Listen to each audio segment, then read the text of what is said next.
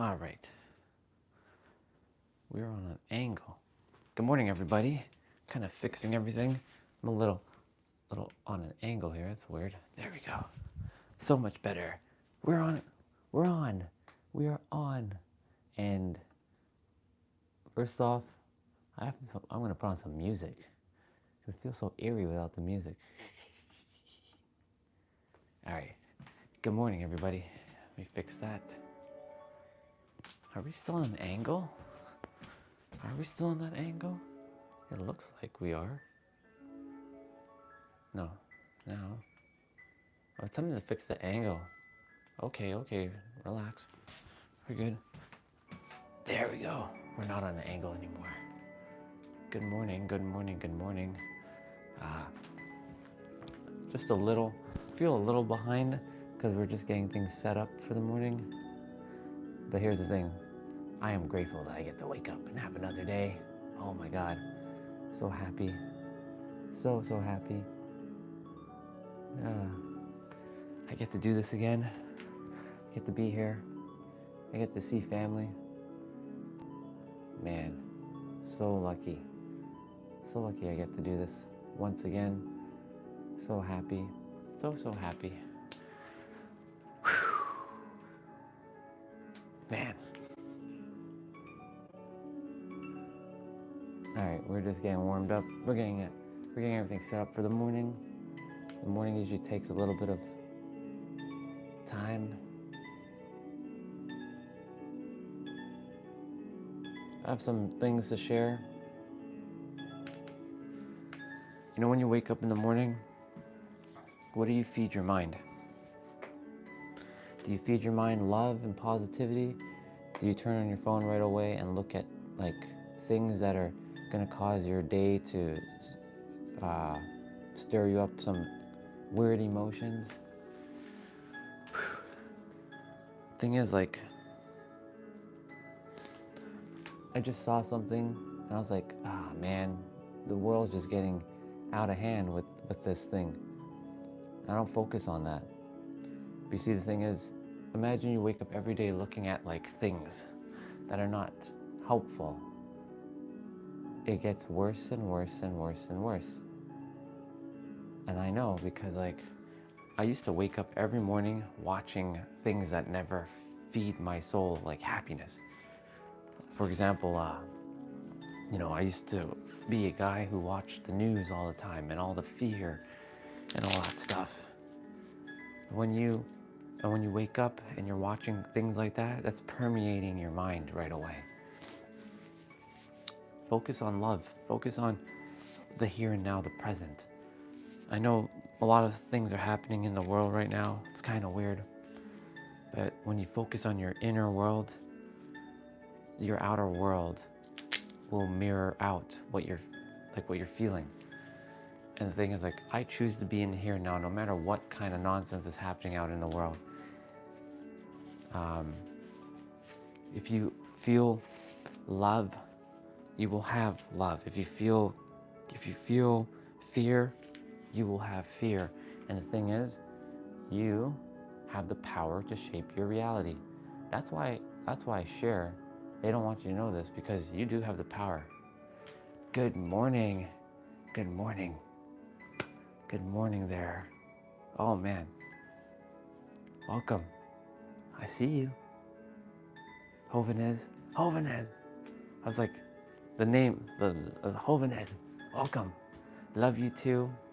Just starting the morning. As you know, it's 7:22. My dad's still asleep, so I'm kind of speaking a little bit quieter at the moment. Do I have water? I do have water. I was looking for my water bottle. It's do I have water? I have water. I haven't drank any water yet. Yeah. I was sharing, when you wake up first thing in the morning, what do you feed your mind? Do you feed it love or do you feed it fear? Do you feed it that you are the creator of your reality, or do you feed it as I'm a victim and everything around me is causing it? Hey Tommy, welcome. Because the moment you wake up, the first 5-10 minutes of your day can set your day exactly, set your day off on like either, peace or chaos. I was sharing that when I used to wake up in the morning, just pushing in the door here. When I used to wake up in the morning, I would always watch crappy news and crappy things on TV, and it was feeling like it's filling my mind with nonsense. And the thing is, those things are driving you, like you're taking in information, like it's feeding your eyes. Just because you're seeing it, that doesn't mean it's not doing something to you. It is.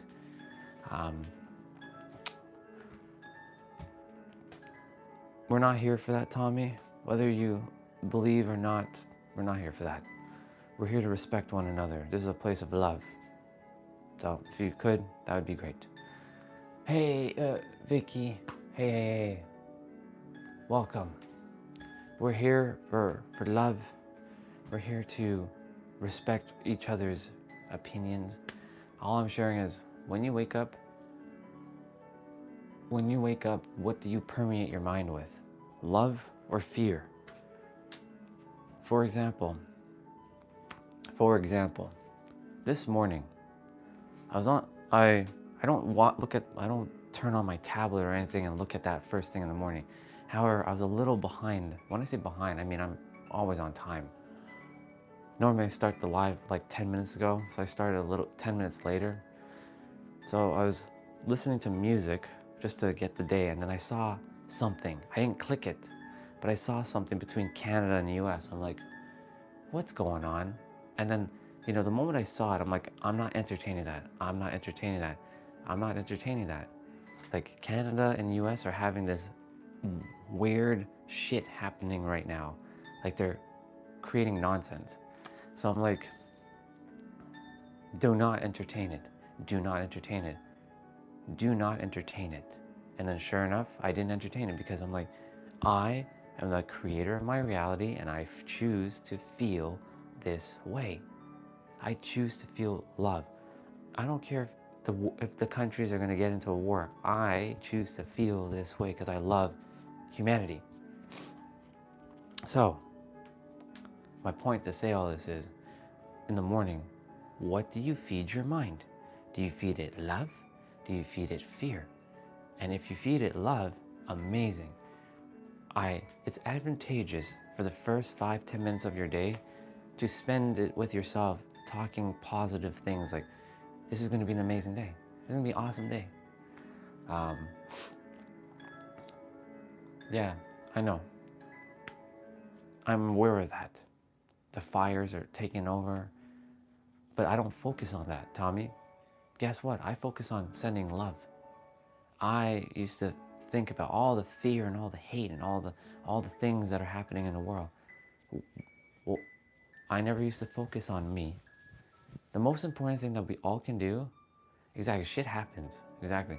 The most important thing we all can do is focus on our inner world and doing the best we can so that we can create a world outside that is just pure love. Yeah, just a chill guy spreading love. Exactly, positivity. Appreciate you for sharing that. Yeah, that's one of the, there's 6 things that are destroying our reality, and that's one of the things. When we complaining about life does not help. Not only does it not help you, it doesn't help anyone around you either. And it's also feeding some poison that you're taking inside. It's not real poison you're drinking. It's energetic poison you're building up inside. And why am I bringing this up? Like I said, I just kind of woke up. I just woke up from the bed, and I went and brushed my teeth and getting myself ready. I just drank some water, and I saw on YouTube they have things, and my YouTube is usually very curated. It only has positivity and love, but for some reason the algorithm decided to show this video, but I didn't click it. I just saw something about Canada and the United States. I'm like, no, I'm not entertaining that. I refuse to. I'm not being ignorant. I'm just refusing to take in the trash. I refuse to take in trash. I refuse, because everything you take in can either be like nurturing or straight up garbage. Because like there's a lot of things that I used to take in that was straight up trash in my mind. And guess what? When we don't deal with the trash in our mind, it just builds and builds and builds and builds. And eventually, one of two things is going to happen. One, you're going to take it out on someone else because you have all this energetic garbage built up. Or two, you're going to repress and you're going to feel even more shitty and more depressed and more angry, because the energy, think of it like this. The trash that's building up inside, your energy is meant to flow like water. So you know how water flows through a pipe and not clogged? That's how you're meant to be. You're meant for energy to flow through easily. But when you're angry or you're upset, and it's okay for these things to happen. I'm not saying never to be mad. It's okay to be upset. It's okay that shit happens. But if you deal with it fast enough, you allow it to pass through and keep letting the water flow. But when you hold on to it for, let's say, days, weeks, months, or even years, that you can think of it as a pipe. That pipe is getting clogged, and water is attempting, or energy is attempting to punch through. And this is where we either get depressed because we're not allowing beautiful energy in, you know? Let me see. Yeah, exactly. You know, rest in peace to all those beautiful souls. You know, shit happens, you know? Shit happens. You know, a couple years, what is it? 5 years ago? For those of you, I was a big Kobe Bryant fan. You know, Kobe Bryant, the basketball player. He died in an accident. He was meant to leave. And things happen, you know? Tragedies do happen, but guess what? This is why I share that every day we get to wake up. We get to do this. That's why I share. So, yeah, Black Mamba, exactly. You know? He was a very inspiring person. Like, I loved his work ethic, or I like to call it play ethic.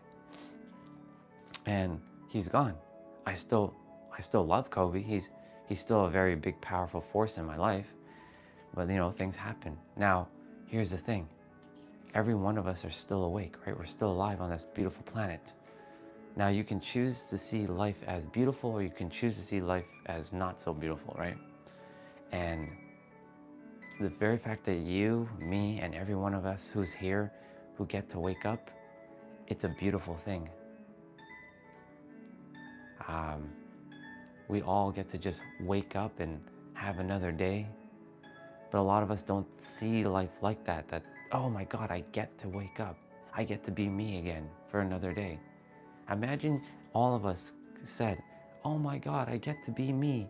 I get to wake up again and again, every day. Remember, we don't know when our time is up. We have no idea. We have zero idea when our time is up. Maybe some of us know when we're gonna die. So I implore you and I encourage you to attempt to find ways to live happily as much as you can. Yeah, I know. I do too, man. Tommy, I feel bad. But the thing is, you know, things like that are gonna happen. But we remember to still be loving beings to others.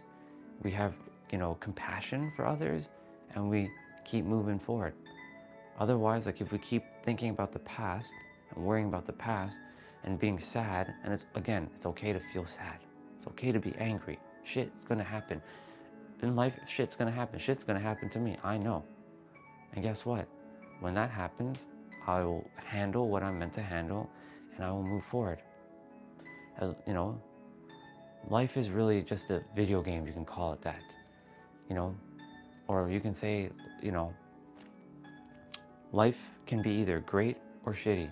And the things I choose to look at life as, you know, as happy as I possibly can. Just like what our brother said, I'm just a dude who's just here to spread positivity. That's it. Spread love, spread positivity. That's all I'm here to do. Really, I'm here to help you to realize you have the power to shape your reality. But deep down, really, what this is just a dude on the internet just helping to spread more positivity, because we have a lot of the other energy out there. So I desire to be like one of many who are doing this too. And, you know, bring some joy and some love to your day. Even if you're waking up and this is your day. Am I a therapist? No. I'm not a licensed, no. I wouldn't even consider myself, I'm just a dude who just woke up 6 years ago from a spiritual awakening and was always full of negative energy for 20 years. And I desire for no one really to suffer anymore. And I know I can't end human suffering, but I can definitely do my best to help alleviate those who are going through some pain, because I've been there. I know what it feels like to live majority of people's lives. The only thing I can't experience at the moment is to give birth as a woman and feeling the birth. Like, I don't know what the pain feels like. But everything else, I felt some poverty. I was homeless a little bit. Not extreme homeless, but I felt all these things. I know what it feels like to be terrorized. I know what it feels like to be sexually abused. I know what it feels like to be, mentally abused. I know what it feels like to go through all of these things in life. And I've forgiven everything in the past. I've let go because I fully let go of a lot of things. But here I am. I could have chose to play the victim, but I choose. So this is the perspective that I really give everyone, that you are the creator. And what does that mean? Quite frankly, you, me, and every one of us, we're equal, and we're the creator, we're God, we're the universe. We can play, we can play as creator beings, or we can keep playing as victims. Basically, you have the power to shift your world within, and you can create magic or you can create chaos. That's really what it is. Let's see. Yeah, thank you. So we've all been through shit. Every one of us has been through shit. There's no one of us that hasn't been through shit. We've all been through something. If my pride didn't let go, I would have continued to keep walking down this negative path.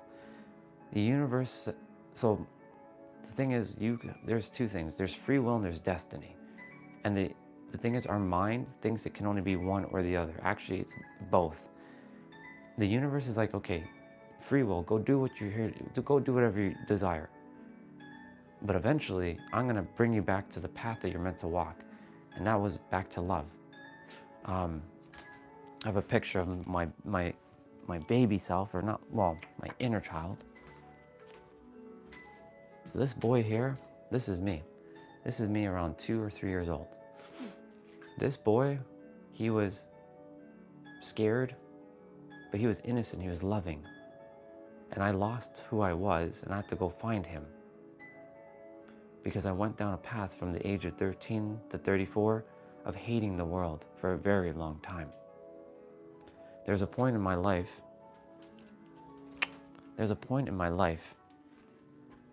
that I desired to kill every human. That's how dark I was. That's how negative I was. There's a point in my life that I straight up hated humans, and I desired to rid all of you off of this planet. I've changed. I desire everybody to live the greatest life possible. How did I go from that version to this version?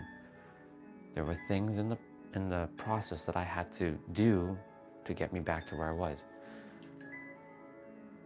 Yeah, exactly. Learn to forgive. I forgive. Forgiveness, thank you, Tommy. Forgiveness is the antidote to all of the things that have happened in the past, and taking responsibility as well too. You know, I played my part. I wasn't innocent. I played some part in all of my connections that I've let go of and shit happening. But I also forgave myself, and I forgave others who did things to me. When you forgive yourself, you really you liberate a lot of things, and you free yourself. Think of it like think of yourself like you're in a prison. Like you shackled yourself inside of a prison, and the prison door is locked and you shackled it. But guess what?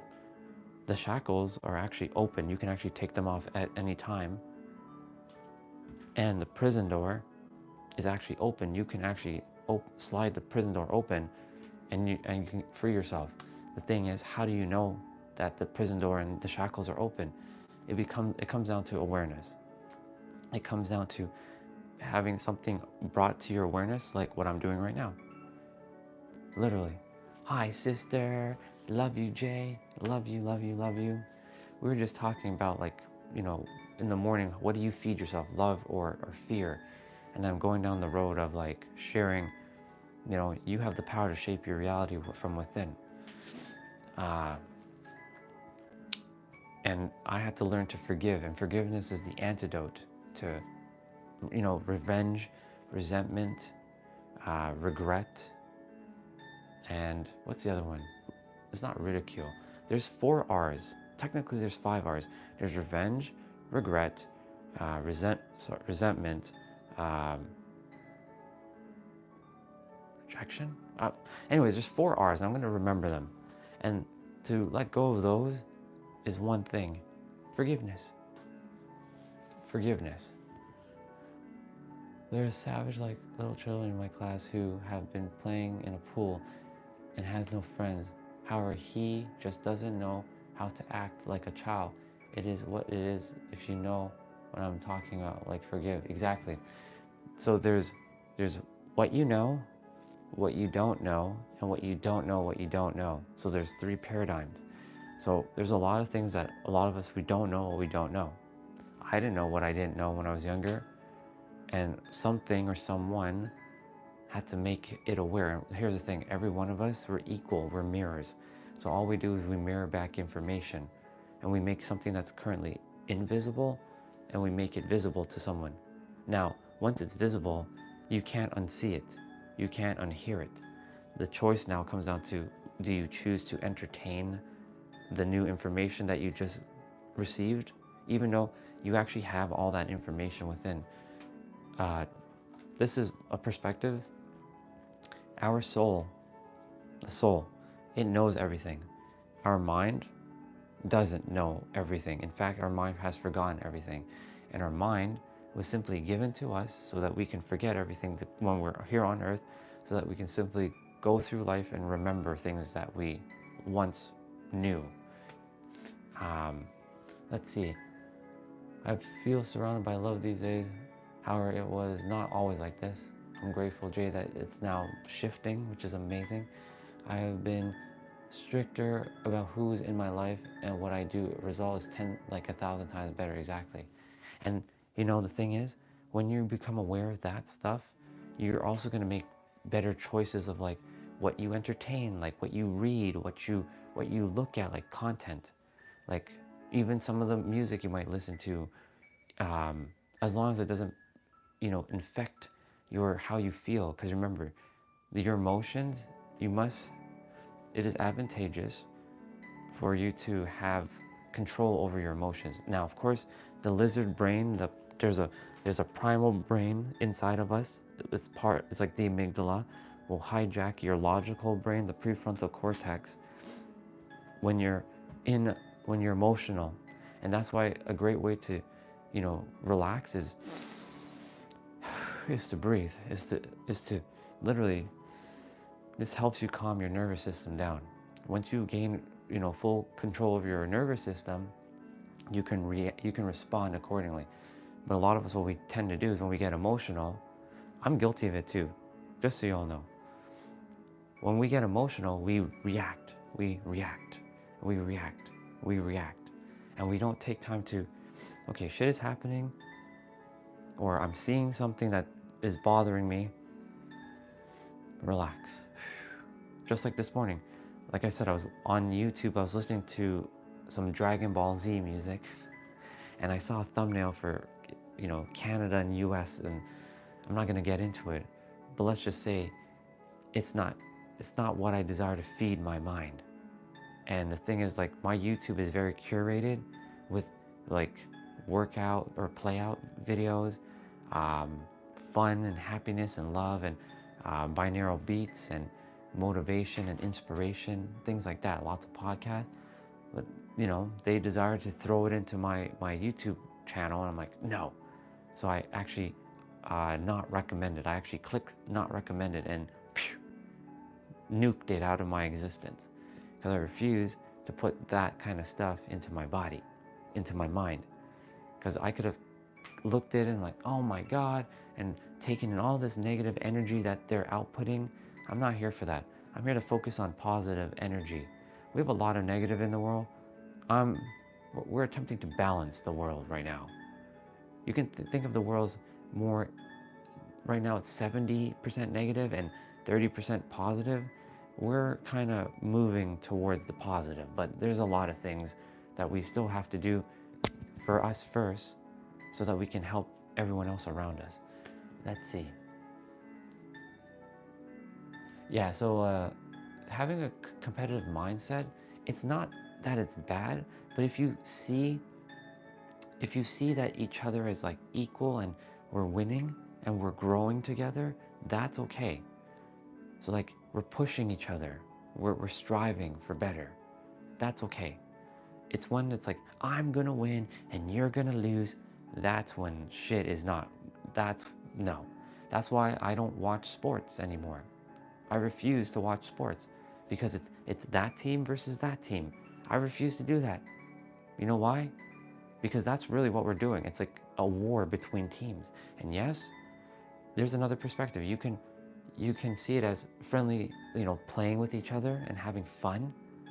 And if they're having fun and they're you know, celebrating, they're not getting into fights, or people are not raging war over like teams, and we're just like loving and respecting, like, hey, this team won and that team, you know, they also technically won, but you know, on paper, there's a W and there's a L, right? That happens. If you see it as everyone winning, we're having fun, we're growing, right? Sometimes you're gonna not have the actual W, but you actually are still winning. The perspective. But currently right now, I don't watch sports. I really don't. I don't have time for that. Because like I can feel like the negative energy building up when I watch sports. Like it doesn't bring joy to me whatsoever. It brings joy to a lot of other people. It doesn't bring joy to me. Seeing like, you know, people fighting, or like in hockey, for example, people like punching each other. Come on, play and have fun. That's the whole reason. You get to play hockey. Yes, I understand, like if someone's gonna get tapped, but then do your best not to hurt the person in the first place. This is where emotional intelligence comes into play. And I'm gonna have to say it, not everybody has that emotional intelligence awareness yet. Everybody has it built in. You can cultivate it, but not everybody uses it. That's the problem. It's because they're simply not aware. It's currently invisible to them. And all we got to do is make it visible. Let's see what our sister said.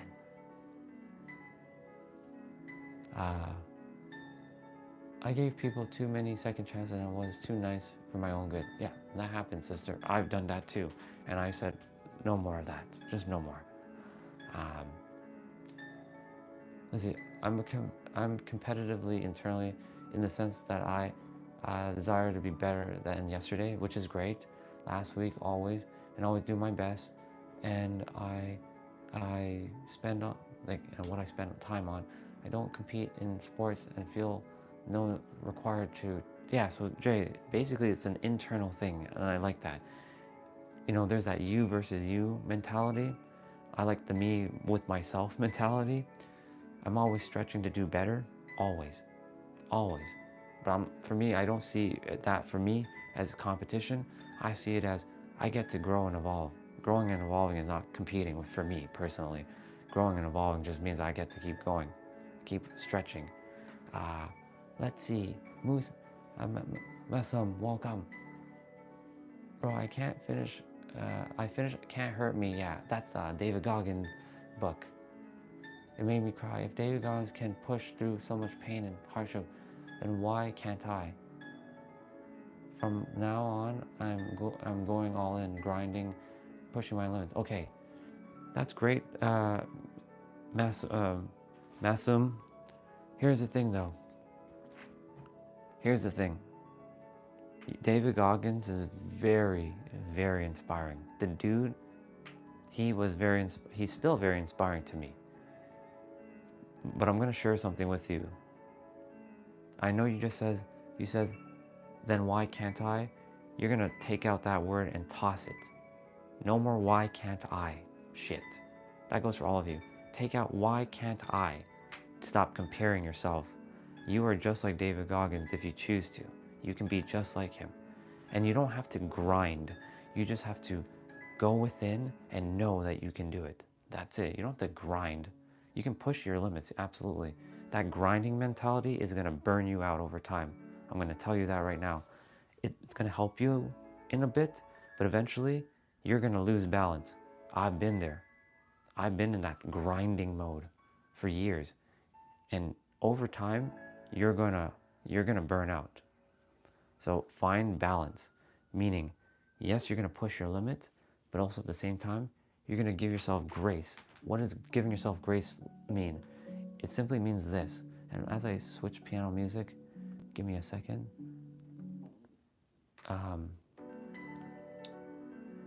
Giving yourself grace is giving yourself compassion and love. Even when you're going through something difficult. Sorry, I'm just fixing this piano music because YouTube, yeah. When you keep grinding and grinding and grinding, you have no balance. You're just pushing and striving. Yes, it's great to excel. It's great to be your best self, absolutely. But over time, that grinding is going to wear you out and it's going to knock you back down because you're running on fumes at that point. Exactly. So my brother, I just want to share with you, find balance. This is the answer I'm going to give you right now. Find balance. Strive for your best. Yes, do your best as much as you can. But remember to take time and be present and feel what you're feeling and give yourself compassion as well. It's okay. Deadpool, hello. Hello, brother. Happy birthday again. I know your birthday was yesterday, but happy birthday again, brother. Here you go. Giving you all a big old hug from the sun and a kiss. There you go. Yeah. Let's see. I can feel the injuries I've made every day, every single day when I walk the stairs. Exactly. And that's okay. We made, we did what we did, and now we move forward. I'm glad you enjoyed your cake, bro. That makes me happy. I'm glad you enjoyed your cake. Thank you, son. So yeah, always do your best and strive for balance as much as you can in every possible way you can. Balance is the answer. Without the other. Like, remember, there's a moment in my journey where I didn't grind anymore. I was just sitting and like being, and that's great and all, but you still have to take some actions. My birthday, I have 2 birthdays. I have one on April 2nd and I have one on October 6th. I have 2. I celebrate a physical birthday when I was born into the world physically, and I have a second birthday when I was rebirthed into the world mentally and spiritually, October 6th. Yeah, so it was like last year and the year before, I was just kind of like, I was still taking action. However, it wasn't as much action as I could because I was just not clear about what I desired to do in the world. And I was just being. And that's great and all. Most people will say, we're not human doers or human beings, right? Not 2 humans. I'm one human. I had an experience, Deadpool, that allowed me to wake up into the world. So no, not 2 humans. But Maybe I am 2 humans. Maybe I'm 5 humans. But really, we're not even human. We're just meat suits. But we're creator beings. Real birthday is not real birthday. It's just another birthday, April 2nd. April 2nd and October 6th. I have 2 birthdays. I'm not saying one is more real than the other. They're both real to me. Take it or leave it. I think I would have continued my bad days if the injuries had not been severe, though. Unfortunately, it was probably a lesson I required to slow down. Yeah, sister. Sometimes things happen for us to just slow down and relax. We're always going, rushing. So this is where the balance is going to come in. Yes, you still have to you can't just stop and do nothing. Like, I can just sit here all day, right? I can sit here all day and do nothing and just chat. I can just sit here. The thing is, I know that I am going to move my body, right? I'm going to sit, I'm going to get up and I'm going to move my body. But if I sat every day for, let's say I live streamed every day and I didn't move my body, right? And I just sat and talked. I'm not really taking action, I'm just sitting. I mean, I am technically taking action. I'm pressing live and then I'm just sitting and talking. This action of talking is still taking action. But let's say, I don't move my body for a year. Do you know how I'll end up? I'll be overweight again. I'll be feeling a little sluggish. Not even sluggish. I'll feel like shit. Let's just be real. So like, I know this is why I move my body during these lives. You all see me doing my routine, and if you all choose to follow along, that's it's great. If you don't, I'm still gonna do my thing. Whether it's just me or a few of you who follow along, I still have to take some action to move, right? This is why like I'm finding balance. Like, I'm not in the gym for 8 hours a day, right? I'm literally not in the gym for 8 hours a day. I'm doing it for like, 30 minutes to an hour at most, and then we're done. Pretty much done, right? So in life, when they say you can't just keep doing, you have to be, yes, but you also have to still do too. Morning, Jose. Morning, brother. Yeah. Yeah, my history is all... I appreciate you, Deadpool. Thank you, brother. Appreciate that so much. So yeah, there is a balance. So for my brother who was reading David Goggins' book, Can't Hurt Me, it's an amazing book. I read through that book. David Goggins is a very inspiring person. Just remember that there are multiple paths towards your goal. Yeah, there are multiple paths towards your goal. Just because someone did it this way doesn't mean you can't do it another way too. Follow what works. You're welcome, brother. I love you, brother. I love you, Mr. Jose, Mr. Marathon Man. The thing is, there are multiple roads that lead to the same end goal for a lot of us. Some of us go the hustle and grinding mode, and that's great. And then there's the other spectrum where think it and feeling and it all comes to pass. And that kind of works too, but not quite. You still have to move your body and take action in the physical world. So whenever you hear someone's like, you got to think it and feel it and it all comes to pass, stay away from that. There's balance in the world. There's always balance. What up, Nobito? How to set boundaries for family members that think you are obligated to give them your last 10 euros. It's not your responsibility. You just straight up say, it's not my responsibility. You do it out of the kindness of your heart, but you don't do it out of obligation.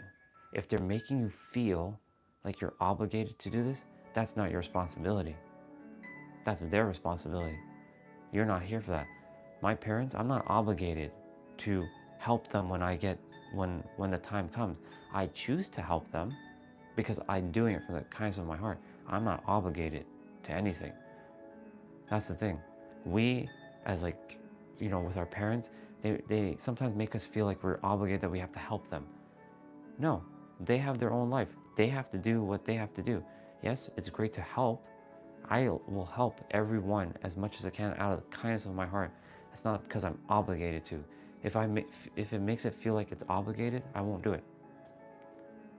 I will not do it.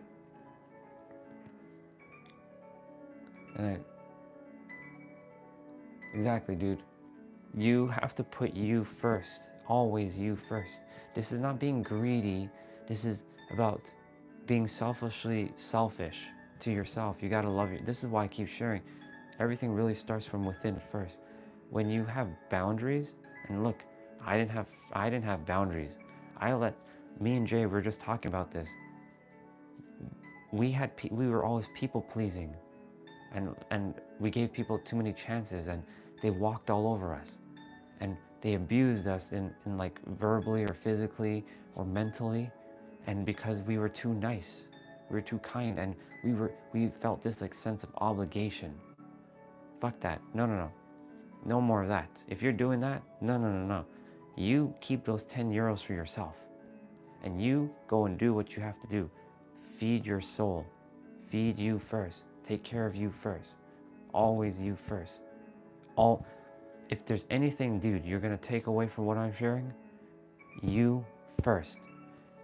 Put that in your mind. Tattoo that on the back of your eyelids. You first. Always you first. Even if you have kids, it's gonna have to be you first. And the reason why it's you first, because if you don't take care of yourself first, how are you gonna take care of your kid? Hi, sister. Welcome back. Welcome back. We're gonna be moving our body in a bit. And Neelam, welcome back. I was talking about, being selfishly selfish and taking care of you first. It always starts with you first. There's that analogy. You can't pour from an empty cup. You cannot pour from an empty cup. There's no damn way. If the pitcher of water is empty and you're attempting to pour into a cup and there's no water from the pitcher, there's going to be no water in the glass. You have to take care of yourself first. You have to, 100%. So Nabito, 100%. Like, start setting those boundaries. You first. It's not that you're being rude or you're being disrespectful. You're doing it out of the kindness of your heart, that you desire to help. If it makes you feel obligated, you first. Straight up, you first. Yeah, you cannot pour from that empty cup. You just can't. Or from the empty pitcher, or the empty. Okay, let's say you have 2 cups, right? Let's not use the pitcher. Let's say cup 1 is empty and cup 2 is empty. What is the end result? Nothing. Because you're attempting to pour into a glass that has nothing from the beginning. This is why you have to take care of yourself first. Number one, always number one. And then when you have enough for yourself, you're able to then give. Do you see what I'm saying? And so it's not about not giving to someone. It's about having enough for yourself first, so then you can give to someone else. That was a bar. That was a friggin' bar. Thank you, universe. That was a bar. I felt that one. I'm like, that was a bar right there. Let's see.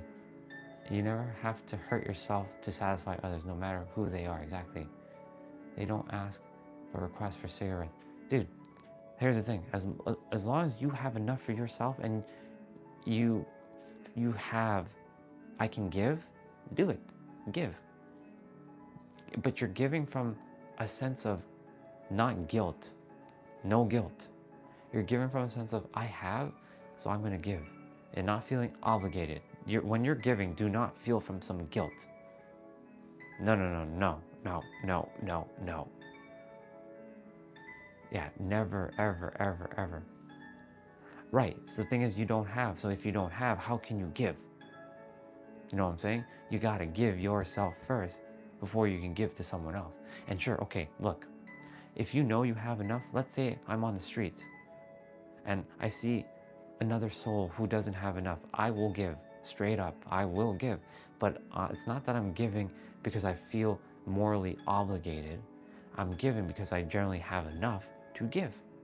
Like, for example, when we were in San Diego, California, right? We were in San Diego, California. I have cash. I have enough. I know I have enough.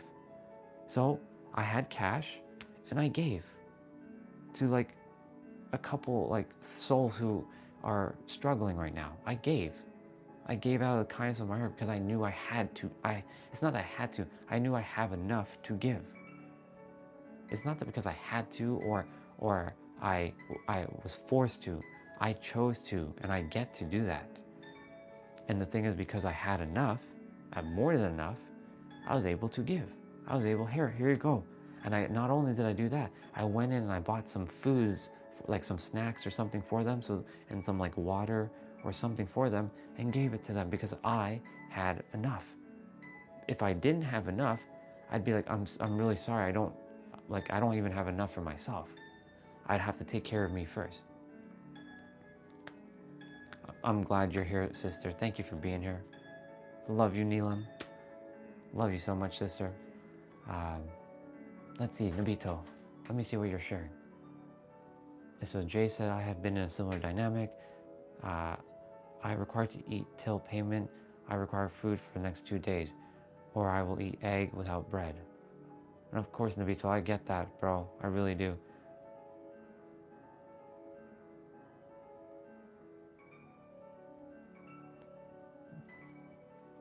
Yeah, so Nabito, boundaries. Boundaries are going to be super important for you during this journey right now. Do your best, whatever you can. Yeah, exactly what Jay just said. Your money is your money and not theirs to take. You created that energy of money. This is yours. Go and focus on you. Like I said, tattoo those words, if you can, on the back of your eyelids. You first. You first. You first. You first. Put it on the wall somewhere. Write it on your like, put it in your phone. Even make a screen, like a wallpaper. You first. Period, the end. Put you first.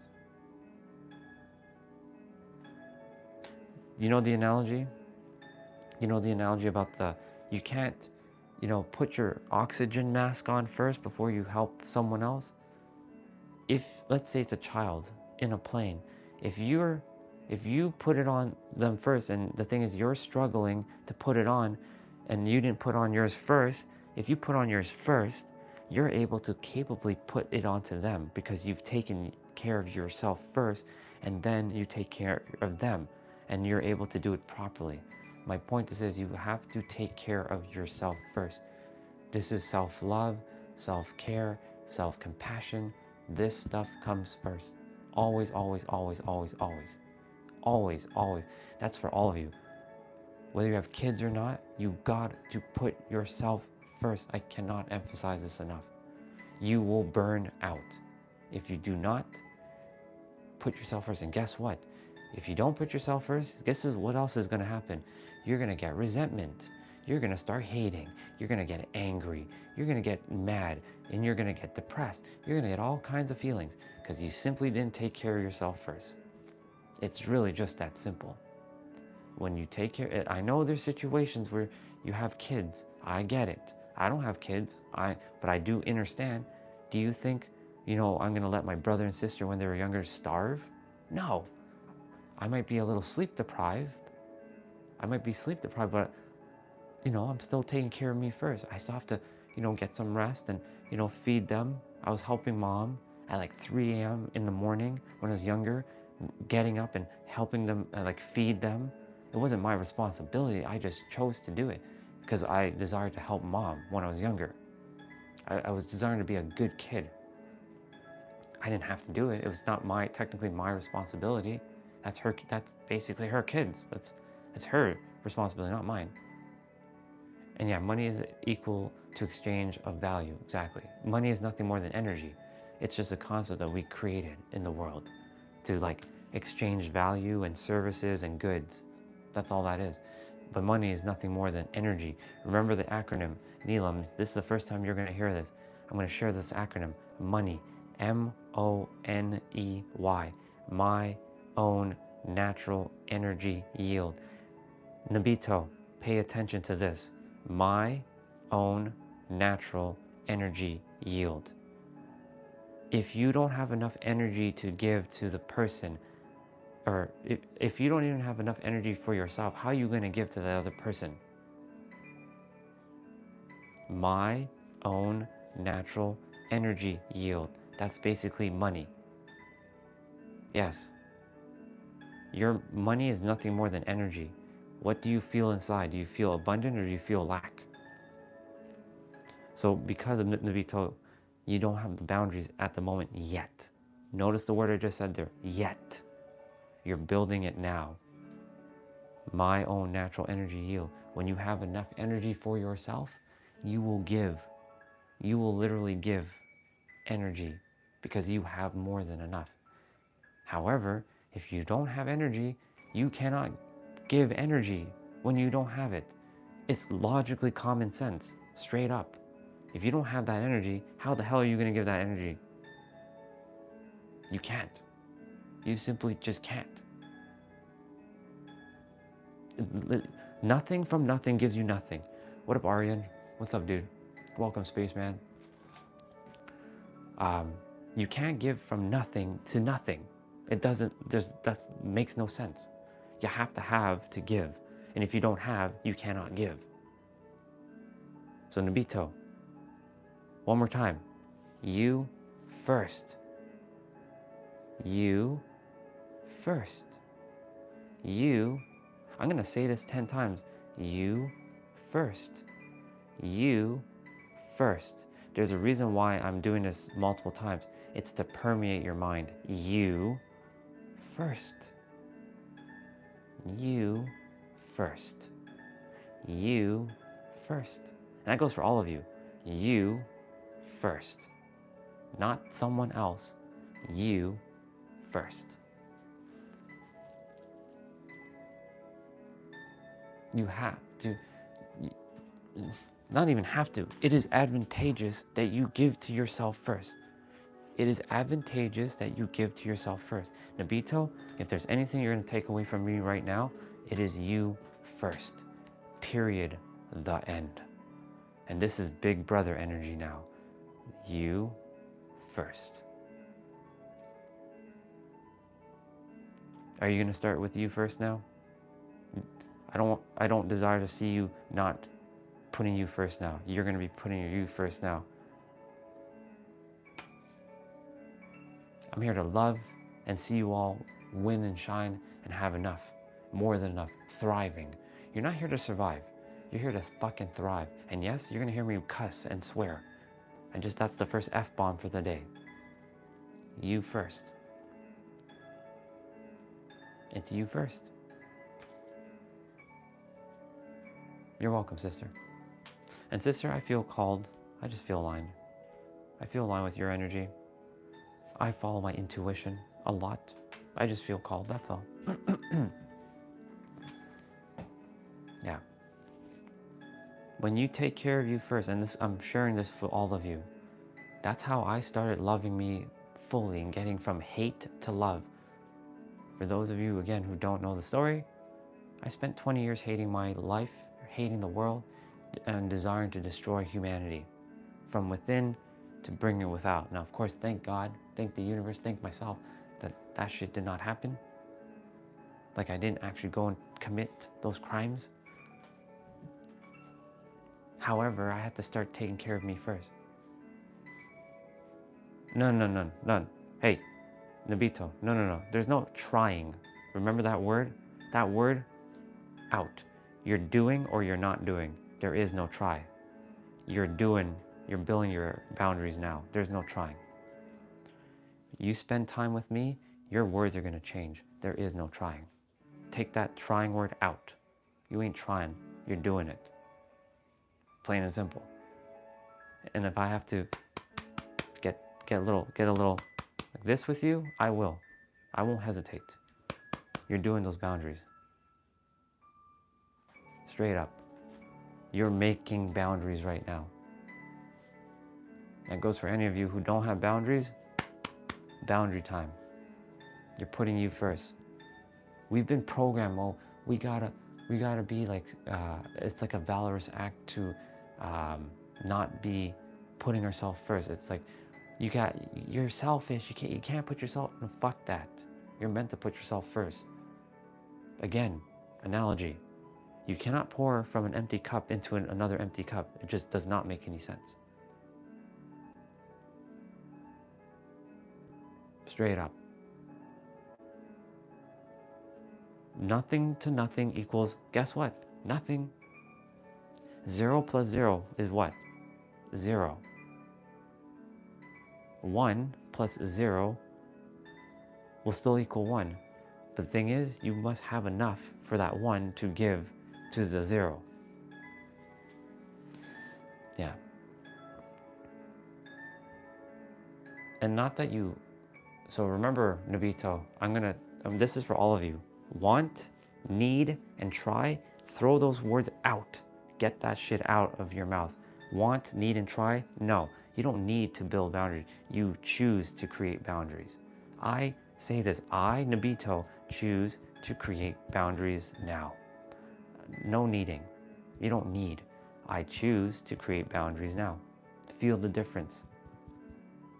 Feel that difference of words. There is no need. Need comes from a place of lack. And you remember what I shared. You ain't lacking shit, dude. You have everything. Everything's within. I'm just simply being a mirror, a tough mirror right now, to remind you that you have the ability to create the boundaries, and you are creating the boundaries now. There's no need. Straight up. Don't be upset about your English. That right there, don't be upset. It's okay. Shit happens. Move forward. I read your English perfectly fine. I knew exactly what you said. Don't worry. You're good. Breathe. Take a deep breath in through your nose. All of you.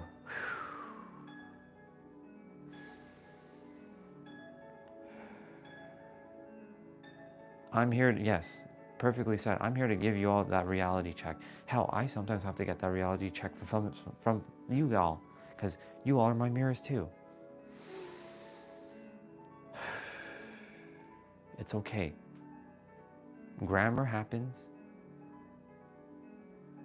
I'm not sad. You'll know when I'm sad. And it's okay. Yes, I understand that you'd be upset about the grammar, but guess what? We all make mistakes. Move forward. Don't linger. Stop bringing past into present and robbing your present of your future, or robbing your future of your present moment. Good morning, Akshat. Welcome back, brother. Like I said, I've made tons of mistakes. When I make little fumbles on my words too, do you see myself beating myself up? No, I do that, but then I move forward.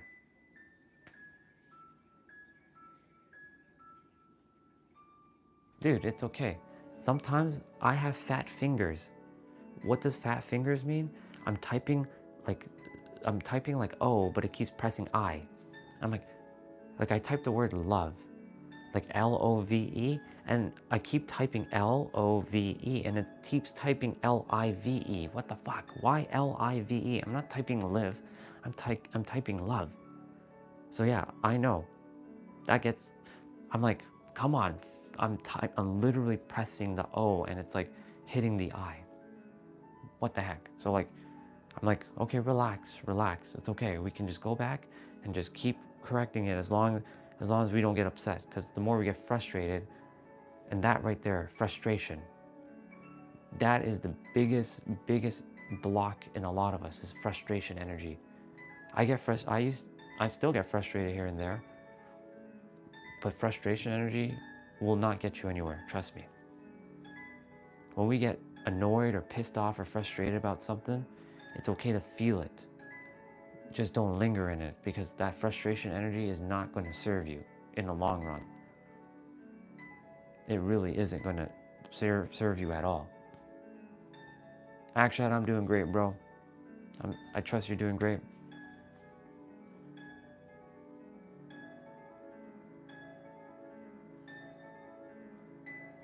It's okay.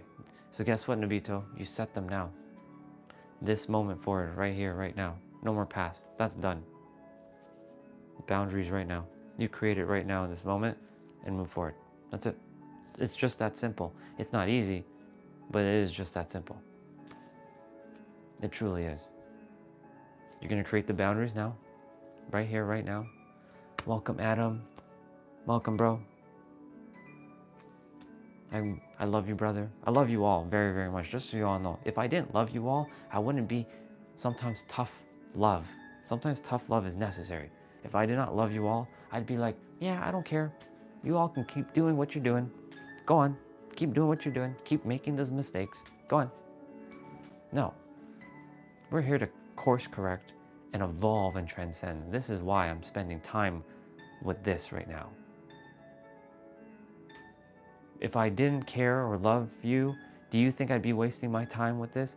Hell fucking no, because I don't waste my time on bullshit. I really don't. So the very fact that I'm taking the time means that I simply care. I choose to see all of you, and I mean all of you, live the best life possible. The choice is yours though. The choice is yours though. Right, exactly. I actually don't go along with things. I don't go along with things that I don't give a flying fuck about. Let's just be real. If I desire to talk about something, I will talk about it. If I don't, I simply won't.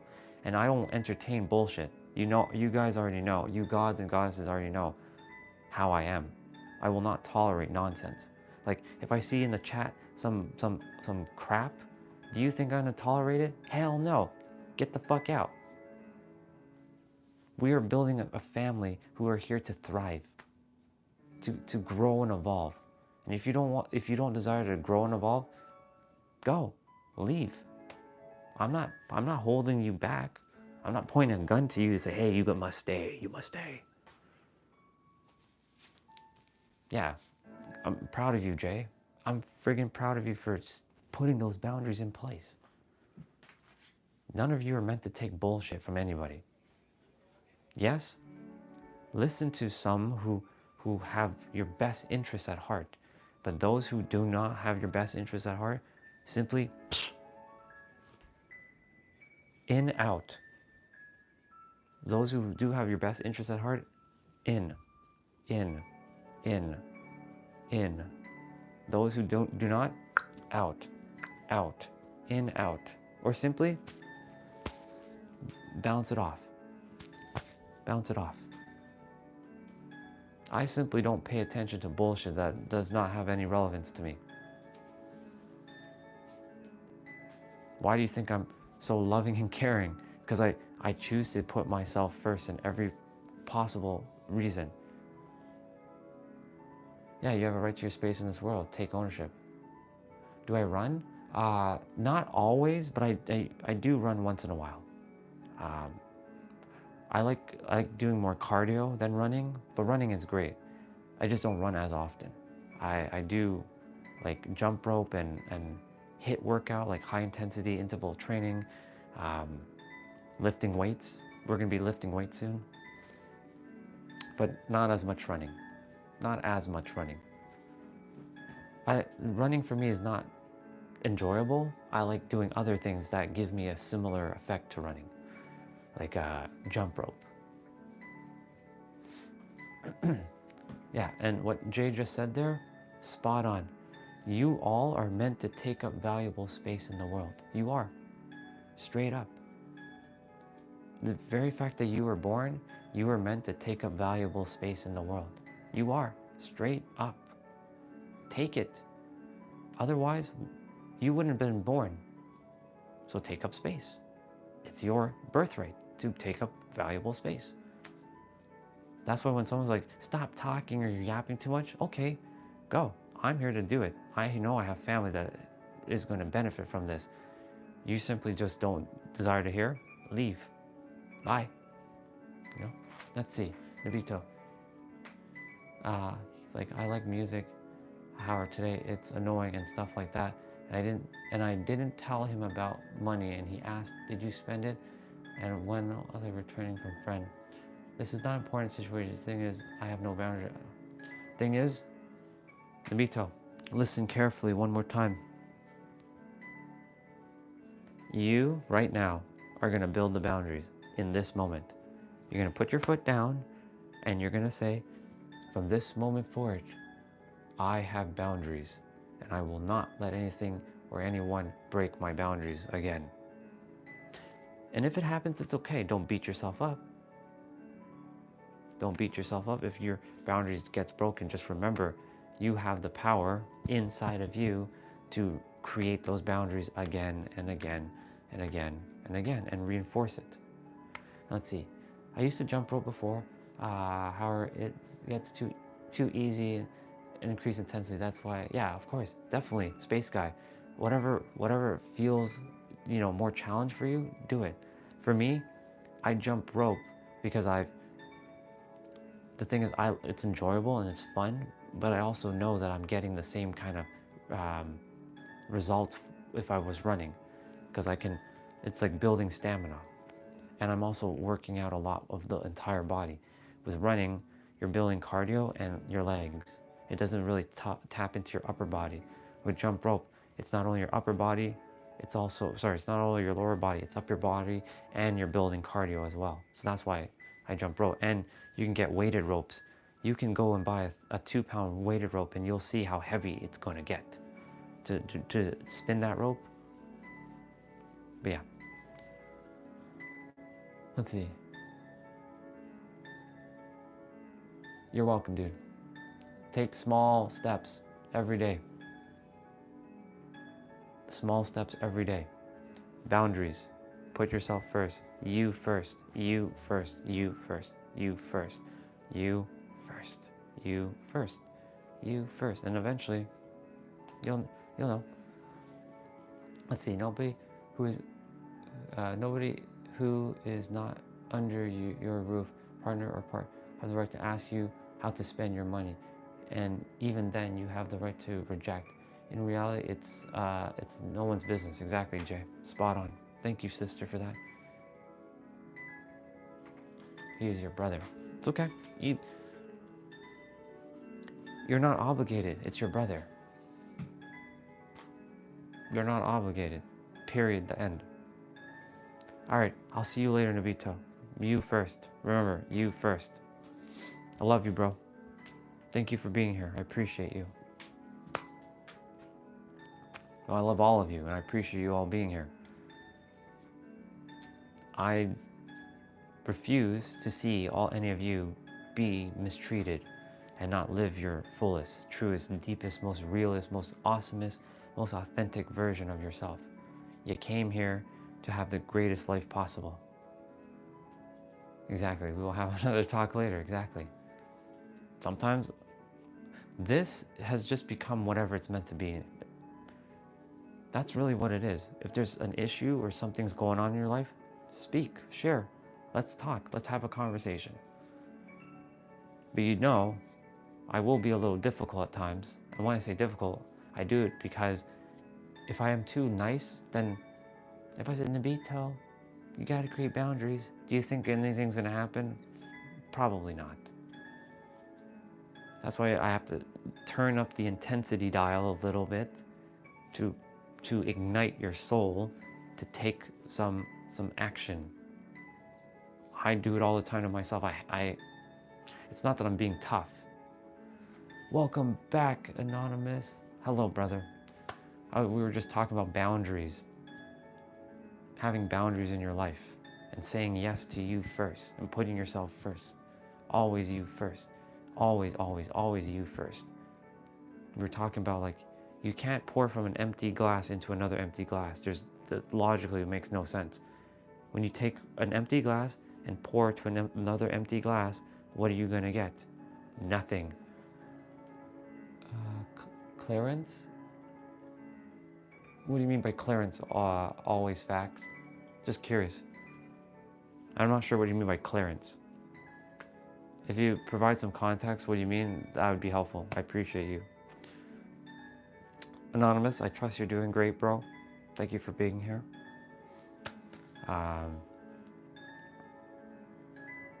Watch the cartoon.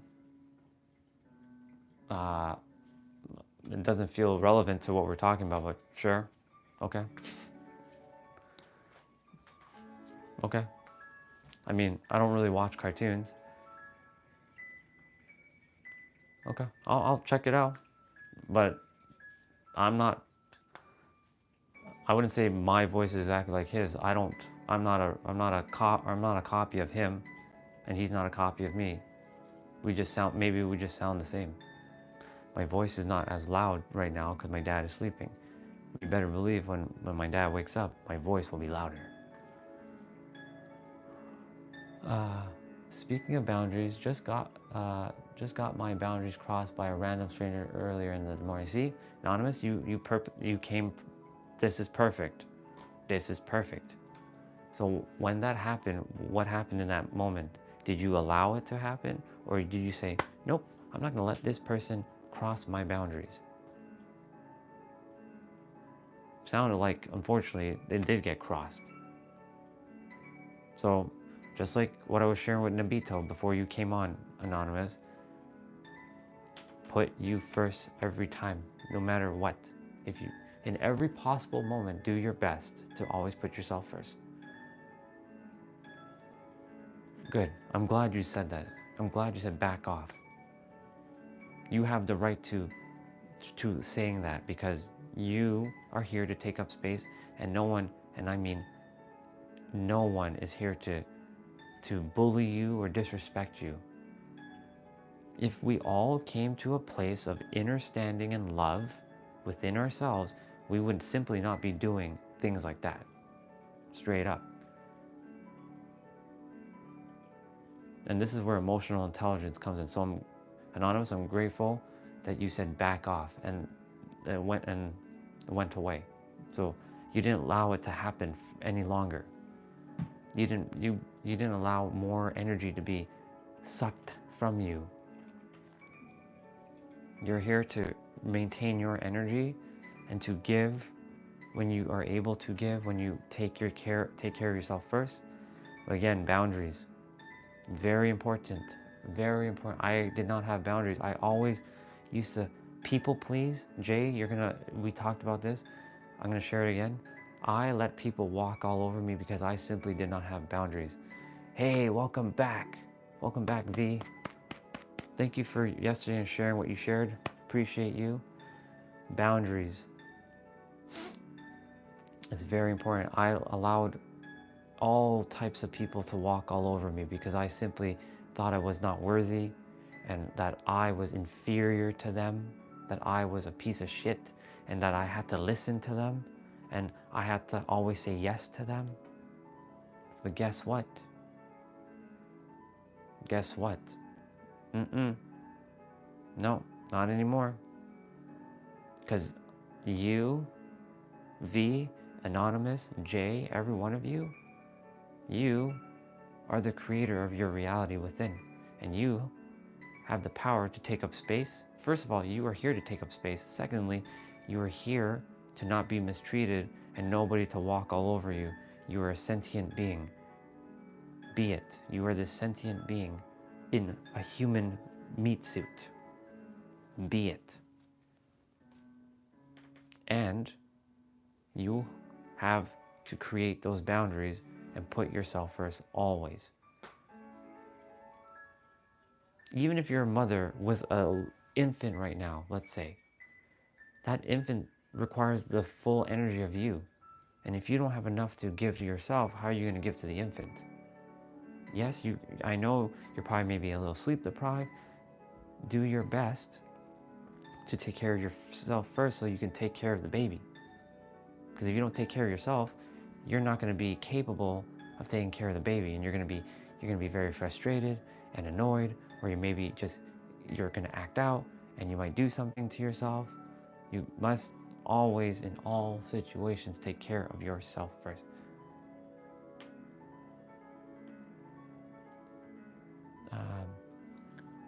So V, we're not talking about that right now. I mean, you can ask the question. That's not relevant right now. But anyone can answer in the chat. That's okay. I'm gonna just continue to talk what I'm talking about. Let's see. I was working on minding my own business and a woman at my office came up to me and said not to look so serious and that nobody is attempting to steal my job.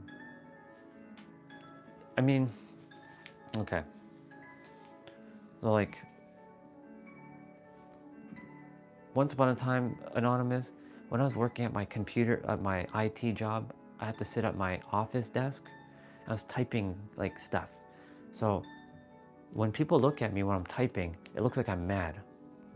But I'm not mad. I'm just focusing. Like I'm zoning in, like I zoned in. So somebody came up to me one time and she's like, or not she, he, hey dude, stop being so mad. I'm like, but I'm not even mad. I was just, I'm just focusing on code or like focusing on typing. That's what I was doing. I was like, I like zoned out. I literally zoned out everything and everyone. I'm like, focus. So my focus is like this. It looks like I'm mad, but I'm not mad. You'll know when I'm mad. Straight up. You will know when I'm mad. There's a difference. But because my eyes were frowning like this, because I was focusing on code, because remember, I can see, but sometimes small text does hurt my eyes, so I have to like kind of squint a bit. So it looks like I'm mad, but I'm not mad.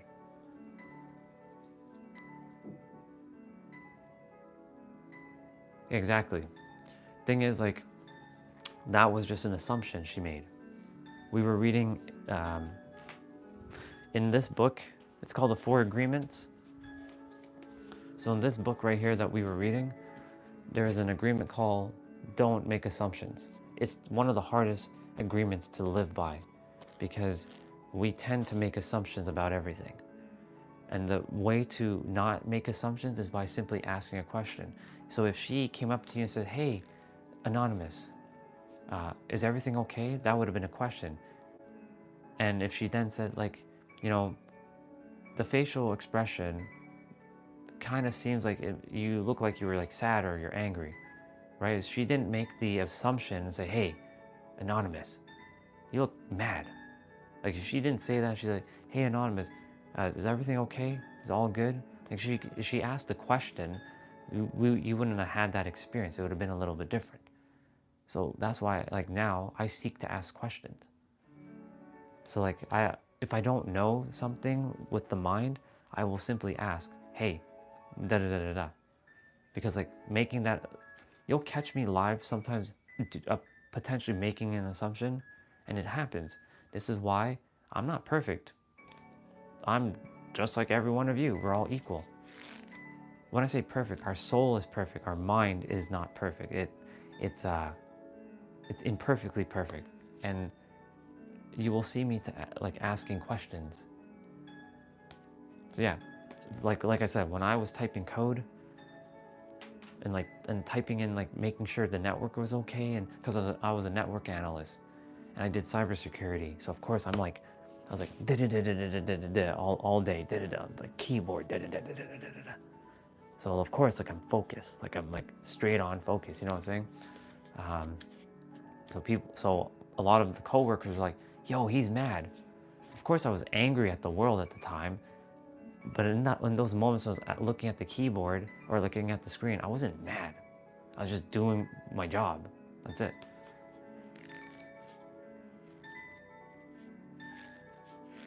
Yeah.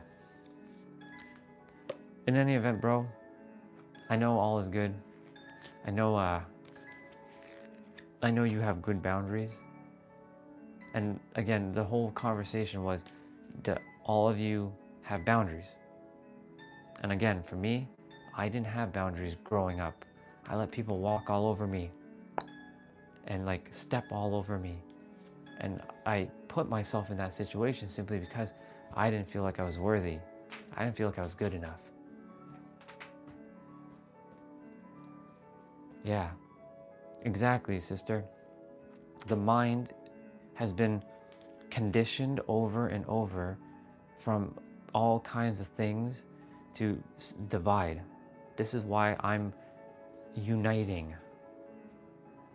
Unity, oneness. It's not just this or that, it's everything. Yeah, we are one. You know, that's why, sister, like, I believe in all like types of religions. I respect them all. I love them all. There's not one better than the other. They're all equal. And they're all created through the image of the Creator. And the thing is, it's all one. Unity. Jay, you said this perfectly yesterday. And when you left, Jay, I said it again. And I quoted you, sister. I said, Jay said this earlier in the day yesterday. She says, if it's anything about division, I'm out. If it's about uniting, I'm in. You basically said that. I kind of paraphrased it. Jay said, if it's anything about division, I'm out. If it's anything about uniting, I'm in. I'm here to unite. I'm not here to divide. There's no divide and conquer. Fuck that. No. Uniting. One. No more of this bullshit separation. All of us are from different backgrounds. We're all from different parts of the world. But guess what? We're united as a family. This is family. This is community. Hello, KB. Welcome. And let's see, V. I think on top of everything, it's all about being a good human before anything else. Absolutely. It truly is. Yeah, exactly. Spot on, Neelam. Spot on. And V, spot on. It's all about being a good human. That's why, 6 years ago, 2018, no, 7 years ago, 2018, I got down on my knees. I'm not gonna be melodramatic here, but I got down on my knees and I asked at the time, because I didn't know everything was one. I asked God, because I thought God was outside of me. God, please, I desire change and be a better human. Help me. And my eyes were I was full of tears. I was literally here in this room. I was like, I just desire to be a better human. That's it. I don't care what I have to do. Just help me be a better human. What do I have to know? What do I have to learn? What do I have to remember? What do I have to do? Show me. Give me the answer. Now, of course, it didn't happen right away. It took a whole year for all that to start transpiring, because simply it was just divine timing. There's such things as divine timing. If you haven't heard that, now you're hearing that. There's things as divine timing. Things happen exactly when they're supposed to happen. Truly. Truly, truly, truly. Things happen exactly when they're supposed to happen. Yeah. Exactly, V. I don't agree with some things that how people operate in the world, but I still love them. It's just that they're living their purpose and they're doing what they're doing. Either it's a simple thing that they're just not aware how to treat other humans. Otherwise, we wouldn't have wars in the world. It's a simple awareness. But there are those who come down strictly to conquer. They simply come down and conquer. Why? To give us the contrast of what love is. Because if we all were in hate, if we all were in love, we would never know what love truly is. That's why there's always this constant hate love in the world. But more of us are starting to tip into love more than fear and hate. No, everybody talks about this bunk bed. No, it's just a bed. Bunk bed, whatever. Stop making fun of the bunk bed. Who cares if it's a bunk bed? It's just a bed. I get to sleep on it. And I get to use the bottom as storage. Let's see. Jay said, usually when women put other women down that way, it's usually rooted in insecurity or envy. That's my personal experience, at least. You have something she wishes she had. Exactly. Spot on. Spot on, Jay. The internalization, insecurity in South Asian women especially, yeah. Moderator, are you being I'm not going to entertain it. Fuck it. Let's see, V. with colorism, ageism, and other stuff. Spot on. The better I get to work, and the better physical shape I got myself, I got in, the more I hate I receive from other women. Yeah, my trainer taught me this when the comments broke me. Yeah, exactly. There's people that are gonna envy you. You didn't offend me, moderator. I'm just not gonna entertain that question. It's just not, it's not relevant to the conversation. Yeah, people will always envy you. You can be the most positive person in the world. You can be the most loving person in the world. Guess what? Someone's going to still hate your guts. Do you know how many people probably hate my guts? They probably scrolled on by this channel and they're like, ew, this guy, ugh, yuck, yuck, yuck. Okay. I'm not letting it bother me. Yeah. Other female powerlifters tell me the exact same story. My best advice, let it go, don't let it in. Understand where they come from. Spot on. Spot on, Jay. And sometimes it could be your closest friend. I know that 27 hate your guts. I know a lot of people hate my guts, and that's okay. Guess what? I'm gonna still be me. You can keep poisoning yourself. It doesn't affect me. Same. Maybe there's 100 people that hate my guts on this planet, and cool. Keep poisoning yourself. You're not affecting me. I'm just gonna keep being. And you know, we're talking about envy, right? We're talking about envy and jealousy and all that. So I'm gonna add to this conversation. Yeah, I know a man who is in his 60s who has been working out his entire life and gets a lot of flack from his friends. He was very able to, yeah, he's still very, than most people. Yeah, the thing is, like, no matter what you do, there's always going to be someone that's going to just straight up not like you and be envious of you or jealous of you. It's going to happen, right? It's going to happen. The thing is, what do you choose to, what Jay said, do you choose to allow it in or do you not? And the universe brings people similar to moderator into the stream to simply show me, do I allow in nonsense or do I entertain the nonsense? Straight up. Like there are those who are meant to be here and there are those who are gonna come and derail shit. So I'm simply not allowing it in.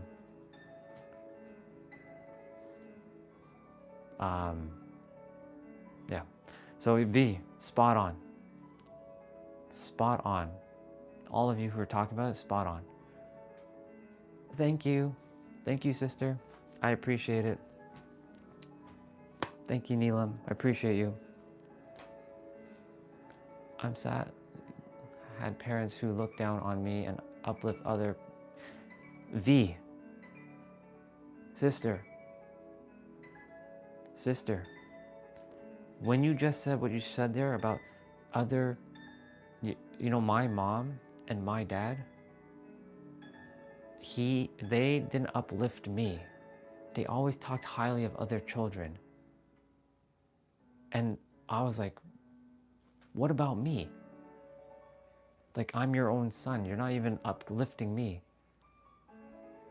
And the thing is, like, over time, like, I had to just say, fuck it. I'm just going to focus on me. Sad reality is majority of people is normalizing the toxic culture, masking their aggressiveness as a joke. Yeah. This. Anonymous, you just said it perfectly. People are wearing the mask. There's a lot of people who are not being their true selves. There's a lot of people right now straight up not being their true selves. They're not being the real version of themselves. They're being the fake mask. They're putting on the facade. That's why when you're here, be real, be you. This is home. If you choose for it to be home, of course. This is home. This is a space where you can be real. I'm not gonna fake myself. I'll drop the F-bombs. I'll drop the F-bombs when I know there's no little kid in the chat. So like when there's a couple little girls that come on this stream, Venera and Crazy Cat. Venera is 9, or sorry, she's 10, and Crazy Cat is 13. I will do my best not to swear. There's another girl, her name is Felicity, she's 8. She sees me as a role model. I don't like to swear when I see her, so I kind of like make sure to just turn down the intensity. But you better believe for the adults, I ain't gonna turn down the intensity. Yeah. Let's see. V, what do you think of recent incidents with women getting too comfortable in public? Thing is, like, yeah. Exactly. I appreciate that, Neelam. Thank you.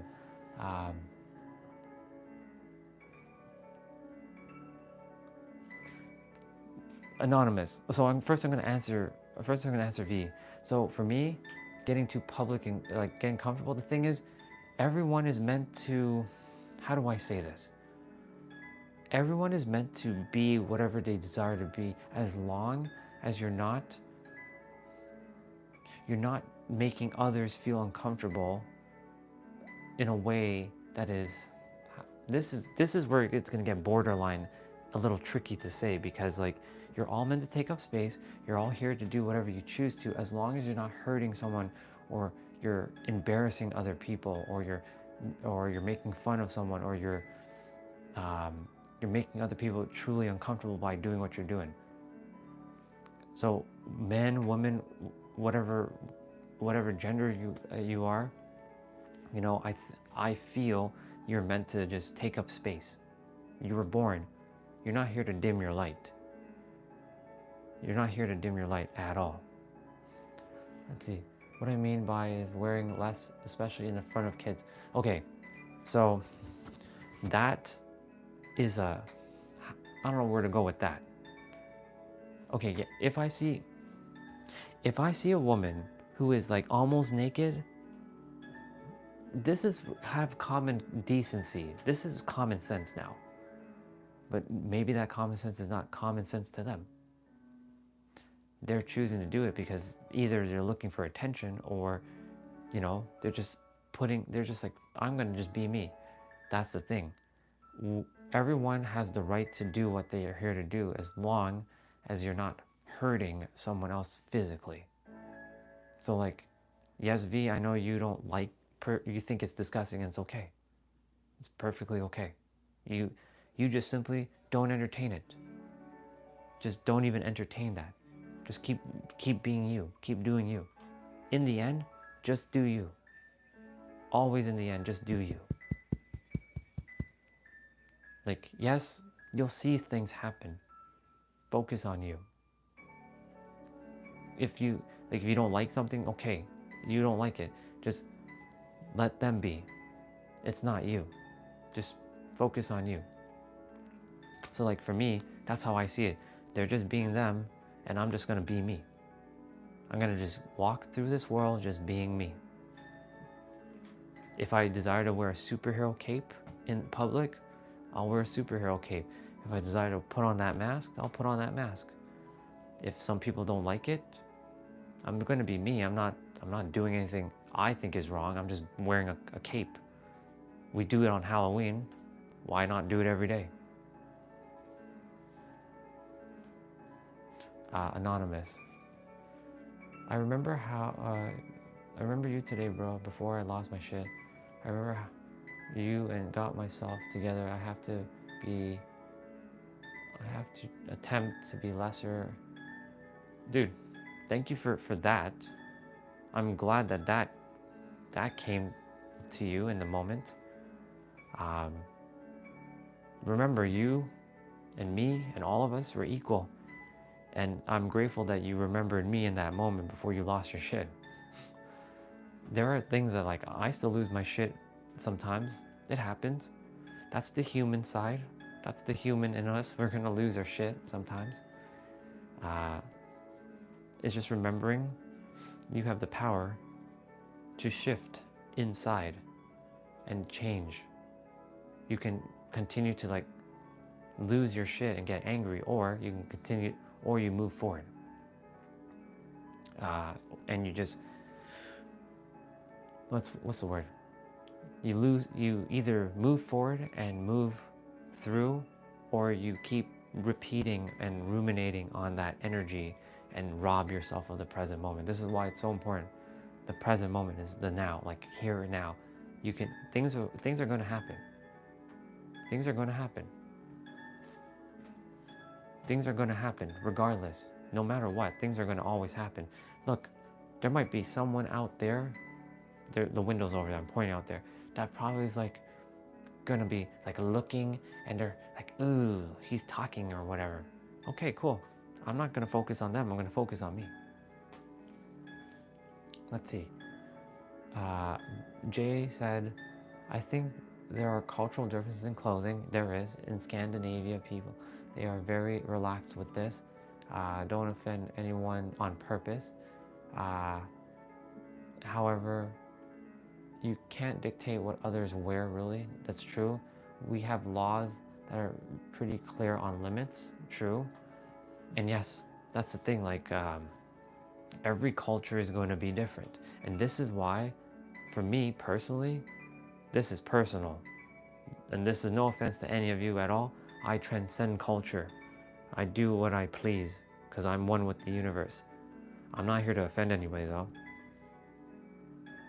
I'm not gonna go out in public and wear no shirt. Like I will wear, for me personally, I like to wear a shirt. I do things that I like. If I desire to wear my cape, in fact, you know what? It's been a while. I'm gonna do it. I have a pink cape. Yeah, we're putting it on. We're putting on the cape. I'm putting on the cape. There we go. See, I have a cape. Now I have a cape. If I desire to go out and wear my cape, then I'm going to go out and wear my cape. I'm not going to let anybody tell me otherwise. Is this cape hurting anybody? Is this cape hurting anybody? I don't think it is. But I'm going to wear my cape because I choose to. I have more than one cape, but this is one of my favorites. I like pink, just so you all know.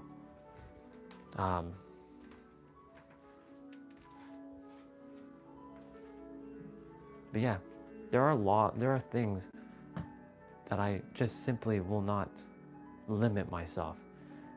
In cultures, they limit things, and it's okay. You are where you are, and it's okay. If you like what you like what you like. You don't like what you like, that's okay.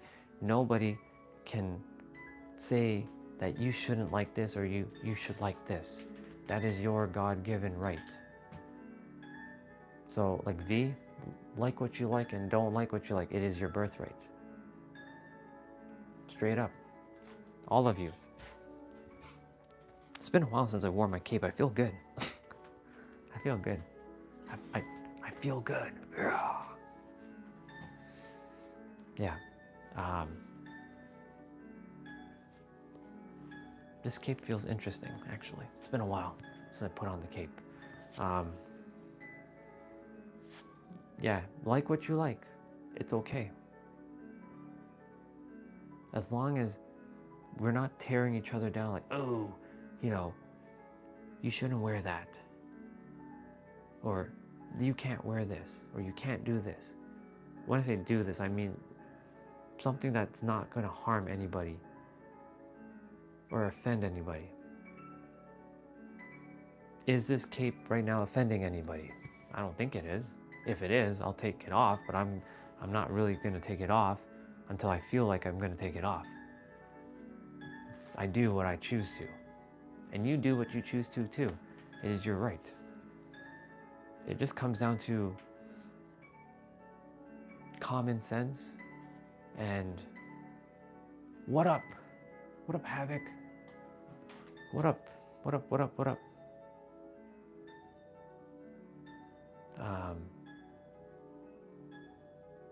Yeah. This is a place of like everybody's included. What it do, bro? What up?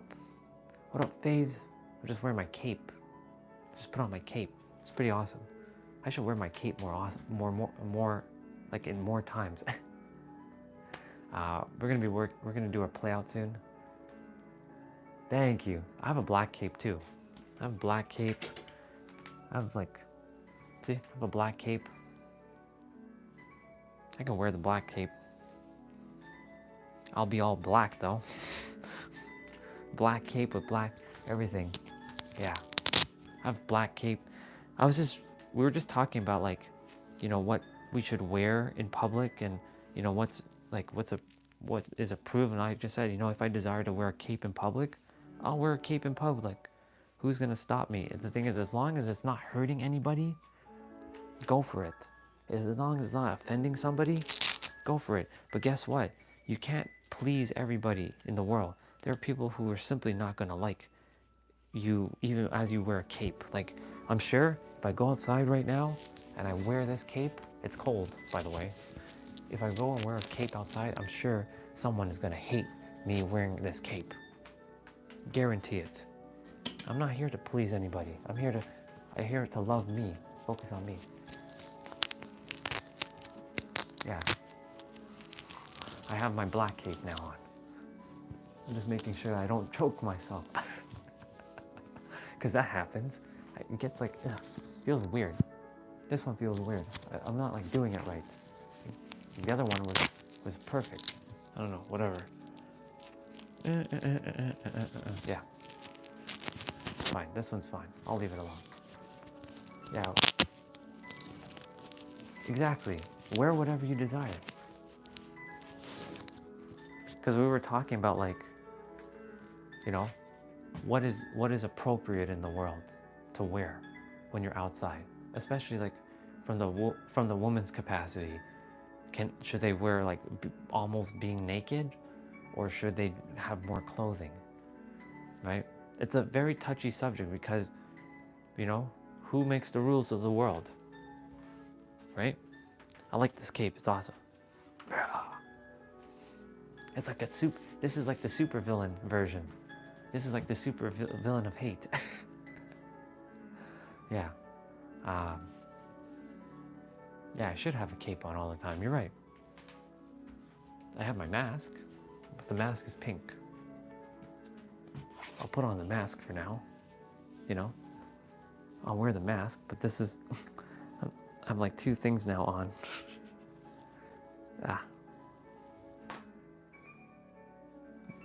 Nah, I don't like wearing the mask. I just have it as a prop to show, the mask that I wore all my life. All right, so yeah, back to what we were talking about earlier. We were talking about boundaries, and we were talking about like, respecting each other. Let's see what Jay's saying. About the clothing, also be mindful of where you go. Exactly. Of course, don't wear a bikini in Saudi Arabia. On the other hand, don't wear black from head to toe and expect a warm welcome in Scandinavia. Exactly. It's true. This is, every place has their own like things. Like, I wish the world wasn't like that, but that's just how it is. And yeah, like I know that I wear black a lot, so I know that like in Scandinavia, I'm not gonna have that warm reception, so I'll do my best to have a little color here and there. It's true, Havoc. Spot on. Spot on. A lot of people don't know the definition of respect. My definition of respect is this. I just choose to love all of you exactly as you are. Go do what you desire to do. As long as you don't impede on me, I'm good. Go do it. What up, T-Bray? What up, bro? I put on a cape. Yeah, it's equally offensive, and don't offend. Have some common sense, and don't go where you don't like the culture. Exactly. So true. If there's places in the world that have certain kind of rules that you have to kind of follow. There are places in the world like you have to wear certain things. Don't go there. You're going to save yourself a lot of mental anguish, and you're going to not upset a bunch of people. Common courtesy, common sense. Yeah.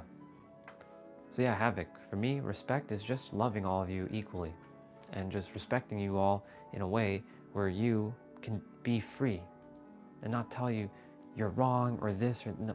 I'm done with that shit. I'm here to unite. We're here to unite. We're not here to tear anyone down anymore. We're done with that shit. That's the 1400 AD bullshit of like the mindset. We're in 2025. Have we not evolved yet? I know a lot of us are starting to, but there's a bunch of other gods and goddesses on the planet who still don't know how to even love themselves and respect themselves. So here we are. By the way, it's starting to get bright. Okay, Google, turn off light. Ta-da! The light bothers me, because it's not real light. I like natural light. Natural light's so much better for you. The sun's not out though. The bunch of clouds. Well, the sun's always out, it's just hiding in the clouds. So yeah, Jay, I love what you shared there. Like, for me personally, this is no offense to anyone in like Saudi Arabia or anything like that. But like, I feel a woman should be able to, like, if she desires to show a little bit of skin, she could. Not like go full on naked, but like, that's the rule there, so that's the rule. If you don't like that, don't go to Saudi Arabia. If you wear black all the time, like I wear black a fair bit, but I have my color stuff. If I go to Scandinavia and they don't like the black, well then I won't go to Scandinavia. I'll just go somewhere else. Yeah, common sense is not common. Exactly, Neelam. I think for women, security is important, so wear accordingly. Exactly. Wear accordingly, straight up. It is really just common sense is like not, that's what I was getting at. Common sense is not common practice. Not in 2020, not in this era of our humanity right now.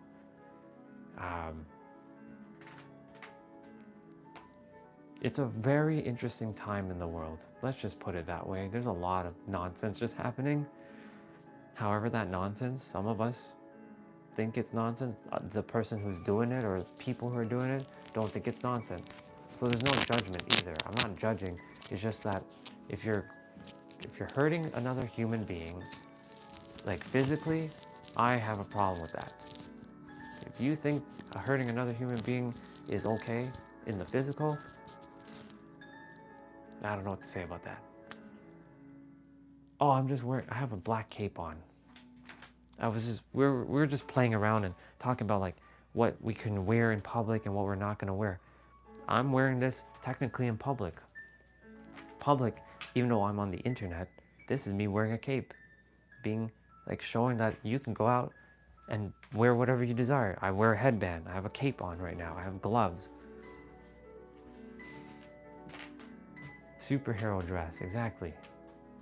Yeah, the superhero dress. Now, I'm not gonna wear this while I'm doing the playout. It's gonna be a little uncomfortable, but yeah. Throw them gloves away too? Nah. No. Don't you ever insult my gloves. I'm kidding. I love my gloves. All right. Basically, this is what my definition of respect is. Caring for others and not judging, and respecting, and we're not using the word respect in the definition of respect. Not judging anybody, loving everybody as they are, and accepting everyone as they are. That's my definition of respect. If we all could do that, the world will change. It is changing theoretically. Communities like this makes changes on the planet. It's not just me, it's all of you. All of you are part of this. This is not me, this is us. So more of us, yeah, there's 8 billion of us. But look, there's 23 right now. And if we're all in the same alignment, that's now less than 8 billion. Like 8 billion, like it's now like 25 of us. If we're all on the same page, loving and respecting each other, yeah, it's us. It's not me versus you. It's us with each other. Us. Unity. I strive for balance and unity in every possible way I can. Am I going to please everybody? Well, no, I'm not. I'm not here for that. I am here to unite, though. And I know others are here to unite and not tear down anybody. We're done with that. There's no war. It's just simply, hey, you're accepted. Welcome. Whether you're green, you're purple, you're brown, you're black, you're Asian, you're a reptile, you're an alien, you're rainbow, you're accepted as you are. Period. The end. Doesn't matter. I don't see color anymore. Like, I'm not colorblind. I don't see your skin color. I respect it. I don't see it. I see your soul. I see your soul as it is. It's just in a meat, it's just the meat suit is covering the soul. Exactly. Be the change you wish to see in the world. And yes, Bowser, unity. Big old capital letters. UNITY. Unity. We're not here for tearing anybody down or disrespecting. Sure, we all have our own perspective of life and how we see life, and we listen, and we don't say you're wrong and I'm right. We're done with that. I'm done with that anyways. I'm here to, like, you are where you are, and I am where I am, and I respect all of you for where you are, and I love you all for where you are. Cool. Yeah, I love you too, dude. Straight up. Straight up. I just love all of you. Just go be happy. And just spread that love wherever you go. Like what and our sister just said, Neelam. She said, be the change you wish to see in the world. I choose to be a positive person. It's not that I'm always positive. Look, there are times I feel like shit. Does that mean I'm a shitty person? No. Life is going to do this. It's not always going to be like this, and it's not always going to be like this. It's going to oscillate. Hey, look who's back. Everybody, this dude, Zane. I haven't seen this dude in like 2 weeks. Welcome back, bro. Where have you been? Do you know every time I haven't seen someone in a while, I get excited? Bro, where have you been? I love you, bro. Where have you been, Zane? Come on, dude. I'm so grateful that you're back. Welcome back, dude. Do you see I get a big old smile on my face when I see someone I haven't seen in a while? That goes for any of you. If I haven't seen you in a while and you come back, you better believe I'm going to be excited as fuck. I get to see you all every day, so it is very exciting to see all of you. But when I haven't seen you for a while, you know, I was like, for fuck's sakes, where have you been? And twerking, okay. Yeah, it gives you a break from grief.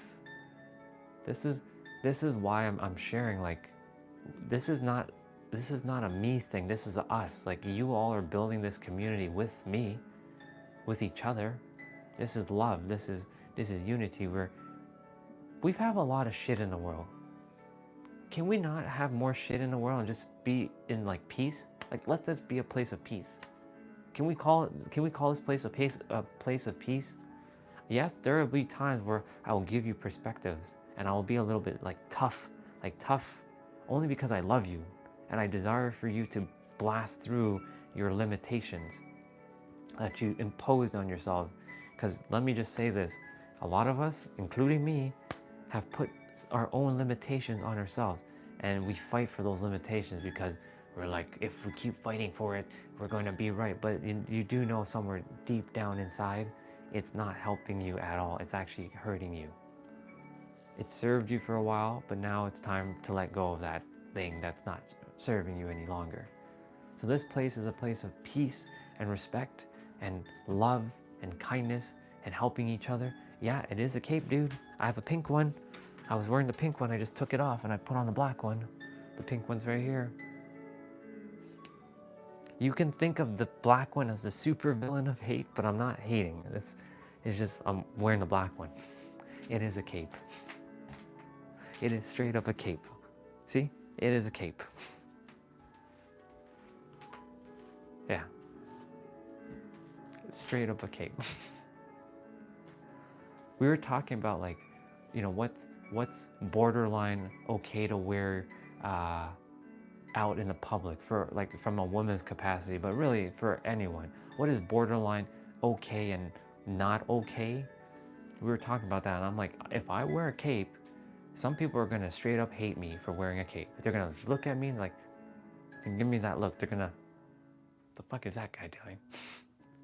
But I'm gonna wear the cape. I'm not hurting anybody. I'm just wearing my cape. Yeah, anonymous, bro. We're all family. You're brothers and sisters to me, all of you. Yeah, thank you, Neelam. Thank you for that. And Zane, you've been gone for what, like 2 weeks, a week and a half? So many families showed up. So there's so many new, beautiful souls that you get to connect with whenever you choose to come back on. They're here. We're all family. Yeah, it's about 2 weeks since I've seen you. I left San Diego and you were there with me in San Diego. And I came back one day and then you were here for one of the days and then poof. I'm like, where the hell is Zane? I haven't seen this dude in like 10 million years. Now you're back. That's the thing, no one's obligated to come back every day, but like, I do care about where you all are. Hey, Taylor, sister, look, I got a black cape and I have a pink cape. I have a cape on. I have a cape. Oh, you mad with a cape now? Yeah. Hey, Jessica, welcome. Taylor, all good with you, sis? Because the hey with the 3 dots, what's going on? Good? How are you doing, sister? How's everyone? How's everyone feeling right now in the chat? Is everyone great? I just desire to put a big old smile on your face right now. You know? Yeah. We're here to grow with each other. Wicked boss, what up? So great to have all of you here, truly. I'm gonna be moving my body just now. I could theoretically do this play out with the cape on. It's gonna be interesting. Maybe I might do that, we'll see. It's fun to be mad. Yeah. Yeah, this is a place for all of us to just grow and evolve and have fun. We have a lot of hate in the world. Let's have a place of fun. I'm doing okay, just bouncing back physically. Thanks, for of course, sister.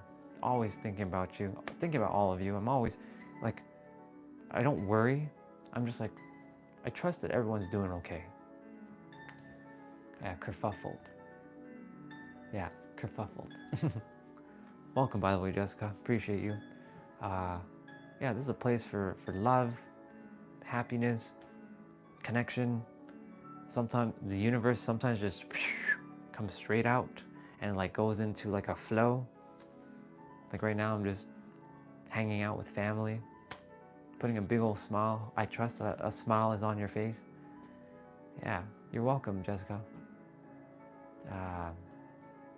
You know, we're just here to just connect with one another, you know, have fun. The world has a lot of, like, the world right now can be a scary place, and a lot of us were starting to build community again. A place where you can feel welcomed and it's home. This is home, if you choose for it to be home. Of course, like, sometimes I go into like really intense energy to give perspective. Yeah. Thank you, dude. I'm going to be doing upper body, so you're going to see more of this today. I might actually wear the cape doing the play out. Let's see if it gets in the way though. Let me see. Hold on. I'm going to pull out the dumbbells. And if it's not in the way, I might do the play out with my cape on. Let's see. Does it get in the way? I don't know. If it gets in the way, then I'm going to take it off. If it doesn't get in the way, I might leave it on. Just to be silly for this one. We'll see. We'll see what happens. Yeah. Yeah. Anonymous. Straight up, dude. It is. It's literally. It's this little boy you see. That's who you see right now. This little boy.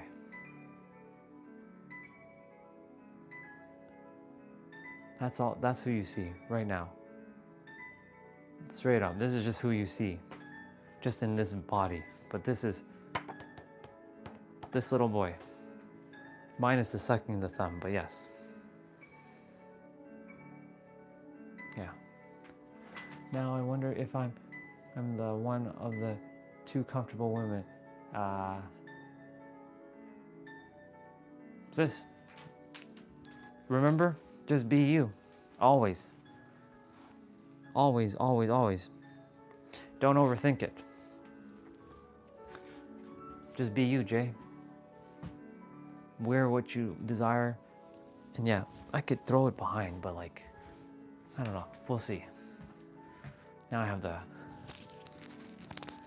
I don't feel like I put it on properly. I think it's supposed to be like this. Sure. We have the cape on. I've done this before, by the way. Not on live. I've done it on Zoom calls. So this is the first time I get to wear my cape. I can put on both my capes. It's gonna be weird though. Yeah.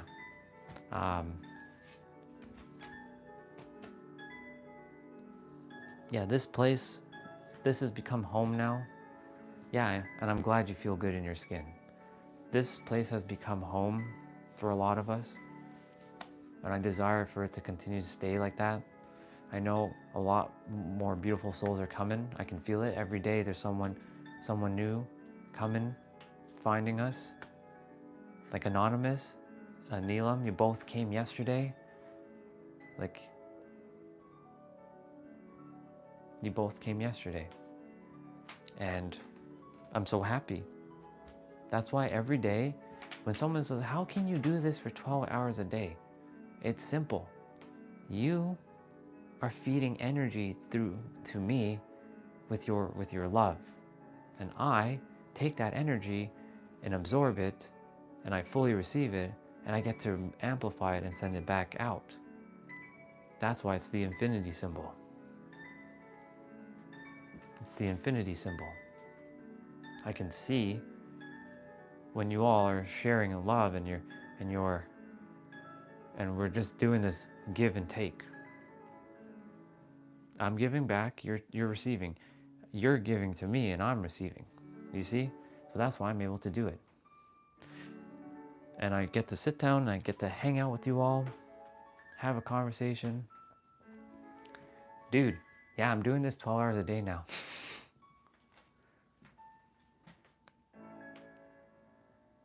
Yeah. When I say when I give any of you moderator, it's just because I feel this connection. Like I already know. Like it's not about power. It's more like I have this soul tie to you. I just have that connection. I can feel it. Some, not quite, but as time goes on, it shifts. Some I immediately know. Like, yep, that's soul brother right there, soul sister. We're all brother and sister. Just some of us are not in alignment, and I can feel the alignment with a lot of you. It's definitely power on our end. Zane.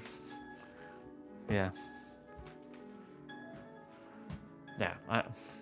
I mean, there's always going to be one of you on for if, let's say, someone is being extremely hostile in the chat or they're like tearing someone. Like, we're not here for that.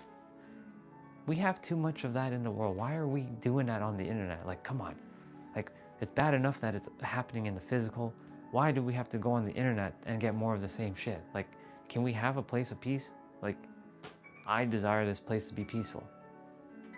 And of course, that is also based on my energy too.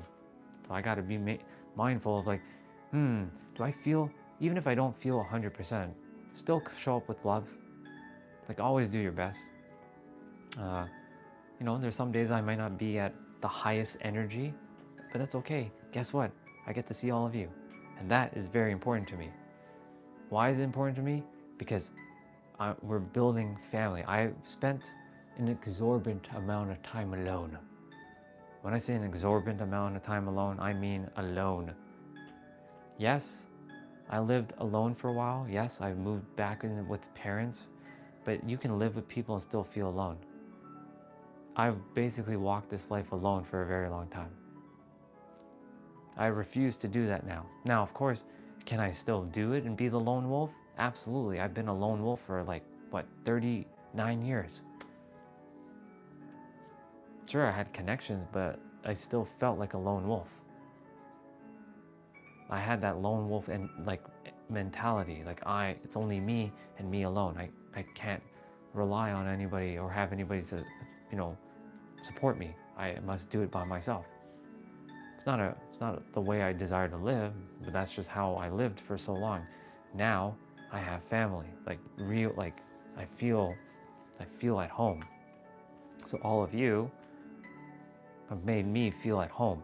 Even though it's like in this space, you've also made me feel not only accepted, not that I require to be accepted because I accept myself, but I also feel accepted and cared for. So that's why even though I can't hear your voices or I can't see you physically, that doesn't mean that I can't feel your energy. I can feel your intentions. I've been seeing Eric on his lives and end up having our own little conversation about your lives and other people's lives, and it's fun. Exactly, dude. It's a ripple. You're all connecting with each other too. It's building relationships. Who knows you never know who you're going to meet on these lives, and you never know who's going to connect with who on these lives. Like, a lot of amazing things have happened. A lot of things have shown up. By the way, for those of you, we have a Discord server and we're slowly building it out, and it's in the channel's description. You go to the main channel, there's a link that says Discord and takes you into Discord, and you can connect with there's a few of us now, and you can connect outside of YouTube with each other if you choose to, and you can drop positive things for each other, or share your work or what you're doing in the world. This is also a place for you all to promote what you're doing. So if there's something you would like support on, we can help support that. If there's something you would like us to like or follow or help you with, we can do that. This is a place for you to, bring your work, bring your art, bring your passions, bring your purpose, and share it with each other. Some may resonate, some may not. It's okay. But this is also a place where you can share your gifts with each other. Not just the wisdom that you have, but let's say there's something that you desire, and you can collaborate with each other. That's the other thing. We're here to collaborate. Thank you, Neelam. And there's a reason why so many of you have shown up into this community. It's because a little bit of my story kind of resonates with all of you in some way, because I've lived almost every one of your lives in some shape or form. The only thing I haven't lived is a woman in this lifetime and giving birth, or knowing what it feels like to, that time of the month thing, right? That I don't know I have no experience in that. You know what I'm saying? But everything else, I know, did I live in extreme poverty? Well, no. But do I know what it feels like? Yes. I've seen it firsthand. So I can feel what it feels like to be in places like that. I see it around. Do I know what it feels like to be terrorized? Yes. Have I had a gun pointed to myself? Well, no. But I had to run for my life in one scenario where there was a gun, like a gunman in a mall, and we had to run. I was in a mall, and there was a gunman who was shooting up the mall, and I had to get out of there. I had to get out of Dodge in Toronto. This was like way back when I was younger. It was like, I think I was like 14 or 15. I was in a mall, and there was a gunman in the mall, and he just was shooting up. And we had to run for our lives. Was it to me directly? Well, no, but I know what it feels like to be like terrorized. I've been abused physically, mentally, emotionally. So I know what it feels like to be abused. I know what it feels like to be like even somewhat feeling sexually assaulted as a child. Nope, that doesn't just happen. Dude, you think Canada is all this peace-loving place? No. Oh, hell no. Canada is just as things like that happen. School shootings happen here all the time. You just don't hear about them because Canada's not important enough. That's why you don't hear anything about Canada. But things like that happen here all the time. School shootings, mall shootings, all kinds of things happen here. All kinds of things. It's sad, unfortunately, that things like that have to happen, but they do. It's not just in America, it's everywhere. In 2021, I moved to my parents' place, working from home, desire to move again to the city I love. And Neelam, where's the city that you love? Like for me, I'm in the same boat, sister. I plan to move to San Diego, California. So every time someone asks me, where are you from? I say, I live in San Diego, California. I just currently am visiting Toronto. I don't live here. This is not home. This is just a place I reside. San Diego, California is home. That is home, definitively home. Laguna Beach is also technically home, but San Diego is home. It has everything I desire. Mountains and ocean. That's all I care for. I only care for the mountain and the ocean. If I can climb, like hike up a mountain and see the ocean, and I don't have to drive an hour or 3 hours to see it, that has it in within 20 minutes. Exactly. Racism and insecure people are everywhere. It doesn't matter where in the world it is. It's everywhere. How does that mic stick to your shirt? Oh, magnet. So there's a magnet.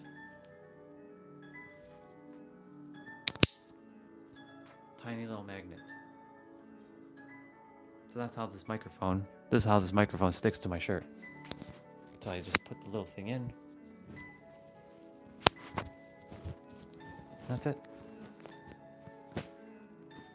Very, very, very cool mic. This is one of the best mics I've ever had. Instead of those bulky mics, I can do my playout and it feels like I'm wearing like nothing.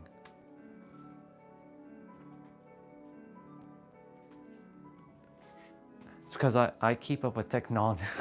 I keep up with technology, so that's why I'm always aware of like what's new and like see what I can. Just because I'm this wisdom person, don't think that I don't know technology. That was my thing. I was into technology. I'm a technical mind by nature.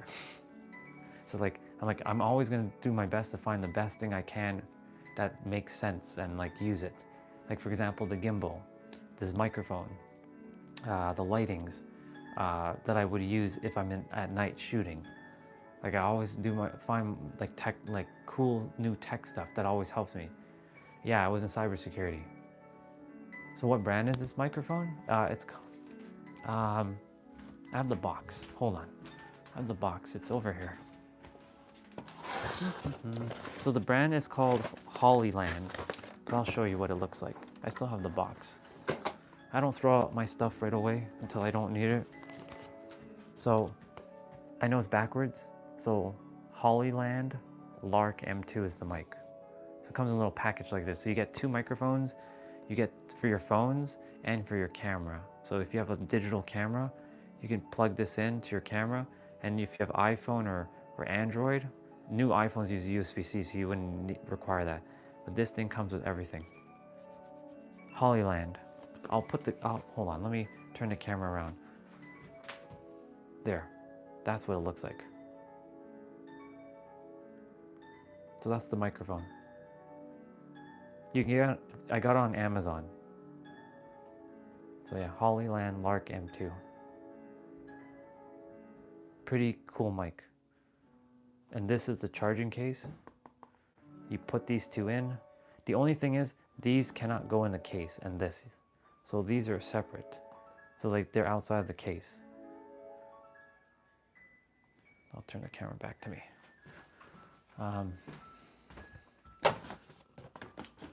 So like the microphone, as you can hear the piano music. You can hear the piano music pretty well with it.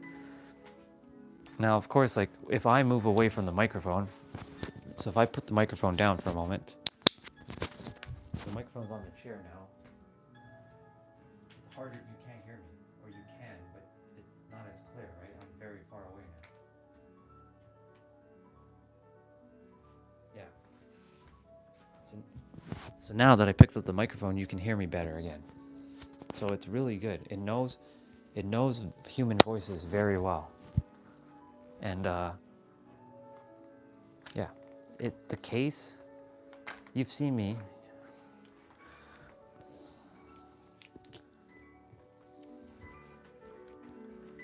The case is this, and the other microphone is here.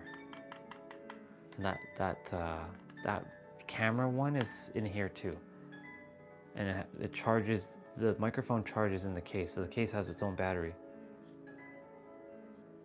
I was in usability. Oh, awesome. And then this thing here, I have one plugged into the phone right now. So this is USB-C, and it plugs into your phone or tablet. So this is how that works. And then you can use both microphones at the same time.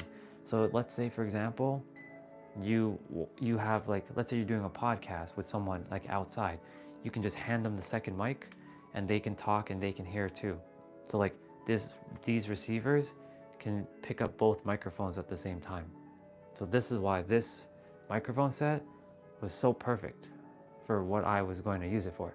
And as you all know, around like afternoon time, the microphone starts to die. This thing lasts for about 9.5 hours. 9 hours. This tiny little thing lasts for 9 hours. And then I just take out this one and switch, and it's seamless. It's like as if you don't hear me switching between microphones.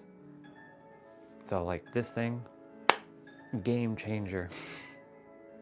Game changer. Also, it comes with stickers.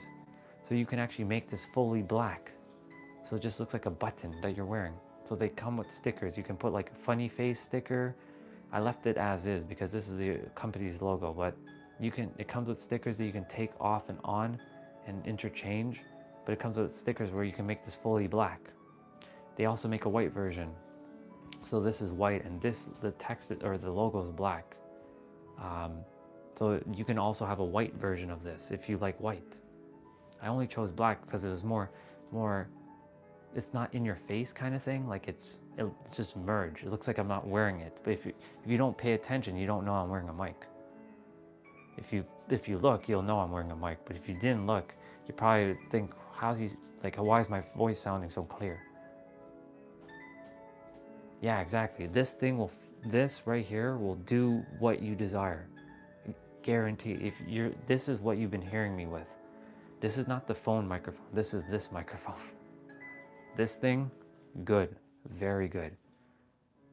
You know, when I'm using that microphone, I'm not actually using that microphone. That one that you guys saw, that big microphone, it's this microphone you're hearing. It just looks like I'm speaking with that microphone. Hey, sister. Welcome, sister. Love you so much. And yes, Hollyland. I'm not endorsing it, but this is a really good product. I'm going to tell you that right now. This right here. It just works. Like, the only thing that it can't do is that if I were to plug this receiver in to this tablet, it's going to get confused because I already have it plugged into one device. If I plug into this tablet, it's like, which way is the mic supposed to go? That phone or this tablet? So, and because of the second receiver. So that's the only downside, but who's doing that? You're going to use one device. You're using one device and you can use two microphones. Yeah. So that was just me sharing the microphone because Zane brought up how is that microphone like clipped on? And then, you know, Jay asked about the brand. So that's why, yeah. And look, Olga, I'm wearing the cape. I'm wearing the cape. I have the pink one inside. You've seen me wear the pink one. I might wear my cape more often. Have you ever observed interference of Bluetooth pieces with Wi-Fi? I have. So Bluetooth and Wi-Fi are in their own separate, they're on their own separate like band. The thing is, like, if Wi-Fi is on a similar band to Bluetooth, there will be a lot of interference. My laptop doesn't support wireless earphones and Wi-Fi at the moment. So I got you. There is, so your laptop, Anonymous, you can buy a $15 USB stick that gives you both wireless and Bluetooth at the same time. And then your laptop will have wireless and Bluetooth. Or you'll be able to listen to Bluetooth with your wireless earphones. So you could do that. Let me show you. I'll show you right now. See, this is why the universe has me these skills to remember all these things. What is it? TP-Link.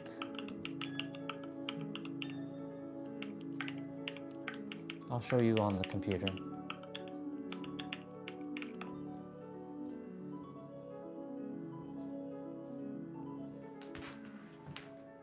Look, Anonymous. That thing there has both Wi-Fi and Bluetooth. It's like 22 bucks. This is Canadian Amazon, so wherever you are.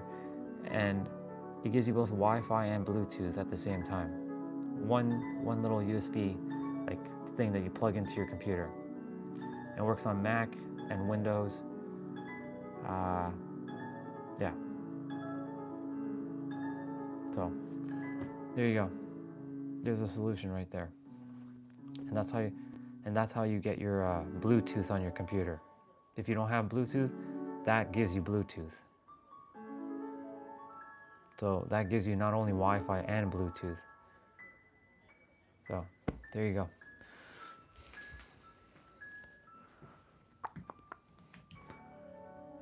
Oops, gotta fix you guys back. There you go. Yeah. We're gonna be moving our body shortly. I actually might do this with the cape on. This is gonna be interesting. I'll just have to put the cape behind me like this. Yeah, and just. When we do the abs, I will not have the cape on. There's no way. But the thing is, when I do chest press, I'm gonna have this thing pulling on my neck. So I don't know if I'll feel comfortable with that. Actually, I'm not gonna do that. No, I'm not gonna wear it on because I have to be on the ground. Because there's gonna be movements on the ground and it's gonna choke me. I don't desire to feel like I'm being choked. I'll put it back on though later. I've wore this cape around the house many times. You can only imagine my mom and dad, they're like, what the hell? Why is he wearing a cape? Because I'm wearing the cape. I'm the superhero of love. Yeah. So that brand, Anonymous, is called TP-Link. And you can Amazon it by typing TP-Link Bluetooth dongle, DONGLE, and it'll have the ability to give you Bluetooth on your computer. No software is required. You just plug it in and it just works. Yep. If there's anything you all desire to know, we actually work with TP-Link routers. Well, there you go. That's perfect. Now you know. That's spot on. Yeah, you'll have even more compatibility. Building firmware for TP-Link router. That's, dude, there you go. No accidents. No accidents why I said TP-Link. That's dope. Yeah. Yeah, if there's, for any of you, if there's any ever, like a thing, like something that can help your life be better, like product-wise, like technical-wise, hit me up. I probably know of something. Like we were talking about Canva a couple days ago, and that spurred on a whole conversation, like building thumbnails for your YouTube channels, and showing how to like do things. This is a channel where you can learn some stuff as well, like some practical things that you can use in everyday life. Not just wisdom, which, I mean, the wisdom will help you. But if there's like things like, hey, can you suggest like a good like microphone, like this one, for example? Or like, what would you recommend for, a good like computer? Because I used to sell computers when I was younger. Like, what is a good computer? Well, it depends on your budget. Depends on how much you're gonna spend. Like, it depends on how much you're looking to spend. Like, and what you're gonna use it for. Like, if you're gonna be a video editor and a gamer, you'll have to spend a little bit more. If you're just gonna be browsing the internet and typing notes, a $300 or $400 laptop will do you just fine. Maybe a tablet will do you just fine, and you can get a keyboard for the tablet. It all depends. So like, I'm grateful that I have this technical knowledge. I'm gonna share this right now. I hated the fact that I went in IT because I thought that was the only thing I was good at.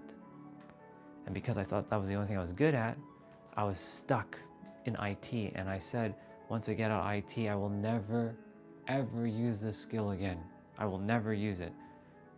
But the thing is, this skill is coming in handy, but not for me, for some of you. So it's like, you have a gift. You all have a gift. And this is why I'm bringing this up. How long have I worked in IT? 10 to 15 years, give or take. Probably like 12 years. 12 years of my life. Yeah, about 12 years. I did all kinds of things in IT. I did service desk, like help desk. I did networking, like system administration, cybersecurity. I did a bit of coding as well. Eric was here yesterday. Eric was here yesterday. You just missed him, that's all. He's been very productive doing his thing, so I'm proud of him that he's doing his thing. But Eric's been on. So yeah, back to what I was sharing. You all have a gift, but if you're not using your gift to help someone else, you're being a disservice. That's what I was doing. So like, I have the answer. Think of it like this. Someone is struggling with something, and I know the answer, and I can give it to them, but I let them suffer. Why would I do that? Like, our sister Taylor, I don't know if you're here, Taylor, I think you jumped off, she felt nervous to ask a question. I'm grateful she asked a question about like, how do we build thumbnails, like for YouTube? And I'm like, here, let me show you.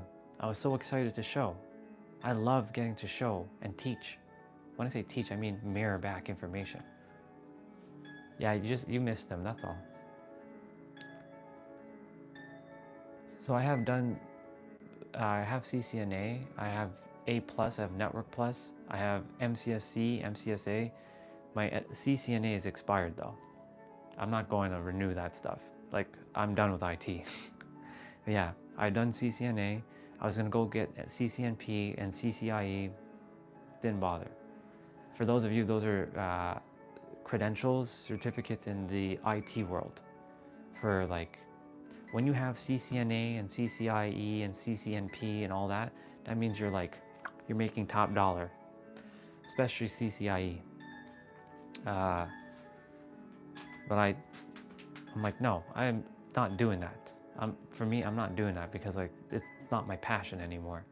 In fact, it was never my passion. It's just I was just going through life, figuring out what the fuck am I here to do.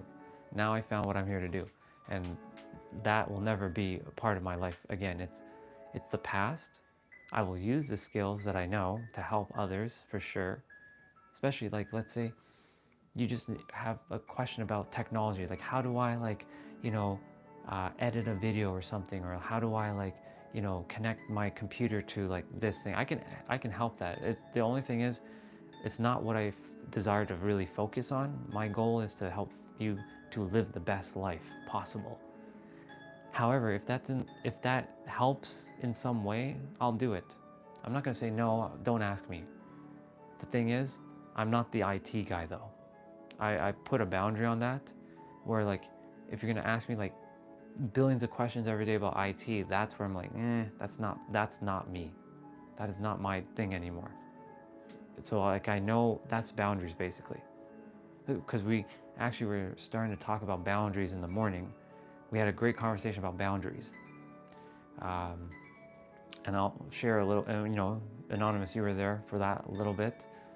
And, if I kept allowing people to ask me IT questions, then it's taking away from what I really desire to be speaking about. That's why when I look in the chat, there are some times I see questions, I'm like, is that really relevant right now? Like, for example, somebody asked, who's your favorite actor? I'm like, it's not really relevant right now. I don't really care about that. Like, it's not what the conversation's about. You can leave in the chat what you love, no problem. Like, you can absolutely leave. It's not relevant to me right in this moment. So, yeah. But I'm so grateful that I have that skill, because I recognize that because this is the thing, I made the assumption that everybody should know how to use computers and know how to use things, but that's not the case. That's far from the case. Because I'm like, how do you not know how to do this? So I made that assumption. So I realized this is a skill I actually have that is very, very handy. So I'm grateful that I have this skill. So like, when I go figure out like how do I do something, I don't have to go ask really. I just kind of have the wisdom to go, oh, okay, this is what I do. For example, my sister Jessa, it's not my sister, our sister Jessa, who I stayed with in New York City for 2 months, she got a new Mac and she didn't really know how to set it up. So I did all the setup for her. And she recognized that I had a skill that she would have never even thought of. Like, she doesn't go on YouTube to find out what are the best apps for Mac. Because, when you get a Mac, it's bare bones. It doesn't really have anything. You got to add software for it to run completely. No problem, sister. You have to put software that can either make it run better, or give you some new tools. And the thing is, she saw a skill that I knew to go to YouTube to see what kind of apps, and like, brother, that's a skill in itself. So my point to say all this is, you all have a skill, a gift that is very valuable, that you may not think is valuable, that can be helpful to someone else. So don't discredit what you know or what you have, because all of you have a gift that someone may not have currently, that you can give to them. That's a bar. That is a bar right there. I literally just gave a bar right there. That was awesome. I'm gonna start moving the body shortly. So this is where most will jump off for a bit and they go do their thing. I for me, must move my body every day for at least 30 minutes to an hour. And for those who like to follow along, today's upper body. And if you don't have weights, you can do push-ups.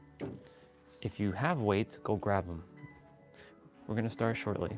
I'm just getting prepared. Let's see. Yeah, boundaries are so important. I only remember that I must have them and say no or ignore those who come into my territory. Exactly. So like we were talking about the boundaries of like, so earlier Nabito was like, he says, how do you handle family who takes your last $10 when you don't even have enough? And I said, dude, you must give to yourself first. I kept saying you first. I said, tattoo this on the back of your eyelids. You first, you first, you first. Like every day, you first. How can you pour from an empty glass into another empty glass? It's impossible. If you have nothing in one glass and you have nothing in another glass, you pour from an empty glass into another empty glass. What are you gonna get? Nothing. Nothing. You'll get absolutely nothing. So I'm like, dude, you gotta give yourself love, compassion, and put boundaries of like, dude, you first. All the money that you have, don't just give it away. You first, dude. You first, you first, you first. Always you first. Yeah, I've done that too. I bombarded my parents with help and judged them at some point, and they are not interested. I felt bad about it. And it's okay, Anonymous. It's all good, dude. We all make these things and we judge and we just course correct. That's the thing. That's the beauty about us humans. We are the ultimate adaptable machine. Like we can adapt to anything. We have that capability to adapt, to change. So when people say, oh, I can't change, guess what you just did? You just shot yourself in the foot. You just bang. You just blew off your foot. You can change. Straight up. You can change. You have the ability to change. The only reason why you're saying you can't change is because it's just currently invisible to you that you have the choice of change. And someone, like mirrors, like each other, we share with each other, hey, you can change. You're not stuck like this. You made a mistake. It's okay. You can change. So that's what we do. We course correct and we move forward. We don't linger in the past. Yeah, humility and kindness from yourself. Exactly. That's the thing. Like we are all doing the best we can with the tools we have. And that's another bar right there. We're doing the best we can with the tools we have right now that's available to us. Everybody is doing their best with the tools they have at the moment. Yeah, I remember Eric saying something about not feeling 100 and giving it like, I remember that. Thank you, Jay, for the reminder. He's probably just resting right now as well too. Let's see. Parents had expectations of you, even if you are an adult, and my parents have an expectation of me to go work a job, and the goal is they desire me to be happy, but their version of happiness is that I must work a job to be happy. No. I'm here as an entrepreneur. I'm here to serve the world at a grander scale. It's not grandiose, but I'm here to serve at a grand scale, like a grand ability. And I know that I can do it. Now that I've done it, yes, on the internet, now that I know I can do it. I'm not here for some minuscule like job. If you love what you do, cool. If you don't, pivot. It's not easy, but like as time goes on, you will pivot. Let's see. Yeah, exactly, Anonymous. You're shifting, you're evolving, you're transcending, and brother, every day you will hear new perspectives from all of us in the chat while I'm sharing, because I feed off of all of what you're sharing, and I kind of take it from there and see where the conversation is going to go. there's going to be shifts within yourself. You'll see things differently sometimes. You'll start to notice little shifts within yourself. Like the words that you use. I talk about the power of your words so much. If there's anything any of you ever take away, is how powerful your words really are, what you say, and being conscious of everything you say. When you tap into your power of your words, you're literally unstoppable. So let's see. Yeah, exactly. Boundaries. Boundaries are so important. And recognizing that you all have a gift to share with the world. Some of us, including me, thought, I don't have anything of value for the world. Oh yeah, you do. All of you do. Every one of us has a different value to offer. Doesn't mean that value is less than someone else's value. But the world perceives value differently. So some people may say, that's not really for me. Even though that's the four most dangerous words you can ever utter out of your mouth. Don't ever say, it's not for me. It may not be aligned with you, yes. I'm not aligned with it, yes. But don't ever say it's not for me. Because that, you're taking a gun and shooting your foot. It's not for me. Yeah, you're shooting yourself in the foot.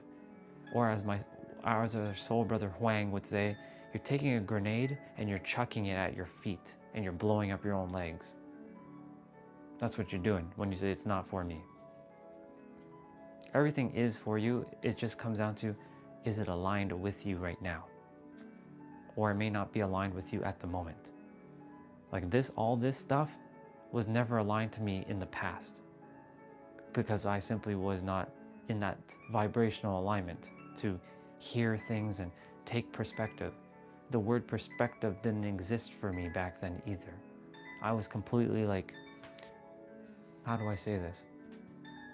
I'm not gonna say ignorant, just unaware of a lot of shit, or a lot of stuff, not shit, a lot of stuff. Like perspective and perception, like I didn't know anything about what perspective means or what the word perception means. Because I thought I was an idiot, born as a loser, a failure. So I thought I couldn't learn anything. Of course, that awareness changed. I shifted that. I forced myself to shift that one. And it eventually became easier. Oh, I can learn anything. And not even just learn. Here's the thing, the word learning as well, I stopped learning now. But that doesn't mean that I'm not receiving information all the time. Learning is nothing more than bringing something that's currently invisible and making it visible, and it's information to you. That's all that is. That's what learning is becoming aware of new information. So I'm being aware of new information, but I choose to use words like I am growing, evolving, and transcending every day. I'm growing, I'm evolving, and I'm transcending every day. Not even every day, every moment. Every present moment, I'm doing my best to keep ascending and evolving and transcending and growing and shifting and purging things that don't serve me anymore. Basically putting down the tools that don't serve now and keeping them there just when I require them and using the new tools. Let's see what Olga said, our sister. Become a little free child from within and unlearn all we learned and set boundaries. Where do I begin? That's where does my territory end? Not everyone is welcome. The thing is, like, not everyone's energy is aligned. So the thing is, everyone is technically welcome here, but your energy will tell me a different story. Will it be, are you in alignment or not? If you're not in alignment, it's okay. You are where you are. And I keep sharing this bar. It's not who you are, it's where you are. And where you are is your frequency. And your frequency is simply your awareness. What are you aware of? What aren't you aware of? Doesn't mean that you're better or worse. You're just simply not aware of some things. Yeah, growing, evolving, transcending, and purging. purging the old that's no longer serving, right? So where do you, like, every day I'm evolving, I'm transcending, and I'm growing, and I'm shifting and purging things that no longer serve me. And the thing is, like, everyone is welcome here. Nobody is not welcome. Everybody's welcome here. It all comes down to, are you in alignment? If you're in alignment, you know you'll be here. If you're not in alignment, and you know, we've seen it in a chat, you're just simply just in a different vibration, different frequency. It's the whole radio station analogy.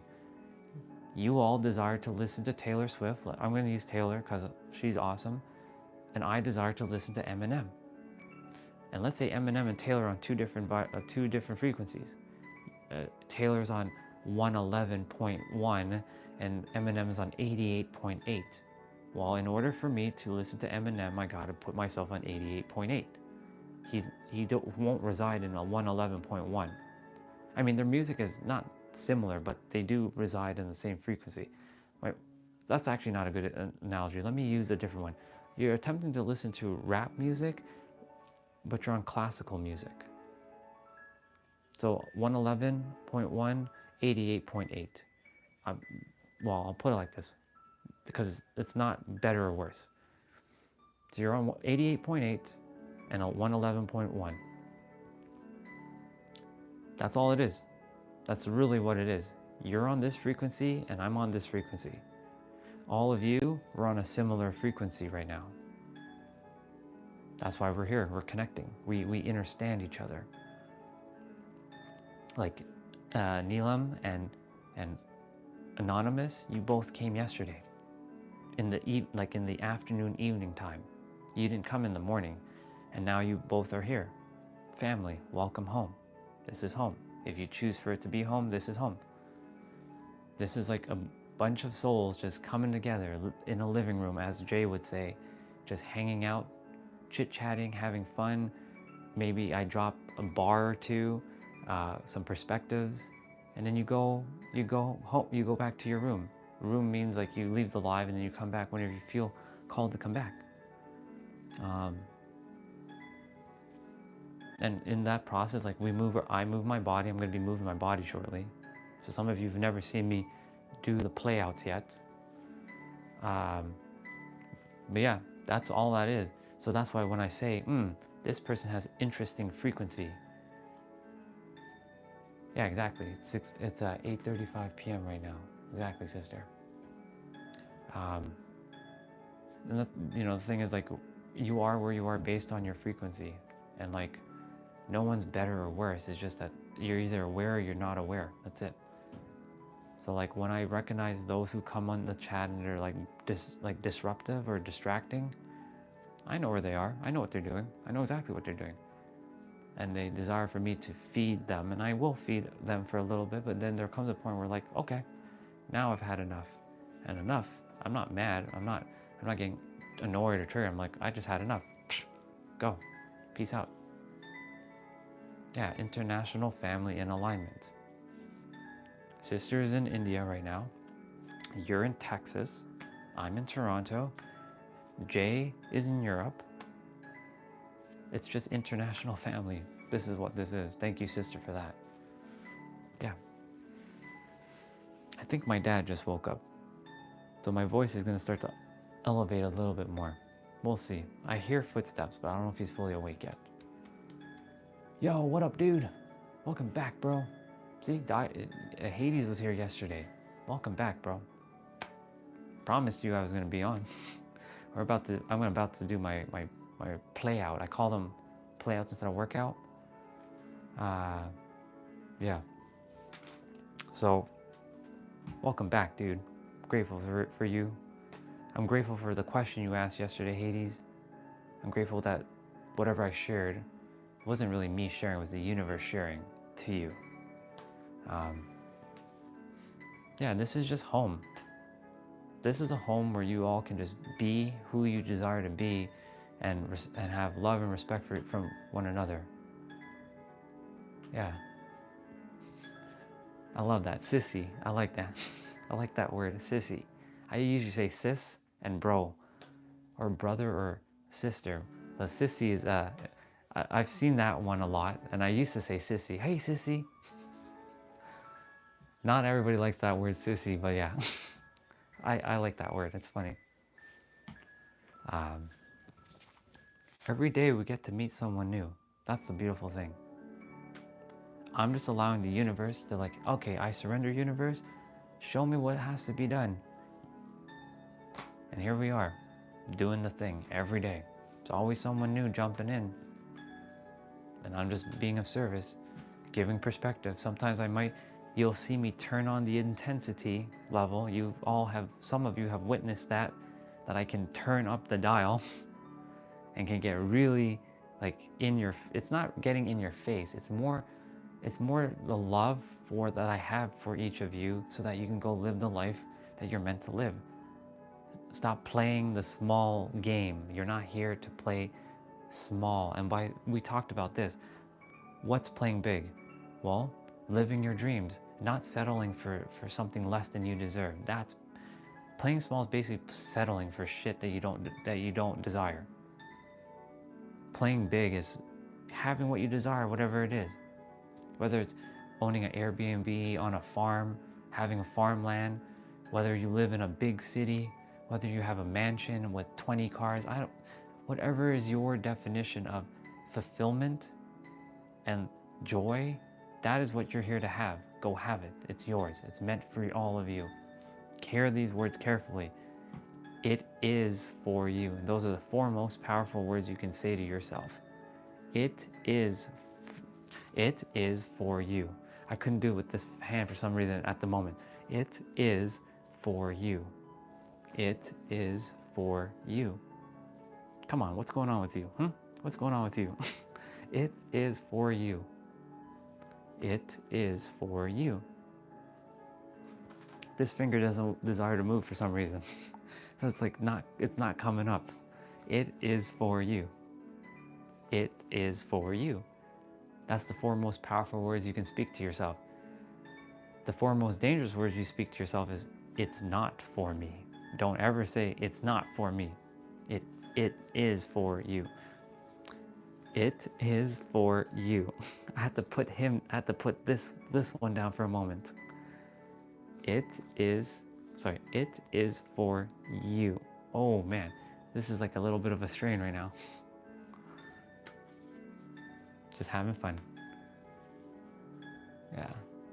So my point to share all this is like, anything that you desire, it's already yours. This is why I keep sharing that you are the master creator. Everything that you desired is here in the now, meaning whatever you really desire, like Neelam, you desire to live in the city that you desire. It's done. Feel it as if it's already here now, and not only just feel it, have emotional conviction that it is done. And then as you go through the physical world, you're gonna get those intuitive hits to know, oh, this is the action I have to take to get you to living in the city of where you desire to live. That's all it is. So like, it all starts internally first, and then externally it will show up. Internally first, externally it'll show up. Internally first, externally it'll show up.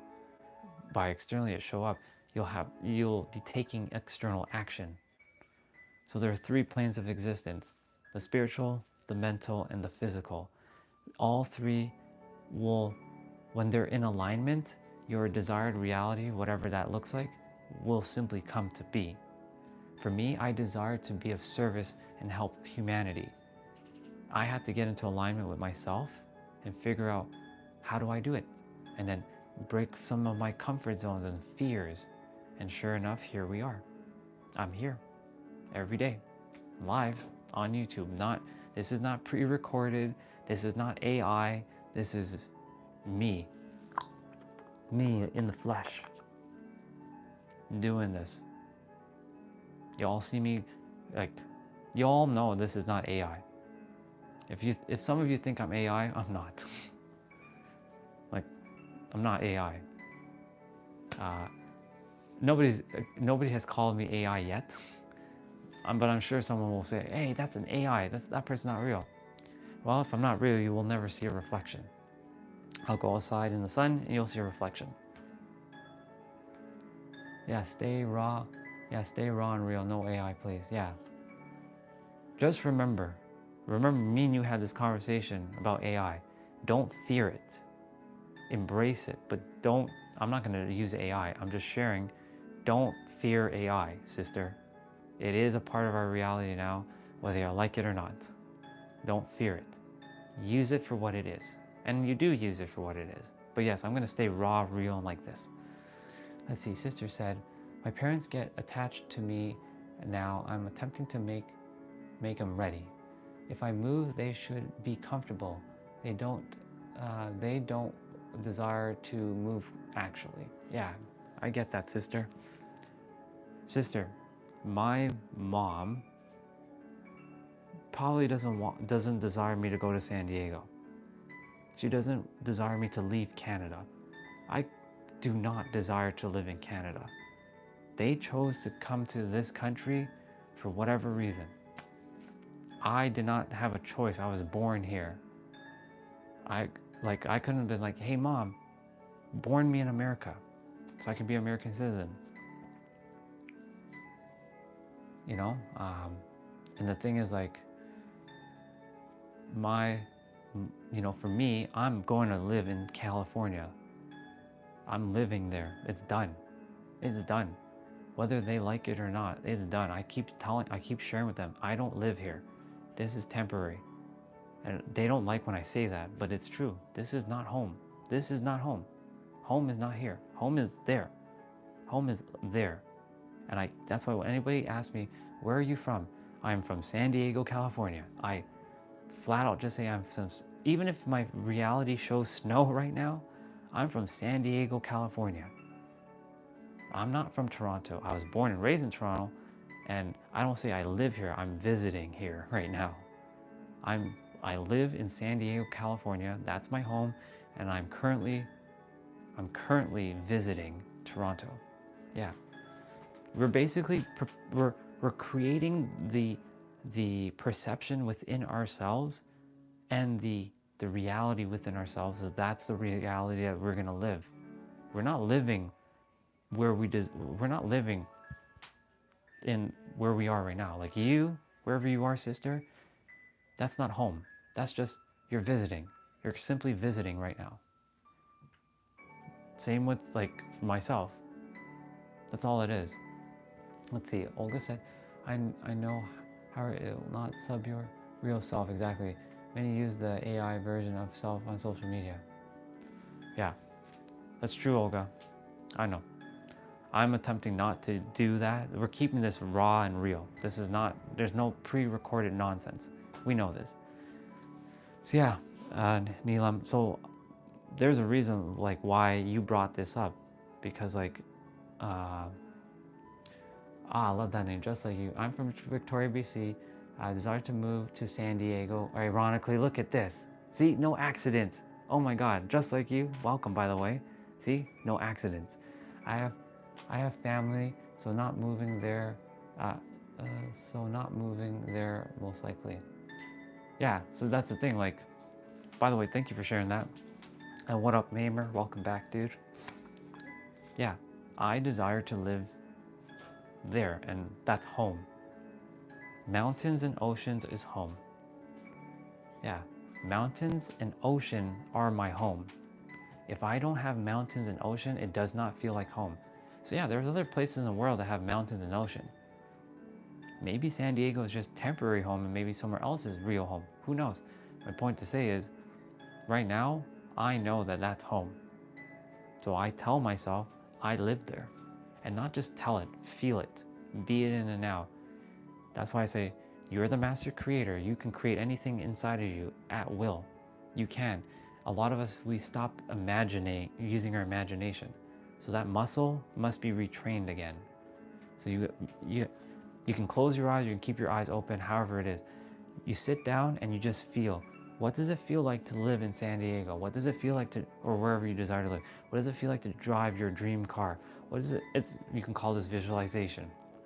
But visualization, like this, just using your eyes, but it is advantageous to use your feelings as well, your emotions. What does it feel like to drive your dream car?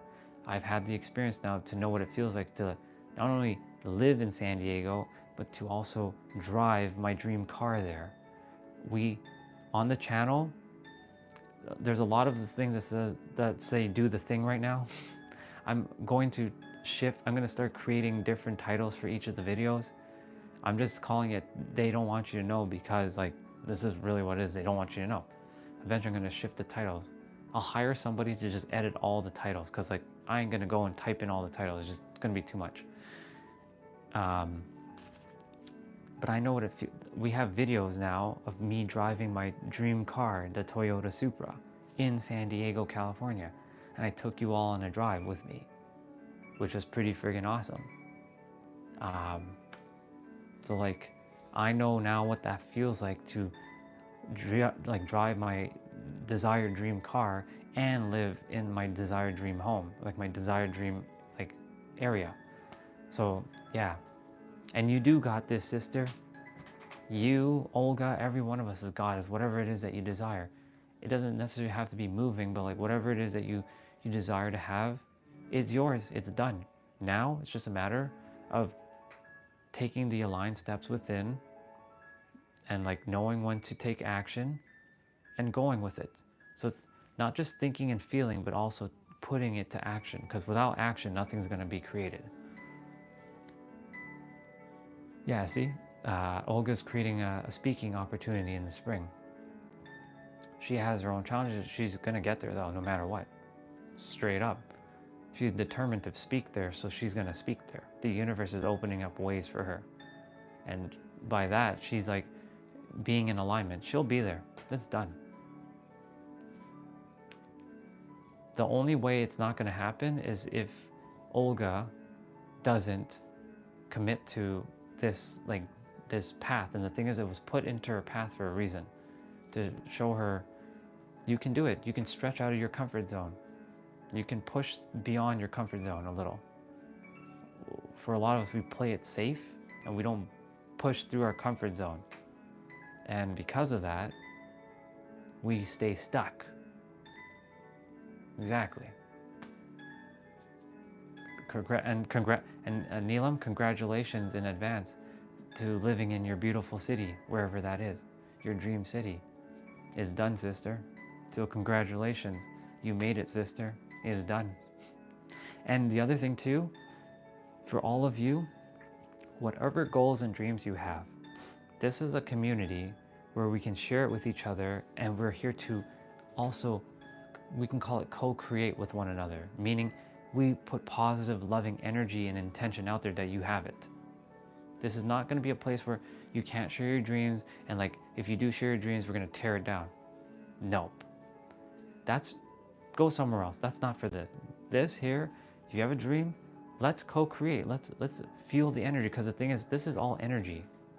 So if we all channel energy to someone's goals and dreams, it will come to pass.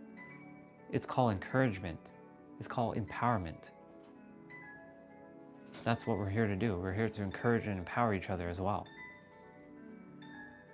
I have my own goals and dreams. All right, bro. I'll see you later. I'm gonna do my thing too in a moment. I said I was gonna start shortly, but I got into a little flow. I love you, bro. I'll see you later on. Thank you for being here. I appreciate you, Anonymous. I love you. I'll come back whenever you choose to. This is home. And welcome home, by the way.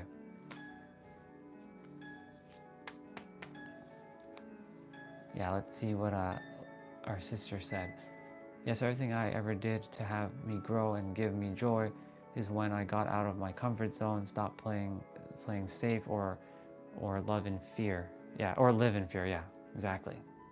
Yeah, no more living in fear. There are real fears, yes. Like if a lion's coming at you, you better believe you're gonna run. You're gonna get out of dodge. If a car's coming at you, you're gonna do your best to get out of the way. But like fears like, I can't do it, I'm not good enough, I'm not worthy, I'm not, those fears are illusionary fears that we created. Those fears don't exist. We just been bought a lot of BS from the outside saying we can't do it because we're not good enough. Somebody said, oh, Andre, you can never be a Power Ranger because you're not 6'5".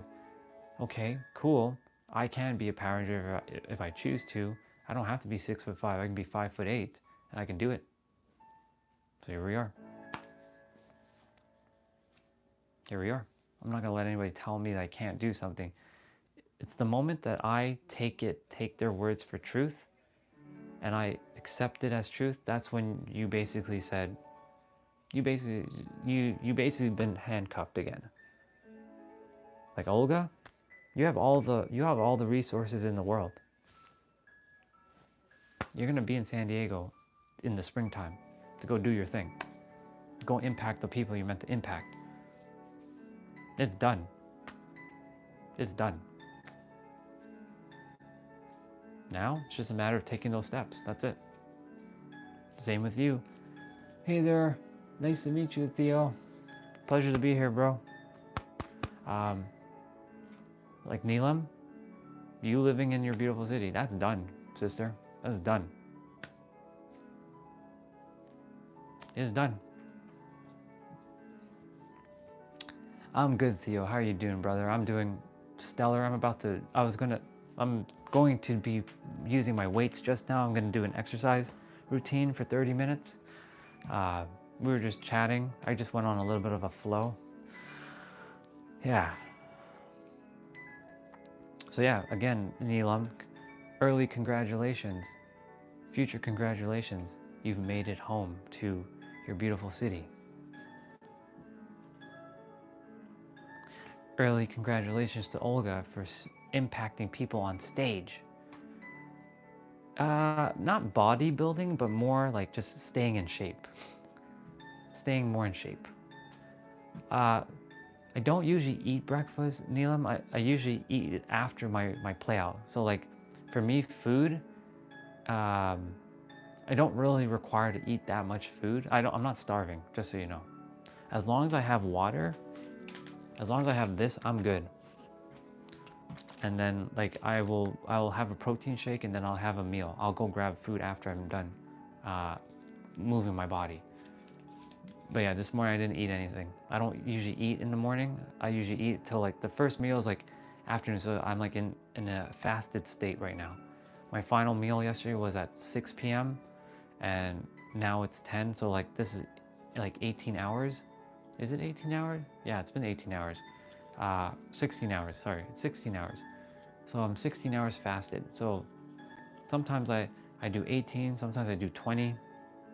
Some days I only eat like one meal a day, and I have all the energy in the world. As long as I'm eating, like sometimes I just put stuff in my body, but I know I'm gonna move my body. And then I put really good stuff, like I balance myself. I'm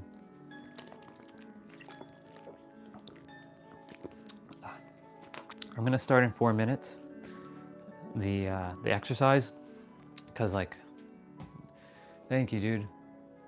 Yeah, Theo, definitely. Fasting is really good.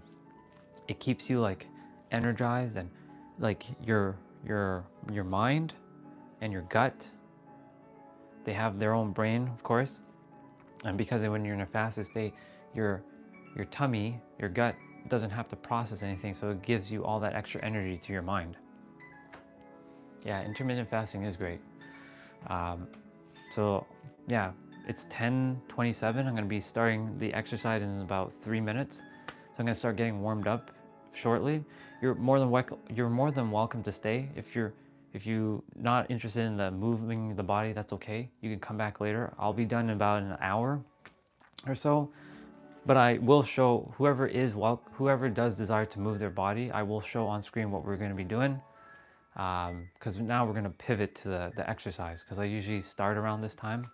So this gives you guys an opportunity to either hang out or go do your thing and come back if you choose to.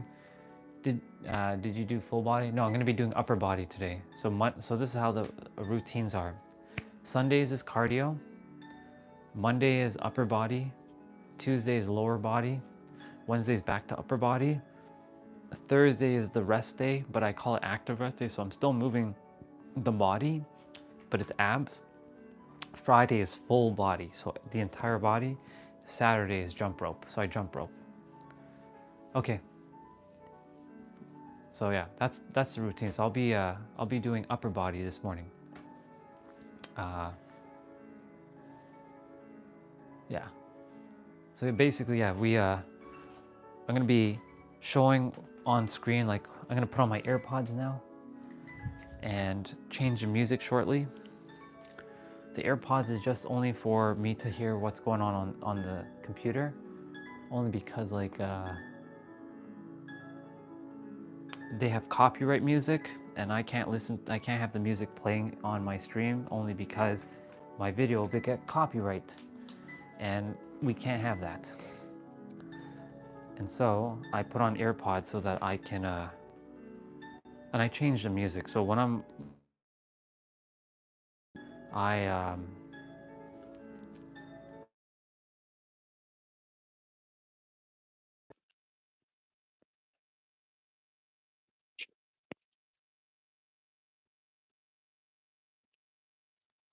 let's see. Now I've got the AirPods connected to the Mac. So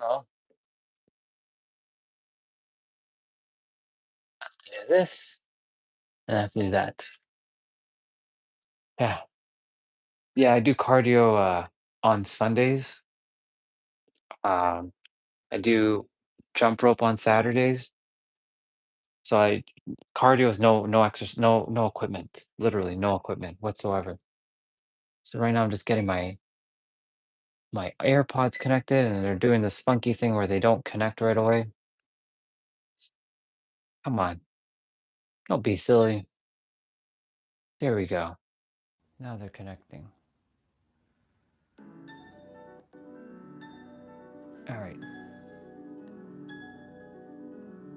That piano music that you're listening to won't be playing during the movement. I changed the music. So it's 10:30 now in Toronto, 7:30 in San Diego, my true home. For those of you who would love to follow along, we are going to start moving our body now. Uh, this live stream is on 12 hours a day, so I do all kinds of random things throughout the day. You're basically just following along my entire life.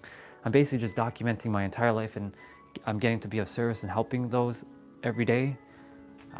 So like right now, it's time for me to move my body. And if you'd love to join me, that'd be awesome. And I will guide you as we do an upper body movement. Now, if you don't have weights, it's okay. You can just do push-ups. And there are different types of push-ups. Let's say we're doing shoulders. You can do something called pike push-ups. So I will show you. So I'm going to demonstrate everything for those who don't have dumbbells. So let's say we're doing the shoulder portion of the exercise.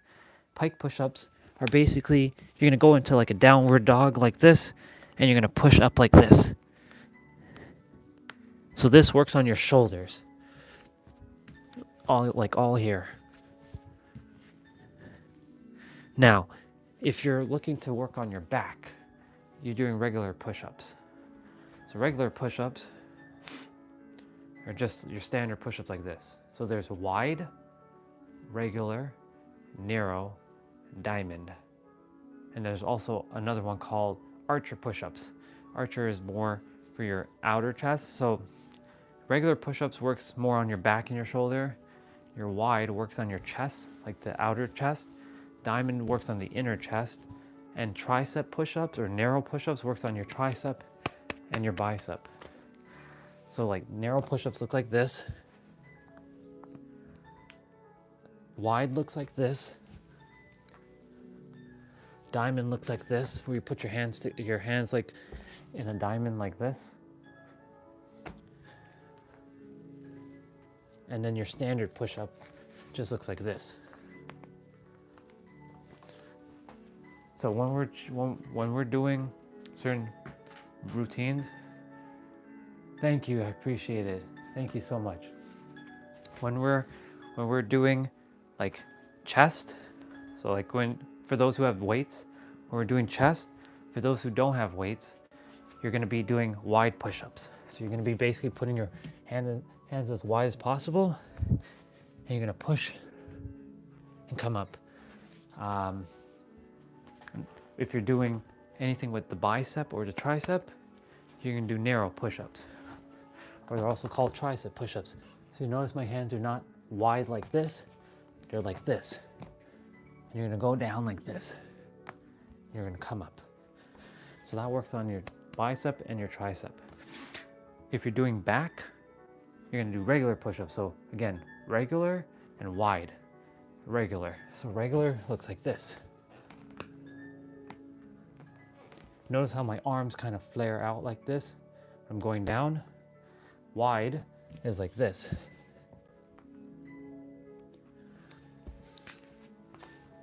This is also helping me warm up too, so this is good. And then of course shoulders is that pike one again. So this is shoulders. That's it. So today is going to be upper body. So for those, again, like whoever would like to join, let's go do this thing. Now make sure you properly warm up. I'm going to give you about 5 minutes to warm up, and a way to warm up, or you can do arm circles. So we're going to be using the shoulder a fair bit, so it's always good to do some shoulder movements to warm up your joints. You know, the real goal to, moving your body every day is to stay mobile and flexible so that your joints don't get locked up, because you don't, when you're going up in age, you don't desire to have to be using a wheelchair or, relying on like crutches or anything like that. It's okay that, if that has to happen, but you can prevent a lot of that stuff by just moving your body every day for like 10 minutes is good enough too, just so you know. Moving your body for like at least 10 minutes to 30 minutes a day will do you wonders. You can spend hours at a gym if you like. That works too. If you have the hours to spend at the gym, do it. 30 minutes to an hour is also more than enough. So like 10 minutes, 30 minutes, an hour, you can do 15 minutes. You can literally, here's what you can do. If you didn't have weights and you don't really desire to do a full body exercise, this is what you do. You do arms, you do some push-ups, and you do squats. Doing squats and push-ups is enough. Plain and simple, it really is enough. Because when you're doing push-ups, you're working on your upper body. When you're doing squats, you're working on your knees, your calves, your thighs, and your feet. So I'm going to be doing some squats here. So if you'd like to do some squats with me, here you go. Now when you're doing squats, we're warming up the lower body. Even though we're doing the upper body, we still are going to be using the lower body to do stuff. When you're doing squats, if you can't go all the way low like this, come up halfway like this and come back up. So go as far as you can and come back. Now the thing is, we're here to not hurt ourselves. We're here to stretch and push our limits. However, do not hurt yourself. Challenge yourself, but don't hurt yourself. The last thing I desire is for any of you to get hurt while you're doing these things. So take it one step at a time. And the other thing too, there is no competition. If you can lift heavier weights, lift heavier weights. If you can lift lighter weights, lift lighter weights. If you have no weights, it's okay. Use push-ups, or when you're doing leg exercises like lower body, do squats and do lunges. Lunges look like this.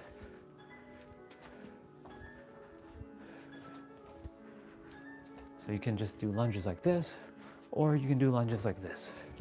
Those ones I just did were reverse lunges. These are front lunges.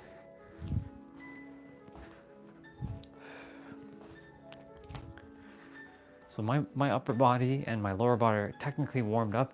It doesn't take me long to warm up, like to get my body moving. Another quick way to warm up is tapping your body. So tapping your body like this allows the blood to circulate. So tapping your body all over, from your arms to your head, to your face. You're not slapping yourself, you're just hitting yourself. You're tapping your body. It gets the blood to start circulating more. That's why I'm doing this.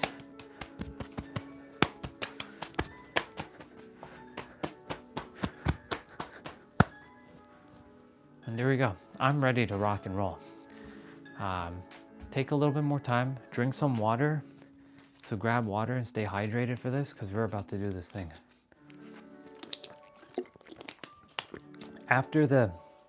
There's always going to be abs at the end. Do you enjoy Pride Month? I mean, I enjoy every month.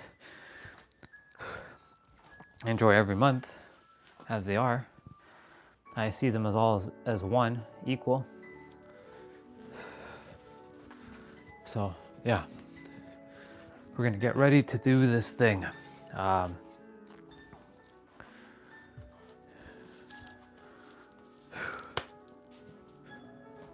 Let's go get it.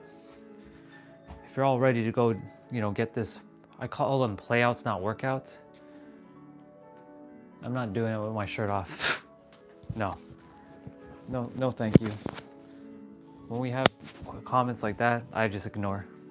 All right, I'm gonna change music. We're gonna have, it's gonna be 30 minutes. Let me see what the actual routine is gonna look like.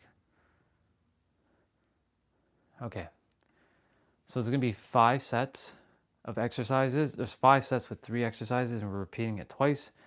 It's gonna be 40 seconds of play, 20 seconds of rest. So work, the word work doesn't exist for me. It's called play. Thank you so much for that. I appreciate it. Appreciate you. Thank you, sister, for that. Just distraction. That's all that is. Just distraction. We don't require that. So yeah, there's 5 sets, and there's gonna be 3 exercises for those 5 sets, and we're repeating that 2 times. So when we finish the first set, like once, we're gonna be repeating that set again. So the first is gonna be shoulders for sure. I can already tell you it's shoulders. So you're gonna be doing pike push-ups, and then it's gonna be for 40 seconds of play, 20 seconds of like rest. And then we have a 2-minute finisher. And there we go. That's about it. So you'll follow along on screen what I'm showing you, and then we have 10 minutes of abs afterwards. And then I have 55, I'm gonna be using my resistant band to do some extra stuff. You could follow along with that if you choose, but the main thing is to do 30 minutes and that 10 minutes of abs. So this is gonna be about 40 minutes. So with that, if you're all ready, let's go get this thing. So I'm gonna put on some music.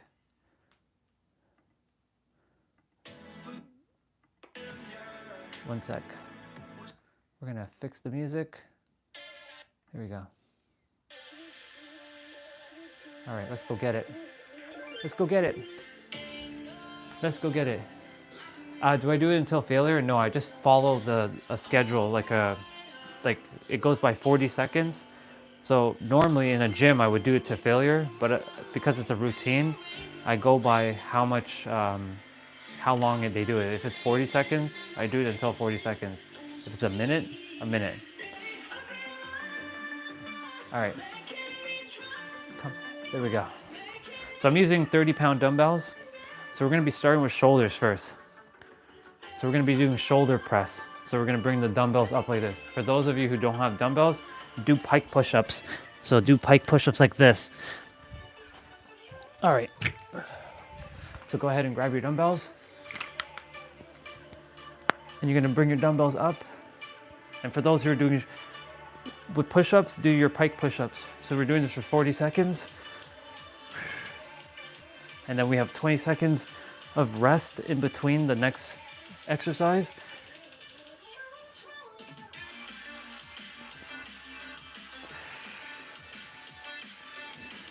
So I'm using 30-pound dumbbells. These dumbbells are very big, as you can tell, because these dumbbells are actually adjustable dumbbells.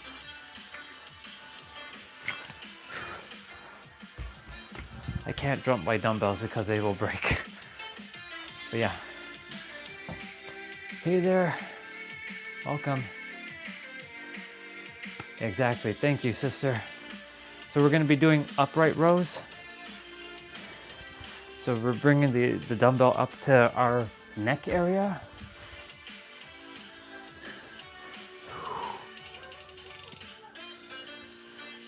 So these are called upright rows.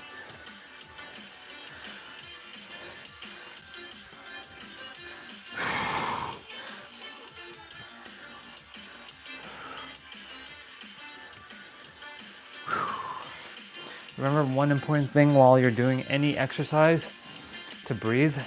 And I share that to remind myself to breathe. Breathe in through your nose and out through your mouth. And remember, in between each exercise, you got to take some like extra break. It's okay. So we're gonna do 45-degree press. So we're gonna grab the dumbbell. We're gonna try one dumbbell, and we're gonna press like this. So as you can see, I'm in a 45-degree angle, pushing the dumbbell up.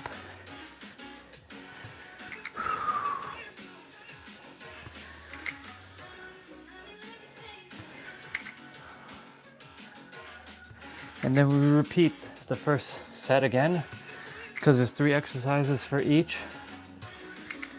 So we're just doing shoulders right now. So for those who are doing push-ups, you'll be doing pike push-ups 3 more times.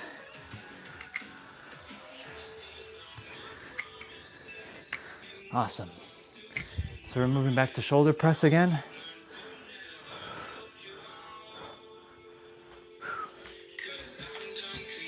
Thank you again, sister. I appreciate you for that, for earlier.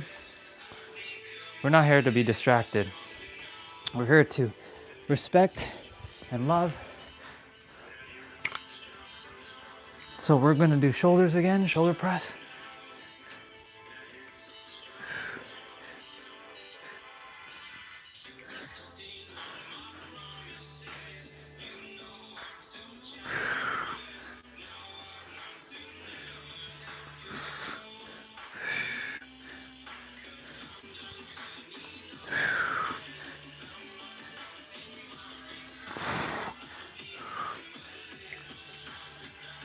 Ooh, I failed there. It's okay. That happens. And that wasn't a fail. That was more so like I was at the failure point.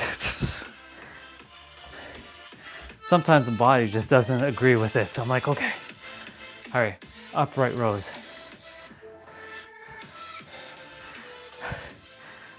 Thank you, sister, for that. All right, upright rows.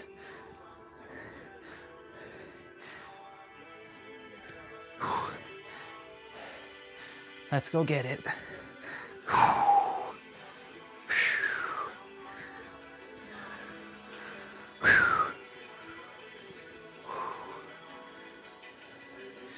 When you move your body every day, it does so much tremendous efforts for your mind and your body. You have the mind-body connection. It builds mental fitness and physical fitness. I'm doing great, brother. How are you? Just doing my playout. I should move this back a little bit. There we go. I'm doing great, brother. I'm doing very great. We're gonna take the dumbbell and raise to the top, 45-degree angle. I'm doing great. Brother, how are you doing? You doing good? I trust you're doing good.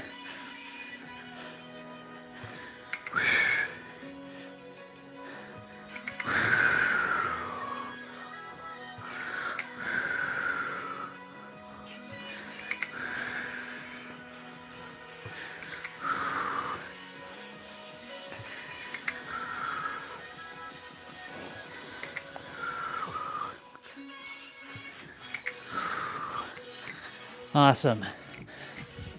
Anytime I stop, you guys put down the dumbbells or you stop your push-ups.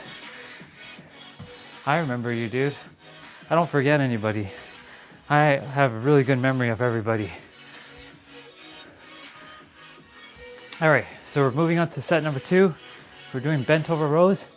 You're gonna take your dumbbells and bring it towards your abdomens like this. So we're doing back now. For those of you who are doing push-ups, you're doing regular push-ups like this, regular. So this is working on your back.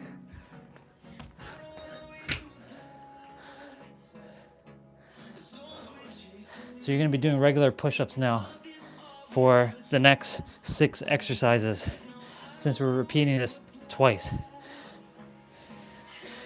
Or for the next 5 now. So remember, you're doing standard push-ups.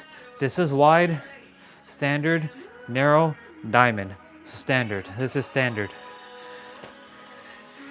Okay, so we're doing renegade rows. For those of you who have the dumbbells, renegade rows, you're gonna bring your dumbbells down on the ground like this.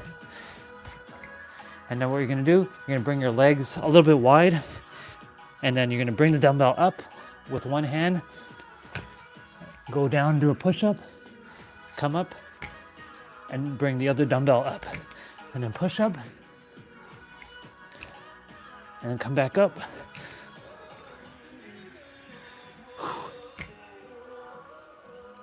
And just keep repeating that. So each of these exercises for 40 seconds and then 20 seconds of pause in between.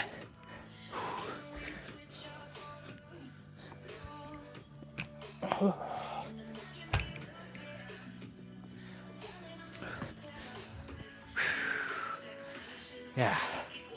So we're going to be doing something called dumbbell swings. So you're going to take the dumbbell, and you're going to go like this. You're going to go down and come up like this. All right, let's start. Just make sure you have a good grip on your dumbbells. You don't want to send these things flying, because wherever you send this, you'll probably smash something. Make sure you have good grip.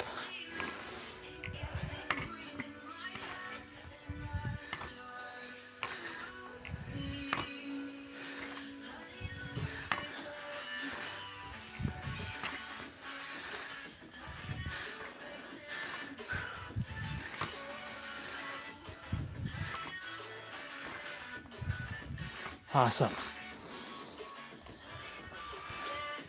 All right, so we're doing bent over rows again. So for those, again, we're doing standard push-ups.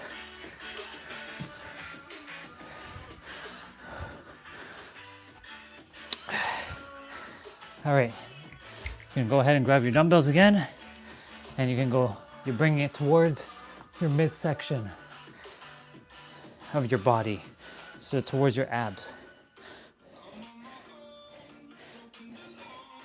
So it should look like this.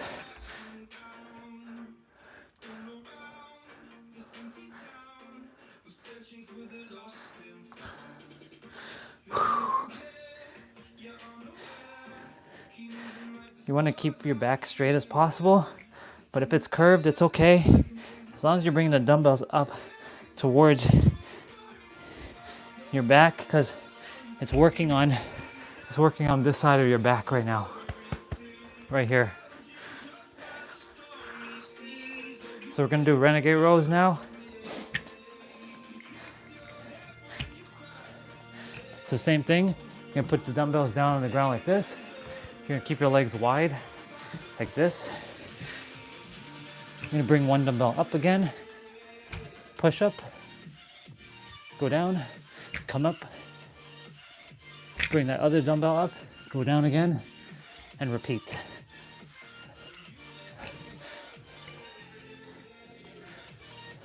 The reason why you're keeping your legs wide is to give you more stability. You can definitely not keep your legs as wide, but you will lose a little bit of balance. So keep your legs as wide as possible, and you will have more more balance. So we're gonna do dumbbell swing now. We're getting there. We're already 33% done, just so you know. 34 now, 34% done. All right.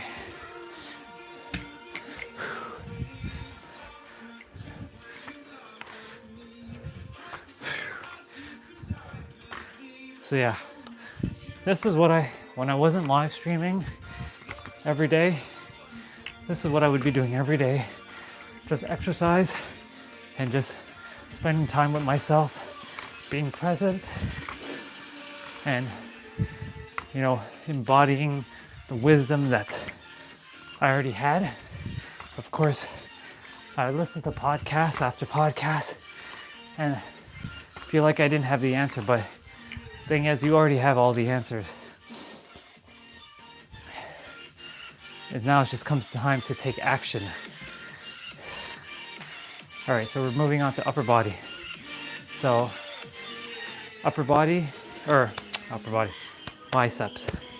So you're gonna be doing tricep push-ups. So remember, wide, regular, tricep, or narrow. So you're gonna be doing narrow. And you're gonna go down, so like this. So this is narrow push-ups or tricep push-ups. So it's narrow like this, not wide like this, not regular, but narrow like this. You're gonna be doing this for the next 6 exercises. For those who have the dumbbell, one sec.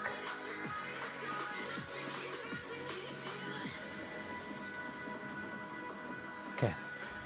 For those of you who are gonna be doing bicep curls, so you're gonna grab your dumbbell. You're gonna grab your dumbbell and you're gonna curl and twist up. So it should look like this. You're gonna curl the dumbbell upwards. Let's go get it.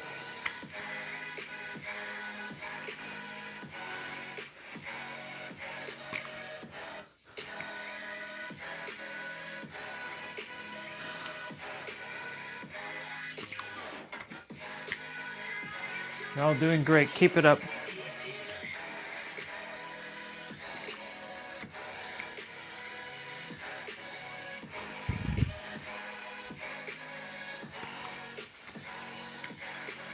This one's a little bit longer only because I chose to do during the rest break a little bit of extra.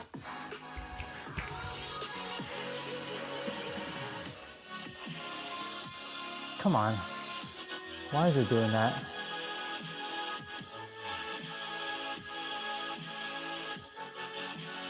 All right.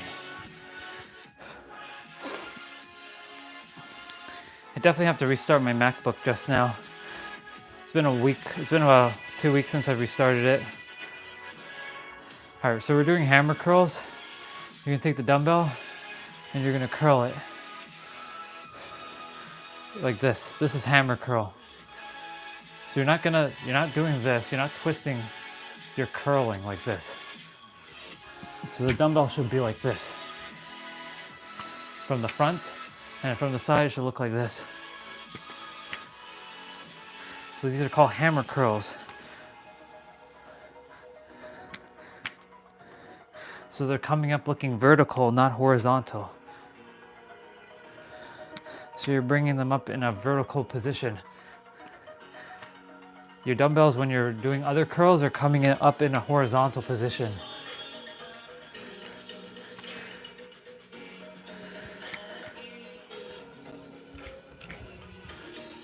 Shake it out if you want. If you desire, grab some water, drink it. So we're gonna be taking one dumbbell and curling it now. So this is where the dumbbell would be horizontal, not vertical. Vertical is like this, horizontal is like this. And you're gonna curl one dumbbell with both your hands. So it's gonna look like this.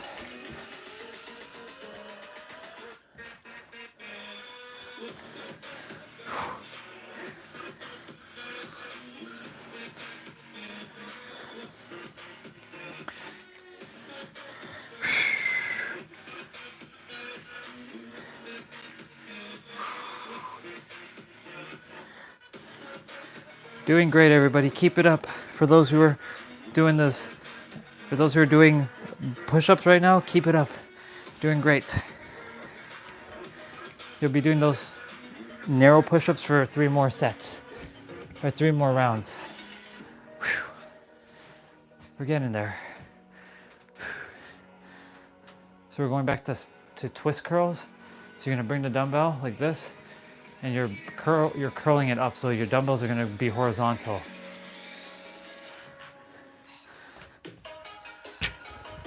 One of my favorite songs, Superhero.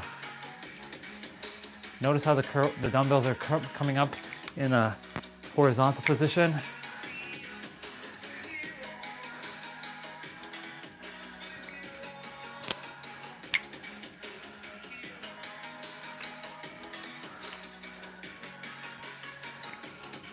And then we're going to do hammer curls where the dumbbells are going to be coming up in a vertical position.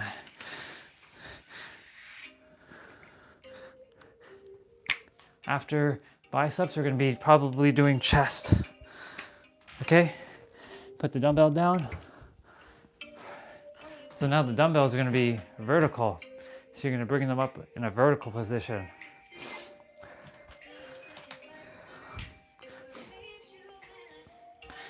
All right, we're already 50% done. Halfway, and we're almost there. So halfway done. All right, so vertical now. So the dumbbells are not turning. They're staying vertical when you bring them up.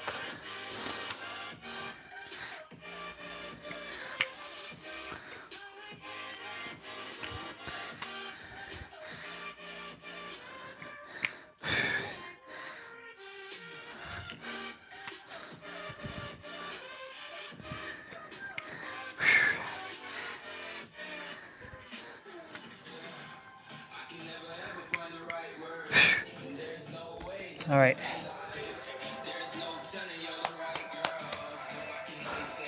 All right, taking one dumbbell and curling it again. So you're gonna hold the dumbbell with one hand, or both hands, from the side and curl.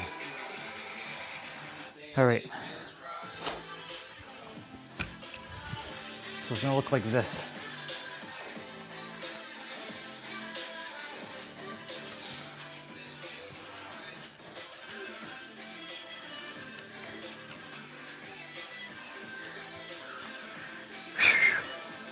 Remember to breathe.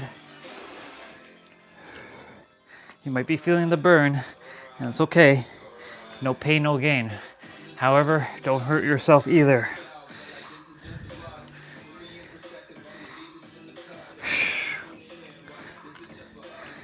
No pain, no gain. As well, don't hurt yourself. Challenge yourself, don't hurt yourself.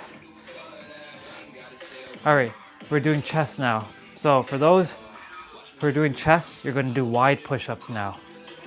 For us who are using dumbbells, we're doing twist press.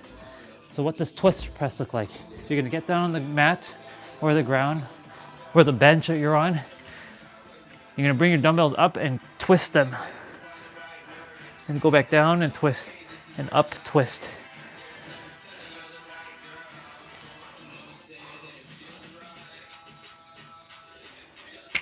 So when you're twisting, bringing it up, you really want to squeeze your chest muscles together.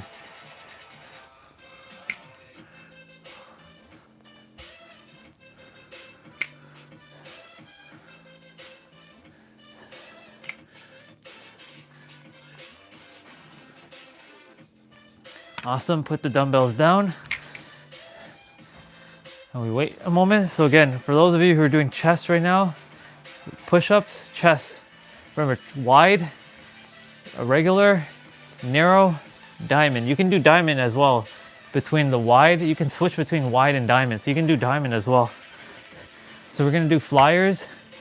So we're gonna take our dumbbell, bring it as far down as we can. Now, of course, my elbows are gonna touch the ground, but I'm gonna do my best not to hover, have my elbows touch the ground and have it hovering over the ground. But that would be my limit. If you're on a bench, you basically have extra movement here.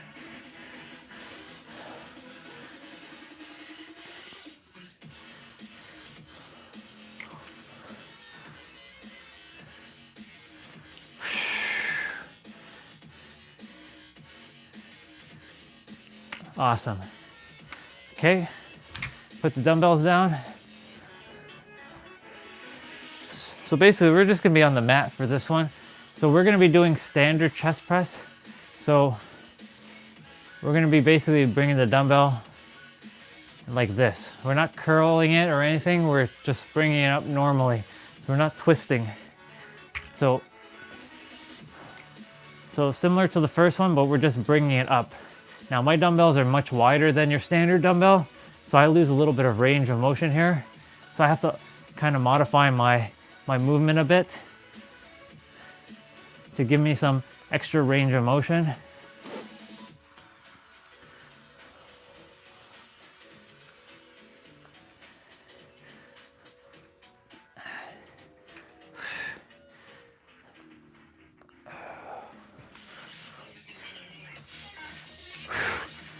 Oh man, so good. All right, so now we're gonna do flyers again. Or sorry, we're gonna do the twist chest. So we're gonna bring the dumbbell up and twist, twist. So you might be feeling fatigued right now. Shake out your arms. Give your arms a little bit of shaking. All right, here we go. Bring up the dumbbell and twist.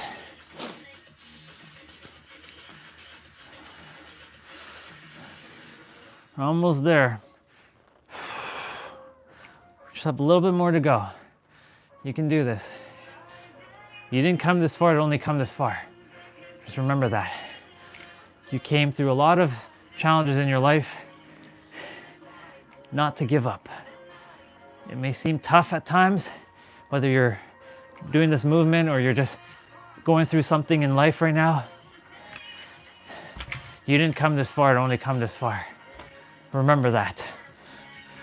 So we're doing flyers now. You're taking a dumbbell like this.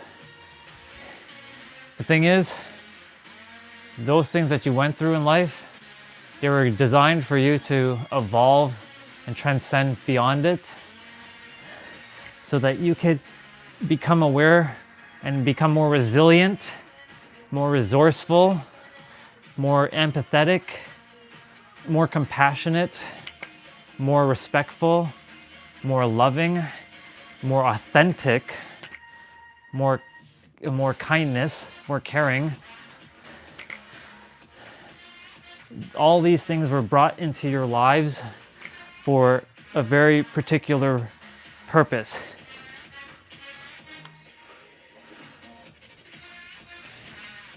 For me, mine was to be more grateful, to have more empathy, to understand everyone, to have more compassion for myself and others.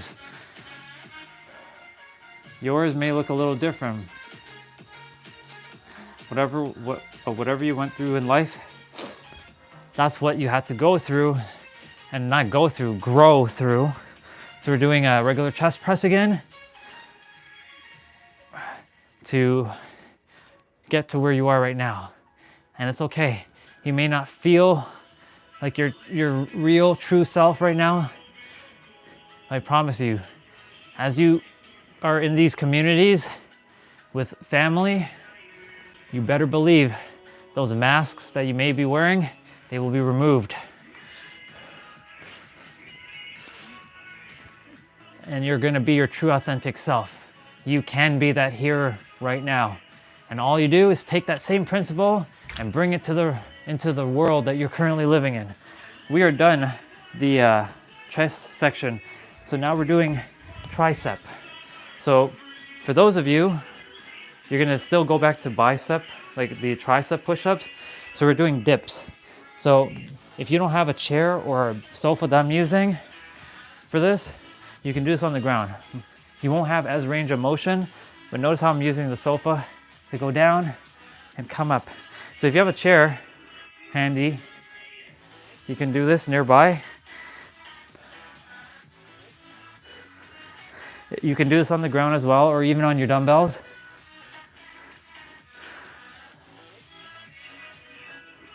So these are called tricep dips.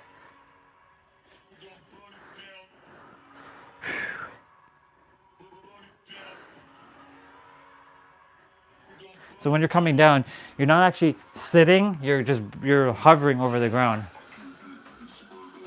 Almost there. So we're doing overhead tricep, what's it? Overhead extension, sorry. So what that looks like is like this. You bring the dumbbell over your head. You actually do this while you're standing up too, or on the knee, and you bring the dumbbell far back and you bring it up like this. So you're bringing it above your head, kind of like that, and then bringing it back behind your head towards your neck, and then bringing it back up. If this is hurting, you can simply put it down for a moment, shake it out, and bring it back up. And I did that because I was feeling a little bit of a strain. Some days you'll feel it more than others. All right, so we're doing tricep press. So similar to the bicep, the chest press, we're actually bringing a dumbbell up like this. So it's gonna be vertical like this instead of horizontal. It's gonna be vertical.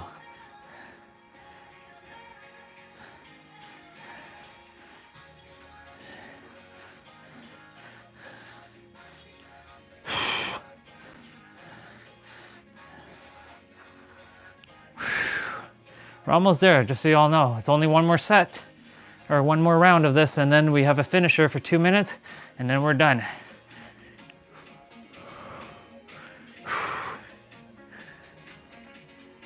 Ooh. Okay.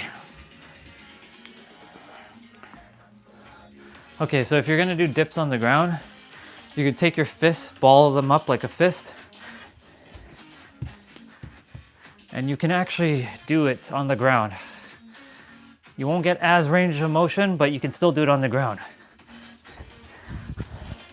I'm gonna use a chair, my sofa here for it.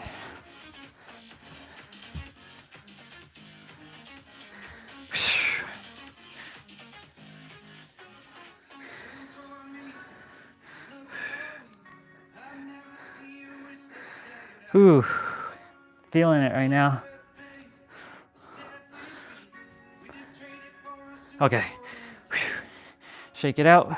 For me, I was feeling it there, so I had to like pause for a moment, get right back into it.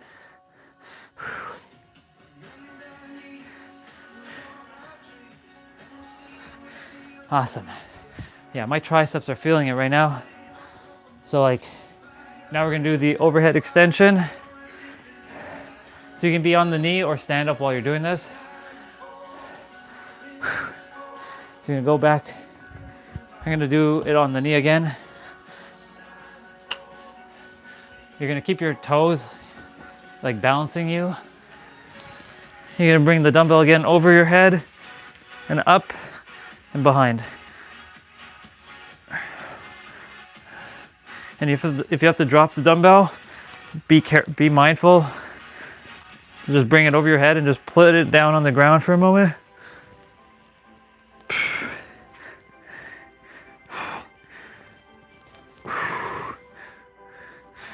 Even though I'm in a little bit of strain, I'm still having so much fun. Oh man. And then we're gonna be doing tricep pushes again. Okay, we're almost there. Almost there. We're at 90%, just so you all know. So 10 more percent and we're done. The 30-minute upper body play out. There's still gonna be 10 minutes of abs. So after this, we're gonna have a finisher for 2 minutes. A finisher comprises of multiple exercises. It could be body weight, it could be with weights, and there's usually no rest in between each of those exercises. So that's where you're gonna give it your all.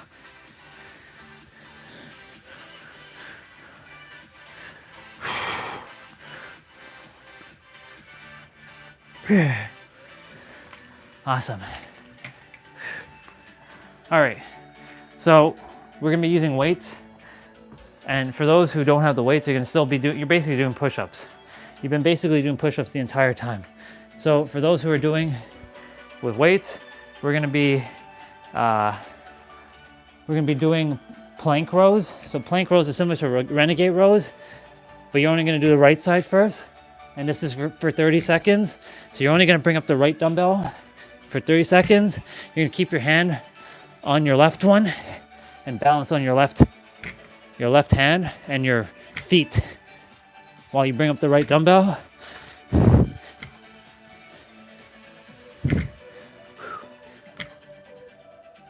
All right, we're switching to the left side now. So you're not gonna bring up the dumbbell on the right hand, only the one on the left.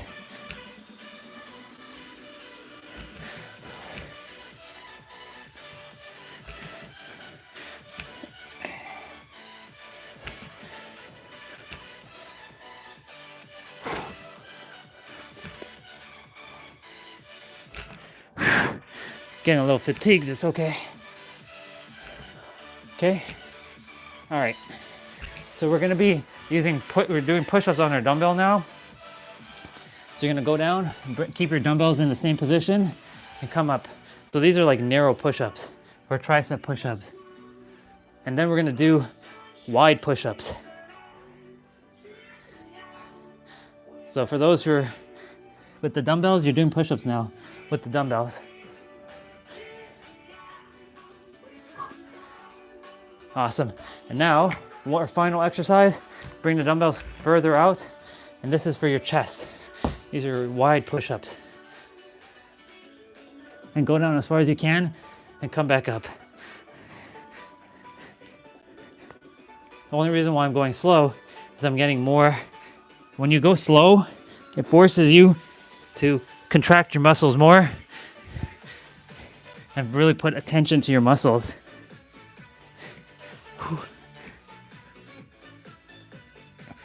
And we are done the 30-minute upper body play. You did great. Look at that. Amazing. That was 30 minutes. See, 30 minutes is all you require, really. Good job, everybody. Give yourselves a round of applause. You can do that as well. But I'm not done. We're not technically done. If you choose to do abs with me, let's go do abs. We have 10 minutes of abs, and then you can be done. But I'll have 55 resistant band curls to do with my resistant band, and 55 resistant band tricep pull downs using the top bar of the bed. And this is how I use my room as a workout equipment or playout equipment. Thank you, dumbbells. I appreciate you. All right, I'm gonna adjust the mat.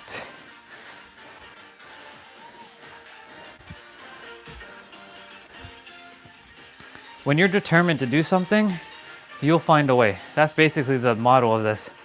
When you're determined to get things done, you will figure out a way. You'll figure out the how, trust me. For me, I have to figure out how is I gonna get like my playouts done at home and like record stuff. Sure enough, I'm doing it. All right, because I was determined enough to go figure it out. All right.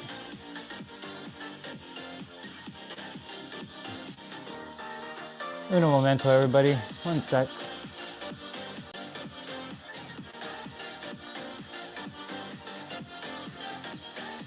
All right.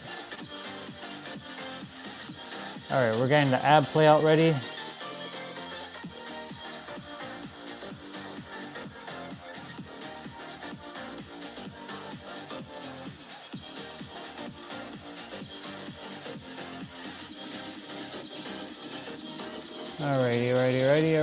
Alrighty. Let's go get it. So we got 10 minutes. There's gonna be barely any rest in this ab play out. I'm just gonna let you know. It's 30 seconds of rest, or 30 seconds of play, 5 seconds of rest. So you're literally going from one to the next. I'm waiting for the ad to finish playing so I can load the video, drink some water, because we're getting straight into it.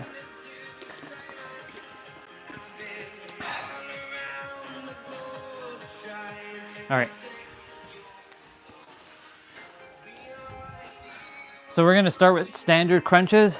So you're gonna keep your back as flat as possible on the mat or the ground or your bench, wherever you are. Keep your back as flat. Now, disclaimer, ab routines do not give you your abs. They help you with core stability so that you can lift heavier dumbbells. They do pop, yes, but what that really is lowering down your body fat percentage, and that is all based on nutrition and your sleep as well. How much rest are you getting? Are you stressing? Are you not stressing? Like, there's good stress and then there's bad stress. Bad stress is like you're stressing about things that are like negative. By the way, we're doing flutter kicks. So you're gonna keep your hands underneath your butt and you're just kicking. You're not going like this. We're doing this. And it's for 30 seconds. And good stress is like when you're moving your body like this. This is good stress for your body, because you're challenging your body. Bad stress is like worrying about the future, worrying about the past, thinking about things that are negative, like the news or society, like causing problems in the world. Focusing on your inner world and getting enough rest, eating as best as you can, and moving your body every day, I promise you, you'll feel just awesome. That's the best way I can say it. We're doing leg raises here. So next exercise is, we're gonna be sitting up, but we're gonna be kind of leaning back a bit. So we're kind of in a leaning position. Bring your hands to our head and bring your elbows to meet our knees.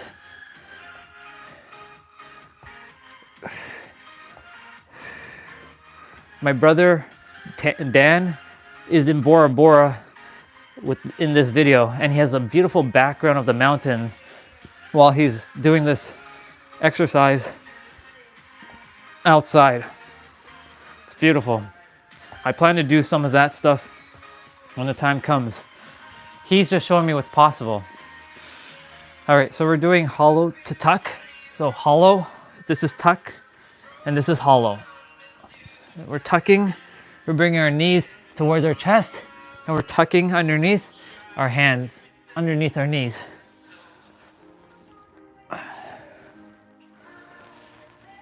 Now, as you can see, I'm at the limit of my bed and this sofa that meet, kind of.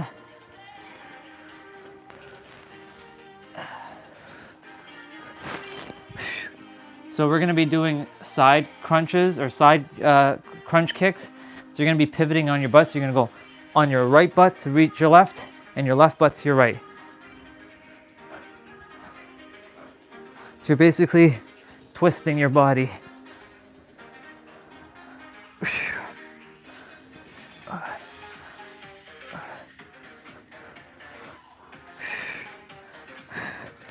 Whew. You got this. Ugh. Dang. Sometimes I feel it more than others. Some days it's a little bit more challenging, but it's okay. We do it. So we're doing tabletop crunches where we reach behind our knee, where you could call it the Charlie horse, and touching our hands. So we're keeping our legs perpendicular in a 90-degree angle. And bringing yourself up, like bringing your head towards your knee, really contracting, sucking in, pulling in your navel, bringing in your belly button into your spine. So we're doing reverse crunch. So we're just bring our hands underneath our butt again.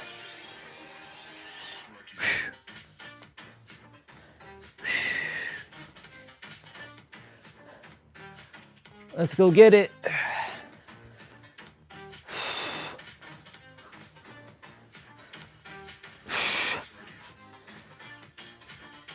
after we're done the play out, I'm gonna get me my protein shake, and then I'm gonna go grab something to eat. All right, so we're doing Russian twist. So you're gonna bring your feet up. You can keep your feet on the ground. If you're keeping it on the ground, lean back a little bit more and touch each side. If you're keeping it up on the ground, balance on your butt, of course, and touch your hands on each side. You can also do your elbows like this. Do whatever feels called. We're already 52% done this, so we're already halfway done. So we're doing leg circles. You're gonna be on your elbows here, and you're gonna do like this. You're doing leg circles.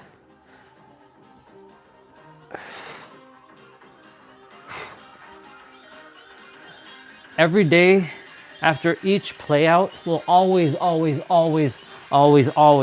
have abs. So every day is basically abs.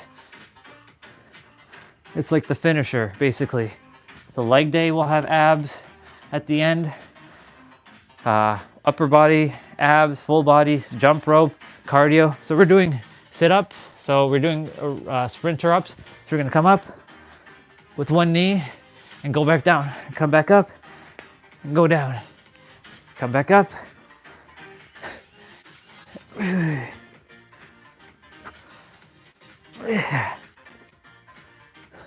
Let's go get it.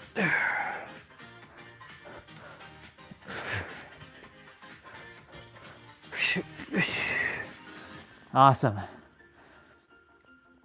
Okay, so we're basically touching our toes and alternating between each toe. So left hand, right foot, right hand, left foot, or left toes.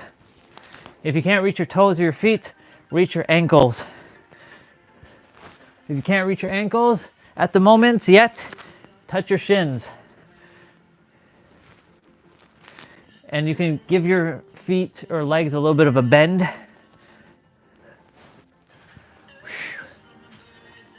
Okay, so now we're doing the leg switch. So instead of the flutters we were doing earlier, we're bringing each leg down and then back up and alternating.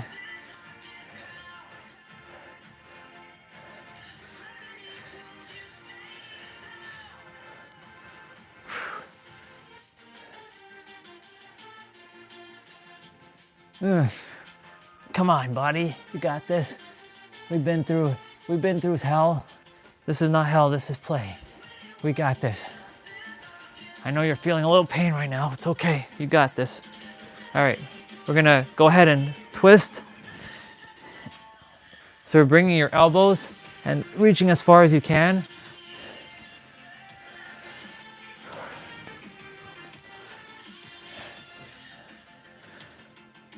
Remember, body, we ain't done though. After abs, we still got 55 resistant band curls to do, and then 55 resistant band pull downs. Okay, what's next? Okay, so we're gonna be on our right forearm, and we're gonna be balancing, and you can put your hands on your head, on your hips. You can keep it up in the air like this, or you can give yourself an extra little bit and stretch.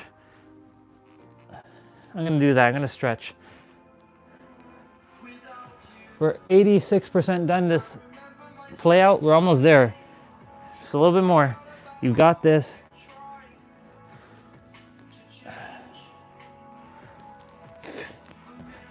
We're gonna get on to the other side now. So we're gonna go on our left forearm. Do the same thing. So you can keep your hands on your head, on your hips, in the air like this, or even reach like this. Whatever you prefer to do. If you're having a hard time balancing on your foot, keep one foot behind and keep the side that you're on the front and the one on the back.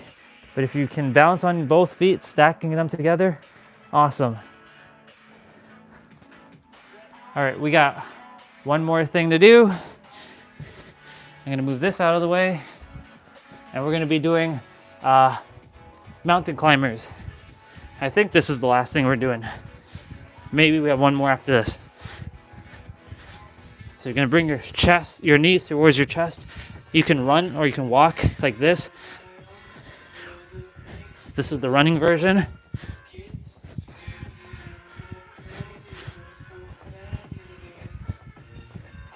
Nope, this is the last one. That's it. That's the routine.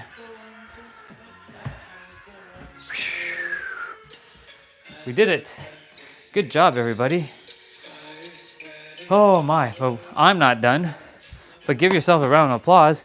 I ain't done though. Now, I do this for my triceps and my biceps to keep them kind of defined.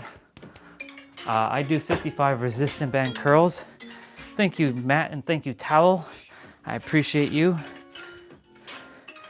Always make sure that I fold stuff up, put it away as nicely as I can.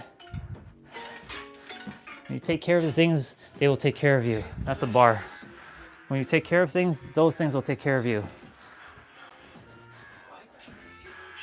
All right, so I'm gonna be using this resistant band. So what is a resistant band? It's similar to dumbbells, and it's stretchy, and it creates resistance. The more you pull it, the more resistance you have. And if you take a little bit of it, you'll get even more resistance. So essentially, this alone can replace an entire gym. If you really desire, this can really change. Yeah. Welcome back, Akshat. Welcome back, dude. All right. So, how do I use this? So when it comes to curling, notice my feet, they're together right now, and I can pull easily, no problem, see? However, if I stretch the band out with my feet like this, now it becomes harder to pull up. You notice I'm having a little bit more struggle just to pull it up. So basically I'm gonna be doing 55 of these curls. I'm gonna be curling like this. And I do count by tens. And we go 1, 2, 3, 4, 5, 6, 7, 8, 9, 10. 1, 2, 3, 4, 5, 6, 7, 8, 9, 20. So on and so forth until I hit 55. After that, I'm gonna put this on the bed and do resistant, resistant band pull downs. So it works on the tricep, which is the back muscle. So this is biceps, next is tricep, and then I'm done. All right, in 3, 2, 1, let's go. 1, 2, 3, 4, 5, 6, and you can follow on 7. If you have your dumbbells, get lighter dumbbells, 8, 9, 10. 1, 2, 3, 4, 5, 6, 7, 8, 9, 20. 1, 2, 3, 4, 5, 6, 7, 8, 9, 30. 1, 2, 3, 4, 5, 6, 7, 8, 9, 40. Oh my goodness. Sometimes I stop at 40 for a moment, shake out my arms. I got 15 more to go. Come on, let's go. 1, 2, 3, 4, 5, 6, 7, 8, 9, 10. That's 50. 1, 2, 3, 4, and 5. Oh my God.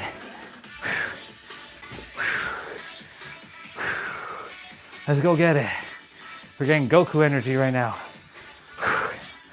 All right. All right. I'll drink water after this. This is where I challenge myself. So for those of you who make fun of this bunk bed, joke's on you. Because look, I use this as my workout equipment or my playout equipment. Because look, I get to throw this around like this and use this as like a tricep pull down machine. So basically, I'm gonna put the resistant band in between my wrist and I'm gonna pull down and work there. This is your triceps. And so, this is how I use the bed. Is that song I've never heard this song. It sounds weird. Oh, I have heard the song. I just don't get there that often. Okay. So, I'm going to take a little bit of the resistance band, I'm going to put it around my loop here, the loop around my wrist. So it's past my wrist. I'm going to grab, if you can see, I'm going to grab a fair bit of it. And I do the same thing with the other side. And I make sure it's balanced. All right, so now that I have the resistance band, I'm going to be pulling down like this. And I'm going to do 55. So 3, 2, 1, let's go. 1, 2, 3, 4, 5, 6, 7, 8, 9, 10.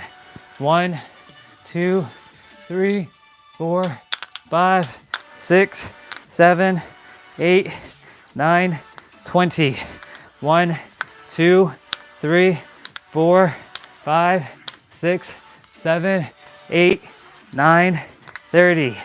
1, 2, 3, 4, 5, 6, 7, 8, 9, 40. 1, 2, 3, 4, 5, 6, 7, 8, 9, 50. 1, 2, 3, 4, 5. Oh my God. We're done. We are done. Now I'm done, actually. I'm completely done. Damn. Ooh. We did it. We did it. Oh my. We did the thing. Good job, everybody. Good job. Give yourselves a round of applause for those who did the thing this morning, or wherever you are, whether it's morning, afternoon, evening, or night. Good job, all of you. Okay, I'm gonna get my protein shake in a moment, but cheers to you for a play well done.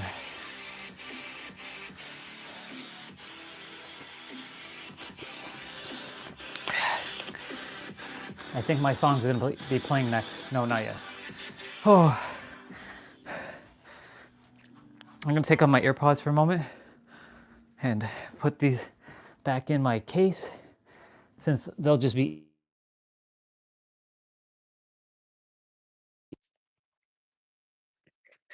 Put the music back on, and the AirPods are having to be recharged again, and it's all good. We did the thing, everybody. We did the thing. All right. I'm gonna quickly go get my protein shake. Yeah. So I'll leave the microphone here for a moment.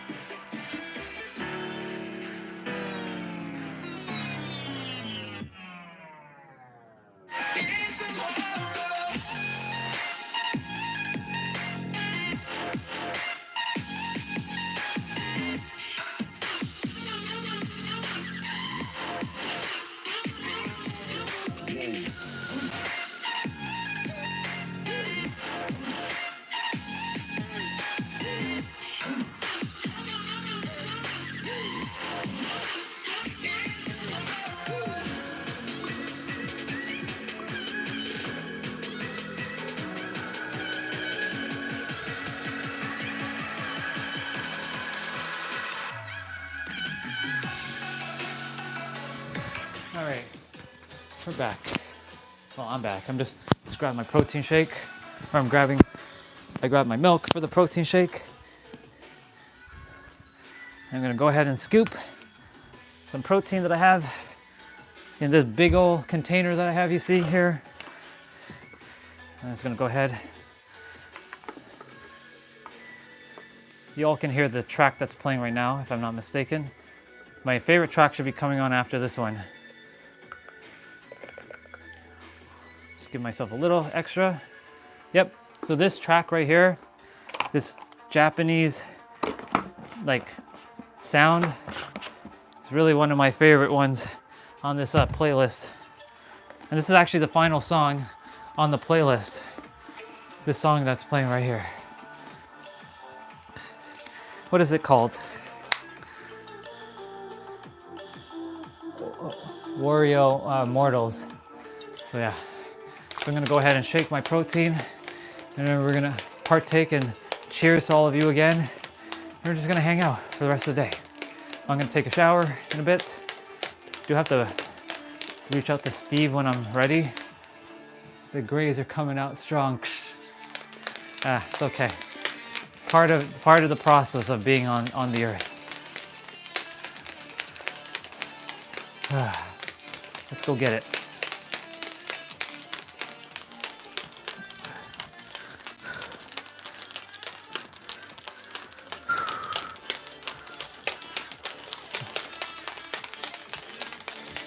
Just shaking the protein because like sometimes like it's still like powder. It's almost done. It's like shaking a martini, but not a martini. I don't drink alcohol.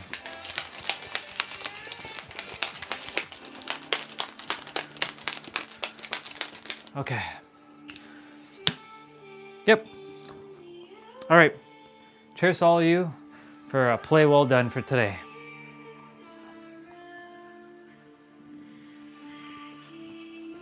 Ah, so good.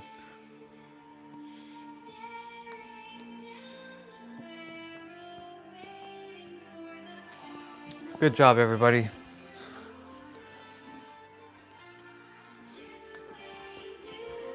I like this song. I let this one play out.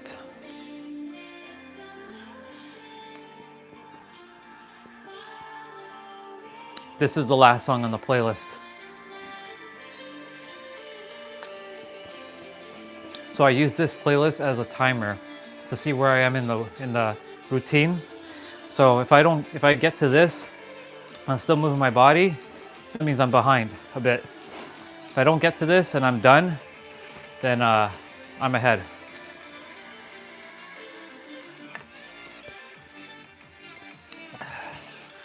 Whew, we did it.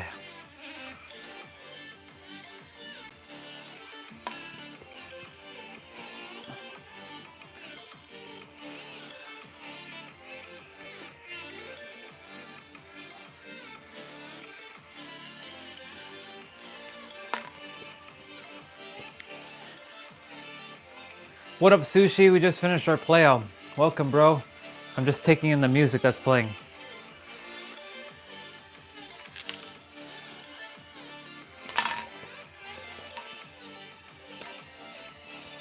I'm always happy.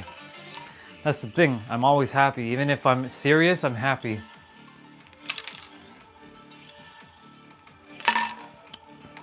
I finished my playout. What's there not to be happy about? I got to like look at these pythons. They're like, "Urgh." Yeah, bro. I'm always happy. It's just a matter of, you know, sometimes like in the live streams, it may not look like I am, but I always am happy. I get to do this every day. Oops. Oops. We don't want to do that. Gotta bring the music back.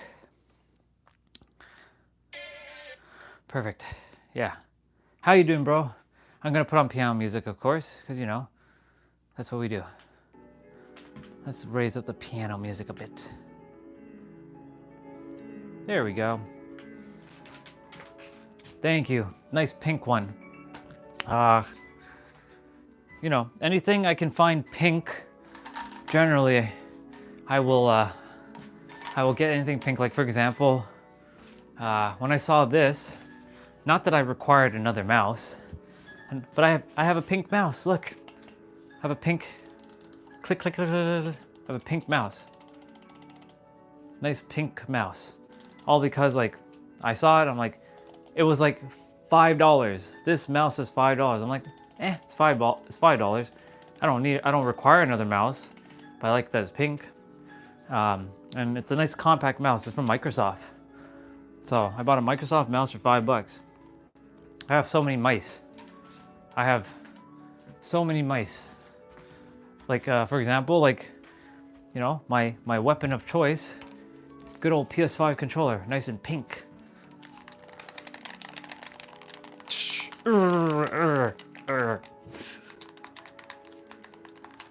But right now I'm testing out another controller, but I still feel like the PS5 controller is this pink one is my jam.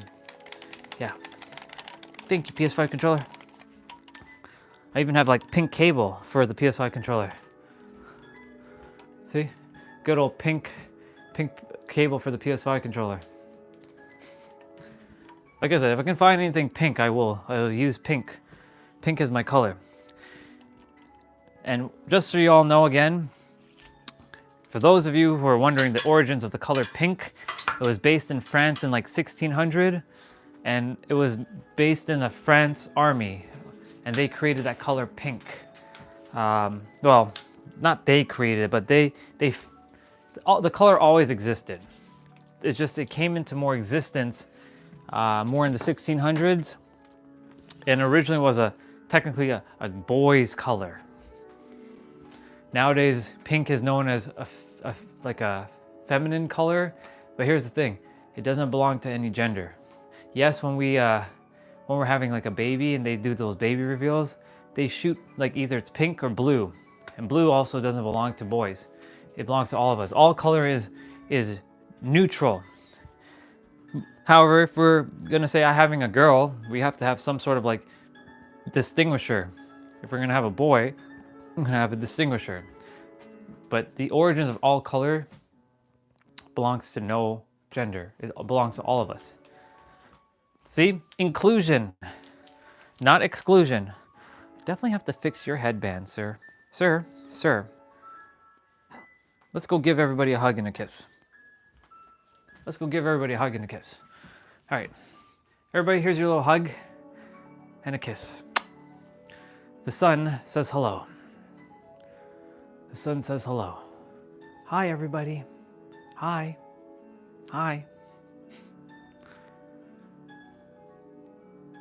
Little feet. I know we had this little, I wish they didn't make the feet, to be quite honest, but hey, it is what it is. It is what it's supposed to be. So yeah, the sun. Thank you, son. Appreciate you. Yeah. We're gonna go grab something to eat just now.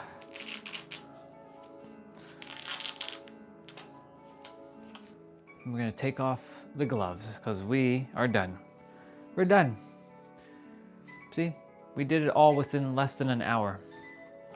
That's what I'm saying. You can get a really good upper body, or you can get a really good routine in every day for 30 minutes.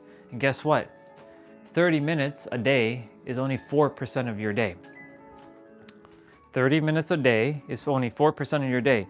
The other 96%, you can use, well, you use it for sleeping, some for eating, for showering, for doing whatever it is that you're here to do on the planet.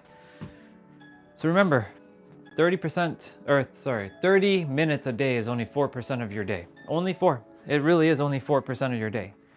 You don't even have to do 4%. You can do 2%. You can do 15%. You can do 1.5% by using 10 minutes a day to move your body. That's that's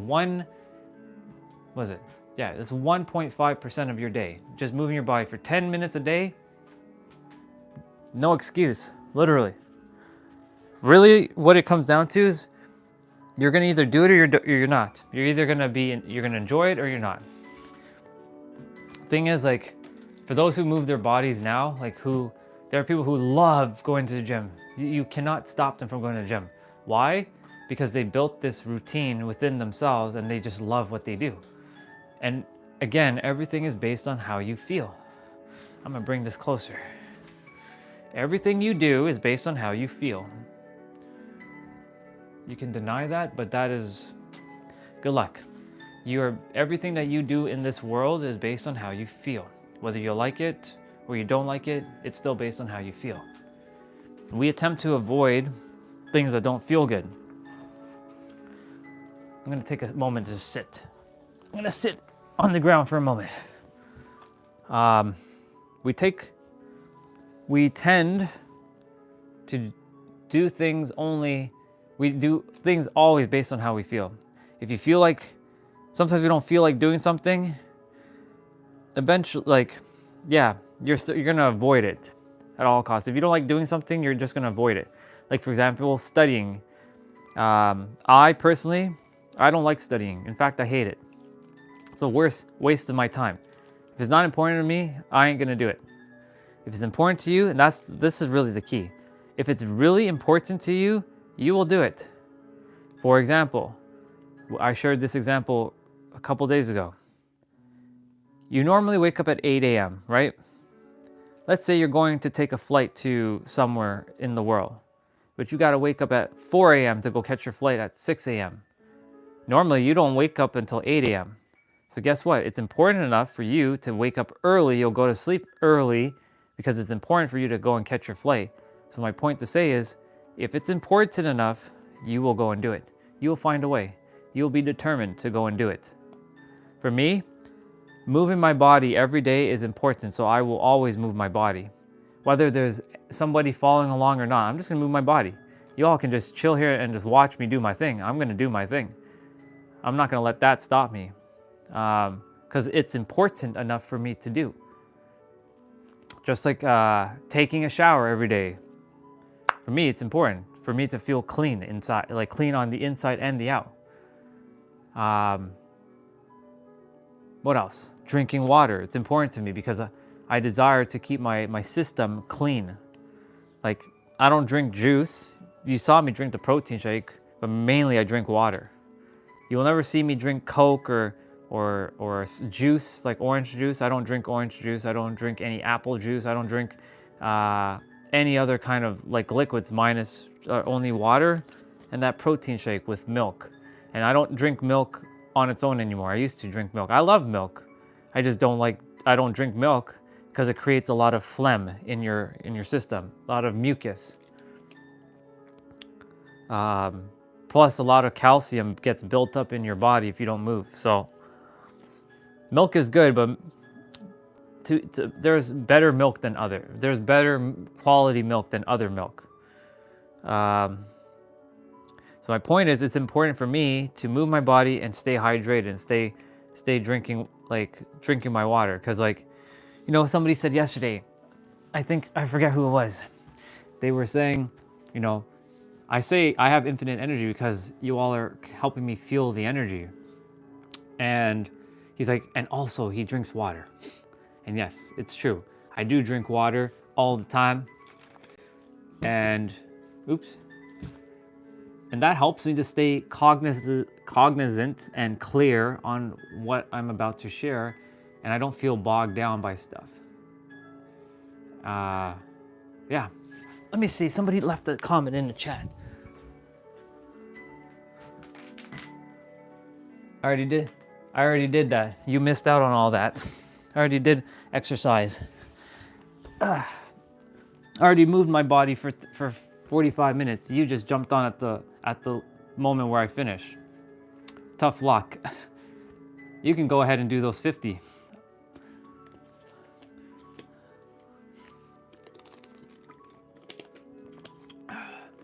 My point to say is, if it's important enough, you'll go do it. If it's not important enough, you're not going to do it. Plain and simple. That's really it. That's what all decisions are, is basically, is it important enough for you to go do or not? If it's not important because you don't have a driving force, you won't do it. Like, for example, when I was going to get my license, I had an important enough drive to go get my license. You know what that was? My soon-to-be, not wife, but we weren't getting married over the internet, but what I'm saying is, she was coming to Canada, and she didn't have no car, so I had to learn how to drive. That was my motivation. It was important enough for me to know how to drive, and I fucking figured it out. So that's why, when it's important enough, you will just go and do it. If it's not important enough and you don't have it's basically known as a strong enough why. Why do you do it? Right now, my strong enough why is to come online every day and do my thing and support every one of you in any way I can. For those who desire to have that love and support, it's important enough for me to press live every day on that phone that I'm using for me to be of service. Right now I can't see the chat because I'm really far away from the phone, but I can see a few of you are tapping something, so I appreciate that. When it's important, because this is so important to me, I'm gonna do it. And I'm not gonna stop doing what I'm doing. This is important to me. If this was not important to me, guess what? I simply would not be live. That's how I operate. If it's not important enough for me to do, I simply won't do it. I don't care what it is. If it is important enough, I will do it. And because I already moved my body, we had a brother there saying, go do 50-star jumping jacks or whatever. I can go do them. But I'm done. I already finished. Tough luck. It's not important. I already finished. Take it or leave it.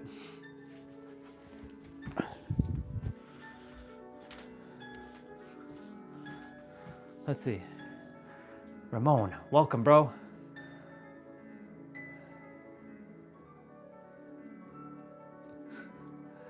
All right. So this dude is to stop yapping. Okay. So guess what?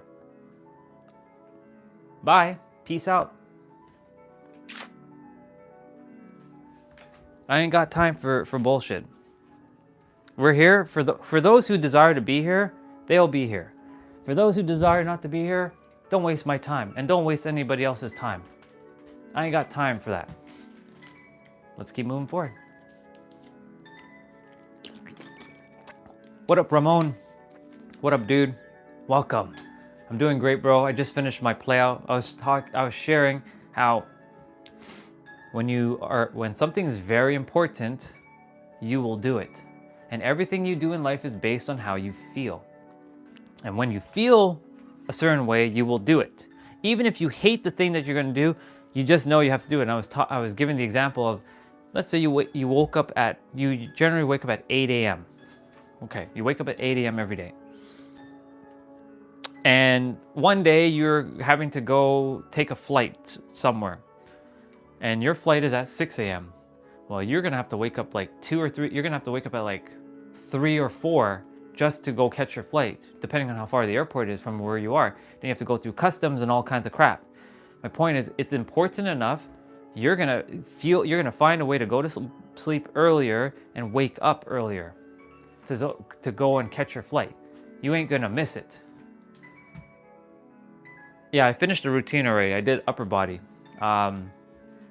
So Sundays are cardio, Mondays are upper body, Tuesdays is lower body, Wednesdays is back to upper body again, Thursday is the active rest day, which is just abs. Friday is Friday is full body, so upper and lower body. Saturday is jump rope, and Sunday is cardio. It's in the description of every video. I just haven't changed the description. It actually shows, like, if you hit the description, yeah, dude, 30, 40 minutes is enough. If you have hours to spend in the gym, you can go to the gym and do it. If you have the hours. If you don't have the hours, 30 to 45 minutes is more than enough. You don't have to go grinding for like hours and hours. Look, I'll show you right now. My brother on YouTube, I'm gonna open up one of his videos. I'll just open up his channel. Not even just him, I'll open up two YouTubers that I follow. They're in shape because they do it only for 35, 40 minutes. And they just eat healthy. Really, a lot of this comes down to, your health and like how you eat and rest. And then I'm gonna open up her. I'll show you. I'm gonna point the camera to the computer in a moment. Just gonna go to their channel.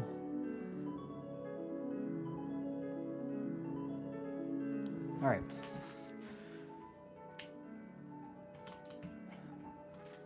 All right, so I'm gonna show you. So these to Tiff and Dan, my brother and sister. I know them personally. I follow their stuff now more than ever because like they still make videos every day or at least once a week. I just change the routine up. So like I go to videos and I just follow like, look, 35-minute complete full body dumbbell workout, or they do like HIIT workout without any equipment. They do abs, that's who I follow. So like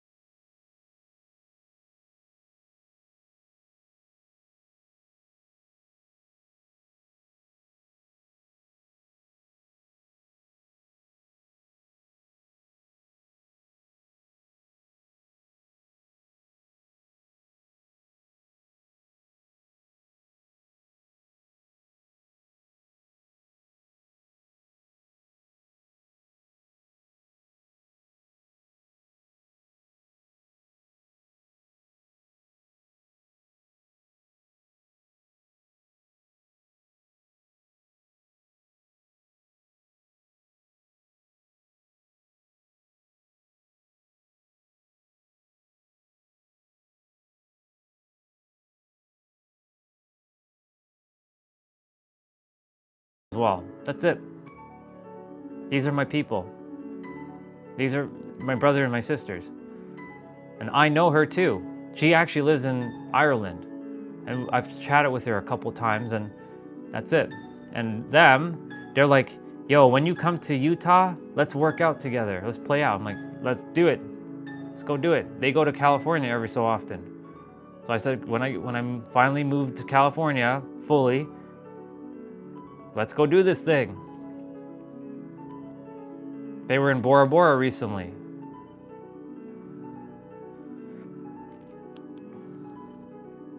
Yeah. So, those are who I follow. I was sharing, oops, let me fix you guys. I was sharing that 30 minutes a day is only 4% of your day. 4%. 15 minutes is only 2% of your day. So think about that for a moment. Put that in perspective. 30 minutes a day is only 4% of your entire day. Out of the 24 hours a day, that's only 4%. So imagine you did 15 minutes. That's only 2%. Imagine you did 10 minutes. That's like what, 1.5% of your day? How does working and eating affect your mental? When you say working, do you mean working as like doing a job or doing a routine? Because I can tell you, if you're talking about like working, if you hate what you do, it's gonna affect you mentally. Like I hated IT. I hated what I was doing for a long time, and I was eating crap to compensate, to make me feel good. And that crap that I was eating was a sugar rush to make me feel good, and then it became a nasty cycle. So for example, you hate what you do, so you're gonna the playing routine. Okay, so with the playing routine, it helps with your mentality, because when you're moving your body, a lot of it is mental fitness, right? Because let's say you're having to hold the dumbbell, you're challenging yourself, like I'm pulling the dumbbell. So like, yes, your muscle is getting the exercise, but your mind is the one that has to like tell the arm, move the dumbbell up and down or curl it, right? So it's also mental fitness. So that's why when you're exercising, it's helping with this as well too, mental fitness. It's really mental fitness and physical fitness all in one. Even emotional, because emotional is tied to both physical and mental. So it's technically a 3-in-1.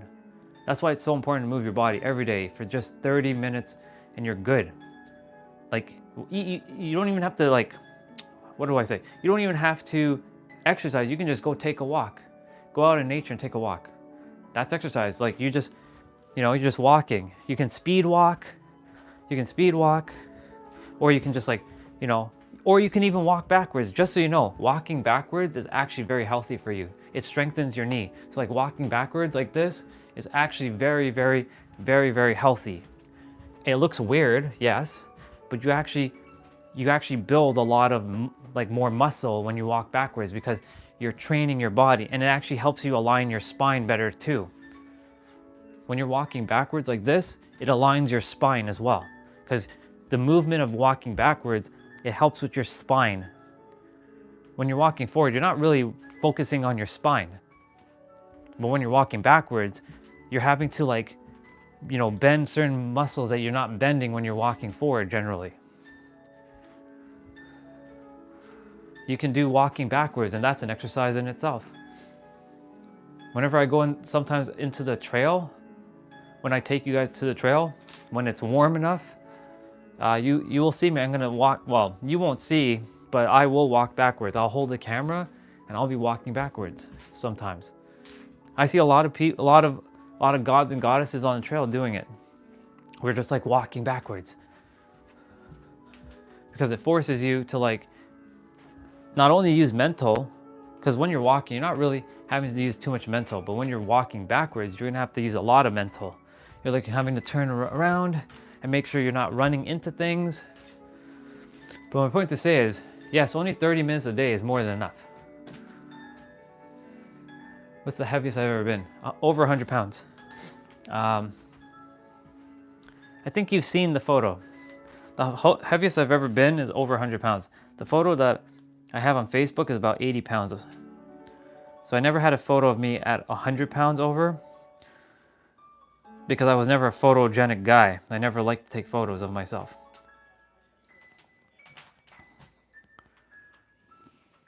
So yeah, that is about 80 pounds overweight. I didn't see it, Tiny Problem. Welcome. I was just in the flow. My bad. Hi, sister. Grateful for you. Love you. Glad you're here. So yeah, this is about 80 pounds. But the heaviest I've ever been over is 100 pounds. I was 100 pounds overweight at one point. And that 100 pounds, well, let's just say I couldn't fit in my suits. And I was attempting to fit into these suits. I was attempting to fit into these suits that couldn't fit 100 pounds extra. Like, it was like ripping. Welcome. I know, Jose, you were here. Hello again, brother. Hello again, brother. I know that you're saying hi to everyone, but I'm saying hi to you. Love you, brother. So yeah, Ramon,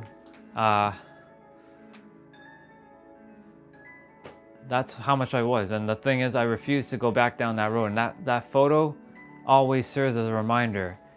Do you desire to go back down that road or not? The choice is yours, Andre. You can go back down that road, but you know where that's gonna lead you. That's why I'm so grateful to my colleague back in 2018. You know what that photo was? That photo, the one where I'm overweight, what that was meant for? A dating profile photo. And he's like, come on, dude, let me take a good photo of you. He just got the new iPhone 7. And yes, I said 7, not 16, iPhone 7.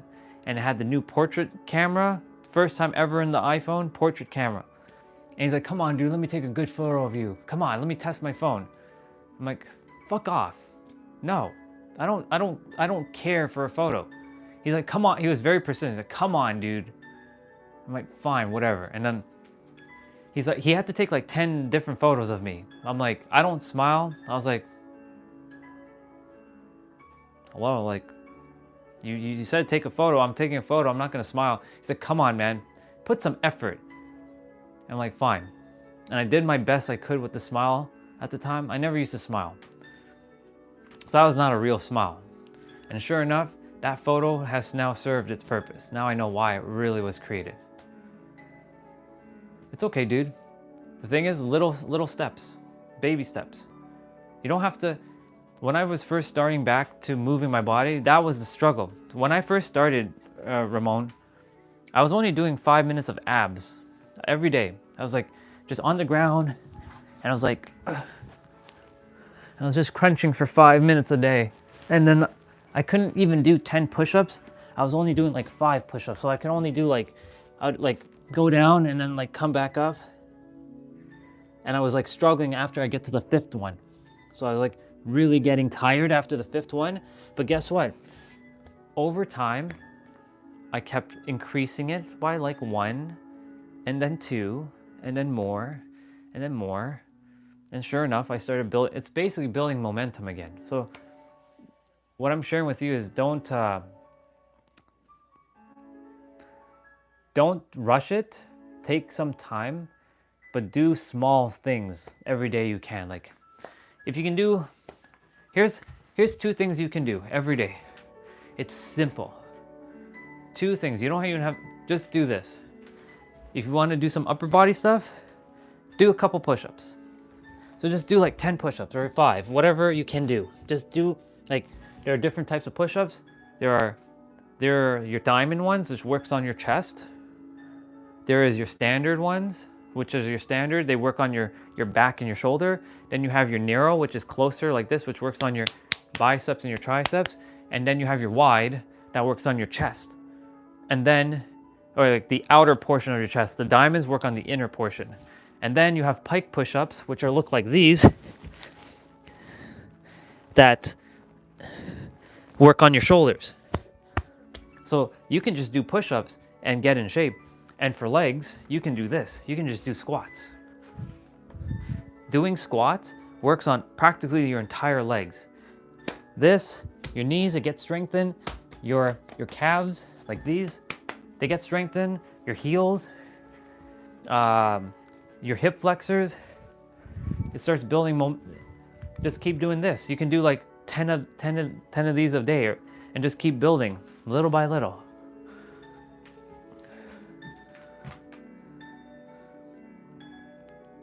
Yeah, just little steps. Just tiny steps. I know you said you did exercise back in the day. So to start back, start small. Start with push-ups and squats. Start with push-ups and squats and then build from that. That way, you're at least giving your body, you're building the muscle again. When I say the muscle, the mental muscle, hey, he's gonna move his body today, so let's help him move his body. That's how I had to start. I did 10, yeah, consistency. Well, that's the thing. I was sharing with you, or I think you jumped on after I shared this, that,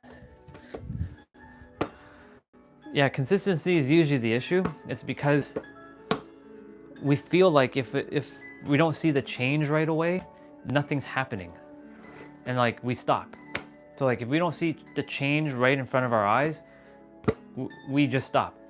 So my point is just to just keep doing it. Even if you don't see change right away, I promise you, you just keep doing those things every day for a month or 2, you're gonna start to see the difference. It's gonna change. The thing is, what I was sharing too is it important enough for you? Because everything you do is based on how you feel. And if you don't feel like something, you ain't gonna do it. That's just plain and simple. Nobody can force you. If it's not important enough for you, then you simply won't do it. Yeah, go for it, dude. I know you can do it. Every one of you can. Like I said, I didn't just, when I first started, let's just put it this way. Everything happened on October 6th. Like when I got that awakening in the evening time after I saw that motivational video, I was like, you know what?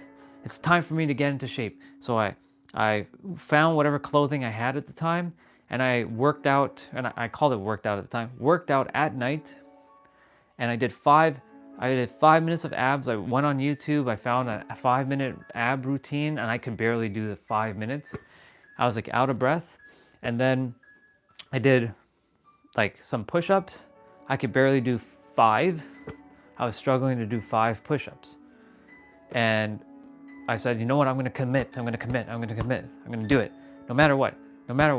That Miss Angel, like her death was fresh. And it was continuously to be fresh. Like she's gone now.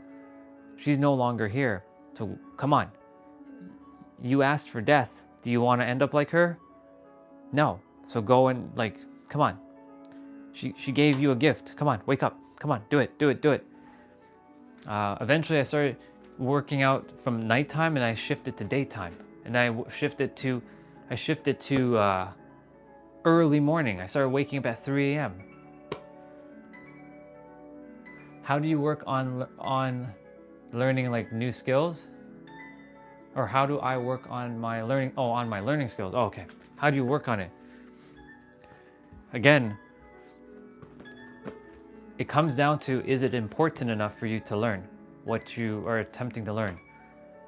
Because everything, again, in life that we all do is based on how we feel. If you don't feel like doing something, you will simply not do it. Or you will avoid it, or you'll procrastinate. I procrastinated a lot in my life.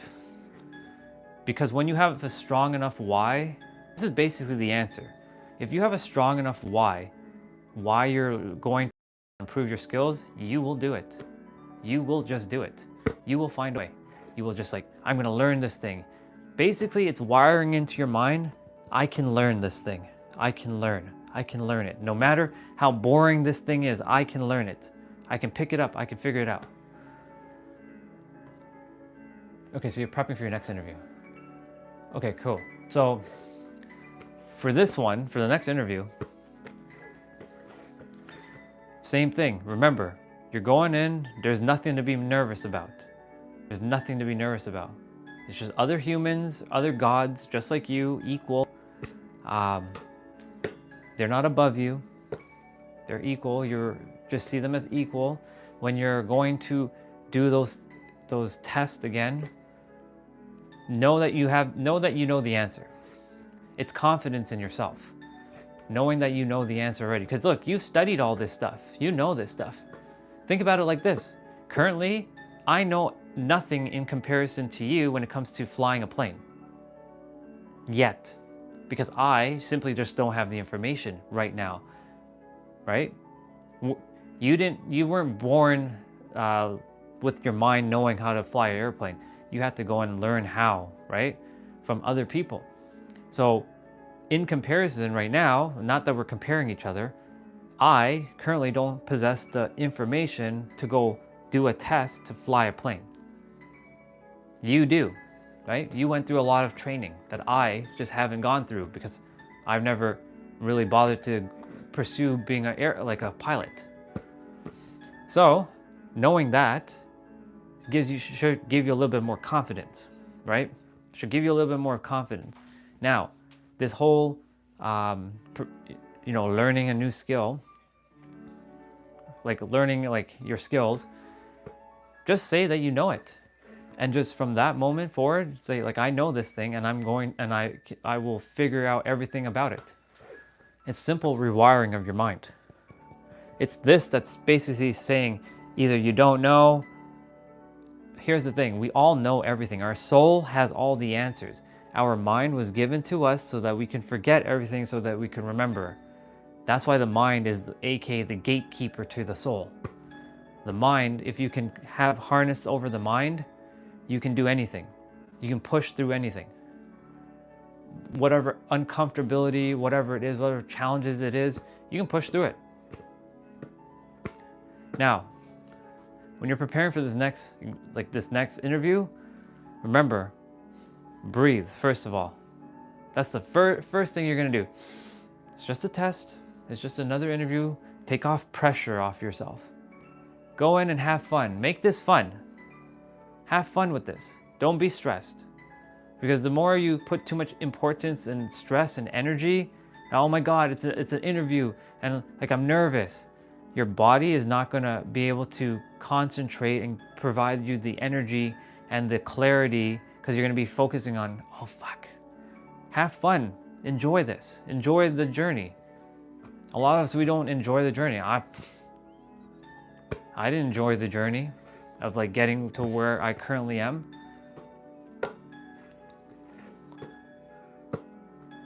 Just so you know, bro, whatever airline you desire to fly on, you will fly on it. Eventually, if it's Emirates again, you'll be on Emirates.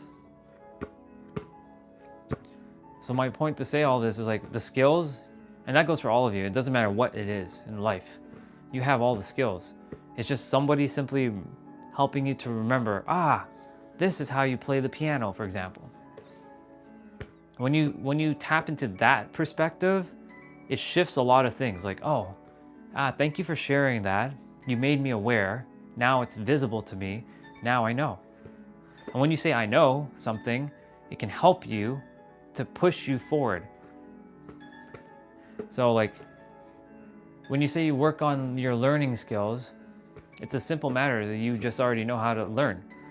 It's just wiring words in your mind saying, I know how to learn. I know my learning skills is awesome. I can learn anything. Once upon a time, I told myself that I can only use 8% of my brain. Funny enough, there's 8 people right now. There's probably more, but the YouTube thing says 8. Now 6. But my point to say all this is, when I told myself that I can only use 8% of my brain because teachers told me that only smart kids use 12 to 14% and everyone else uses 10% and 8 to 10%, because I was failing school a lot, I was only using 8%. So I thought I was like, I'm destined to be like a loser and a failure. I'm not smart. But the thing is, that was a lie that I put into my mind. In 2020, just before my 35th birthday, I got the keys to heaven, the keys to wisdom. You know what that was? Andre, you actually use 100% of your brain. Jim Quick, the author of the book Limitless, very powerful dude, very powerful mind. He said in a YouTube video, every one of us is capable of using 100% of your brain. Somebody might have told you only use 8% of your brain. That was a lie. You actually use 100% of your brain. And the moment he said that, bang. I literally could figure, I'm like, oh my God, I can learn anything. It's like a switch turned on inside of me. It's like hitting the light switch on the wall to turn on the light. That's exactly what happened. The light bulb moment is what it's called. So it's the same thing. You use 100% of your brain power. All of you can. All of you are actually capable of using 100% of your brain power. Now, that might stir something inside of you for you to go and learn something, not even learn, to remember something that you've simply forgotten. That's my perspective on learning. It's simply being remembering something that you've forgotten. We all know everything. Our souls know everything. Our mind just simply has forgotten. That's all. See? Easy perspective. Simple perspective, but it's not going to be easy for everyone to just take on that perspective. What up, dude? Welcome. Welcome, Jonathan. Love you, bro. I'm grateful for you. I trust all is going great, bro.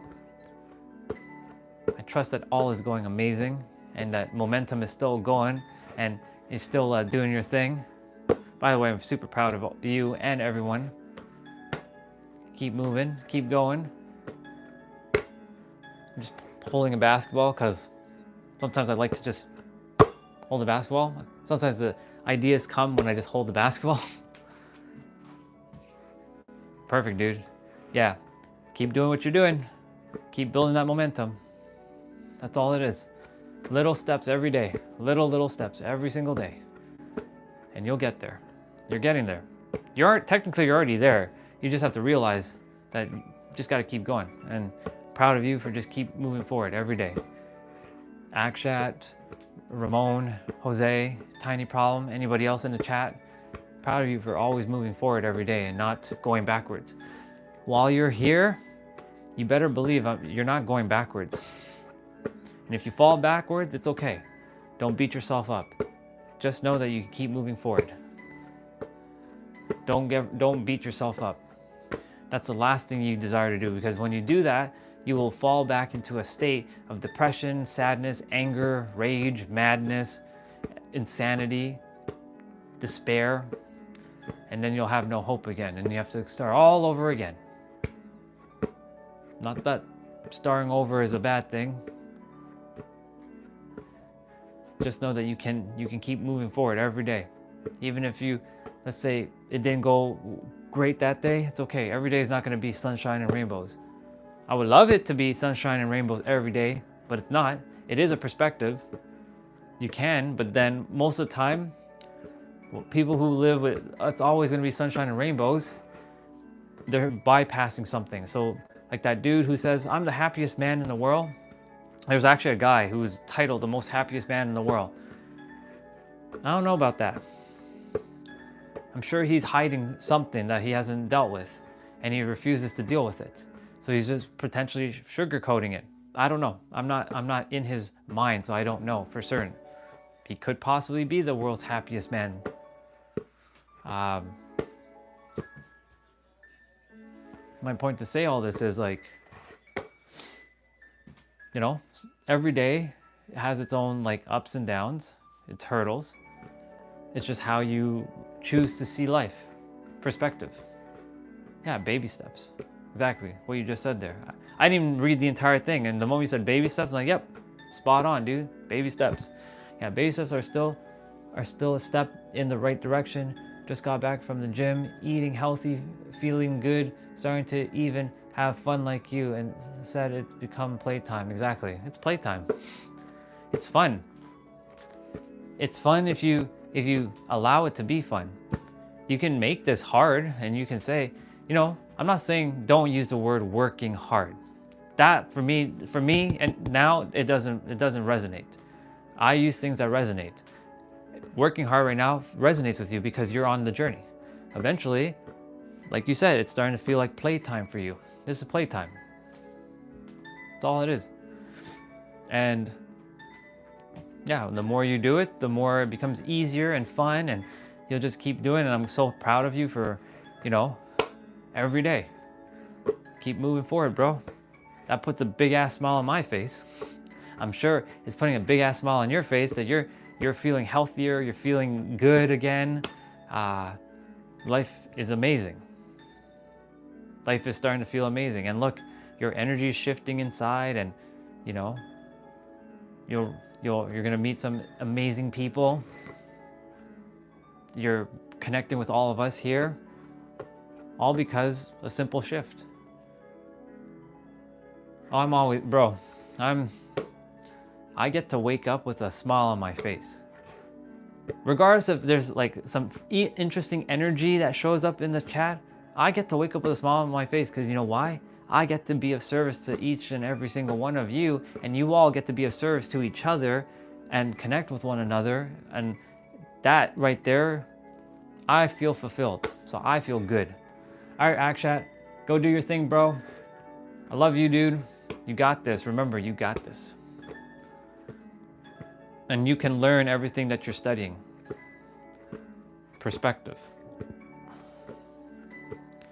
I was sharing with everybody before you, I'm gonna give you a fist bump. Thank you, bro, I appreciate it. Love you. I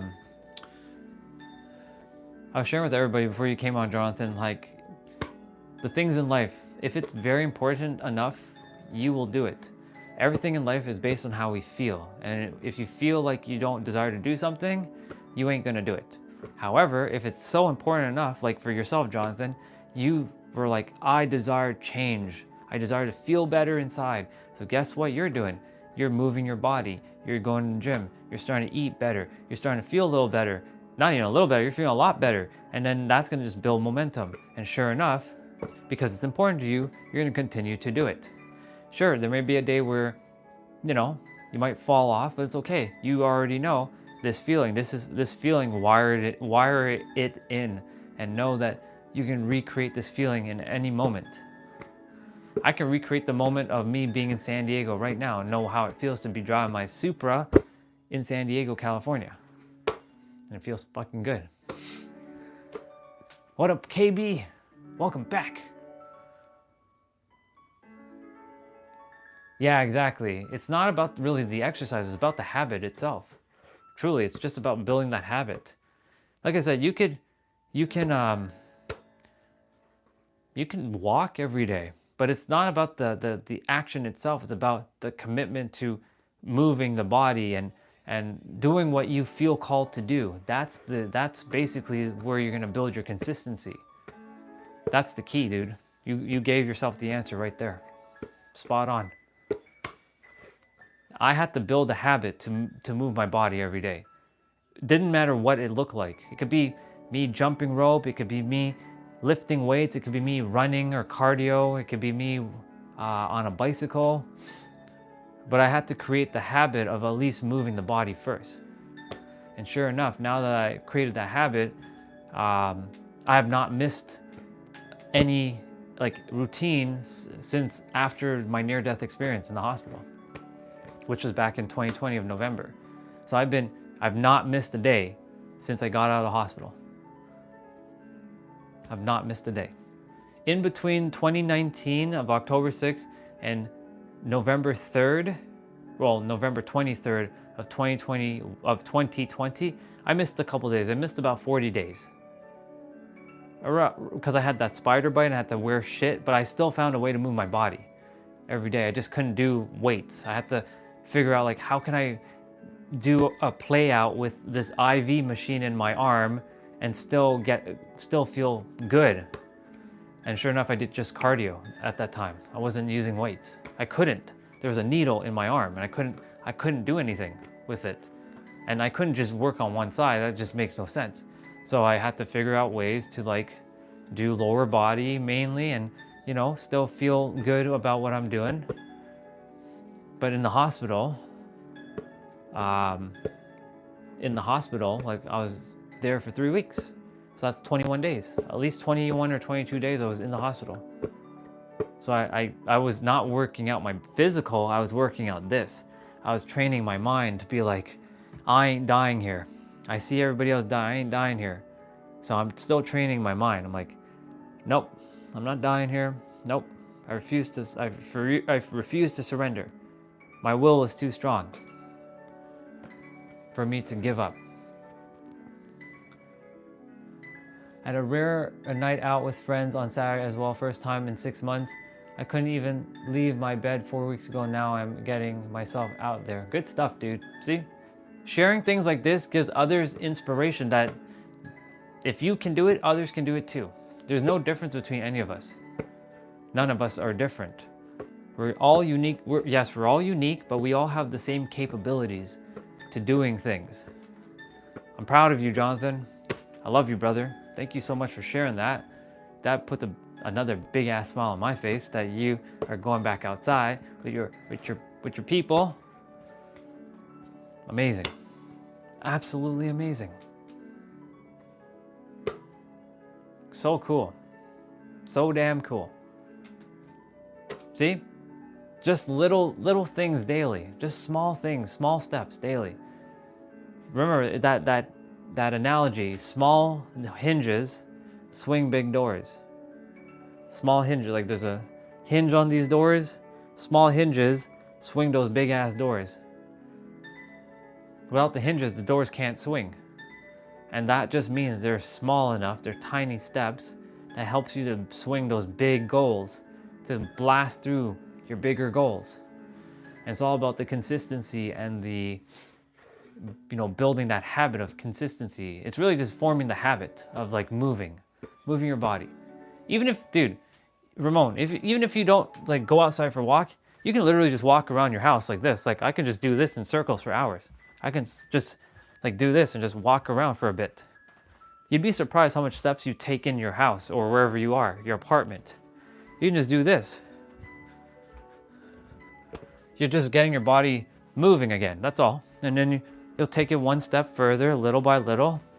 And sure enough, you will create that momentum, that wheel is spinning, and you take it from there.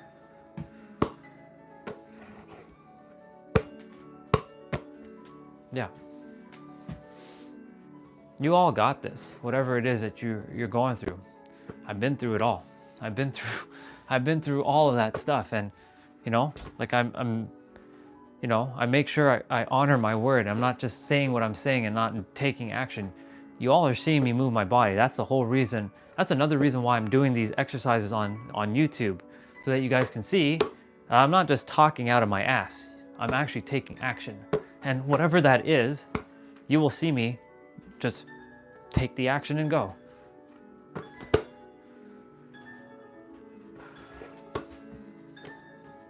But you're all doing great. Wherever you are, you're doing great. Don't beat yourself up. That's the one thing that I will share. Do not beat yourself up and do not compare yourself to anybody.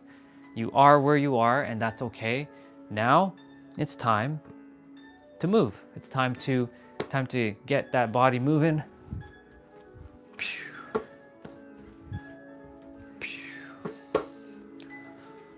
One of the things that I had to do was get out of my comfort zone. That was the biggest hurdle for me, was to get out of my comfort zone. What is my comfort zone? Oh, I don't desire anybody to see me moving my body, because I actually was afraid of letting people look at me while I'm like working out or playing out, or like me like doing these basketball things right now, or me hugging and kissing the sun. Like I felt ashamed. I felt terrified to expose myself on the internet. The thing is, as I keep shining my own light, that gives you all permission to do the same. Not that you require my permission, but unconsciously, it's giving you some level of permission to go do the same thing. You can just be you. Even if I'm out in public, I'll be me. I'm not gonna dim my light anymore. I used to dim my light. Now, of course, I'm considerate of what's going on. I'm not gonna be a fool and start yelling and screaming to the top of the world. I could, but I'm not gonna do that. Like, I don't have to do that stuff. I don't have to do stuff to prove anything anymore. I'm just doing it because I choose to, not because I have to prove anything to anything or anyone.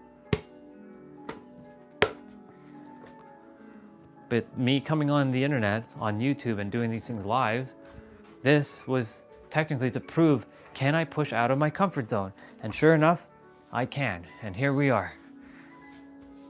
Here we are every day. It's pretty awesome. Look at all of these incredible souls that we all get to meet every day. And yes, I said incredible souls.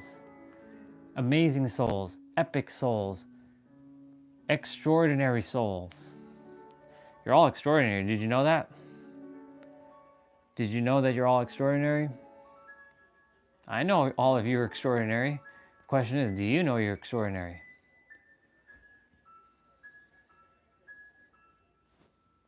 I just know you all are.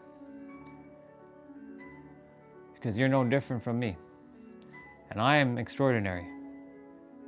And I don't say that in an arrogant way. I say that because you and I are one and the same, equal. So you're all extraordinary. It's just something that you have to feel for yourself.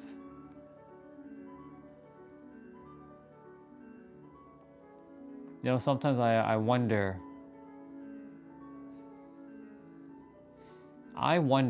where I would have been if Miss Angel didn't wake me up.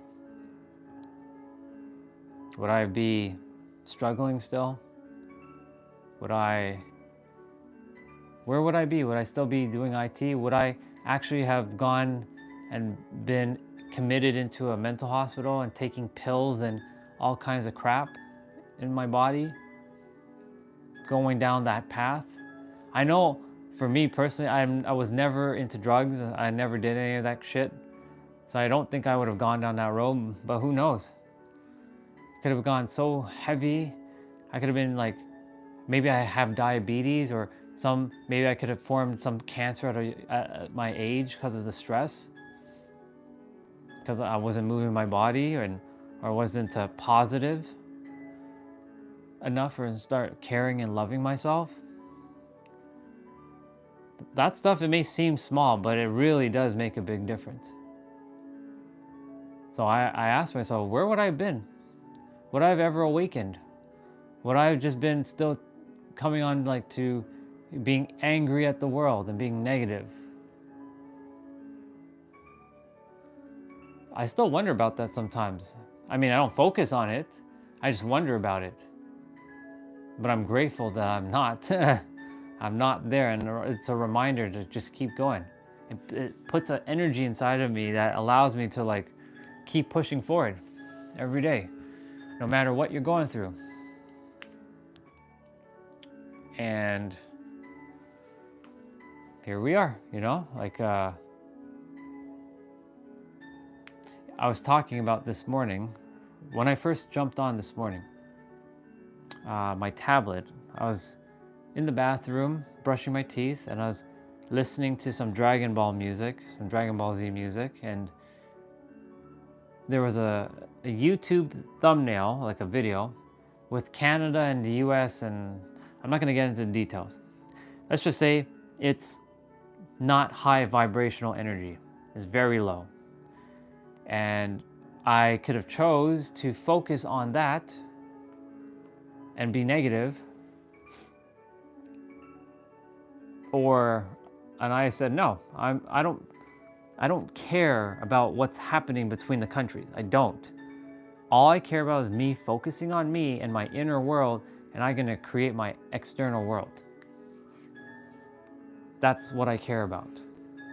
And so what I did, I pressed on the three little buttons on the side of the video and it says, don't recommend this channel and don't recommend it again.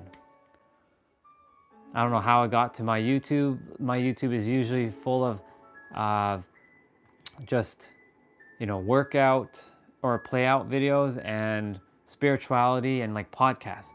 So it seems like the news was attempting to weed itself into my YouTube. And I'm like, I'm not gonna let this shit into my feed. No fucking way. And I just blasted it out. And I continued to listen to Dragon Ball music and enjoyed my day. And the thing is, in that moment when I blasted out, I immediately let go of what I just saw. I was like, gone. And I continued to shift. And that right there is not the easiest thing to do, because when we just taking care of something, we kind of linger a little bit on what just happened and we don't move forward. And the thing is, when we move forward, in that moment, if it's basically personal power at this point. It's like some willpower. When you take that, you have the choice really in every present moment to shift. I said to myself, I'm the master creator and I choose to not take this in. And sure enough, the moment I said that, bang, gone. And I continued to listen to Dragon Ball music as if I didn't even see it. Because I refuse to entertain such trash in my reality. Straight up, I refuse to entertain garbage into my reality.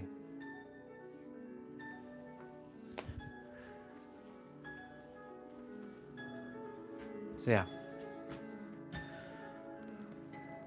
I'm gonna grab something to eat in a moment. My battery's at 11% though.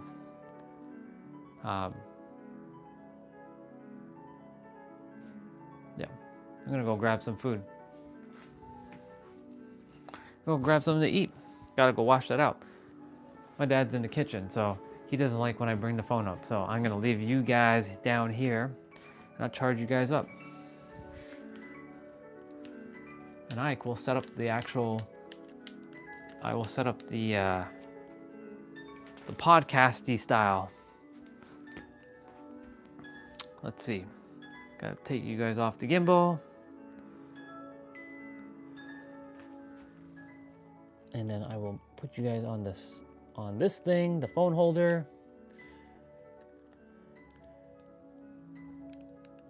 So yeah,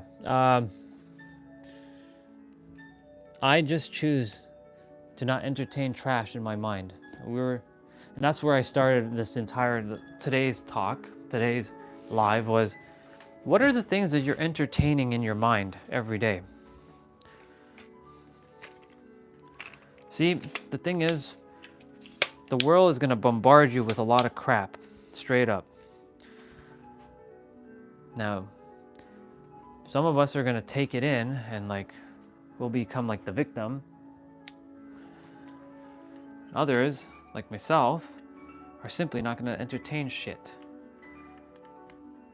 Sorry, I'm just taking off that.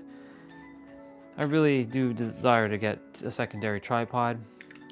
Keep two of these things so I don't have to do this. It's just in and out. Oops, there.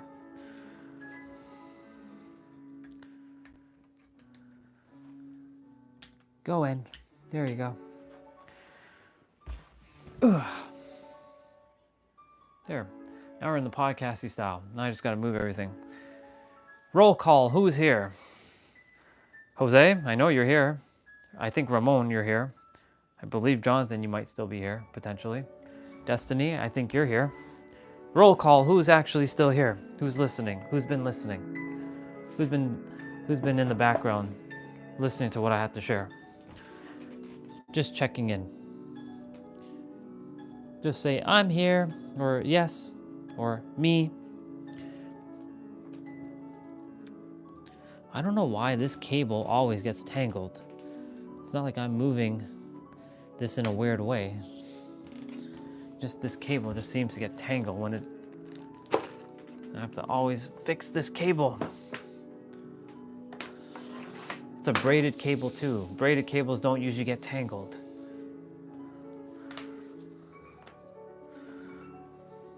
So just gotta fix it.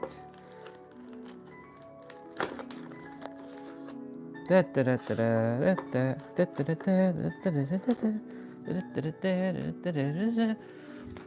always have that Mario 2 theme in my head now. I don't know why. Oh well. It's not even my favorite Mario game. I like it, it was never my favorite Mario game. Mario 2 was actually that's the first game I got to play as Peach though. That's the first game ever that I got to play as Peach. Ah, there you are. Yeah. Hello, sisters. Yeah, so what are the things that you are taking in every morning or as you wake up? Are you taking in love? Or are you taking in fear? Are you taking positivity or are you taking in negativity? And like I said, this morning I had a choice. I could have taken in that poisonous video that would have been like sent me like down some sort of chaos, like, oh my God, blah, blah, blah, blah, blah, between Canada and blah, blah, blah, blah, blah, America. Or I chose a different path and said, fuck it.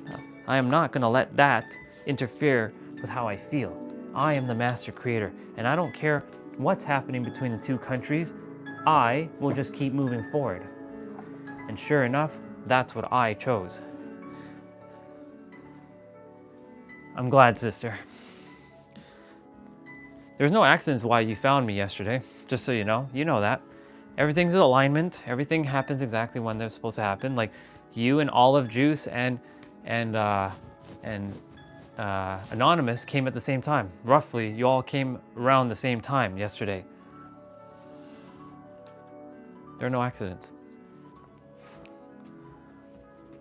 I'm sending you healing, sister. Just so you know, I do energy healing, or energy like healing. So I can send. So I'm using the hands, but really I don't have to use the hands. I'm just doing the hand thing because it shows like I'm sending energy, but really I can just think about it and send you energy. There, I just sent you a lot of healing and love energy, so it can permeate your body. And it's not me; it's the universe sending it to you, not me. I'm just the vessel. You're gonna feel better. Done. Theta healing, exactly. See, you already know. You already know. I don't even have to say anything. I'm a theta healer. I'm a theta practitioner. You're welcome, sister. I got you. I do theta, I do Reiki, I do EFT tapping.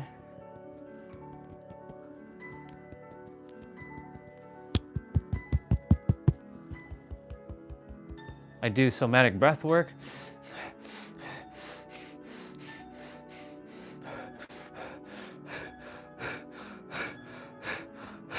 I do stuff like that. Like I can do that.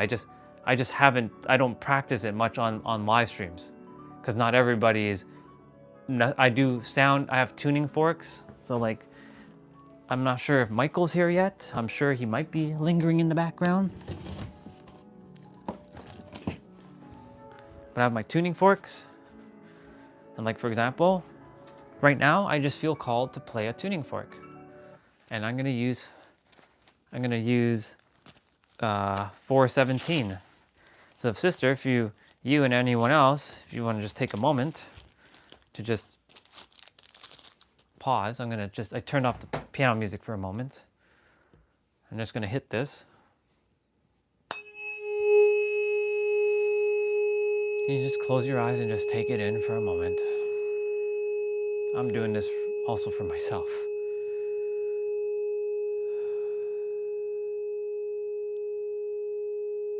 Why isn't my phone charging? Did I kick off the... Oh, I plugged out the charger. All right, one sec. Sorry, the phone was like dying and I was like, why is the thing not charged? There we go. Now it's charged. All right, sorry about that. Then we just sit back.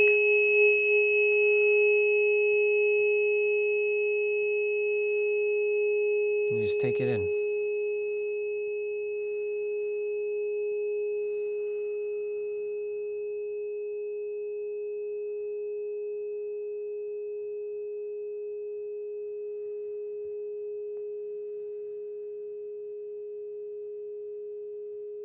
Sister, do you,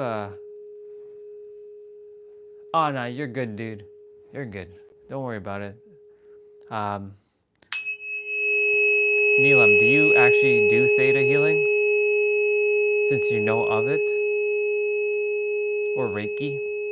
Or anything like that?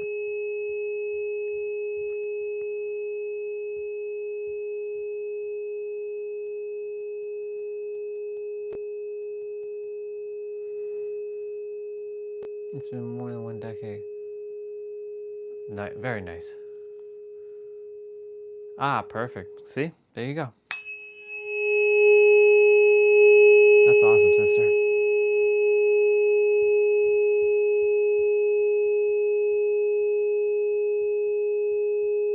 Theta is one of my favorite healing modalities or energetic modalities. I'm attempting not to use the word healing as much. It's okay to use the word healing. I'm just going to use energetic modalities.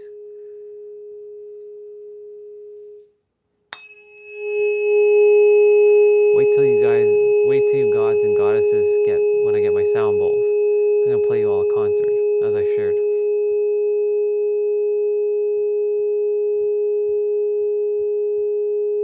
So this tuning fork is 417 hertz. Good for a lot of the roots, but really the lower chakras. I don't play the higher forks because the higher forks hurts a lot of people's ears. And not ears, it hurts their body. So I'm attuned to the higher ones. So I've practiced with them for a while. And yeah. See, sister? No accidents. You found me yesterday. That's what I'm saying. When I keep doing this, we're gonna keep finding family every day. Every day is gonna be someone new. So I'm grateful.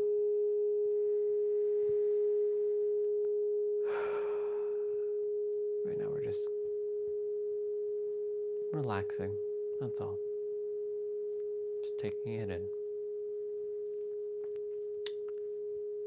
Like I said, I would take you guys up to the kitchen, but my dad is upstairs and he doesn't like when I bring my phone and I'm chatting. If he was outside, I'd bring you guys to the kitchen and I'd go grab my food quickly.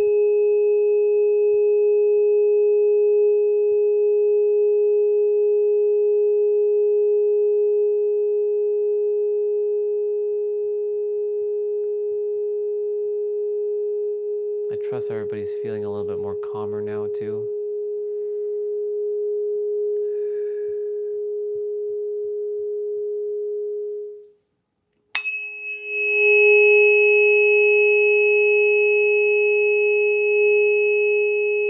I will. I'm gonna leave the stream on, so I'll play music. I'll play piano music.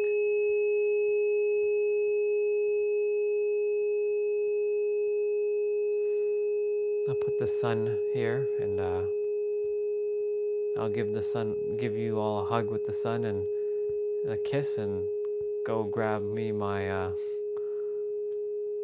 my first meal of the day. And then, I know the universe has some more things for me to share. It always has things for me to share.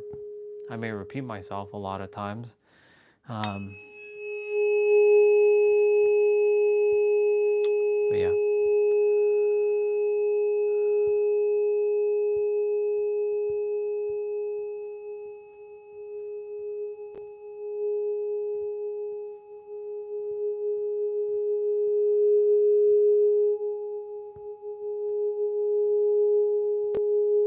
Thank you, sister.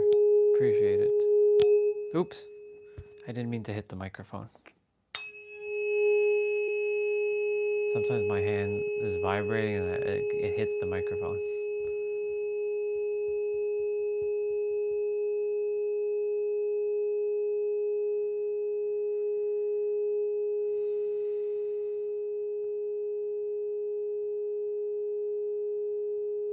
I'm going to hit the heart chakra fork shortly, 528 hertz.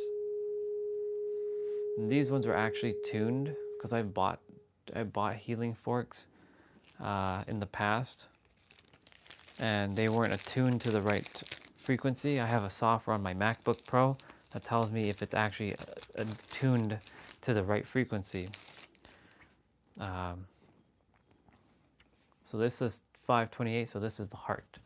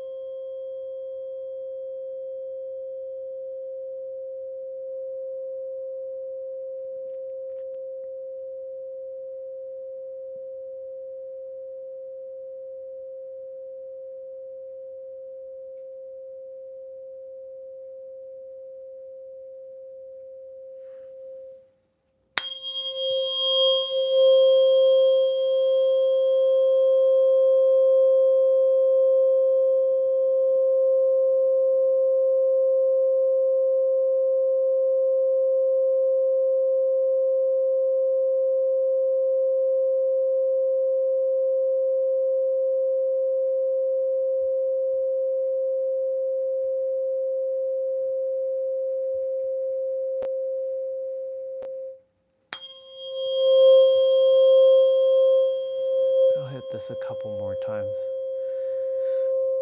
And then I'll go grab my meal. It'll take me like 5 minutes, 10 at most. I'll come back, eat,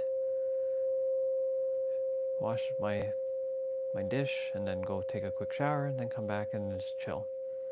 And then we just sit and chill and chat.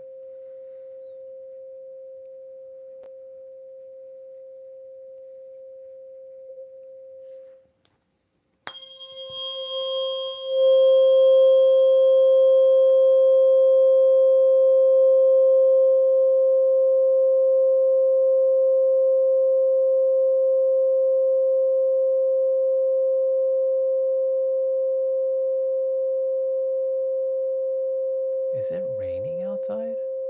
It is raining outside. That means it's warm. Interesting. It isn't snowing, that's for sure. Huh.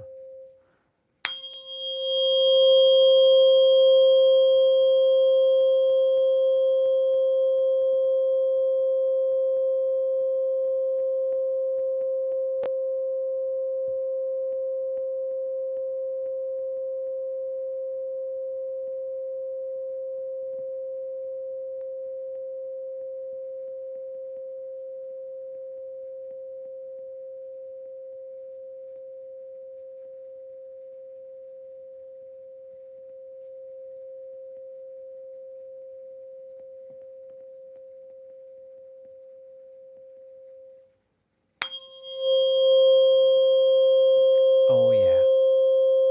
You're welcome, sister. I got you and everyone else. I gotta fix my thing. It keeps falling. I gotta fix up there.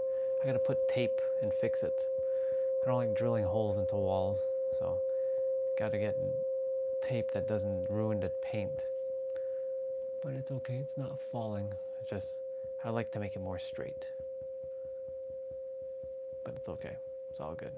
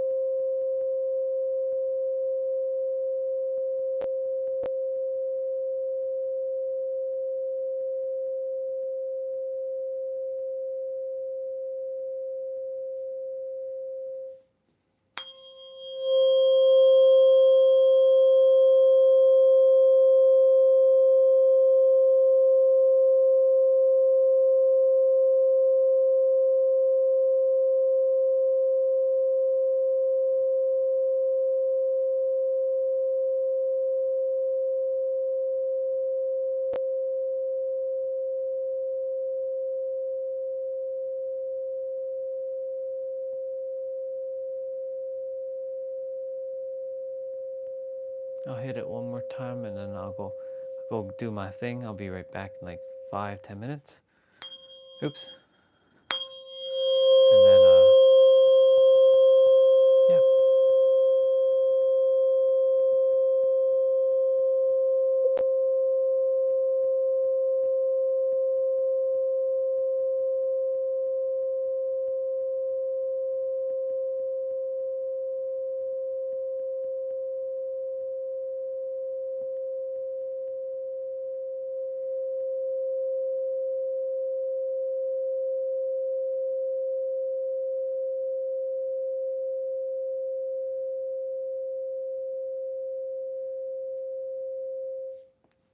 Okay. Put on piano music. Good old classic piano music.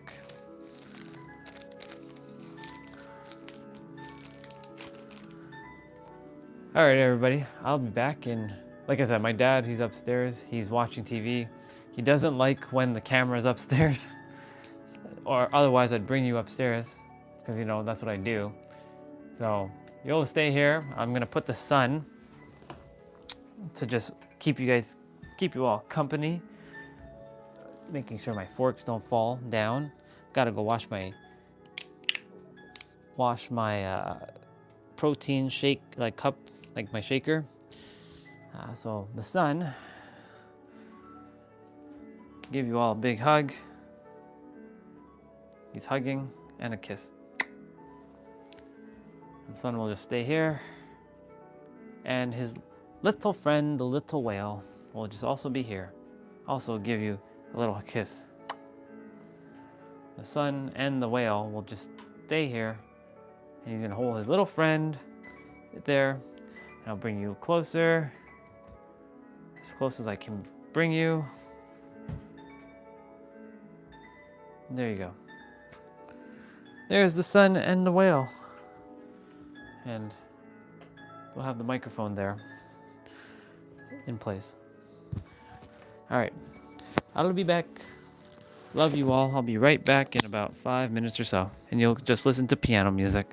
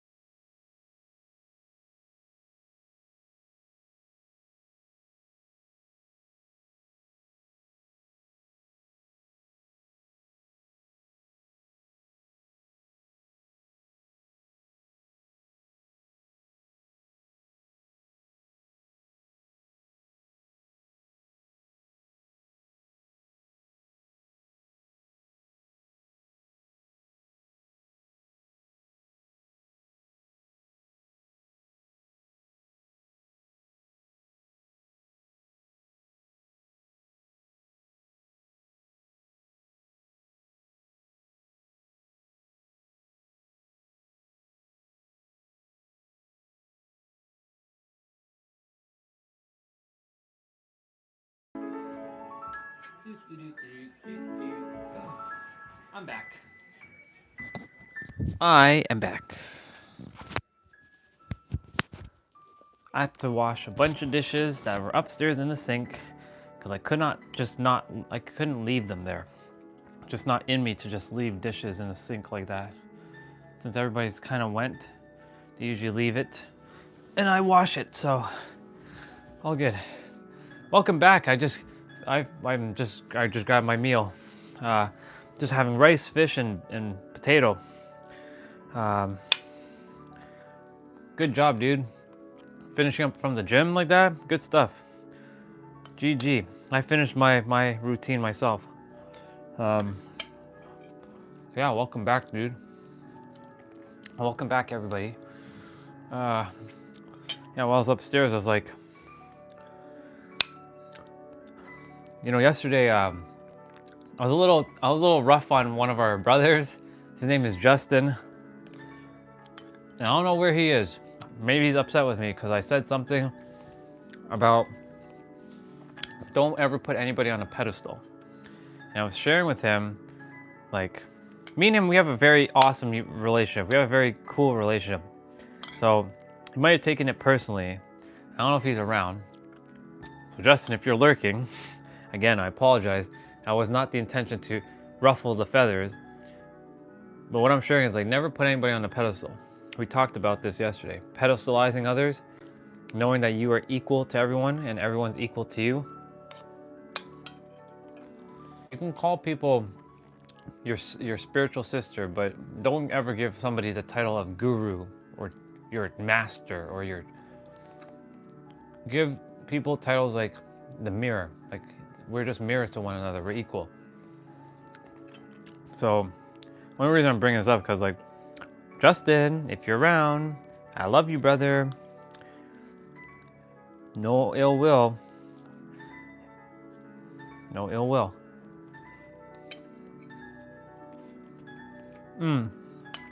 Yesterday, we were talking about not pedestalizing people. Don't put people on pedestals.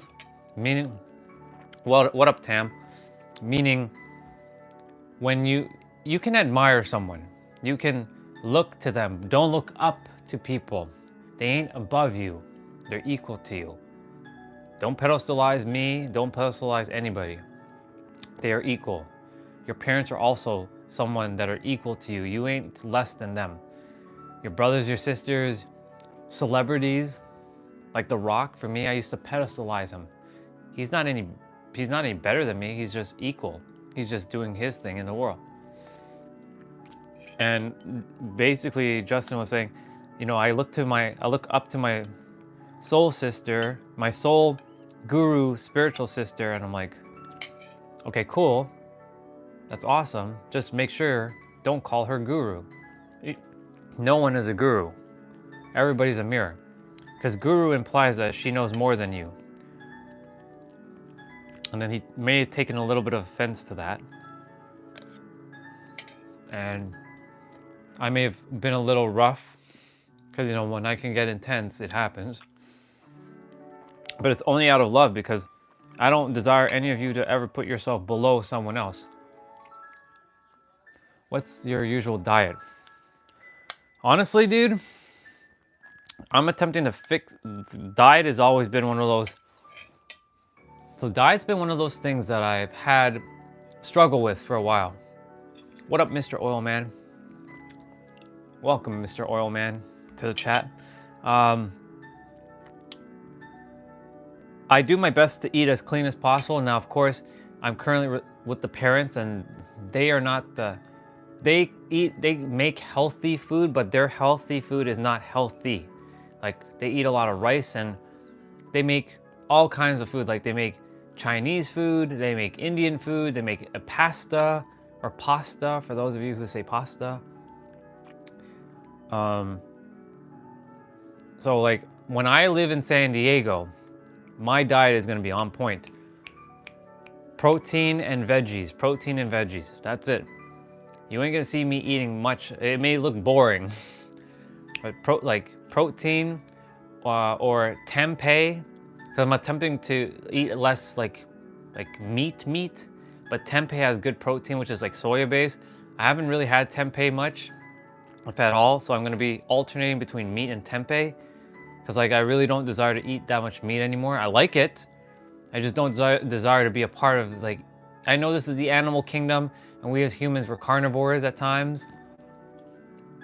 It happens. But I choose to start eating cleaner too. All right, what's up, Tyranny? He says, sometimes I cry a lot when I see so much people take care of me.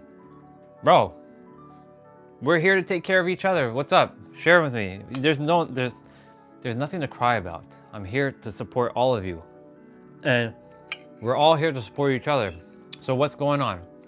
Why are you sad?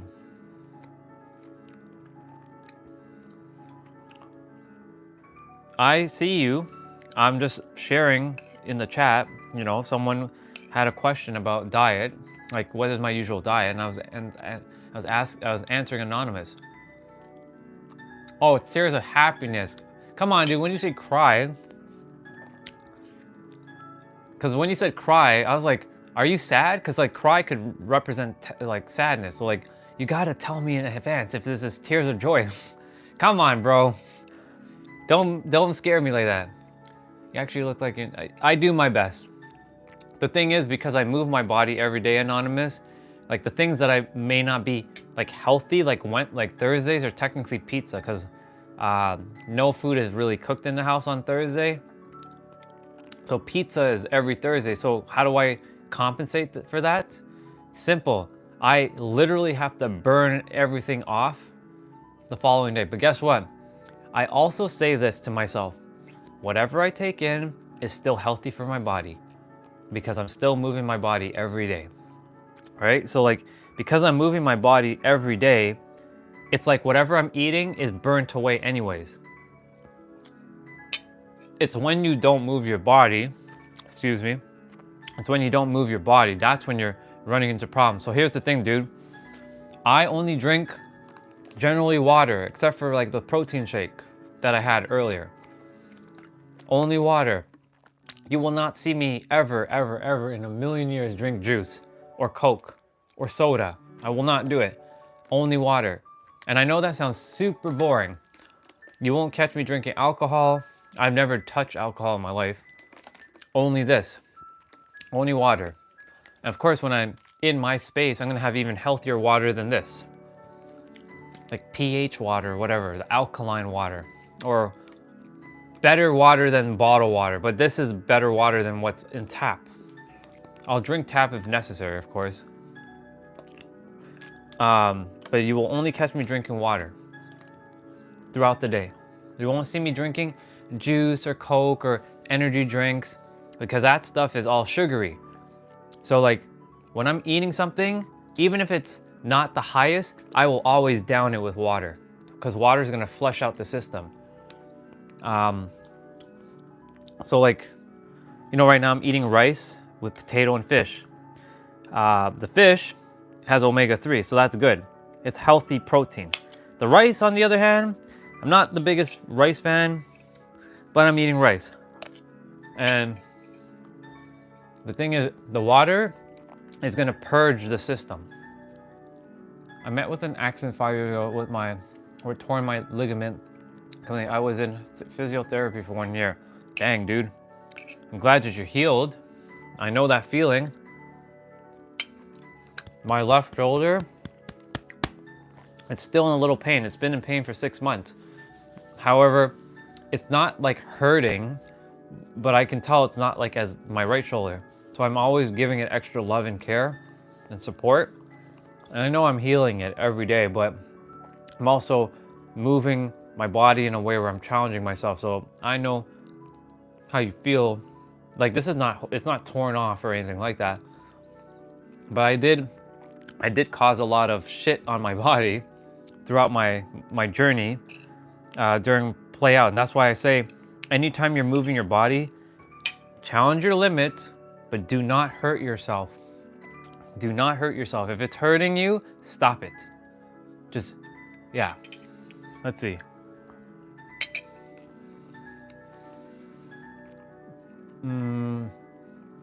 So after surgery and and recovery.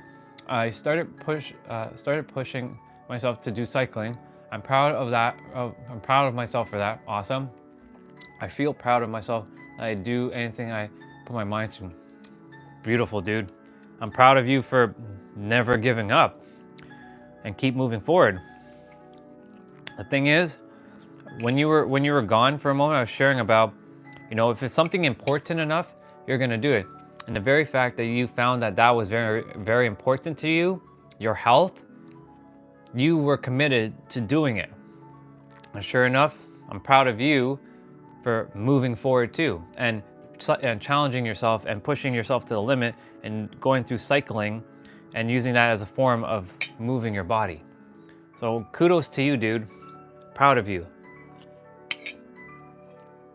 Like I said, I'm proud of all of you, no matter where you are. You came here, I'm proud of you.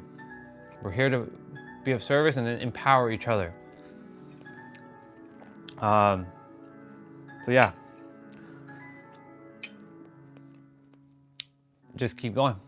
This is why I say, like, if it's somebody asked earlier, how do you, is it really important to move the body? I'm like, it is, because it's meant for your mental and physical health. And your emotional health is tied in between your physical and your mental. Mental and emotional are kind of one and the same, but it's not at the same time. So you can say when you're moving your body, you're playing or working out. I use the word play instead of work. I'm playing out 3 things at once: my mind, my emotional body, and my physical body. That's why moving the body is so important. And what was I gonna say? That's why I only spend 30 minutes to 45 minutes daily. Sometimes it gets to an hour, depends on the rest in between, to move my body, because 1 hour is 8% of your day. Just so you know. 1 hour is only 8% of your day. And 30 minutes is only 4% of your day. And I'm talking about like your 24 hours, like sleep and what you got to do, and eating and resting and showering and all that. 30 minutes is just 30 minutes. And it's only 4% of your day. So when you break it down, that's not a lot. That's only 4%. You can micromanage your time like that. Let me not use micromanage. If you can, manage your time accordingly, knowing that 30 minutes a day, no matter what pocket of 30 minutes you use, morning, afternoon, evening, or even night, to just move your body, you're gonna do yourself a world of favor.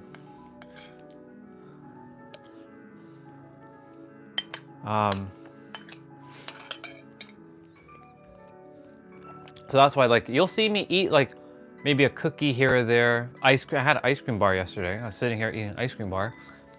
But the thing is, I don't loaf around. I still get up and I move my body. If I feel call, I'll just come up, sit up, and I'll do some squats. Like, I do have to be mindful. Like, now that I've been sitting on the camera for a while, to like get up and like do some like squats. So I'm gonna remind myself to move the camera out of the way and do some squats, and then come back and sit down. That's just a reminder for myself now.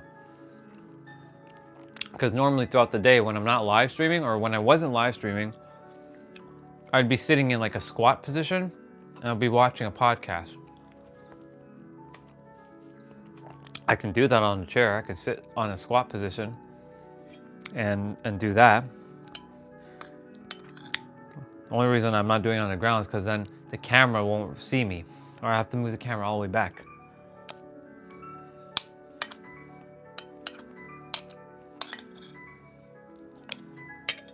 Yeah.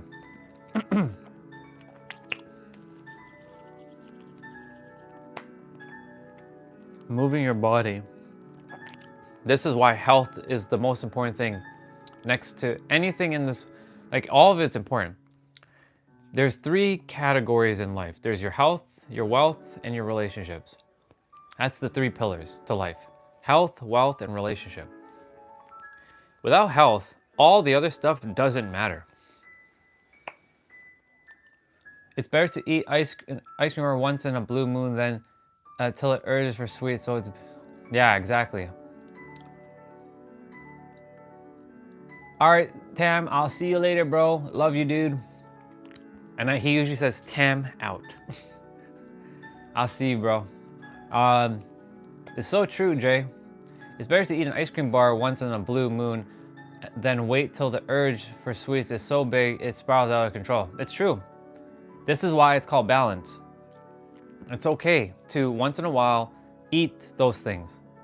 Even if you eat it once a day, it's okay. Just move your body afterwards, or purge it, not purge it, but at least down a lot of water to start helping the sugar and all that stuff just dissipate. Because the thing is, we tend to like eat like a cookie, and maybe we'll drink a can of Coke or an energy drink, but water will just purge all that stuff out. It'll just flush it out of the system.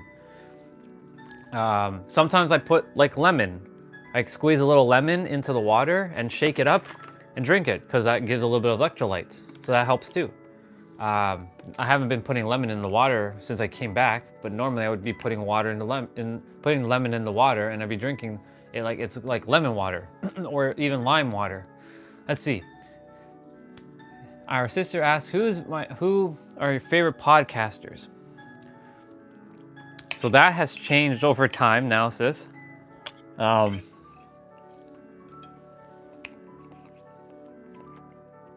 do like Lewis Howes still.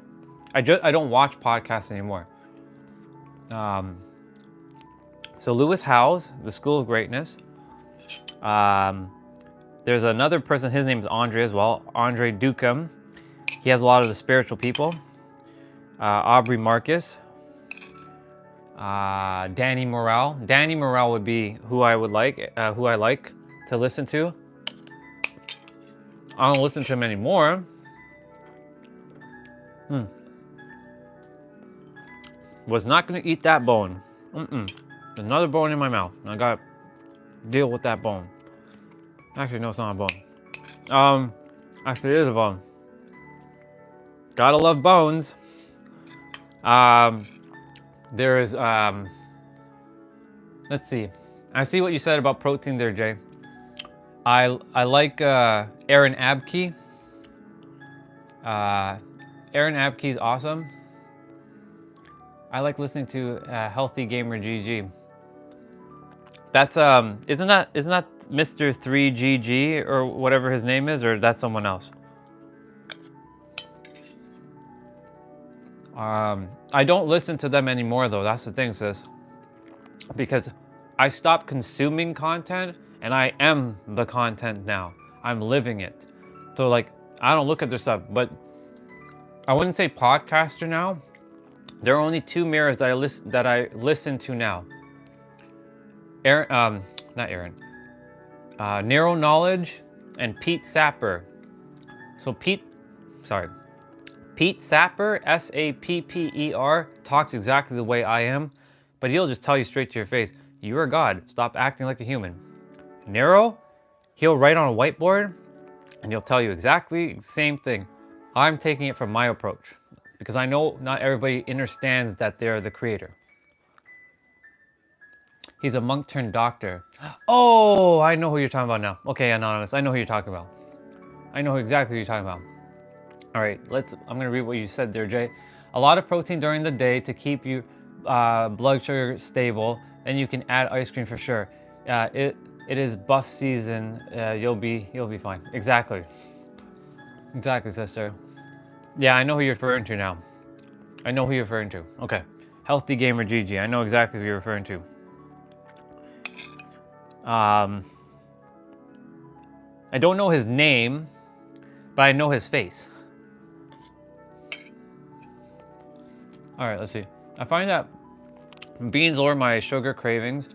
Just pressure cook them so that you don't get issues with stomach. Ah, yes, that's his name. Thank you, brother. Yes. So, where's my tablet? There's my tablet. So the people I listen to, and when I listen to them, listen carefully. It's not that they're teaching me anything. They're just giving me words that I can speak back to all of you. I'm like, that's a good set of words. I'm going to use that.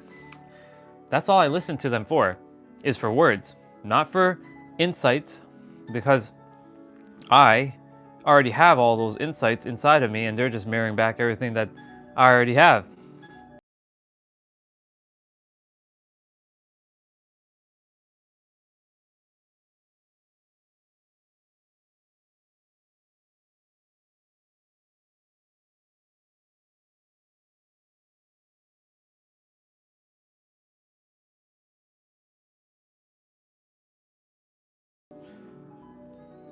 Oops. Come on. So this is Pete Sapper. So this guy here is who helped me during the summer last year to break through my limiting beliefs of, Andre, you're the creator. Stop acting like the human. You're the creator. This guy right here. And then him and narrow knowledge. So narrow, because they have entered the same perspective I have. I can't listen to like stuff like Lewis House. So this is narrow. So this is narrow knowledge. So these guys, so him and Pete are now really my only two, and Bashar. So Bashar, Narrow, and Pete are my three mirrors currently. Exactly. We can always use a unique perspective from anybody. The thing is, I'm not learning anymore, because learning for me is just simply keeping me trapped in the box. So this is how I see learning for me. This is my perspective on learning. The word learning keeps me stuck. Keeps me like I'm less than them. Whereas growing, evolving, and transcending, what's going on? Growing, evolving, and transcending is beyond learning. Meaning I'm still gathering information. Because remember, learning is nothing more than getting new information from your mind that hasn't remembered it, and now it's remembering it, and bringing it into your awareness. Taking something that's invisible and making it visible. That's really what learning is. If you break it down to the fundamental, that's what learning is all about. It's all information. That's all that is. You're just simply another person, another mirror. Everyone's a mirror. That's why I broke the whole teacher-student paradigm. Because teacher-student brings it like this. You're a teacher, so you're a student. So you're less. So you don't know as much as a teacher.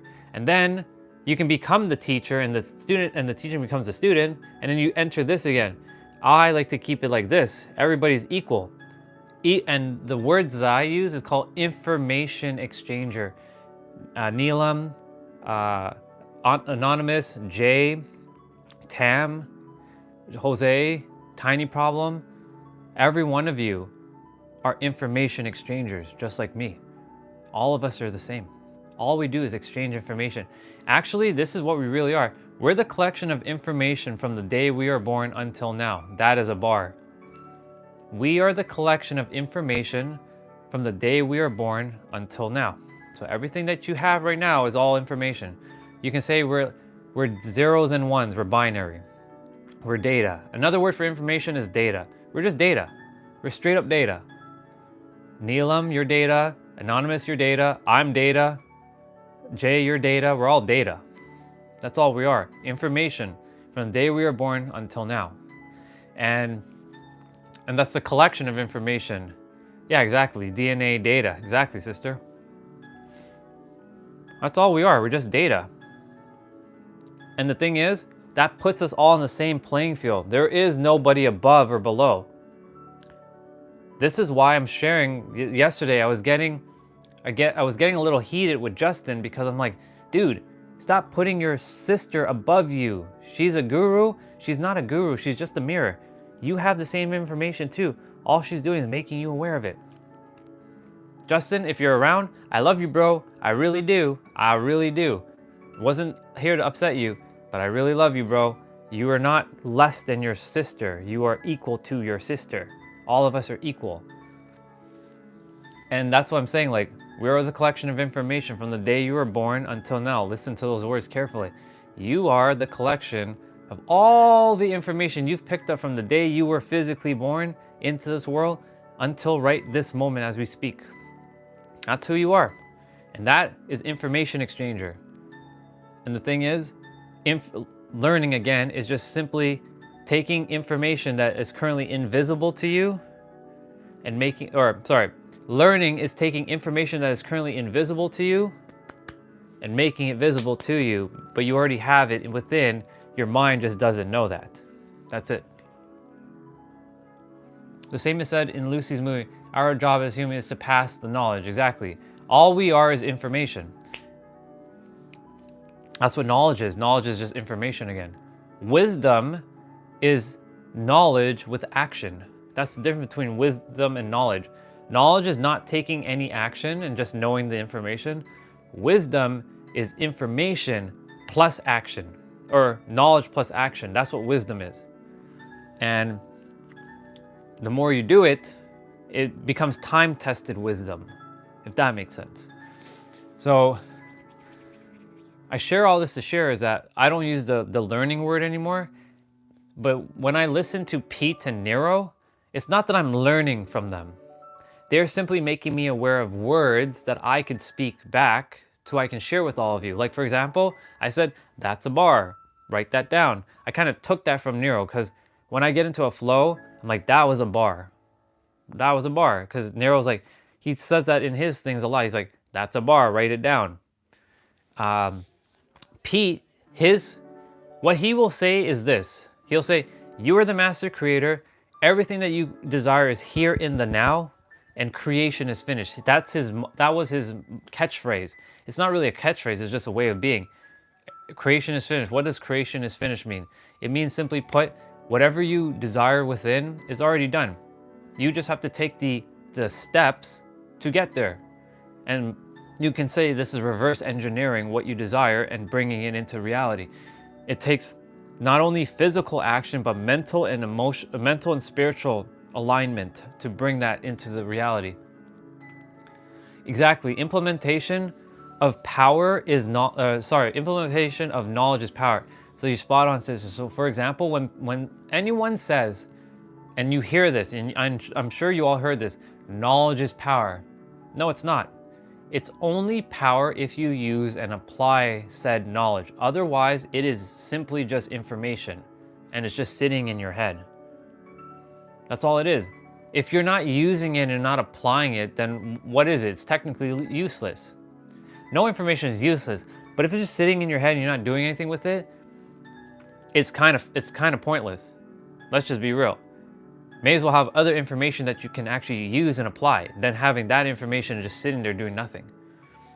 So like, knowledge isn't power. Knowledge is only power if you use and apply it. Otherwise, I say it's useless facts. Right? So the thing is, yes, you guys are seeing me talk and all this, but I've lived and I've embodied a lot of things, and that's why I'm now able to share it back. I'm taking action. Right now, me pressing live, speaking to all of you, reading your comments, this is me taking action. I could just be, nope, no live, and I could be just watching podcast after podcast, and nothing's wrong with that. Let me just say that. Nothing's wrong with that. However, you'll either end up with more questions, or you feel like I was using this as a scapegoat, as a trap. I was using learning as a trap because I kept saying, I'm not ready. I don't have enough information. I can't do it because I don't have more and more and more. And guess what? I had all the answers from the beginning. I had all the answers. Some of it came later on, but the answer really was that you are the answer. You have everything within inside of you. The thing is, someone just has to either help you to be aware of the information that you already have. There you go. What up? What up? So everybody, this man right here who just said action taker, this is the man that helped me to find my inner child. And I shared this the last time, but every time I see Royce, it's a tear comes flooding through my eyes. Royce helped me find my inner child, and that little baby, that me. Let me grab the photo quickly because I have it here. He helped me find my little innocent baby, me, this version of me, in the dark. So Royce helped me back in 2021. I was sitting right here. We were on Zoom, and he helped me find this little one who was hiding in the dark. So welcome, Royce. And yes, action taker. Action taker. Hashtag action taker. I remember a shirt. Hashtag action taker.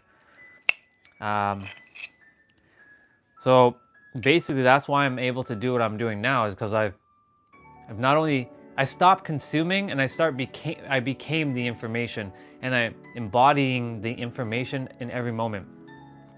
I haven't met Royce in real life. We just met on Zoom. We met in a group back in 2021, and he is a hypnotherapist. Well, Royce, you can tell everybody what you are. I don't want to say anything because I don't want to give you the wrong title. So he was able to help me go in and find my baby, my real self, this little one. So every time I think about it, it's like it's not tears of sadness, it's tears of joy. Because like without his help, and he is another mirror. Quite literally, he is another mirror who had helped me on my journey to find my return home to myself. That's why, you said it yourself, Anonymous. You could see the innocence, the child, like the me. You said it earlier. You can see the innocence, like that child in me. It's because like he helped me to find myself. My real self, not the mask that I've been wearing not the mask I've been wearing all along. Yeah, human being. I love you, Royce. I love you so much, brother. Thank you for being here. I appreciate you. It's always good to see you. I think about you a lot because, you know, a lot of this wouldn't have happened if I didn't find my inner child. And of course, the universe brought you into my life to go help me find that. This is what I'm saying. We're all mirrors. I'm just a mirror to all of you. And vice versa. You're all a mirror to me. I'm no different than any of you. We're all equal. We're all the same. We're all one. Yeah.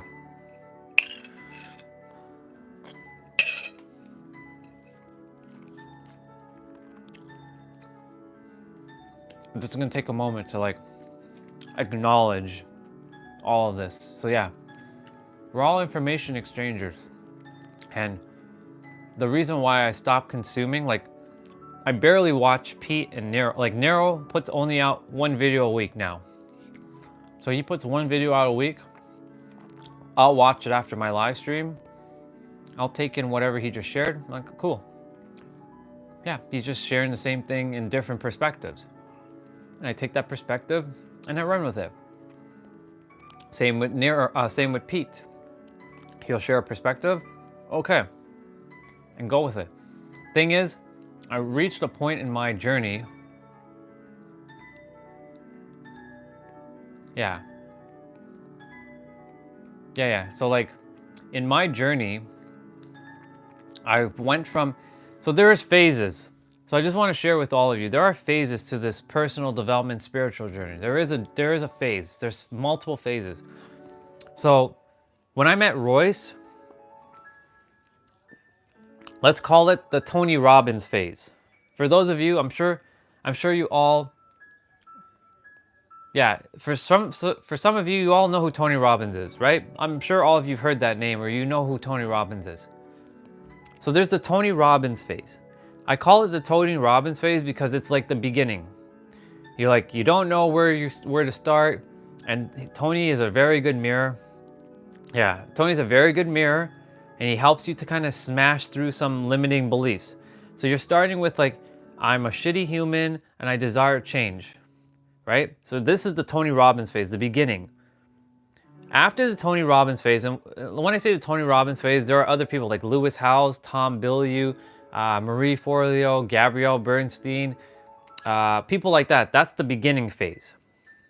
So that's for those mirrors, because they're mirrors, they're here to help those who are just starting out on their journey. Now, those who have evolved a little bit beyond that, yes, you can still take in information from Tony and Gabrielle Bernstein and Lewis Howes. I'm not saying you can't. You can always take in information. However, you've kind of bypassed now a lot of what they're just sharing, because it's kind of, you're looking for more depth. This is what it is. It's more depth. So now you're starting to enter the second phase, I call it. This is more getting really connected with your spiritual side. This is more the personal development side. Now you're heading into more the spiritual side. So like, think people like, you'll run into Preston Smiles, or you'll run into Aubrey Marcus, or you'll run into Matteo De Stefano, or Blue, or Robert Edward Grant. So these are people who have transcended beyond the basic personal development. So this is the second phase. So this is where you're going to walk down the esoteric. So like you're seeing, you're starting to talk about, energy and vibration. You're going to start hearing about like sacred geometry and numerology and gene keys and human design and all kinds of things, and like healing modalities. Yeah, the Maslow hierarchy of needs. You're going to start, I use it, the Maslow hierarchy of requirements. I don't use the word needs, because needs comes from a place of lack. So you're basically in this phase now. So you're in the spiritual-ish phase. However, this is where I was getting stuck for a very long time, because I'm like, there's got to be more to this. Like, how do I put all this together? Because I have the personal development side. This is the mindset, the self-love, the self-care, the emotional intelligence. You're building that in this phase with the Tony Robbins phase. In this phase, you're building more connection with the creator, with the one. But there's a phase beyond that. That's where I am currently right now. That phase, and a lot of you are probably on that phase too. If you found this, you're on that phase. Now I'm just the mirror to remind you, you are the creator. You are one with God, and God is you. And you can use a different word. You and the creator are one in the same. Some of us are still, dear God. Yes, and that's okay. If it is helping you, awesome. But just know that you are the creator, and you recognize that everyone else is also the creator. This is where we get into God consciousness, equalism, oneness, allness. We're all one, and we recognize each other as one, and we have the power to shift our reality. This is currently what I call, you can call this the final evolutionary stage, you can say, where you are really one with the creator. Unless there's something that goes beyond God and the infinite, currently this is what you call the final stage. So there's the beginning, the middle, and the current end, unless something goes beyond that. And when I say middle stage, there are other things that I didn't say in the middle stage, like you're going to start hearing about star seeds and galactic awakening and all kinds of things like Pleiadians, and you're going to start feeling like you're tapped into Egypt, potentially, or you're going to feel like you're part of Atlantis. These are all things that happen in the second phase.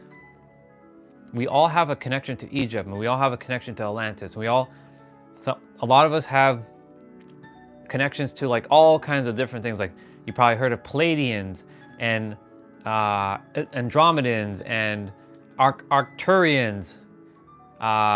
These are also other kinds of beings. These are what are known as star seeds. They're also known as crystal children, or rainbow children, or indigo children. You probably heard those terminology. If you haven't, well, congratulations. Now you're going to start hearing more about that stuff. That is what is known as your galactic awakening. That's your second awakening. There are multiple awakenings. You have your first awakening. This is where you start entering the Tony Robbins phase. The second phase is this more galactic thing I just shared. The third, which I feel like I'm about to hit, is entering into truly being one with the creator. Like I'm still human. It's not like I'm not human. Like I'm in my meat suit. So are you. But the thing is, we're also the creator. You can call it the infinite. You can call it the universe. You can call it whatever name you give it. It could be one with Allah, one with Krishna, one with Brahma, one with Yahweh, one with Moses, one with Abraham, one with Jesus. Whatever name you give it, you're one with them, and they are one with you. They are inside of you, and you're inside of them, and you're one. And the thing is, that creator perspective is the powerful thing that I keep saying, that you shape your reality. You really do. So currently, that is the phase that Nero and Pete are also operating from. So for me, it's not that I can't listen to Tony Robbins and Lewis Howes. It's just that they are not going to the depth that I require anymore. So like, they're there for specific souls who are now just starting. Then there's your Aaron Abkeys, your Danny Morales, there's your Aaron Dowdy. Then you have like Blue and Aubrey Marcus and all kinds, like Andre Ducam, and insert a lot of the spiritual people like Robert Edward Grant, Robert Edward, I forget, the dude that does sacred geometry. All these people, these are the spiritual people. You will not find them in the Tony Robbins circle. You won't find them in the Tony Robbins stuff. This is the beginning. They're more advanced. Robert Marshall. Dr. Joe Dispenza, exactly. Dr. Joe Dispenza, even though he goes into Lewis's like circle and all that, he's more in the secondary phase. But he also taps a little bit more into the third phase too, that you are the creator of your reality. He keeps saying, you can think it, feel it, believe it, know it to be true, and you come here from no place, no time, no space, no identity, no nothing. You are one with the creator, and that you are one with the creator. He doesn't say it exactly like that, but Dr. Joe is kind of covering all three spectrums as well. He's jumping from beginning to end. So he's like, he kind of encompasses that too. So like people like Neuro Knowledge and Pete Sapper, they talk about things like this. Another soul sister who's similar to Pete, her name is Ella Bliss. She's starting to make her wave in the world now. She's basically the female version of Pete Sapper. No surprise. Pete Dragon. Yeah, essentially like there are levels to this, there are layers. So that's why like I recognize all the layers, because I've seen all the layers now. That's why I have now gone from consuming content to being the content. And by being the content is me coming on live and sharing the wisdom. And hello, sister. It's good to see you, Crystal. Yeah, so it's just sharing the wisdom. And by the wisdom, I mean helping everyone from all kinds of spectrums. So like in the entrepreneur world, I shared this, and Royce, he knows this. He's like, you got a niche down to blow up. Actually, no, you don't. I'm literally helping everyone from all age spectrums. And they say, if you're speaking to everyone, you're speaking to no one. Well, that's also bullshit too, because I'm speaking to everybody and it's helping everybody in some capacity. So I'm already disproving a lot of bullshit that I hear in the entrepreneur world, that you got a niche down to blow up. Imagine I only focused on age range from age 25 to 35. You know how many people I'm missing out on? You know how many people required to hear this? A lot of people require to hear this. A lot of gods and goddesses require to hear this. So here I am, getting out of my own way, helping. We have all age range here. We have a little girl, her name is Felicity. She's 8 years old. I do my best to not swear when she's around. I do my best to not curse when she's around. Her username is Santa. So when I see Santa, it's her. Her name is Felicity. Her mom enjoys some of the things I've shared, so she allows Felicity to listen to what I have to share. So I'm being mindful of when I'm speaking to be very cognizant when whoever I'm speaking to. Now, of course, like I do drop the F-bomb. You have heard me quite a few times drop the F-bomb. I can get very intense. It's not about me being upset or mad when I'm dropping the F-bomb. Sometimes you just have to send that ignition, give you that cold, like that kick in the butt to like get you going kind of energy. But it's only love, because if I didn't love any of you, I simply would not be wasting my time. Let's just be real. I'm not here to waste my time. I'm here to be of service.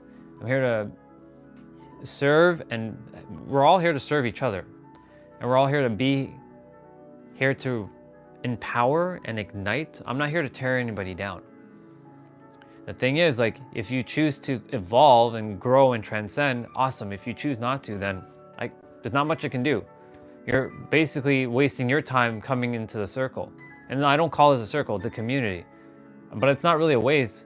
It's more like it's gonna be distraction to you and distracting to others who are attempting to actually, take in whatever the universe is like through me and reaching each of you. We all have our own perspective. We're all here to respect one another.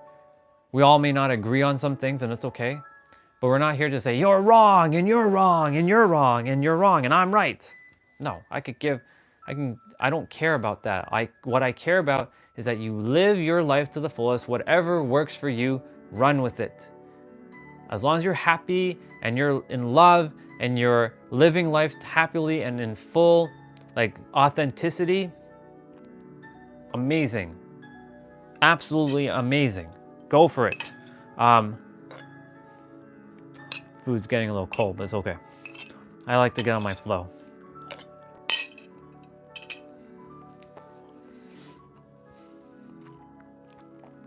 That's what I'm here for. I'm here to do that. And I choose to do live streaming every day for long hours because I get to. And all of you help fuel me, and I get to help fuel back you. There are no accidents. I'm simply surrendered right now. I'm like, okay, universe, work through me. Let's go. And I'm just simply doing and being all at the same time. And because of that, look at how many awesome souls have shown up. All of you have shown up. Once upon a time, we were all strangers. Now it doesn't feel strangers. We're like brother and sister. It's not like, we are brother and sister. If you choose to accept that as perspective, you can see me as a friend. I personally don't have friends. I have family. Family, or you're just an acquaintance. And technically, everybody is, again, family to me, and me, I see it like that. Again, we all have our own perspective of what family is. I trust that makes sense to a lot of you, but that's basically it. There's 3 phases. The beginning phase, the middle phase, and the current phase that I'm in right now is the Master Creator, aka you're God, you're the universe, you're the infinite, you're the one, you're your own universe. Does ASMR videos have hypnotic effect? They could. They definitely could. It depends on what frequency the ASMR is on. There's a bone in my mouth now.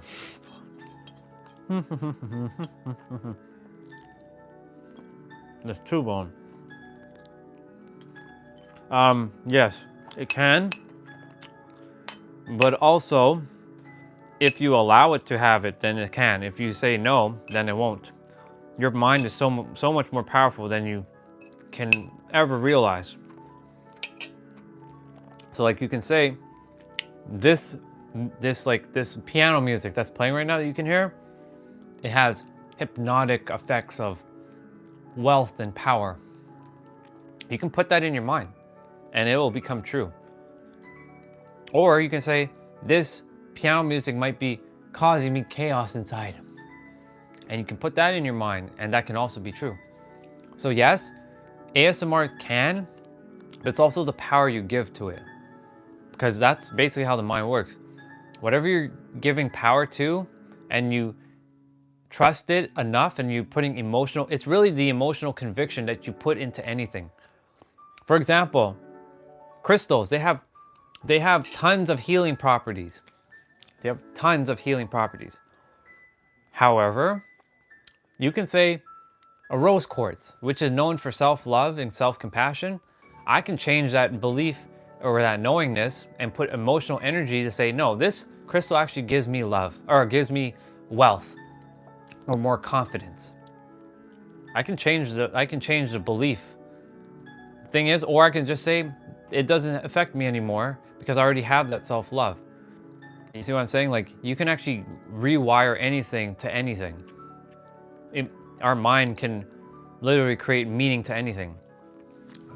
It was either Olive or it was Neelam yesterday says, life has no inherent meaning unless it's the meaning you give to it. And that goes for anything, like physical objects, people, all of it. Life literally has no meaning. It's the meaning you give to something. And that meaning that you give to it, you fuel it with the emotional charge. It was you, sister. Yes, it was you. It was Neelam that said, you know, life has no apparent meaning. It's only the meaning you give it. Life literally is neutral. It literally is neutral.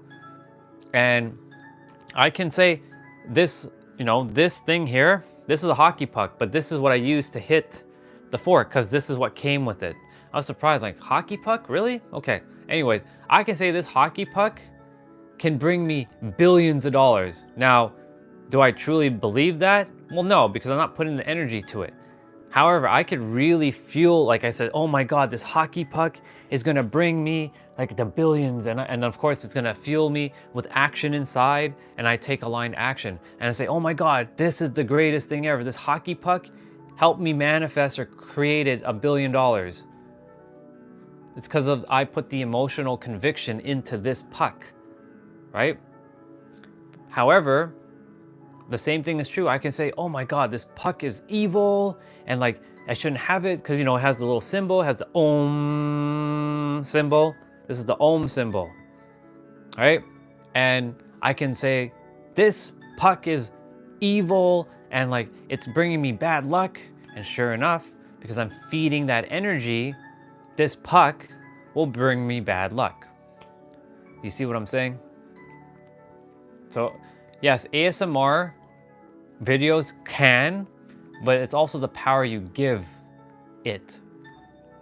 I can go listen to an ASMR and it could be like, or a binaural beat track or a hypnotic track on YouTube. And yes, they have their power, don't get me wrong.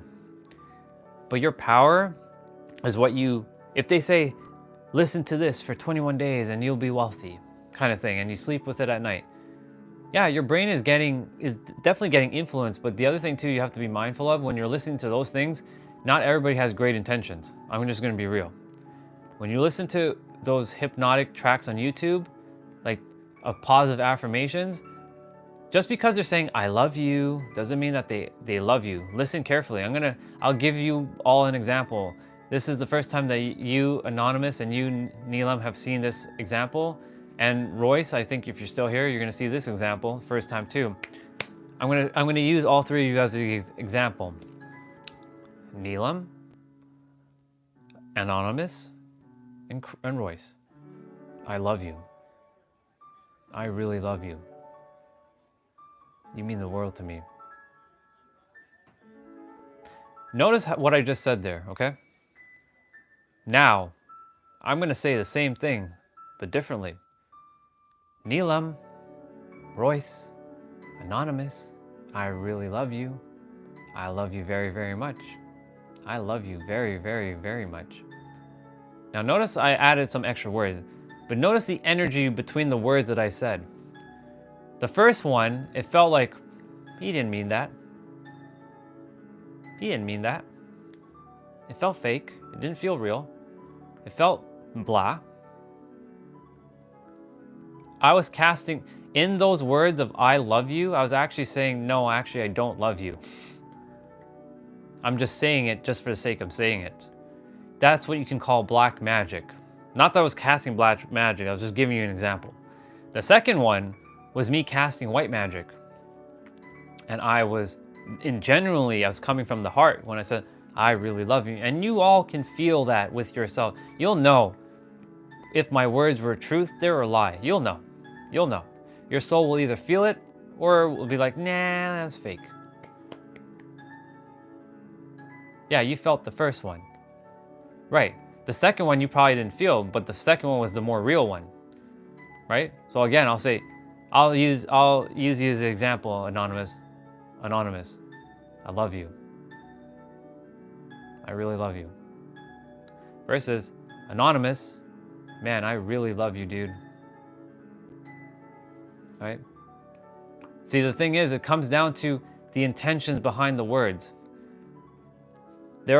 When you listen to tracks online, this is why you have to be careful when you're listening to binaural beats, especially if you sleep with earphones at night and they're permeating your mind, or not even if you're sleeping at night. If you're listening to something, you have to take a moment to really listen to the person. There are specifically some YouTubers that I simply cannot listen to at all because their words just don't feel real. They're just speaking, but it doesn't have depth, and it feels fake, and it feels. I'm not saying it is, but I can feel something doesn't feel right, and your intuition, your feeling will tell you. Your intuition and your feeling will tell you something. You will know. That's if you taken time to really listen. This is why it's very important when you hear someone speaking. This includes me too. When you hear someone speaking, pay attention to not what they're saying, but how they are saying it. Not everyone has good intentions, even if they say, I love you. You can feel if it's real or if it's fake. Yeah. The intention, exactly. Intention is key. And the thing is, like, it's when I listen to people who speak on stage, I can feel who feels like I can connect with them. I can feel it. Because one of the things I'm calling into my reality as a speaker, like I've already spoken on stage. I've spoken in Vegas. I'm gonna speak again, and I'm gonna have my own TED Talk and all kinds of stuff. However, I'm not gonna do it like everybody else. I'm gonna have the ums and all the little fumbles. All right, bro. I love you, dude. I'll see you. Thank you for being here, Royce. Love you, bro. The thing is, like, when I speak, I'm being purposeful when I'm speaking. Even if I have to turn up the intensity, it's not that I have like, people think when I'm like getting into like really high energy that I'm mad. I'm not mad. I'm not mad. The thing is, I'm like, what are you doing? Why haven't you? It's not that why haven't you figured it out? It's more like I've shared this like at least 1,000,000 times and it still hasn't hit your mind yet. So I have more lenience on some than others, and they know who they are. And I'm like, come on, like I've been saying this from time now. You are the creator. Start acting like the god that you are, the goddess, and stop acting like the human. Stop playing the victim. And of course, I'll start getting heated. It's not that I'm getting mad. It's to generate energy to punch through whatever that's in their mind to reach this. Because they're going from this logic. I just poked my eye. From this logic, I'm attempting to reach your heart so that you follow this heart, because the heart has the answer. The heart's attempting to lead you. This is attempting to get in the way. And I'm not saying not to use this. This is very important. Don't disregard your mind. But this is even more important. So again, like I can say, Anonymous, I love you, dude. I love you, dude. You're awesome, dude. Or I can say, anonymous, I love you, man. I love you, dude. You're awesome. Now you can feel the difference between those two. One felt a little bit more rushed. Same words, almost spot on same words. But the first one, I was like, nope, I don't really love anonymous. I was saying that. I was like, I don't love anonymous. I don't. I just said I love you, but it didn't feel like I loved you from my perspective. Maybe you could feel differently. It's all based on how you feel, right? The second one for me was more intentional. Like, I really do love you. And I meant it with every fiber of my soul, because I was generating the energy from my heart and shooting it up from my heart chakra into my throat and sending it out. That's how it works. So like when I see words, when I'm about to speak, what it does is the universe is going down to my wisdom well. By the way, we all have a wisdom well, and I'll explain that shortly. We all have this wisdom well. That's what I was saying, that we all know everything. The wisdom well holds all the answers. It's just hiding in the dark. Our soul is basically the wisdom well. The mind is not the wisdom well. The mind is like the bucket sending it down into the wisdom well to pull up what we already actually know. And that bucket is when someone is sending information to you, it's going down into your wisdom well, and then it's going to come right back up, and then you're going to either charge it up with your heart and you send it out with your throat. That's how this works. So I know when I see words and I take it in and it comes right back out, I'm supercharging my words with my heart and banging it out with my throat so it can reach your ears and then go into your body and you can feel the words. All of you are feeling my words right now. You're not just listening, you're actually feeling something. Unless you guys deprogrammed your feelings, you gods and goddesses. I'm sure you're all feeling something. Just say yes in the chat. You're feeling something from the words that I'm just saying. You can feel something. You're not just hearing, you're feeling too. So my point is, like, yeah, let me see what you said there, Anonymous. Let's see. I had a friend who sugar-coated every word she said. In the end, she started ignoring me. Now I feel more inclined towards simple words. Exactly. Exactly, dude. I feel you. That's why, like, you'll know. That's what I'm saying about sugar, like that. You can say casting black magic. That's what sugarcoating is. Taking words of really heaviness and just sugarcoating it with like love, but it's not real love. It's fake. Basically, it's fake words. I love you. Anonymous, I love you. I love you. I love you. I love you. Versus, or in comparison, I love you. I love you very, very much, man. I really, really love you, dude. So much. You have no idea how much I fucking love you. You're probably feeling that one. Because I put more energy on that one. I put more intensity on that last little one. Thing is, yes. It's all coming down to awareness of the word, of what people are saying. This is why when you're listening to anybody online, whether it's live like this, whether it's me or someone else, whether you're watching podcasts or listening to audio, this is where being mindful comes into play. And allowing your soul to really take, this is what basically what I'm having you do, is to take being present. This is what being present really is really listening. Like, close your eyes and like listen to what someone is saying. Don't even look at them. Just listen to how they're speaking. Do you feel what they're saying, or does it feel fake? That's why you were talking about your friend. She sugarcoated things because it felt fake as shit, right? Thing is, I've come to a point in my life where I can look at somebody as they're talking, but it's not what they're saying. Yeah, it's not what they're saying. It's how. It's the how they're saying the words. They could say all the right things in the world. They could say everything perfectly, but guess what?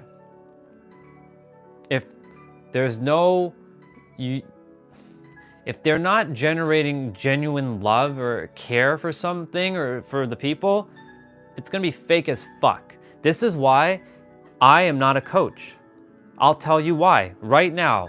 point blank why I choose to not be a coach. And no offense to any coach out there or anyone who is in the coaching world. I have only love and respect for you all. But there's a lot of people who are coaches right now who don't give a fuck about you. All they care about is this. I do care about this, don't get me wrong, but that's not my primary intention. All they care about is getting paid. They could give fuck all about you. And you will know when you run into them. All they care about is, so do you want to sign up? Do you want to sign up for my course? Do you want to sign up for my course? And then when you're in their course, they're not even there to really support you. You'll know. For me, the universe is going to support me. I refuse to make a coaching program. I refuse to be a coach. I said, universe, I desire to do this on YouTube live every day and hang out with family. Straight up. Straight fucking up. You, universe, and we're making an agreement that you're going to support me. However that is, I'm allowing you to just support me. That's it. I'm not doing no course. Fuck that. Because a lot of coaches, this is where I'm going to get heated now. I'm not getting mad. I'm getting heated. Difference between mad and heat is like, you'll see me seething with anger. Heated is just like, it's a little annoying to see all this shit happening in the world. All people do is just keep sign up for my course, and then they do this scarcity tactic bullshit about like, you got to pay the 97 or whatever. The price ends in 7. We only have like 3 spots left, when that's fake scarcity. That's not real. There's no such thing as real scarcity. We just coded bullshit and called it scarcity.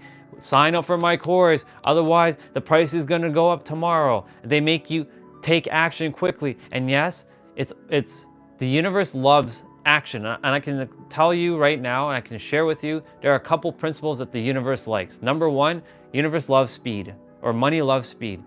Basically, it means take action quickly. So yes, when they're saying we only have like 2 spots left, sign up, sign up, sign up, they don't really have 2 spots left. They actually have an infinite amount of spots. 2 spots? No, they don't have 2 spots. Maybe some of them do. Cool, but they're putting this importance of like scarcity. You got to buy now, otherwise price is going to go up tomorrow. Price is going to go up. They're creating a fake perceived value of something. I'm not going to do that. For fuck's sakes, I'm not doing that. Universe, this channel is being monetized, and I'm going to get compensated, and I'm going to help everyone with this compensation. You better fucking believe it. That's what's happening. The intention here is to be of service. Money will come as a byproduct. I can give fuck all about that. It's gonna come when it's gonna come, right? I'm here to be of service to everybody, and that's it. And then I can go die with a smile on my face. I'm gonna die with a smile on my face because I got to be of service. So like, my point to say is like, when I see coaches do bullshit like that, that's why I don't post on social media. Yes, technically YouTube is social media, but I'm not posting. I'm literally pressing live and I'm going. There's no fucking teleprompter around like, hey, I'm reading off a fucking script. And that's the other thing too. You can tell when someone is real versus when they're reading off a teleprompter. Is it coming from the heart, or are they reading off of, hey, I'm gonna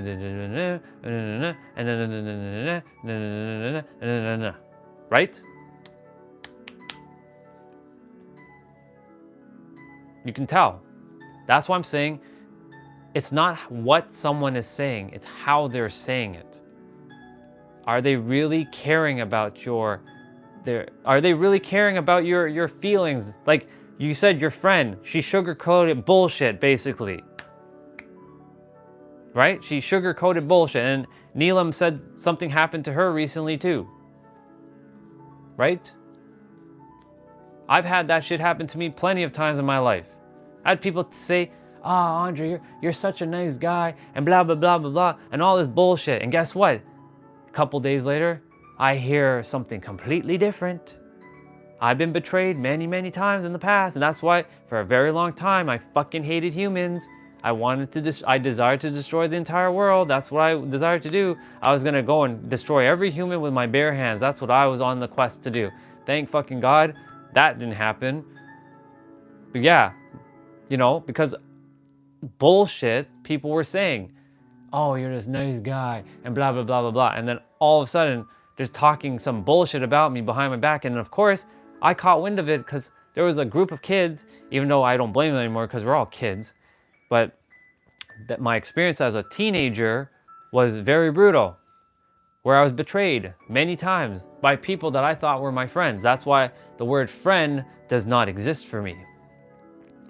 Brother, sister, soul family, blood family, or you're just acquaintance. You're just an acquaintance. An acquaintance basically means hello, hello, that's it. Let's see. I was full of rage when I was a kid too. Yeah, exactly. Dude, I was a super villain of hate. I was the embodiment of darkness. I was the epitome of hate, straight up. Now, and I took this as a badge of fucking honor that I was hate incarnate. Basically meaning nobody can out-hate me. If you say that I hate people, yeah, good luck to you, because I actually hate more than you. You can't hate more than me. That's how I lived, and I wore it as a badge of honor for so damn long. So yeah, I know how it feels when you say you're full of rage, because I was fucking like beyond rage. So yeah, I feel you, bro. There's a reason why you're here with me. Same with you, sister. That's why you're also working on your trust issues. Exactly. Sister, I had fucking trust issues. Let me just share with you something, sister. I'm gonna share this right now. I'm vulnerable. Fucking hated women. I hated women with I hated men, but I really despised women for the longest time. I despised women for the longest time for all of the rejection that I faced growing up. Being, you're ugly, you're a monster, I can never date someone like you, you're short, you're blah, blah, blah, blah, blah, all this bullshit that they kept putting out there.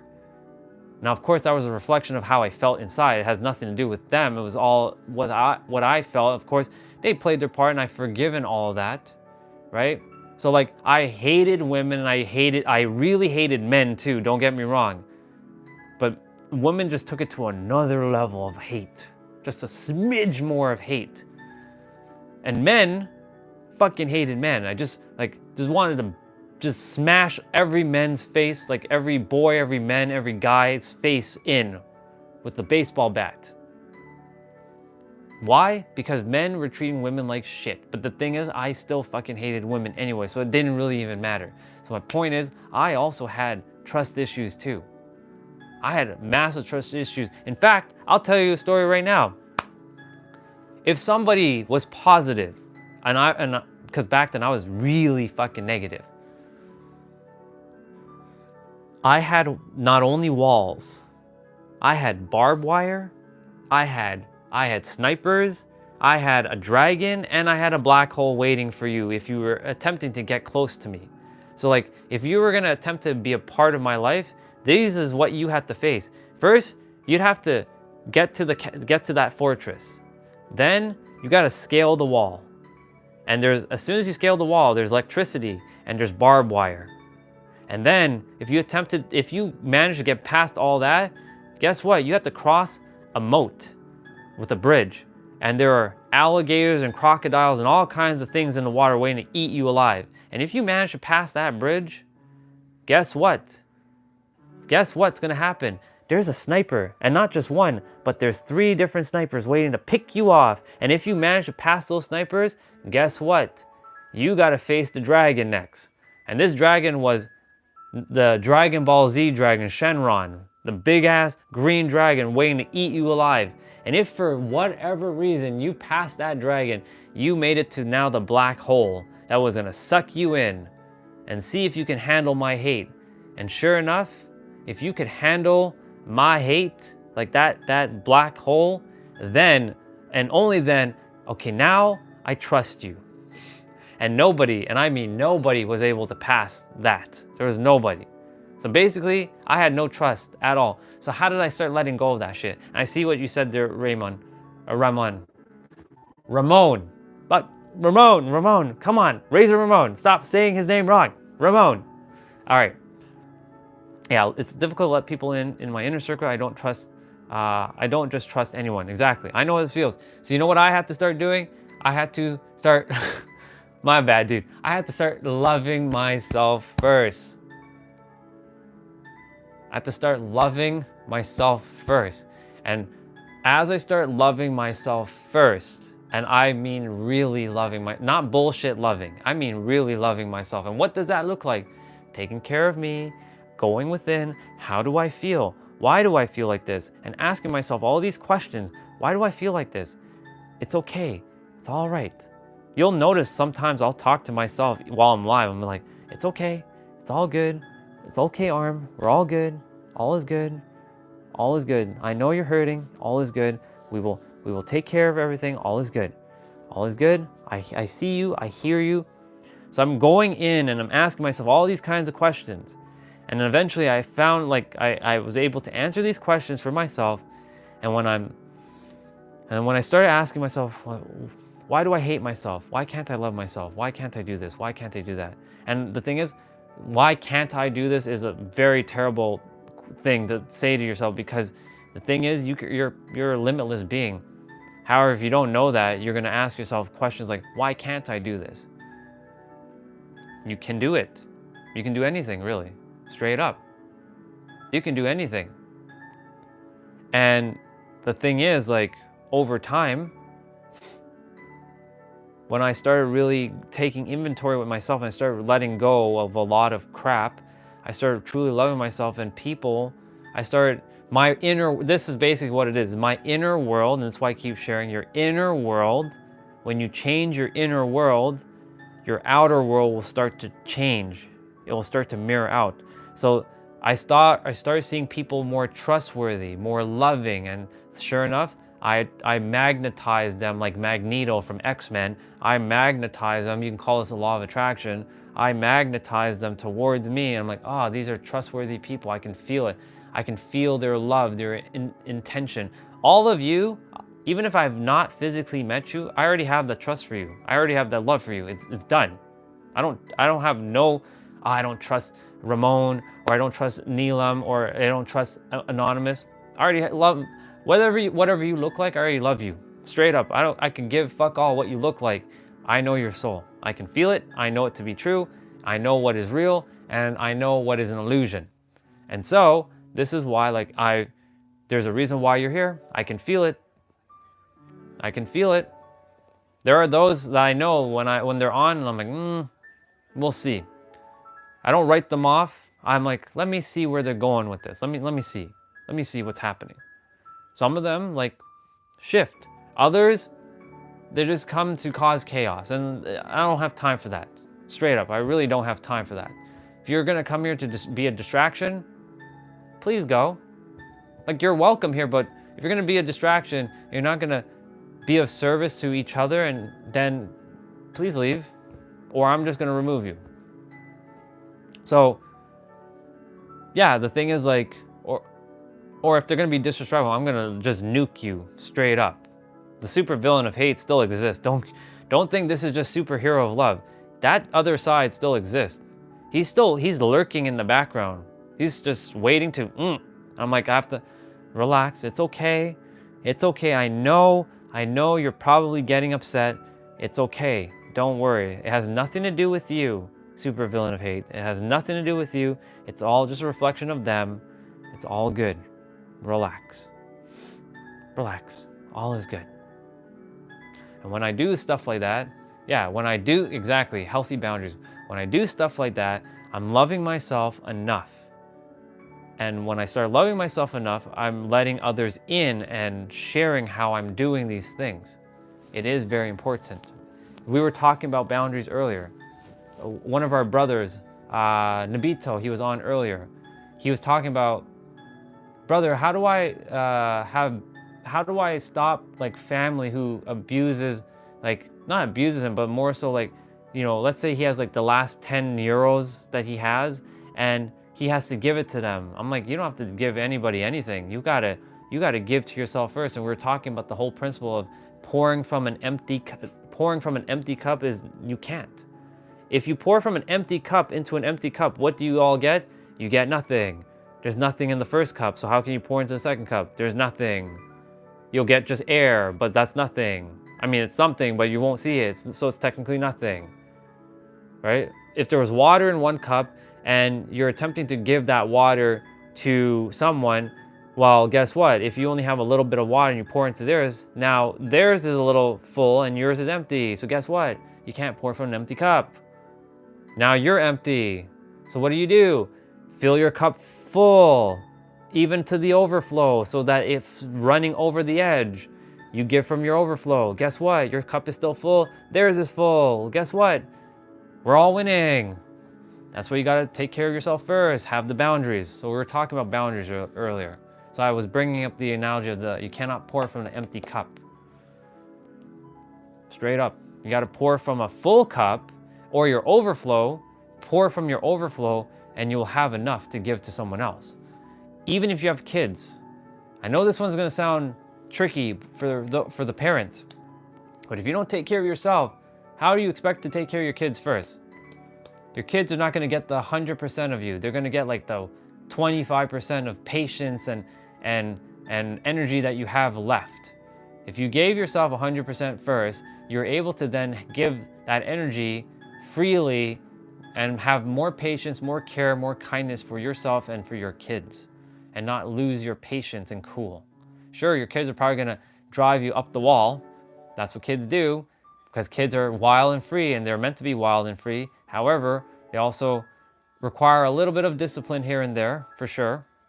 But if you don't have that energy to handle that experience, guess what? Your kid, you might accidentally create an agreement with your kid that you say something and it stays with them for the rest of their life. For example, in the book, The 4 Agreements, there was a mother who she came home from work. She was frustrated, she was angry, she was mad, and her daughter was playing and having so much fun, and she was singing to the top of her lungs. And of course, the daughter didn't know anything about her mom, and her mom just came home, and the daughter was singing around her, and her mom lost it. She's like, "Will you just shut up? You have the most ugliest voice." And guess what? Because of that word, the little girl never sang again. She basically never sang again, only because that agreement that her mom, those words that she said, because she didn't have a full cup, because she had no patience. And look, not every day it's going to be sunshine and rainbows. We talked about this earlier. But because she didn't have enough patience and, was happy to see her daughter, she was frustrated, she was mad. And it's okay to be mad and frustrated. It's not saying to sugarcoat shit, because we're here to not do that either. And this is where you got to take time to breathe, relax, and allow things to be. And if she had done that, she would have had more patience, more kindness, more care for her daughter, because her daughter is singing and having fun. And her daughter would have never picked up that agreement. And sure enough, the daughter, because she had this beautiful voice, she never sang. And whenever it came time to sing, she would hide, because of some simple words her mom said: "You have an ugly voice, and shut up."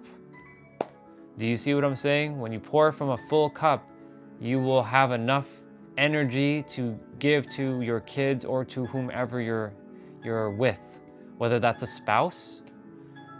And the spouse has to also be aware of this too. So this is not a one-way street when it comes to adults specifically.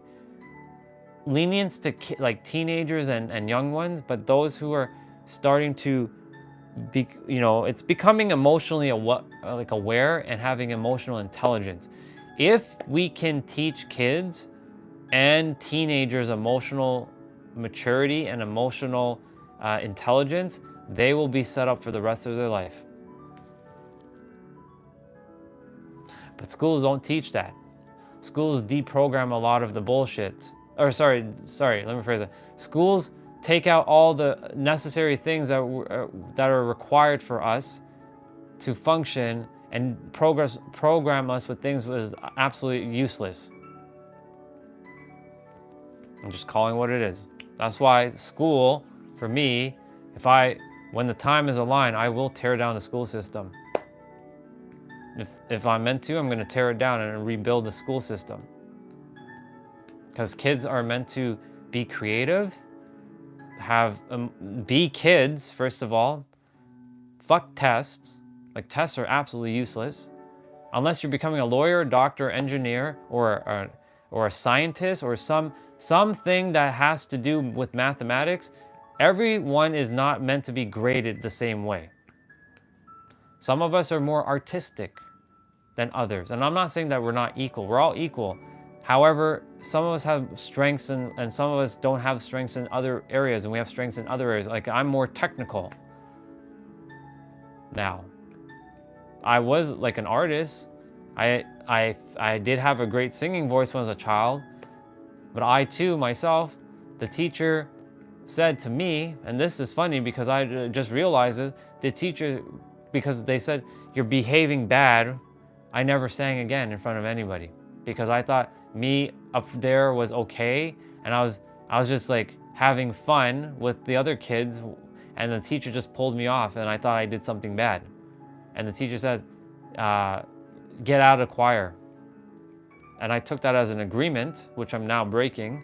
I just came to realize this right this moment, that, oh my God, that teacher basically took me out of choir because, she thought I was bad. And I thought that I was just a terrible singer. I never really sang again. Now, of course, I haven't practiced with my voice, singing as much, except for singing meow, meow, meow, meow, meow, meow, meow, meow, meow, meow, that kind of stuff. Yeah. I was more left brain. So for me, like, it's supposed to be balance. The answer is balance. It's both left and right brain. The right brain is creative and intuitive. Left is logical and analytical. And most of us are analytical and logical, but the right side has been like deprogrammed out of us. That's why, like, really sitting with yourself, taking time to feel your feelings will help you to get back into your right brain. Hell, this is another way to get back into your right brain. You can go play. Play is play and using your imagination gets you back into your right brain. Go color in a coloring book. Go play an instrument. Yeah, balancing. Yeah, it's all about balancing. You can get very intuitive and be an only right side brain, but guess what? You let go of the logic, and then things in the world, sometimes you still have to use some logic. It's still necessary. You can be very intuitive and be because the right side is basically super emotional too. That's why the left side brain is there for a reason. That's why, some people do have brain injury where they only have one hemisphere. But guess what? That one hemisphere, one brain, can be recreated as two. There is a person who had only half a brain, and yet they were able to rebuild the half of the brain that was gone. So you tell me. So you still require both. It's necessary. That one side brain is actually functioning as both brains.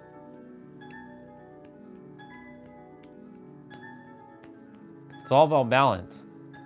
In this dimension, the third dimension on Earth, it's balance. It's going to always be balance. Masculine and feminine, light, dark, good, not so good, up, down, male, female, high, low, positive, negative. They simply cannot exist without each other. When you get into the fifth dimension is all one. Everything is one. And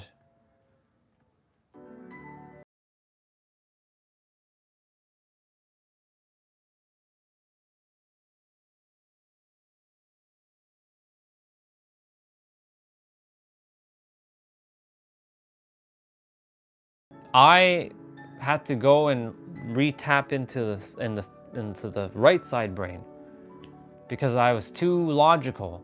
Like, logic basically is saying like it can't be this way.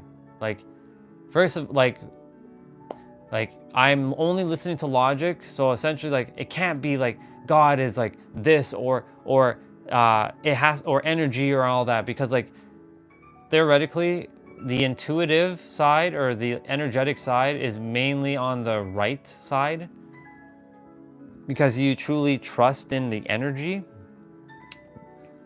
But for the logical people, guess what?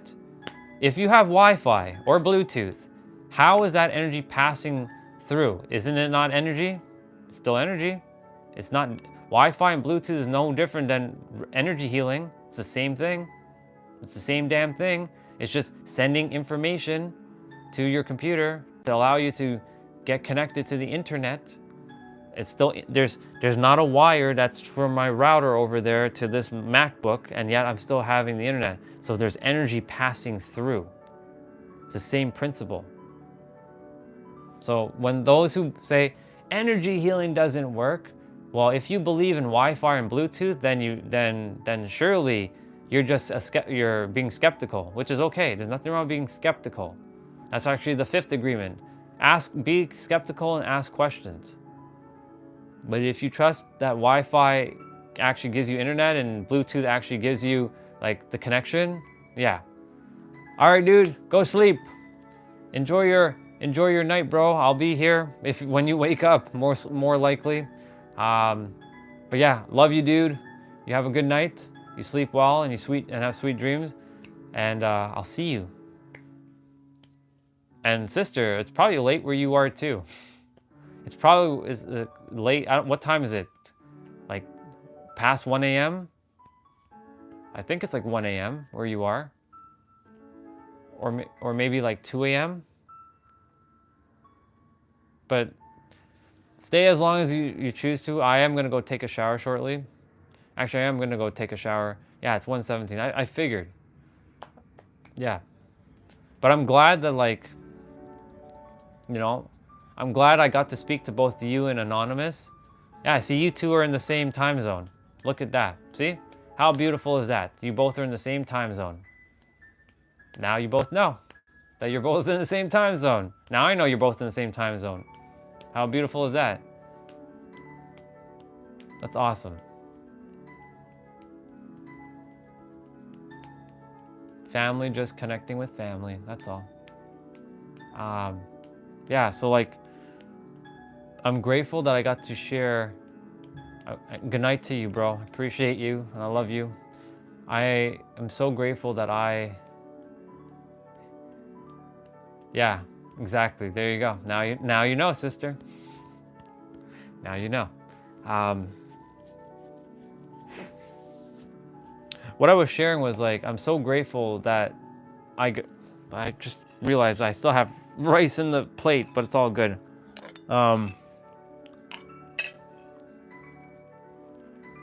That I got to give you both that example.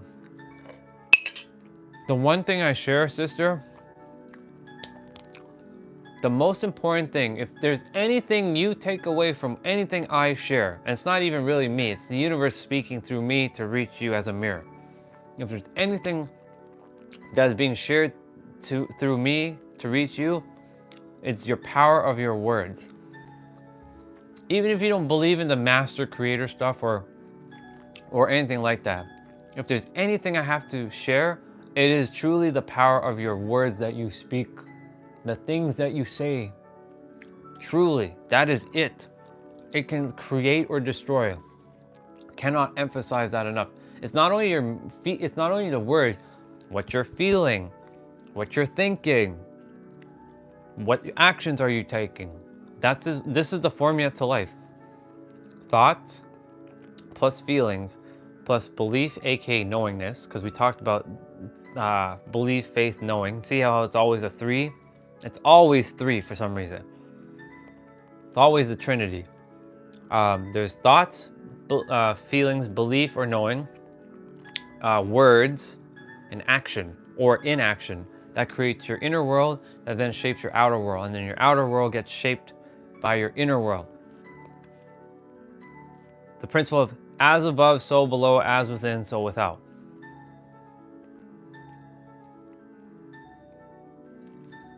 Exactly. I knew it. I figured. There's no accidents why whenever I'm sharing something, it had to come out exactly when it's supposed to come out. This is why I'm trusting and I'm knowing that whenever I'm speaking something in the moment, it's meant to be for someone who's meant to hear it in that moment. Like when you were saying, when I said, when you jumped on last night, which was morning for you, and I said, you know, there's a song, Die with a Smile, right?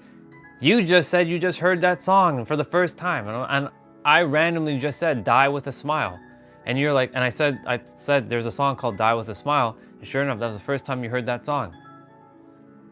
No accidents. Why did I start talking about Die with a Smile? The universe simply was allowing my vessel to reach your soul, your vessel, your mirror. Same with olive juice when I was sharing some stuff. Same thing. No accidents. Same with Anonymous. He shared something earlier. It's soothing, he said.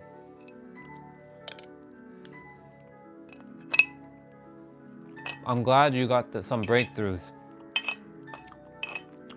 You've been on a quest yourself. All of you have. And it led you here. I'm not here to lead you astray. I'm basically telling you, you are the creator. You have the power. The information is there. The information is everywhere. It's already within you. I'm simply the mirror reflecting it back at you. Say, hey, sister, look, you have it too. Here you go. It's been with you all this time. You have everything. You have all the answers inside of you. It's just buried. It's just buried inside, and I'm just making you aware. Hey, look, here you go. It's there, sister. And that goes for all of us. All, like, if Jay's still here, and I know Jose is here, and Tiny Problem's here, a few of you who are just, you know, listening, that's really what it is. I'm just simply a reminder as a mirror that you have everything that's already within you. You're welcome, sister. If the thing is, the other thing too, I said to the universe, if I'm just meant to help one person and then I'm meant to die, I did my job. They can go on and impact the rest of the world. I'm already fulfilled. I can go home. I can go back home. This isn't home. Like, Earth isn't home. Home is back with the Creator. And I know what home looks like. I already experienced it. I'm like, okay. I'll just wake back up at home. I can feel, and in fact, I can feel what home feels like right now. It's awesome. I love it. It's unconditional love. It's bliss. So, like, yeah, if I'm meant to go soon, then at least I did my job. Or my play, I should call it. I did the thing.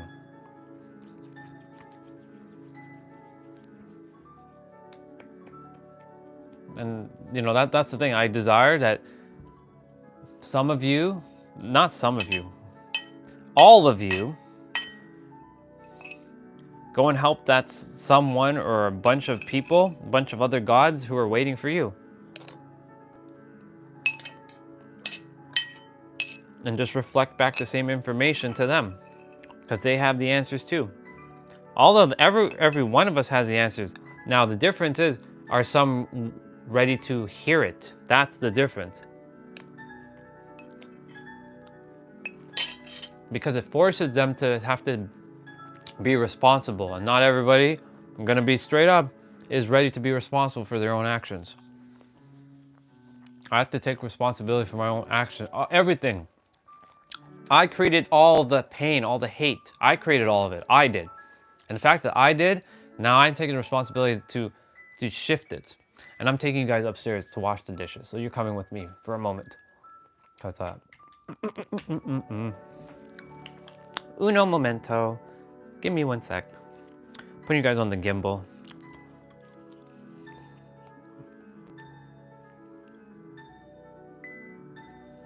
Perfect. There we go. We're going upstairs. Ooh, my dad is outside. My mom's coming home just now. I'm gonna go take a shower soon.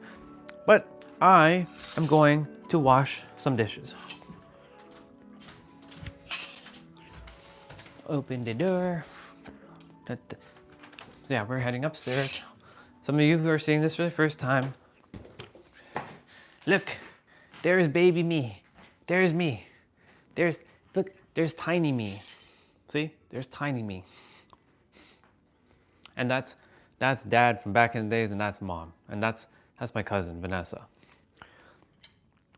And that's outside. It's actually raining. It's not snowing. So the snow is gonna melt. That's technically my car still, but I sold it to my sister, but it's my Mazda. But yeah, it's raining right now. It's not even snowing, it's actually raining. Yep. There's snow, sister. I know you don't really get to see snow, so there you go. That's outside. Usually I take walks outside, but it's cold. But because it's raining today too, yeah. When it's warmer, I'm taking all of you for walks on my trail. I have a nature trail that I take everybody on a walk. Yeah. So yeah. So there's baby me, and that's always a reminder. Look, I'm always there. I'm always there, tiny little me. This is the kitchen, and I'm just gonna turn you guys around back to me. And I just hang out with everybody like this all day and just do my thing. The only thing I don't do is, obviously, when I go take my shower, I don't take anybody with me because we ain't doing that. Or go and use the bathroom because I ain't doing that either. This is me being silly. You'll require a little scooter, yeah. I'm gonna have clementine. I don't know, these apples are kind of like stiff. Actually, I'll have an apple. I like apple.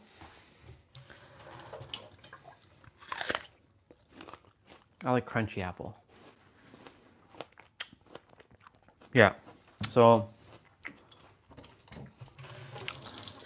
the power of your words, like I said, sister and everyone, the most important thing, if you take away anything from what I ever share, what the universe is sharing is your words. When you become so present with the words you speak, the words that you share back with someone or even say to yourself, it'll literally change your life, hands down. Wait, or not cause you may a lot. That's true. I do have a bike, but it's not an electric bike. It's just a bike. It's just a standard pedal bike, which I'll take you all on a ride on my trail.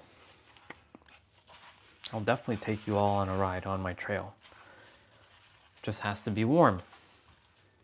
And thankfully, this month will pass by fairly quickly, and then we enter March, and then we enter April, which, by the way, I gotta remind myself, I gotta renew my driver's license and basically book my ticket. Yeah. Oh yeah. We.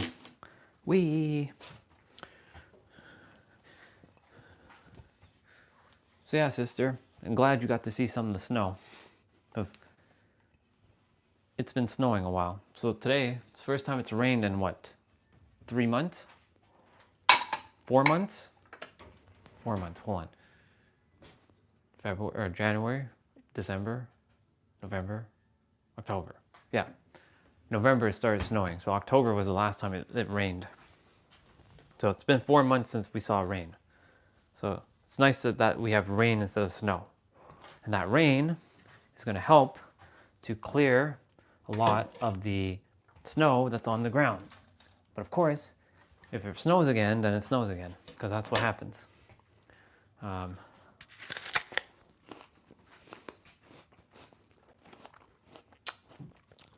really like to cut that pineapple, but I'll wait till mom cuts it, because like good old pineapple. I like pineapple. I eat a lot of fruits. I eat a ton of fruits. I am gonna go shower after this apple. I'm gonna put you guys back in the room, but yeah.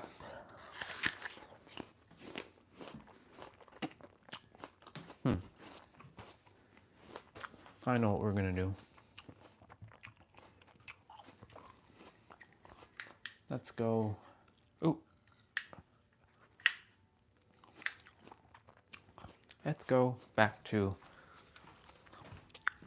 I just desire to see how warm is it.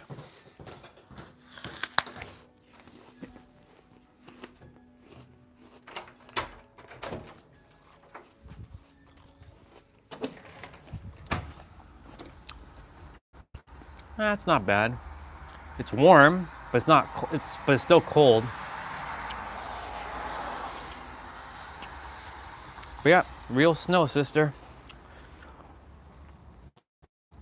Real snow.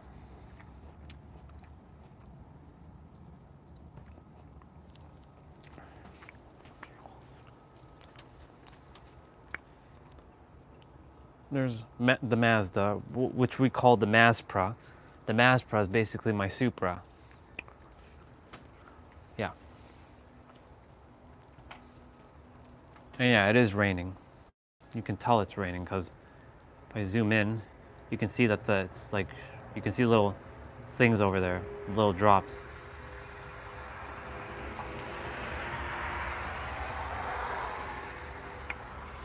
Well, there you go.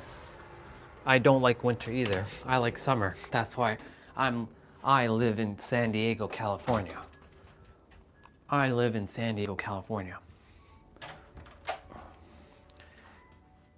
I'm not a winter fan at all. It's cold. You can't do, unless you like winter, and there are family who likes winter. For me, I'm not a winter fan. I am not a winter fan, so I thrive in the summer. Sister, if you think my energy is like a lot now, wait till you see me in the summer. I'm next level energy. Jose's gotten to see my energy in the summer because he lives in LA, and LA is 2 hours from San Diego in California. So basically he knows the weather, and my energy shoots right up. I have so much energy in the summer. I'm naturally, like, the energy just, like, it's wintertime, I have energy, but I have to, like, build it up. Summertime, I don't have to think about it. It just comes.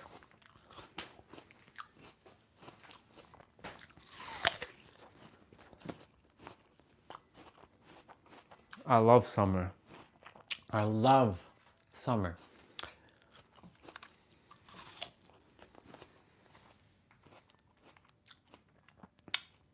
Yeah. I do look healthier in the summer. I look more vibrant. Oh, you did see some of the videos of San Diego. Okay. What'd you think of that, sister?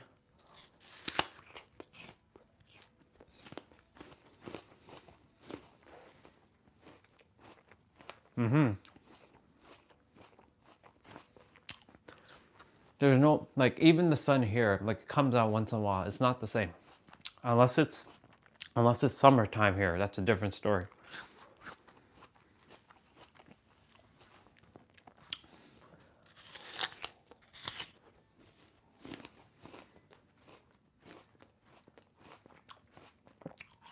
I know. I'm aware. That's why I'm grateful. I'm using my time wisely, not thinking about, oh, I'm lacking the sun. I have no, I'm in the winter time. I'm using this time to be of service and I don't have to think about, oh shit. So that way when we go outside and hang out, I don't have to think about like I'll have the sun.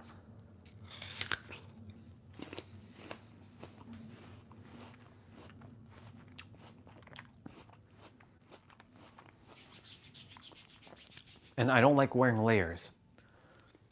I don't like I mean, I would rather wear a t-shirt, but when I was in San Diego, I was wearing a sweater only because skin was gonna get dark. My face got dark. I'm gonna go get my hair cut and my beard done. Got Steve to do all that for me. I'm taking you guys all on the journey where Steve is my barber. He's gonna trim my beard. He's gonna cut my hair. Like he's gonna make it nice and clean. Hi, crazy cat. Hi, sister. Hi, sister. Hi, Casey. How are you, sister? Just eating an apple. I'm about to go take a shower.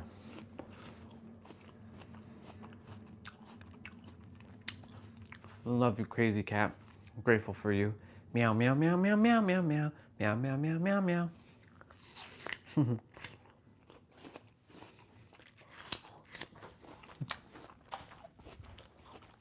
The sun, for me, powers me up. Yep. Meow, meow, meow, meow, meow, meow, meow. Meow, meow, meow, meow, meow.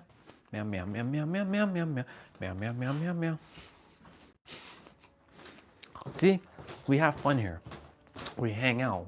This is family. We just hang out and have fun. That's the other reason why the community, this is family. We play, we have fun, we do things together. I sing meow a lot. Meow, meow, meow, meow, meow, meow, meow, meow, meow, meow, meow, meow, meow. All right, I'm gonna take you guys off the gimbal. So the gimbal, if you're wondering, it's this thing. This thing allows me to keep you guys smooth. I'm gonna put you on that thing. But this is what I was just carrying you on. So it allows the phone to stay smooth. So when I'm walking, you don't see the shaking like this. It's smooth. So that's what you guys are gonna be on right now. And then I plug you back in so that the phone stays charged. And then, yeah. This microphone does work, but you're not listening to me on this. You're listening to me on this. The thing is, this makes it sound like I'm listening. You guys are thinking I'm speaking to you with this. That's why it gives you the perception that it's like a podcast. Like, you know, I'm speaking to you like this. You're thinking it's the microphone. You think it's this one. It's this one. little mind trick. That's why when those who, like you, when you saw me yesterday, you're probably thinking, I'm speaking with this microphone. But in reality, I'm speaking with this microphone. But this is my microphone when I'm on Zoom. Or when I'm on Zoom, I use this microphone. And this is like that microphone that you see that the podcasters use all the time. You'll see, anytime you look at a podcast, you'll see this microphone. I guarantee you'll see a microphone that looks like this. Like if you go to, if you watch like, who's a good example? Andre Duckham or Aubrey Marcus or Robert Edward Grant or anyone like that. Or not Tom Bilyeu. Tom Bilyeu uses a different microphone. Lewis Howes used to use this microphone, but he doesn't. You don't see the microphones in front of his thing anymore. A lot of podcasters use this microphone. It's called a Shure SM7B. Shure as an SHURE, SM, Sam, Michael, 7B. It's not really Sam Mike, but it's just SM7B. Yep. I'm gonna go take a shower.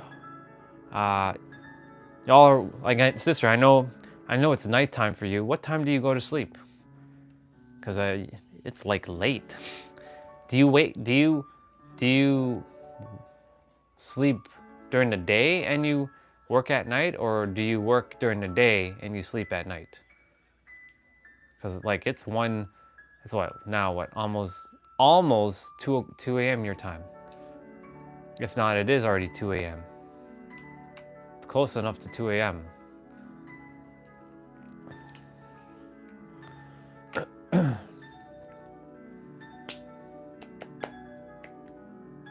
But as for everyone else, you all know, I'm gonna go take a shower. Yeah, go sleep, sister. I'll be here. Thank you for coming on today. I love you very, very much. You work late night though. Okay, got it. Go get some rest, sister. I'm gonna be here every day, so you'll see me. I love you very, very much, and I appreciate you. Appreciate all of you. And you know, just thank you for just being you. And I'm grateful that my soul, well, the universe is working through my soul to reach a fair bit of you, to share whatever was meant to be shared, for whoever is meant to be shared too. Yeah. You're good, sister. I appreciate you too. I love you very, very much. And everyone else, I'm gonna go take that shower. I'll be back. Meow, meow, meow, meow, meow, meow, meow, meow, meow, meow, meow, meow, meow. Welcome, Mr. Michael. I hit the 417 fork, so I'll come back and hit the 417 fork because you're up here. So I'll be back. Unless you were here when I hit the 417, but I don't think you were here because you would have said something. So yeah, you're welcome, sister. This is family. This is home. Every one of you are always welcome. Make it home. This is your home. Yeah, I will. Don't worry, dude. I'm gonna be right back. I'm gonna take the shower. Here, I'll give you a sample, Michael. I'll give you a sample right now before I go. Go ahead. So before I go and take that shower, here.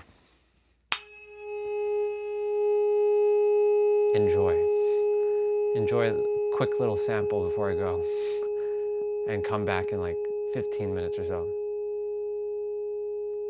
You're welcome, sister. I'll see you soon. That much I can guarantee.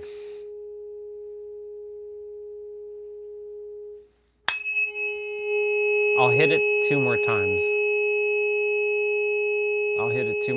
And I'm gonna go.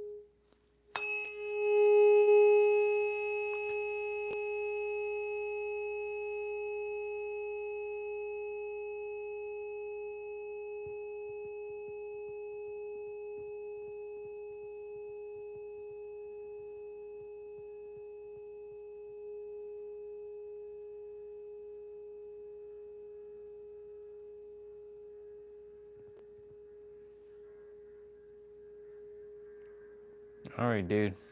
You got a little bit of a sample. When I get back, I'll hit it a few more times. So at least you got to hear it before I went to go shower. So I'll put on that piano music again, make sure that's looped. Actually, I'll just bring it back that way.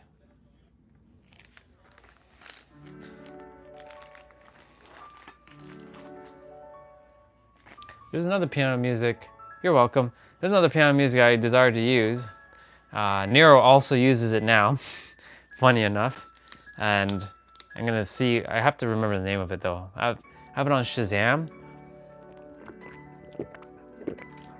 I just don't remember the name of it.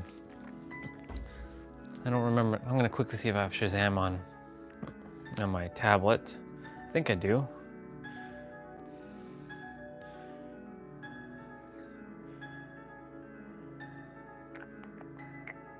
I don't have Shazam on my tablet. Interesting. It's on my my iPhone though. It's okay. It's okay. It's all right. Oh yeah.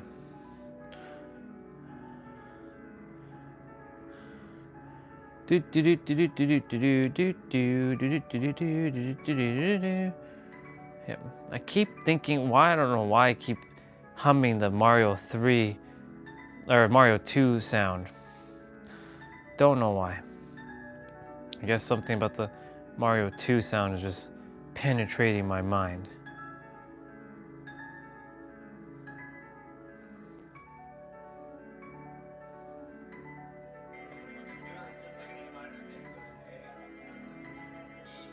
Interesting. How to get an income boost from God. Ooh. Ooh! I gotta read this one when I get back. This is Nero. Nero will be dropping them fire. Definitely gonna be reading that. Actually, I can read it right now. Let me see what he just said there. I have to go back on Instagram. All right. How to get an income boost from God. 1. Until you break free from the collective consciousness, you will remain bound to the reality it creates. In both business or career, the truths, with quotations, are merely beliefs, ideas reinforced by repetition until they manifest in the world. When you accept them without question, you inherit their when you accept them without question, you inherit their limitations.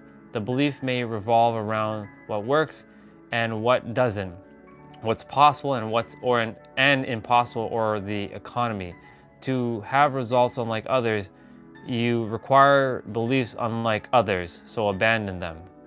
Number 2, how do you view what you do? Your perception of reality is ultimately how you receive and perceive your reality. Your perception leads to your projection in reality, so if you see what you do in the worst way, this will lead you to project of the worst. Number 3, nothing you do externally affects, he put in brackets effects, will ever be able to outrun your internal cause state. That's true. You can do everything you should be doing and still not work. Your state of being is what creates your reality ultimately and overpowers anything you do. That's why I keep talking about the inner world. Most people still spend years doing the same thing with the same state of being, ultimately creating the same reality. Number 4, in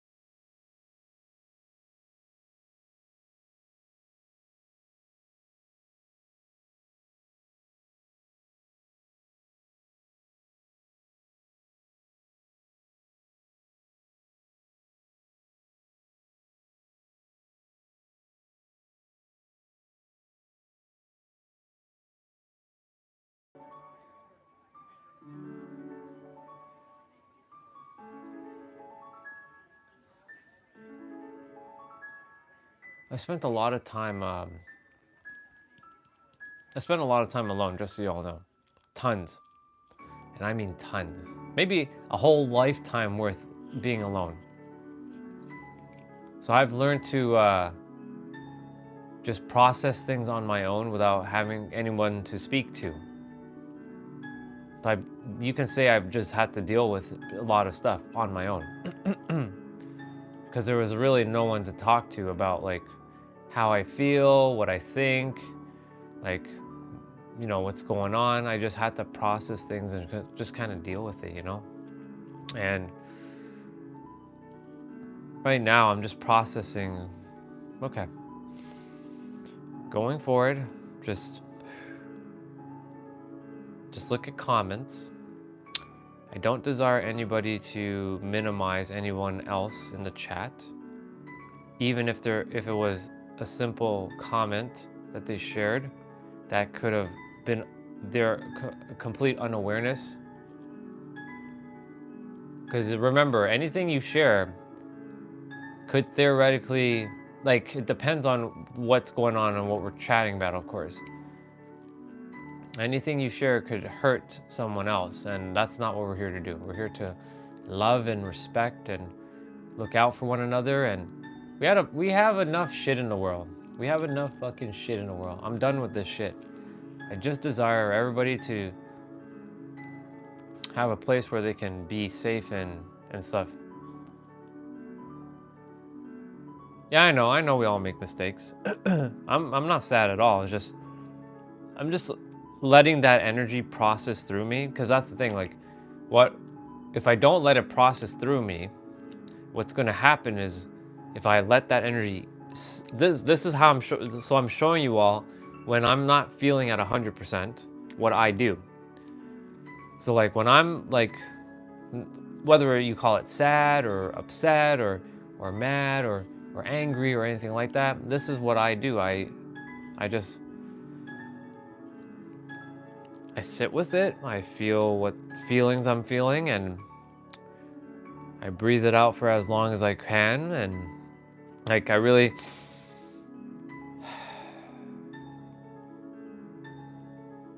I close my eyes, I let things just come through. And you know, right now, like I can feel a bit of the energy stirring up in my like root chakra, and I desire it to be out of my system. And I'm the master creator and I can uncreate it right now. However, I do also desire for it to pass through. And yeah, this is how you basically clear your shit, essentially. You really have to feel your feelings.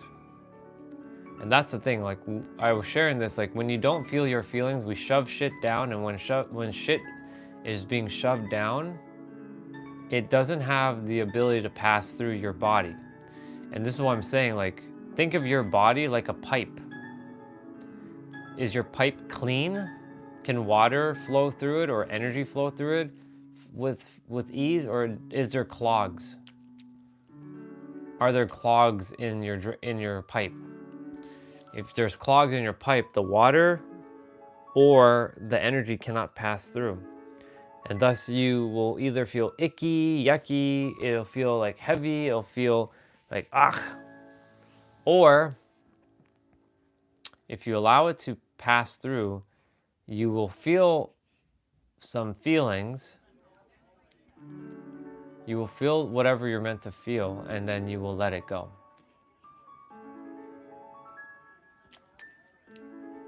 And thank you, Tam. I appreciate the encouragement. Thank you. I love you, bro. Appreciate you.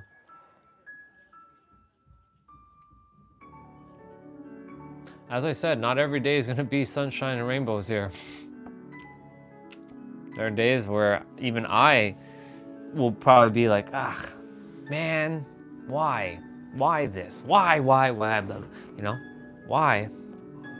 So, yeah.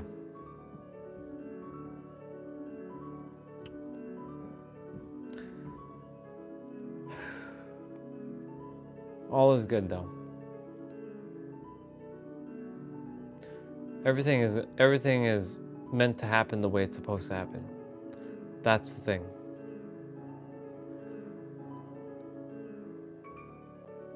I think I have mastered the night owl thing, and you are the only one who gives me some sort of company, so I appreciate it. Hey, I appreciate you sharing that, because I'm glad that I can give you company, dude.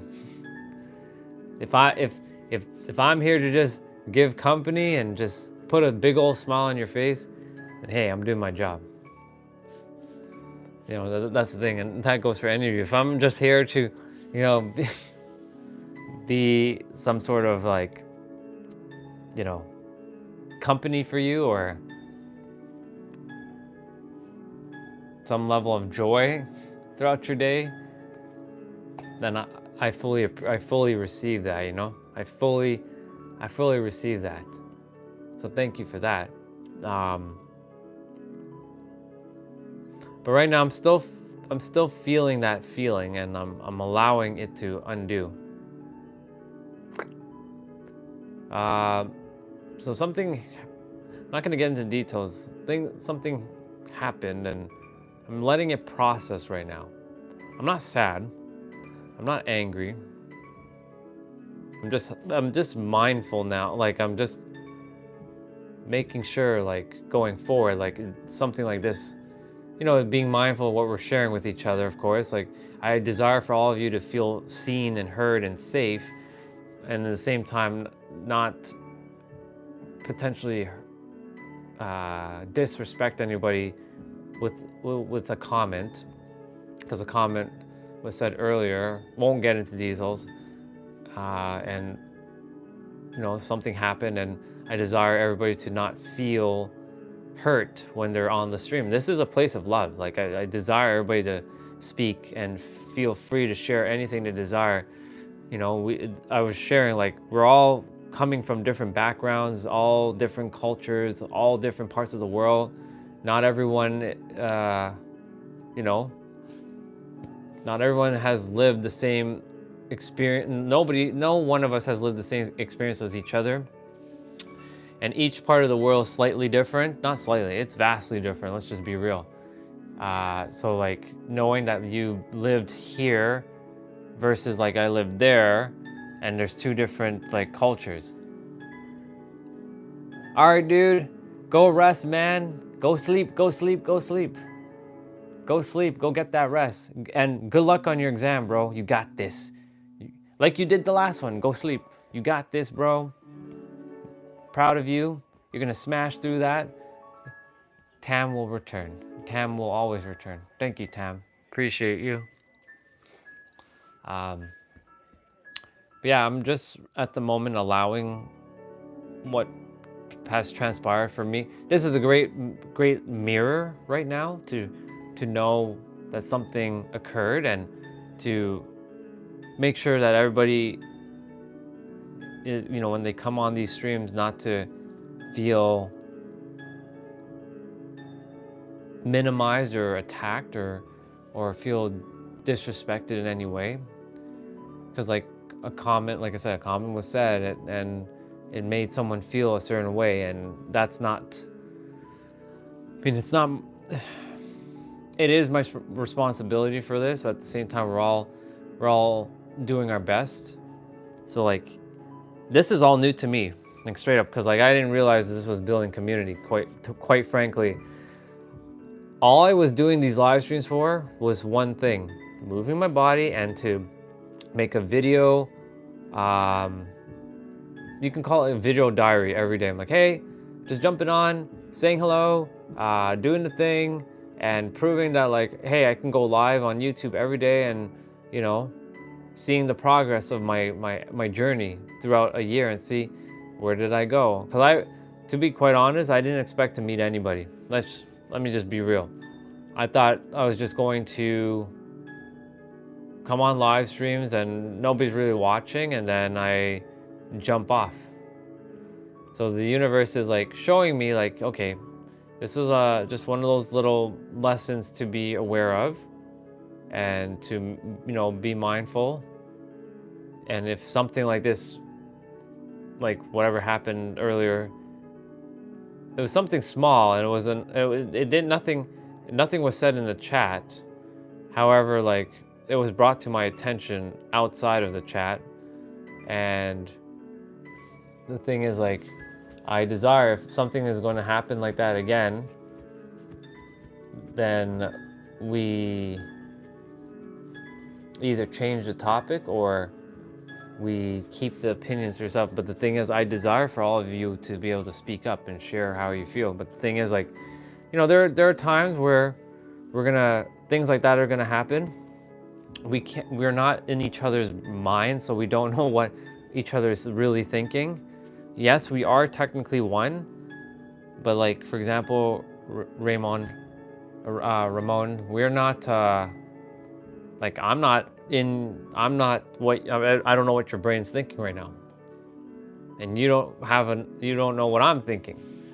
Like, I can feel your heart, and the same with Tam and GTR, but I don't know what you guys are thinking. And so, like, because of that, you know,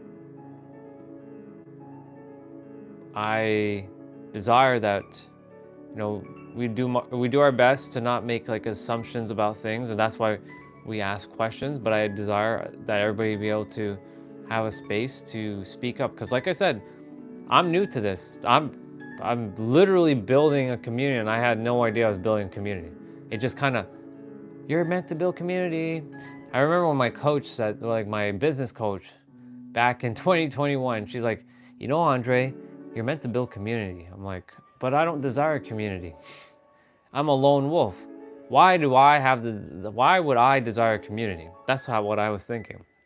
Like, why would I desire to be in a community? Like, that makes no sense. Like, I'm a lone wolf. I will never be in a community. And sure enough, I end up being in a community, and then the community and me, I started building a lot of connections. And I was like, I'm eating my own words, aren't I? Yep. And then when we chatted like a couple months later, I'm like, okay, I see where you're going with this, Angel. I still don't feel called to build my own community. I feel called to be a part of other communities. And then, you know, she's like, nope, you're gonna build your community. Hey, Akshat, welcome, dude. I was just processing of some energy that was in my body and letting it out. I was just talking about community, how I never thought this channel would be building community at all. I never thought that people would come back and say hello and hang out and communicate with me, and much less, you know, hang out with each other. It's such a weird thing. So, like, let's see. You gave me a weird emoji look. Is that a weird emoji look? Yes, it is. It's the one with the glasses. Yeah. So, like, basically, yeah. Like, I just never thought in a million years that I would be building community. So, like, never thought that someone, like, I had this like perception of myself, like this was the unworthiness that I was holding on to up until recently. That nobody really will watch my stuff. I'm just gonna do it. You know, I'm sure if I meet like one person along the journey for the next year or so, that would be it.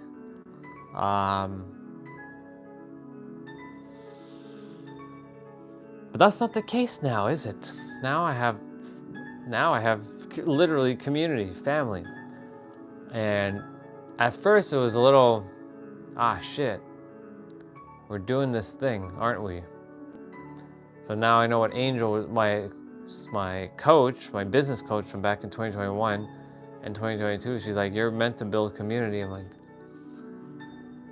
and you know what she said to me? She said, yeah, Soul Fam, what up, Soul 26? She said to me, you're afraid. You're afraid because of the big responsibility of a community. And, you know, because something happened earlier this morning and I wasn't aware, because I was in my flow and it was brought to my attention outside of the chat. I'm processing a feeling right now. Like I said, not every day is going to be sunshine and rainbow. And the responsibility of like running a community, it falls onto all of us because we're all family, we're all doing the thing. Something happened during the chat this morning. I wasn't aware of it until it was brought to my attention outside. I'm not gonna get into details with it. It's on someone's side, and I respect her, and she messaged me. She left everything she said, and I love her very, very much. And she's gonna take a couple days to just chill, and I, this is a mirror to remind me like something like this may happen again in the future, and to be aware of it. And this is the reason why I was saying to my business coach back in 2021, like, I don't desire to build community because the responsibility is heavy, and I freaking hated responsibility. Like, why should I have even more responsibility put upon me? Like, that's how I felt all my life. Like, I don't desire responsibility. Like, I really don't. So like when I was starting this live stream stuff, I wasn't thinking, oh, anybody was gonna come and listen or come and hang out. I was doing 1 hour and 1 to 2 hours, my first set of live streams, and was just moving the body. Then the hours started to increase, and then we went to like 3 hours, 4 hours, and then after that we went to San Diego. I noticed that I was doing longer live streams. The hours were going up, and then sure enough, now here we are, 12 hours. This is now building community. So I'm just showing all of you the process of like what I'm doing. Like when I feel a certain feeling, like I'm not mad, I'm not sad, I'm just cautious and aware now of like this could happen again, and how do we handle it? Let's see, sometimes I saw my grandfather and grandmother in a dream. What does it mean? It could mean a lot of things. It could be just them reminding you that, keep going. It could be like it's a sign for something else that they are attempting to remind you of. There's a lot of different reasons why you might be seeing your grandma and your grandmother, sorry, your grandfather and your grandmother in your dreams. Usually it's like to give you a message. Generally it's to give you a message. Whatever that message is, we don't know. So usually when you see them, they cry. Do you usually get a message when you see them?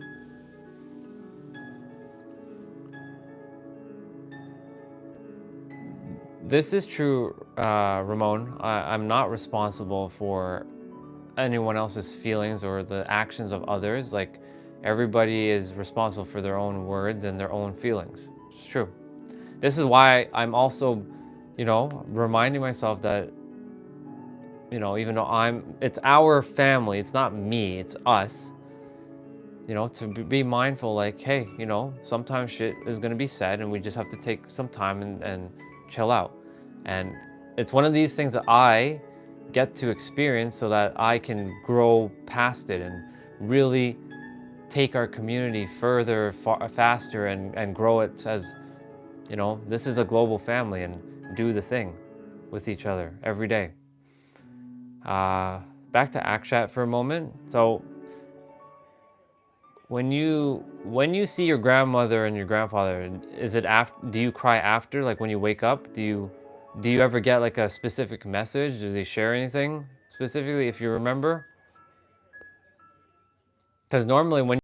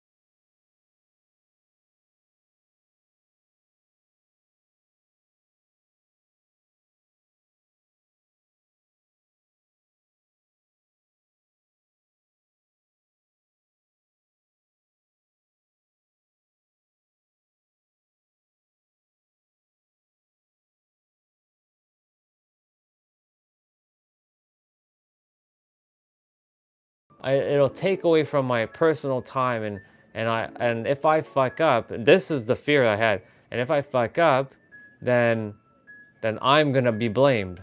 So like responsibility for me equals blame, because if I fail to keep my, like, keep up with stuff, then I am going to be blamed, and I don't desire to be blamed,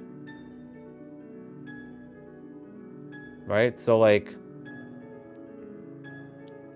for me now, I'm working through that, and I feel like I've settled that. But I'm tuning in, like, how do I feel about how do I feel about success? Does it feel, can I handle it? Do I feel like I can handle it, or do I still feel like I can't handle it? Or do I feel like it seems too heavy? And that's the reason why, like I said, when you haven't done a lot of things, you haven't cleared a lot of things in yourself, and it becomes very heavy inside, you'll self-sabotage and do things. And I see what you said. Let me read what you said there, sister. Yes, and you will sabotage a lot of things that that is great for you. You're just like scared shitless because, it's a big for me, it was a big responsibility. All right, people come and go in our lives. However, the seed will sprout when ready. The soil must be ready and receptive, brother. Most are still here, being encouraged and involved. Keep radiating the authentic love. Thank you, sister. I will. I always will. I'm not going to stop. It's just, I see, the thing is, I get to experience all these interesting experiences because it's mirroring back to me that I am evolving myself. Because if I can handle this, I can handle more things. If I can't handle this, then, because the universe is simply preparing me for what's next. This is what this live stream is for. It's simply preparing me for what's next. Whatever that's supposed to be, here we are. So I'm here to do it.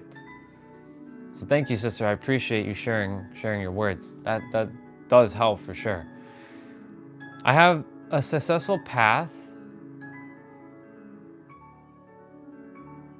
I don't like to use the word tested. I like to use the word challenged. Tested, I don't fucking, that word just doesn't feel good. So I use the word challenged.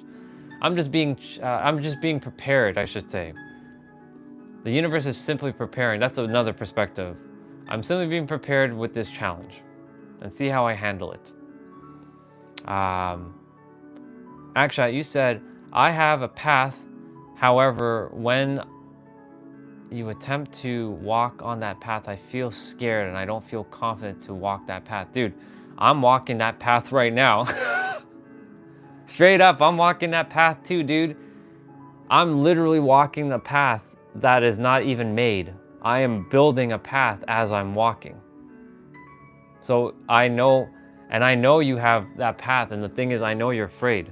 It's that fear that's going to potentially self-sabotage, and you're gonna, because of that fear will eat away at you. And the thing is, it's not, how do I say this? If you allow that fear to get to you, you will self-sabotage, and you will not get where you're meant to get to. Or it'll take you much longer until you feel like you're ready. Yeah, it's like you have, thank you, Adam. It's like you have a mission. Exactly.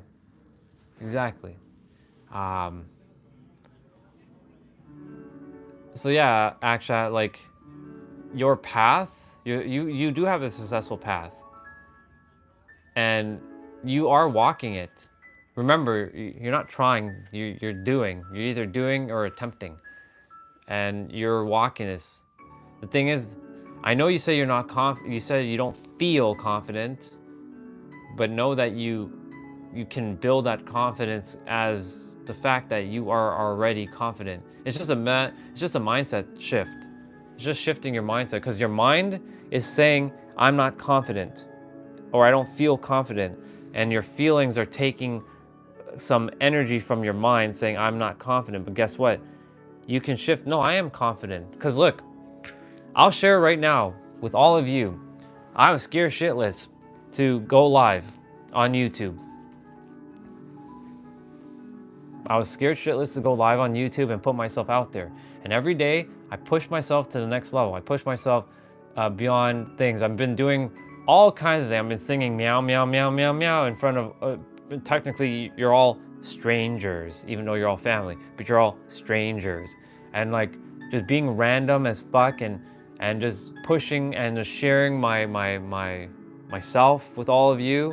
Like, this is scary as shit. It truly is. But guess what? I'm doing it because I know that it's helping someone. And right now, whatever happened earlier in the morning between, it was just a comment. There was no fighting in the chat, just so you all know. It was just a comment made and it stirred some shit up in another soul, and I was made aware of like, okay, now that I know, I'm not responsible for that. At the same time, like, dealing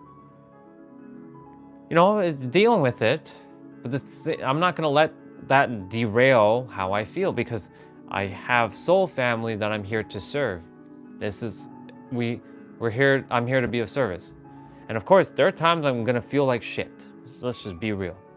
And there's times where you're gonna feel like shit. Let's just be real. The universe is simply preparing you a challenge, because without a challenge, see how you handle it. The universe will be like, oh, okay, he's ready or she's ready, so let's give them more. But if you can't handle these simple little challenges, that means you're not ready for the next, like, you can call it the next tier of what you're meant to take on. I know the light's getting dark, or it's getting dark because sun's not out, so I'm gonna put on a light shortly. Let's see. Sister said, making your own trails, brother, your own path to the unknown. Yes, the path of the unknown. Right now, I'm literally building the path of the unknown. This is why I'm recording everything, so you all can see this live. Like, it may look like I'm not doing anything in the physical, but you all have to know that me coming live stream is still taking action in the physical. Me speaking and me helping each other, like all of you in some way, and we helping each other in some way, is still all of us taking action in some capacity.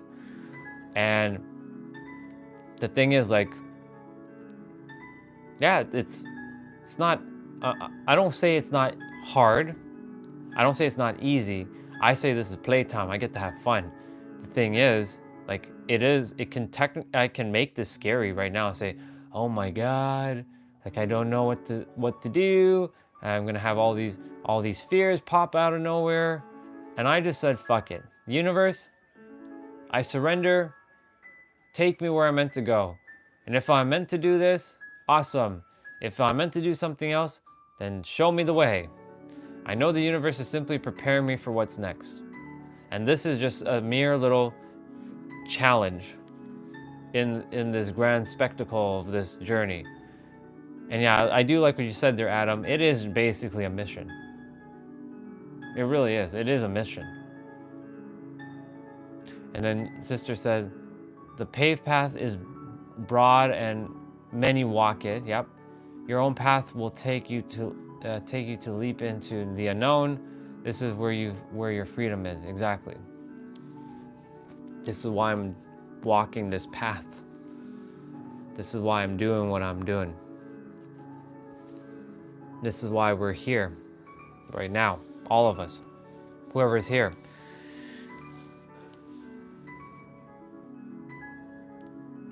If you ask, so I'm gonna just be honest.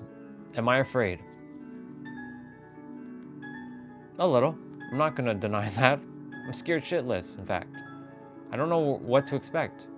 And the thing is, I do know that I have to move forward. And I do know that I'm going to be live streaming every day, no matter how I feel. I'm going to be live streaming. I'm not going to, I'm just doing it.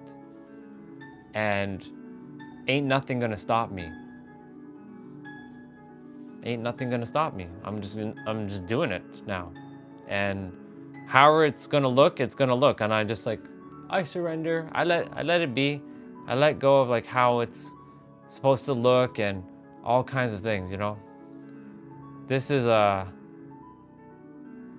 I said, this is a place where We're here to grow and evolve and transcend. And whatever perspectives I'm meant to provide to each of you, it is meant for you, for your own personal journey, growth, evolution. Now I'm going to turn on the light.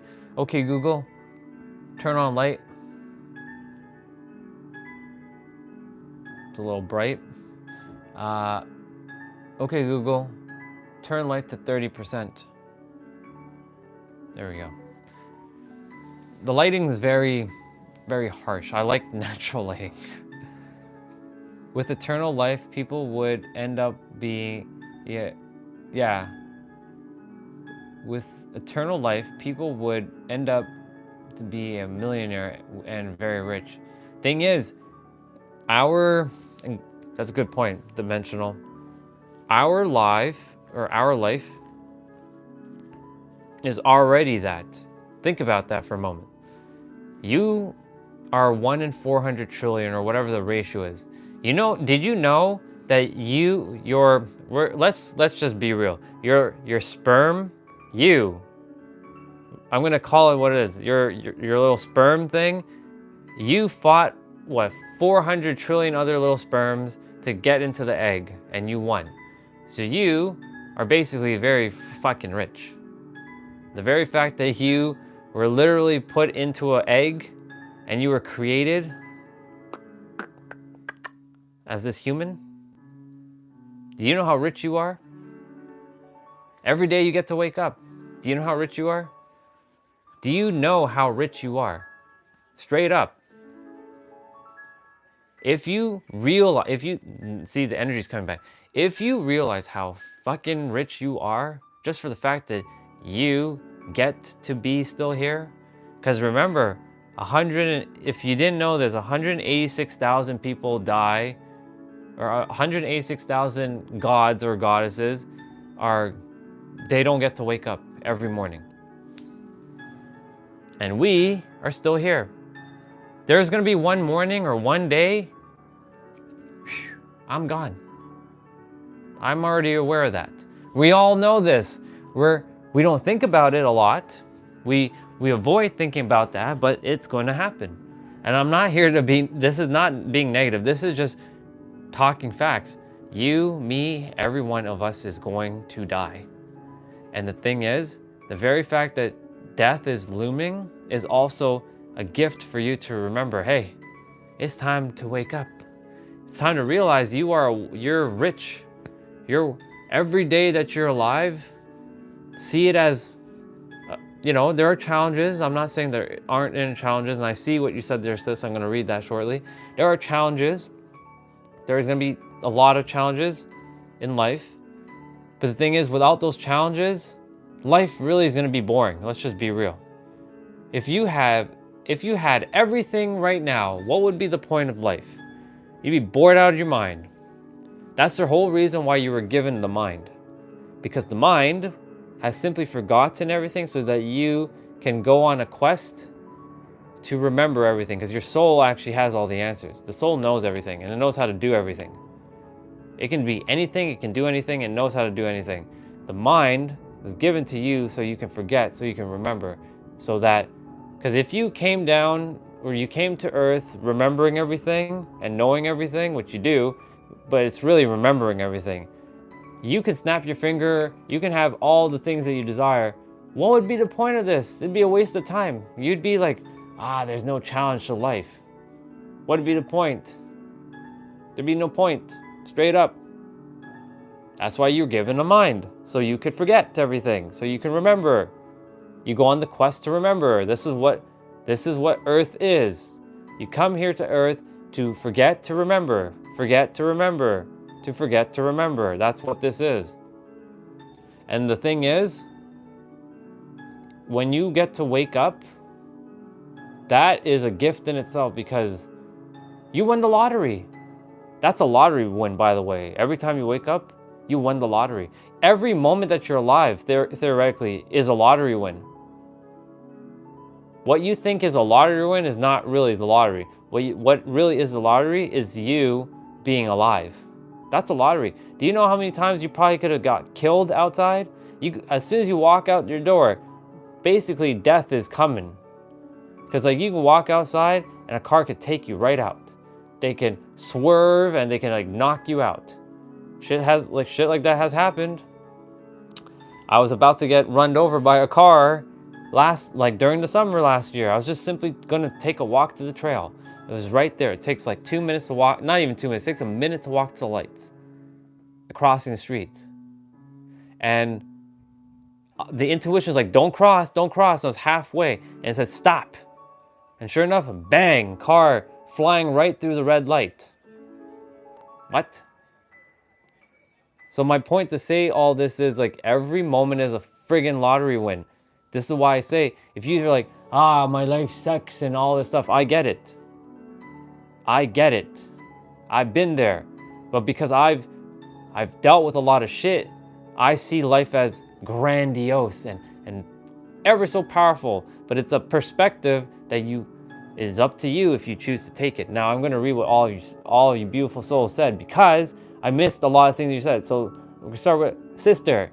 The Man in the Arena, quote by T. Roosevelt. It's powerful whenever you choose to read it. It's you either watch the show or play in the arena. The watcher, or creator. Right. So you basically you're either you watch the show or you play in the arena. It's basically the sideline thing. Are you on the field playing or are you watching from the sideline? Are you watching or are you playing? The choice is yours. Now, Akshat, you said, I desire to share a lot of things to you, however personal about myself. If you feel called to share them, share them. If you don't, it's all good, dude. And Sister said, powerful insight about the lottery.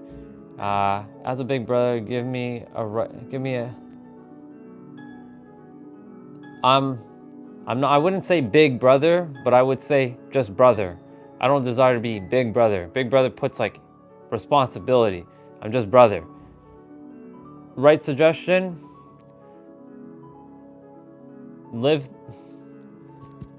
must follow your heart. Hey, Renegade, welcome, bro. Welcome. So grateful for you. You must follow your heart.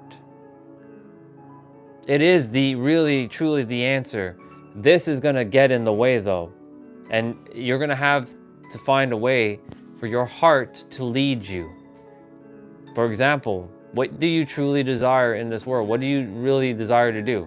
Do you desire to do what you're after, or is there something else you desire to do?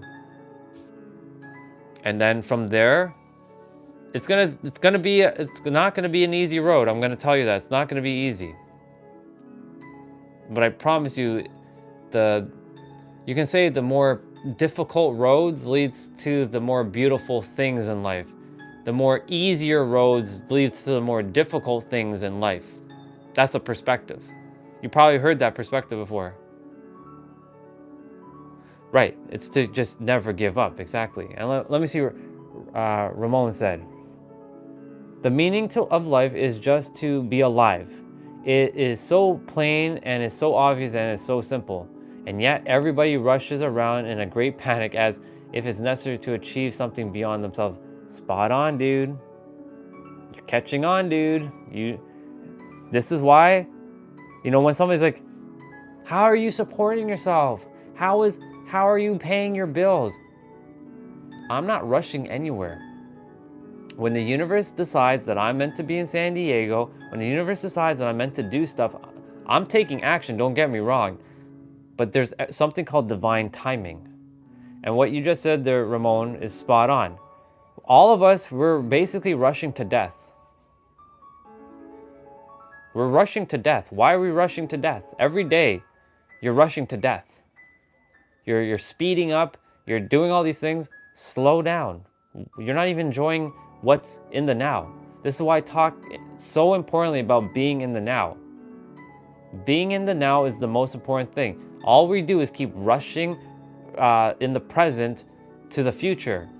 We forget, hey, what about right now? Why are you not enjoying now? Why are you rushing to this said future. You're not even enjoying, because majority of people just don't like their present. That's why they're rushing.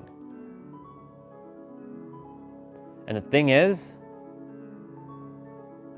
because you don't like your present, it's simply because it's based on choices you've made, and I'm just gonna call it what it is. We've all made choices. Exactly. Dimensional is spot on. I know what you said. Spot on, dude. So my point to say all this is, like, when you're in we've all made choices that we may not have liked, but everything where we are is based on a choice. And if you can take responsibility for your actions in this present moment, you will liberate yourself. Number one. Number two, start feeling what you desire now. That's why I keep sharing. Go within and you can have everything you desire. Yes, you can even feel like you're eating friggin' ice cream. I can have you close your eyes and imagine you're biting a lemon. And I bet you right now, all your mouths have saliva. I guarantee you, if you were to close your eye and imagine you bite into a lemon, you're gonna get this soury taste. You're not even eating a lemon like in the physical, but you're getting that feeling. So the very fact that you can generate that feeling, that means you can generate any kind of feeling. It's because you've had that experience. Now, again, there's something that, well, what if you've never experienced a feeling you've never experienced before? How do you experience that feeling? Great question. You find things that are similar to that feeling that you're desiring. Let's say you desire to be happy and in a loving relationship. Well, you have some friends that you probably love being with. Think of it like that. You have great connections with some other people, with other gods and goddesses. Use that to fuel what you desire. It's all about feeling your inner world and being in the now, so you stop rushing to the future to feel a feeling that doesn't quite exist, because the future does not exist. It exists in the now. That was a friggin' bar. The universe was just channeling right through me for that. I trusted that right there. What is it? It is, let's see. We're here to have and enjoy experiences. It's impossible to do it if you don't live in the present. Exactly. Renegade, spot on. Fucking spot on. Dimensional, I know how powerful we are, and once we wake up, we are stronger than any animal on the planet. Exactly. Here's the other thing too. We are the ultimate that word is not coming out. We're the most adaptable creature on the planet. You know that you can shift. Did you know that? Not all animals can shift, but we can shift. We have the ability to adapt. That's the power we have as the human. We'll use the human as the animal. We're the animal, the animal called the human. We have the ability to adapt and shift. Can a tiger and a lion do that? I don't think so. I don't know. I don't know if they can or not, but I know we as humans, we have the ability to adapt. Yeah, Alan Watts. Oop, I see my microphone is about to go kaput. So here I switch my microphone. So yeah, let me see what Ramon, you were saying. It is the real secret of life. It is the real secret to life to be completely engaged with what you are doing in the here and the now, and instead of calling it work, realizing it. That's the whole reason why I called it play. Everything I do, I call it play. Play is fun. Yes, you have the perspective. Wait, I have to pull out this mic first. See, secondary mic. One mic is red, you see it flashing, and this one is now blue. This is why I love this microphone set.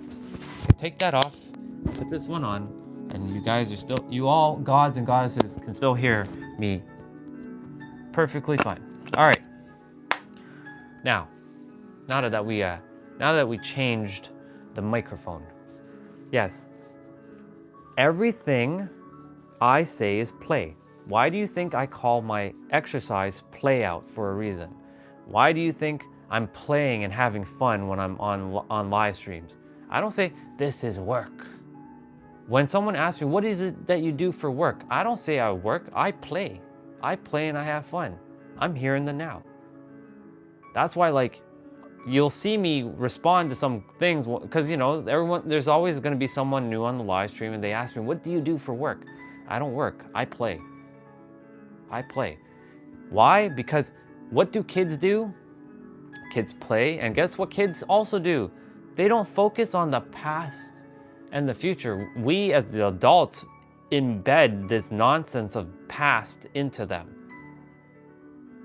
They focus here only in the now, especially those like kids who are like toddlers, like a 2-year-old, a 3-year-old, like this version of me, do you think he was focusing on the past?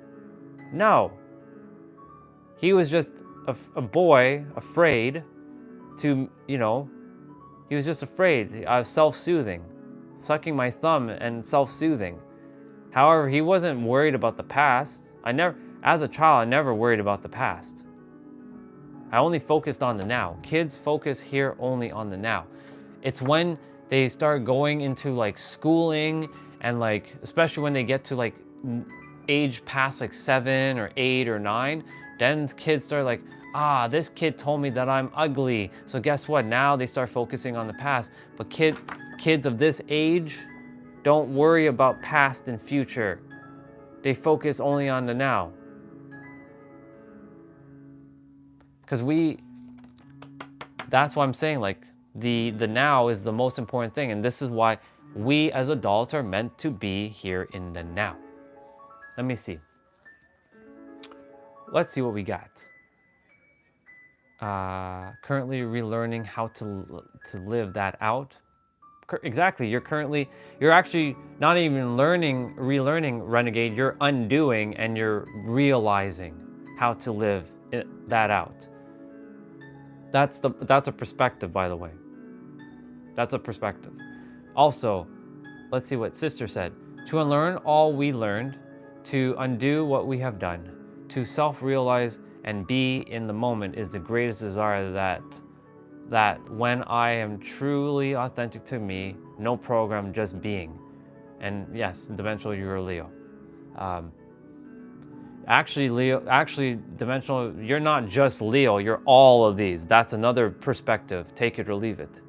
When you limit yourself to just this, that's it. You shot yourself in the foot. You're technically every one of these. Yes, you were born here, but all of these are still part of one thing. And this is why I keep saying you are the creator and you are here in the now. And when you know that, all these things were created by creator, so thus you're all of these. You can tap into any one of these at will. That is the bar and that is perspective. Take it or leave it. My point to say is the now is the most important thing. Truly. It really is. That's all we have. Remember, I'm going to share right now. Every time you think of the past, you literally are robbing your present and your future. Every time you worry about the future, you're robbing your present moment. And I remind myself every moment as much as I can, I'm the master creator, just like every one of you is the master creator as well too. We're all equal. I recreate myself in this present moment as a master creator, and I can create myself anew in every present moment, and I have everything that I desire, not want or need, because want and need come from a place of lack. Don't start taking want and need out of your language. Want and need do not exist, because that is lack. And I'm going to just be brutal with all of you for a moment. You ain't lacking shit. You have everything inside of you. It's all here already. Desire and require. Desire is basically to replace the word want, and require is basically to replace the word need. Desire and require. Maslow hierarchy of needs? No. Maslow hierarchy of requirements. human requirements, not needs, requirements. You can say wants and needs all you desire, all you choose to, but guess what? You're just shooting yourself in the foot because that has lackey energy. Words have power. If I haven't not mentioned that 10 million times, I'm going to keep mentioning it 10 million more times. Your words have power. The language that you speak, it doesn't matter what language you speak. If you're speaking Japanese, Chinese, whatever you're speaking, Urdu, Polish, Spanish, whatever words you're speaking in that language, it's the same thing that's in English. Be mindful of your words. Now, back to what I was sharing. The now. Every time you focus on the past or the future, you're robbing yourself of the now. And you can recreate yourself in every present moment as the master creator here in the now. And creation is finished. And you live in that state of the now. It really is simple, but it's not going to be easy. You know why? Because all the programming that you've been through, and I've been through, and all of us have been through, is still looming because it's around us. Because we're focusing on our 3D world, the outside world, but it's an inside job. It's an inside play, as I call it. I think sister said inside. Yeah, it's an inside. She said inside job, but I call it an inside play.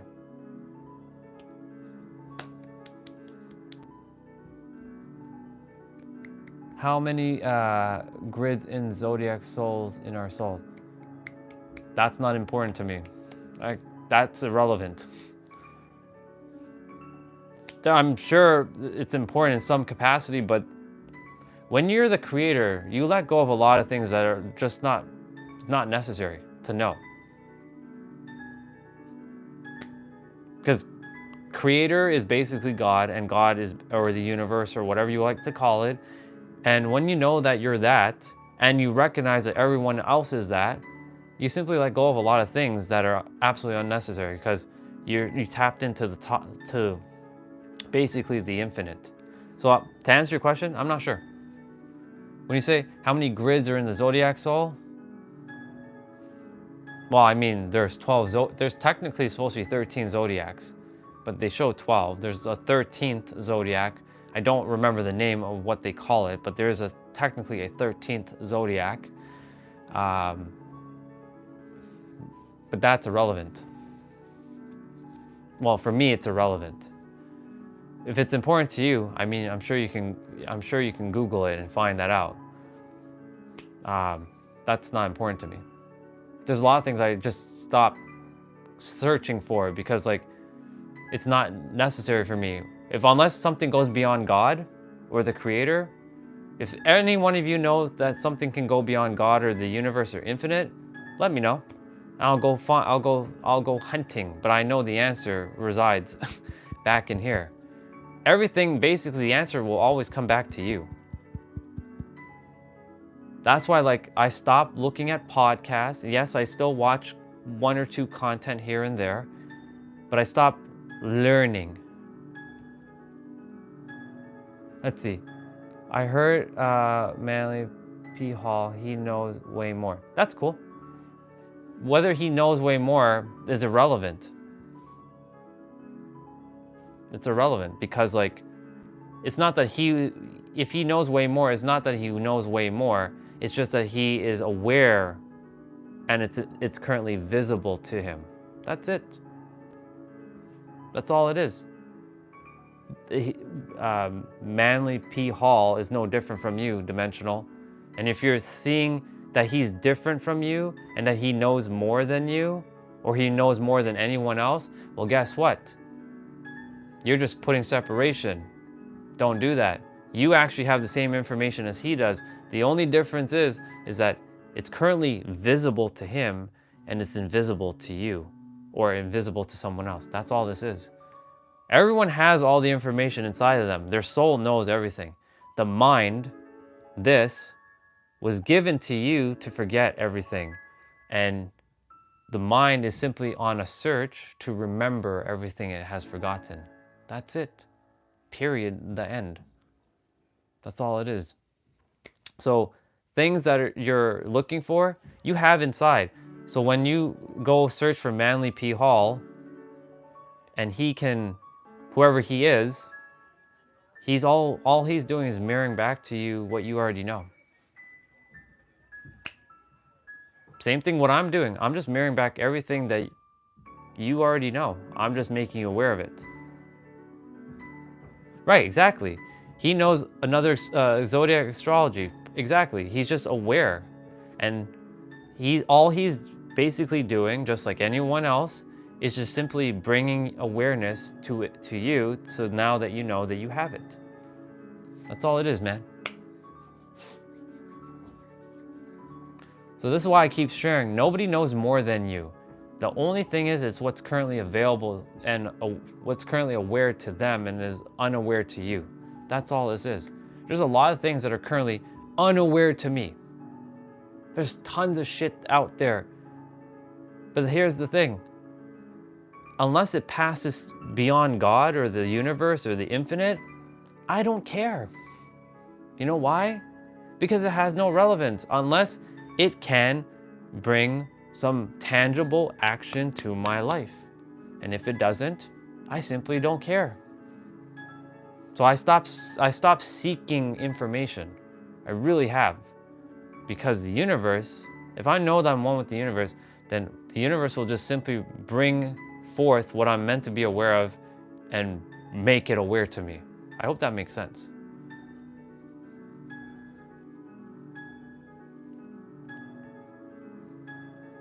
That's really what it is. The universe, creator, the you, because you're also creator. Remember, the universe is around you and inside of you at the same time. You're both. It's both. It's not one or the other. It's both. And the thing is, when you're meant to be aware of something, oh, you better believe you're going to be aware. Ramon, you found me not too long ago. Renegade, same with you. You all are already aware of this stuff. I'm just simply mirroring back what you already know. Same with you, Dimensional.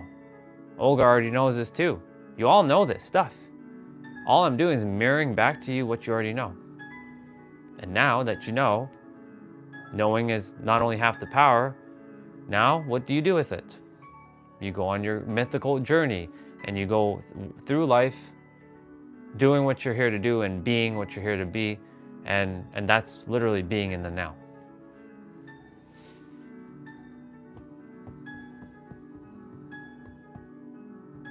I appreciate all of you having this conversation with me because it shifted my energy. I'm back to that energy that I was holding on to for a little bit has now is left. It's permeated. It's gone. I transmuted it. So I appreciate all of you for this conversation. And I trust that whatever just came out, flying out of my mouth, made logical sense, but not just logical. You felt it intuitively. If it doesn't feel real to you, it's okay. It just means that there's still some things there's still some things that are still having to be dealt with. I'm not saying I know all the answers. I just said there are so many things that are completely I'm unaware of. Literally, there are words in the English language and all kinds of language that I'm completely oblivious to. Simply because the universe just says it's not important to you. So you're not going to know it until I feel called that you're meant to know it. What is important to you right now is that you serve those on YouTube and give them the perspective that they are the master creator, just like you, just like everyone else on the planet, that we're equal, and that you have the power within you to shape your reality. That's it. That's why we name these lives now, They Don't Want You to Know. Every day I'm going to keep writing, They Don't Want You to Know. That you, and They Don't Want You to Know is basically the invisible machine. It's not a person, it's not an organization, it's just the machine that we call society. The invisible force that's out there.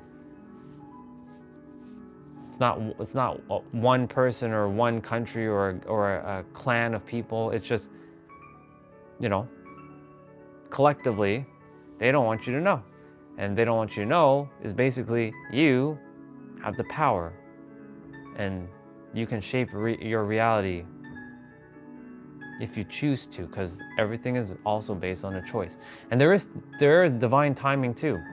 That's the other thing. Everything had to happen for me exactly the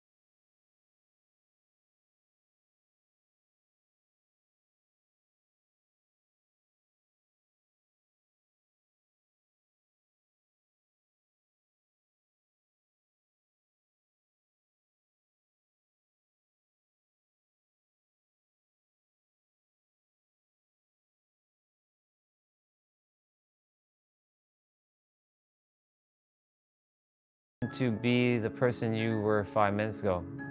That, Ramon, that's a fucking bar right there. And welcome back, FaZe. My man, FaZe. Welcome back, dude. Love you, bro. Yeah. I feel called. I feel called. I feel called. I feel called. But yeah, you're spot on. Like, you're not obligated. This is why the present moment is Ramon, you just said basically what I was just talking about, the whole being present in the moment, right here, right now. You're the master creator. I recreate myself in this present moment, right here, right now. If you 5 minutes ago were like, I'm the little victim, I'm the little slave of humanity, well, guess what? Five minutes afterwards, I'm the master creator, and I'm not on any obligation to play that victim card anymore. You have the power right now to just go and be that amazing, authentic human that you're meant to be. The only thing is, you're gonna have to let go of the mask. That's where the fear is gonna kick in, and you're gonna be like, ah shit, you know? That's where that's gonna come in, and that's where fear is gonna be like, oh my God, like, oh my God. That's where the shit's gonna get real. And that's where you're gonna have to deal with the shit right then and there. Being your true, authentic self. Really, that's it. You can say, I am the master creator right now. You can say, I'm the creator of my reality right now. Cool. You're the master creator right now. Awesome. Now, to go and be it, and then go out in the world and also share with others that, hey, you know, you're the master creator too. And they may not believe you. That's gonna take a little bit of courage, because that's when you're starting to rip off that mask, and you're gonna have to feel the opposition of the you can call it the matrix, and it's gonna kind of like, oh my God, this is so much more heavier than I thought, and still run through it. It's the same thing that I'm doing with all of you. There are souls. Remember, you all didn't know me once upon a time. You all did not know me once upon a time. Well, our souls know each other. Our minds just forgot who the fuck we are. Y'all didn't know me once upon a time, and once upon a time I had to share all that I had to just share, and to basically say, hey, you're the master creator too. Now some of you at the moment were like, what the fuck is he talking about? I'm God? Like that, like, no, like God is like outside of me. Yes and no. God is around. Yes, God is everything. God is the wires outside, the trees, the birds, the fence, this thing, this is also creator, like this beautiful sun, which by the way, it sends you lots of love right there. Look at that face, look at that face. And yourself, you are the creator. You're one. Our brains have been programmed, it can't be both. This is the issue. It can't be all, it can't be both. Why can't it be both? Because it can't be. Sure it can. Why do you think there's negative and positive? Why can't there be both? They say that the brain can only focus on one thing or the other. True. You can't be grateful and have a negative state. True. However, they both do coexist. So think about that. So if things like that can exist, why can't all kinds of deities, for example, exist? Why can't you believe or know that you too are also the creator, and the creator is also outside, not outside, is around you? Same shit. It's because you're afraid. You know why you're afraid? And I'm not saying you specifically, I'm just saying in general. You know why we're afraid? I'm gonna say we're afraid, not you. Sorry. My bad. My apologies. You know why we're afraid? It's simple. It's because we don't desire to have that responsibility. Because we then have to take ownership of everything in our life that has happened up until this point. And that right there is the other side of the coin. Yes, you're gonna go start and being authentic, but you also have to take responsibility for everything that has been created in your reality. All those 20 years of hate and darkness is not to be blamed on anybody. No, no, no, no. I take responsibility for that. And guess what? Because I've taken responsibility for that, I've taken back my power. Just like you're gonna take back your power. Shit happened. Yes. I'm not saying that the people who were also in your life weren't a part of the hurt. They did their part. They also probably didn't know any better. And that's where you forgive and you let it be, you let it go. It's gonna take time, but once you dealt with your shit and you let it go, now you have to take responsibility for your part and all of that. And a lot of us still keep blaming other people. Oh, this person because blah, blah, blah, blah, blah, blah, blah, blah, blah. Oh, because of that, that, that, that, that. Once you take responsibility, you literally free yourself. I used to blame my mom and my dad for everything. I had this shitty upbringing and blah, blah, blah, blah, blah. And now I'm like, nope, they did the best they did with the tools they had. They were unaware. I love them. You know, they're doing the best still. We may not see eye to eye with where I'm going or where they think I should be going, because they think I should be working a job again and being married. Fuck that. That's not my path. My path is to be of service to humanity. And so, this is what I'm doing. I let go of a lot of shit and I'm moving forward. And I'm being authentic. And that is really the magic right there, is letting go of everything that has happened in the past and not blaming, not letting things hold you back any further, and being my true self. And you can say me being on YouTube and pushing out of my comfort zone is elevating me to the next level. Like Goku transcending to Super Saiyan 3, or going to Super Saiyan God, or Ultra Instinct, or Master Ultra Instinct. It's a similar thing. I'm gonna read what you all said. Thank you, sister. This is our community. This is our community. This is family. This is family. Do you notice the word community? I just realized that it has unity in there. The word community has unity in there. Do you see that? It has unity in there. I'm basically bringing us all home with each other. And it's not just me. All of you are doing the same thing with each other, just so you all know, and with me. That's what community is. Unity. One. It's not commune, dual. What is the opposite of unity? Separation. Communist separation. Is there a word called communist separation? I don't think so. Communist separation. That's not a word. We can make that word up, but that's not. That's stupid. It's just called separation. All right. Akshat. Exactly. Never blame anyone in your life. The good people give you happiness. The worst people give you a lesson, and the best people give you memories. That's another bar right there. Do you see? Every time you all share something in the chat, you're all sharing a perspective, a bar, a diamond nugget, or whatever gem you would like to insert, emerald stone. Let's see, Ramon,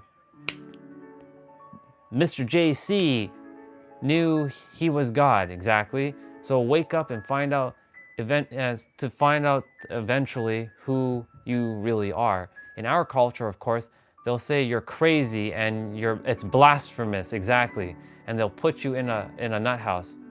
That's the thing. But guess what? Because there's so much more of us who are starting to speak like this, that will not happen. That's the reason why when you take your sovereignty back, and again, I share this from the God consciousness, not God complex. God consciousness is that I and you and every single one of us is the creator. We're all one, and we're all God or goddesses, whatever name you like to give it. That's who we all are. Take it or leave it. And we're all equal. God complex is I am God and all of you are my slaves. That, or you are God and everyone is your slaves. That's basically God complex. We ain't here for that shit. As I said, God consciousness is you, me, and everyone else is equal, and we are all the creator, God, the universe, the infinite, the one. And we're all here to be of service to one another, love and respect each other in whatever way we possibly can, doing our best, and really, truly being authentic to ourselves. That's it. Yes, so the Mr. JC, Mr. Christ himself, only love and respect for him. And yes, I'm not into all the Bible scriptures and stuff. However, he also says, he said this in wherever, you are no different than him. So that alone, a lot of people refuse to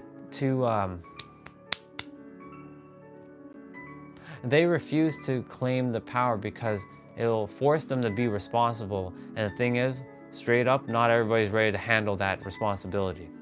Because that means they got to own up to their shit that they had in their life. All the choices they made, yeah, that was them. Nobody to blame. And you're not to blame yourself either. You just simply weren't aware, and now that you know, you take ownership of what has happened and you move forward. It's just that simple. It's not going to be easy though. We are a 15-dimensional time matrix. Amazing, dude. See? More you know.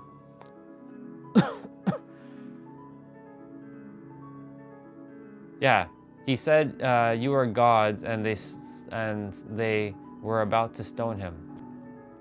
Exactly. That's the reason why there's more people. Like I said, the other mirrors I listen to, Pete Sapper and Neuro Knowledge, they have way bigger community, and that's amazing.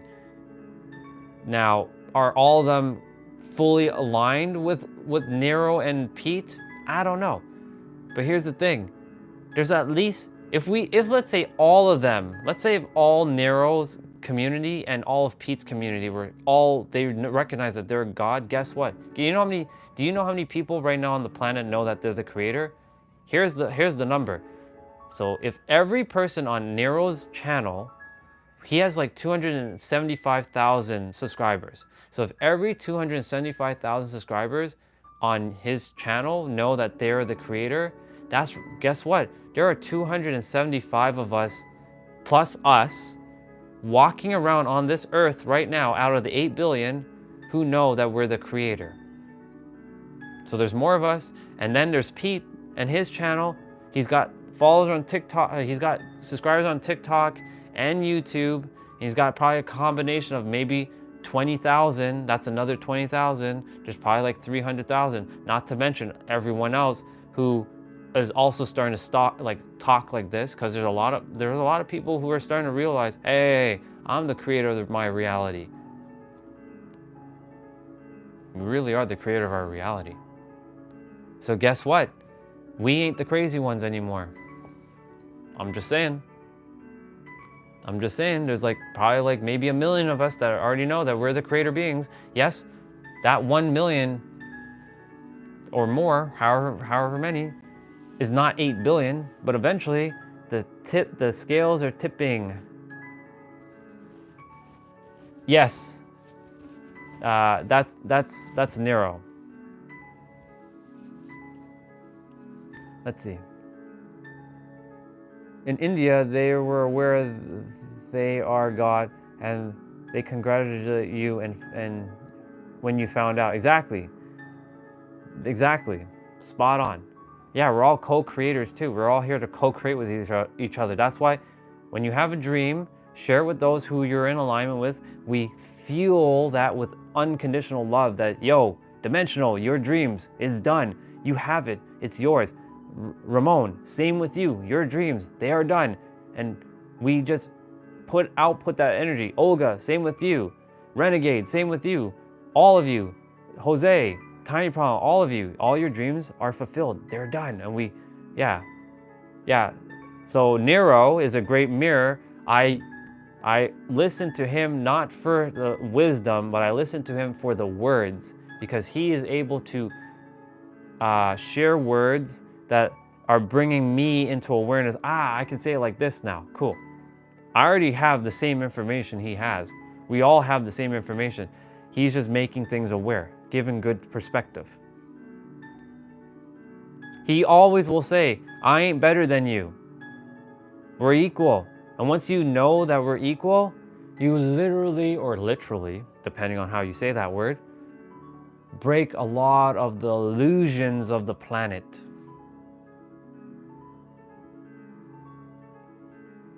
Pete says the same thing. You're the master. I say the master creator because it sounds awesome. I am the master creator. You are the master creator. Every single one of you is the master creator, and creation is finished. The word creator has an easier energy than God, but that's what creator is, God. Or you can call it, I am the master infinity, even though master infinity doesn't make any sense, but you can say, I am the infinity, you are the infinity, and we create from the infinity. You can say that.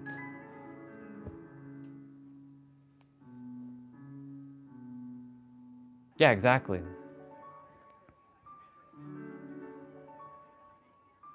The thing is, this is what I was sharing earlier. There are 3 levels to this personal development journey. There is the Tony Robbins phase, where you're starting out, where you reach like, oh my God, like I don't know what to do in life, and like I'm confused. And this is where you're building mindset and personal development skills like self-love, self-compassion, emotional intelligence. This is the Tony Robbins phase. I call it the Tony Robbins phase because Tony Robbins is arguably the one that's coined this area. This is the Tony Robbins phase. This is like where you see Lewis Howes and all the other podcasters like Jay Shetty, Vishen Lakhiani. This is that realm. Then you get into the more spiritual realm once you kind of require more depth. This is where you start tapping into numerology and astrology and astrophysics and zodiacs and all kinds of things, gene keys, life path. What else? And this is where you're going to start meeting like other like sacred geometry, fractals, and you start figuring out, oh, this is cool. How is this connected to, this to this? This is that phase. This is phase number 2. And then like, of course, and this is where manifestation is and all kinds of stuff. That's this phase. The next phase is where Pete, Nero, myself, all of you are, because you're in this community. You are there too. I'm not saying we're better. No. This is just simple awareness. We're just at an awareness level that we are the creator. The people who are starting here with Tony Robbins, they don't know that they're the creator. The people here they feel like they know that they're the creator, but they're not quite there yet. They're still kind of, they're still figuring shit out. And then there's this phase where you are the creator. That's where we are right now. And unless there's something that goes beyond infinity, if you all know something that goes beyond infinity, or God, or the creator, the infinite, let me know. Then we take another journey beyond this. And maybe there is. Who really knows? Maybe there's something even beyond the word God. Because remember, we as humans, we created that word. So we can't even really conceptualize what God is, or the infinite. Our brains, our minds just doesn't know. Our soul knows, our mind just can't. Straight up. The best word for infinity is everything. But then to conceptualize everything is like, okay, well, it's the entire space. It's the entire, it's all the planets. It's all the stars. It's all galaxies. It's all those black holes that are looming. By the way, black holes are fucking awesome. I know that sounds really interesting for me to say, but I really like black holes. For some reason, I think they're pretty cool, even though they're terrifying as shit. I really do. I would love to travel through one, but I already know what's going to happen. Let's just be real. I know exactly what's going to happen to me. When I travel through it, I'm going to be like, I'll be like this, like all my molecules and atoms will be just ripped to shreds. I'll be like bent and warped and all kinds of weird shit. But I think they're pretty cool. Anyways, my point to say is you're one with all those things. Because that's everything. That's infinity.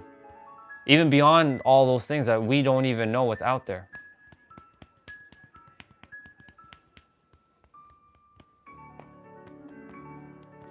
I'm gonna go grab dinner in a moment.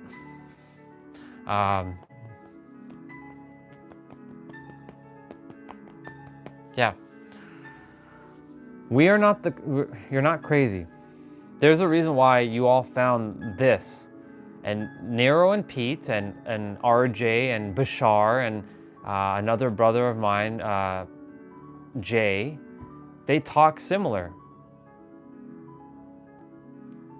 So like, there are going to be more, you're going to run into more people that are going to start saying that they're the creator.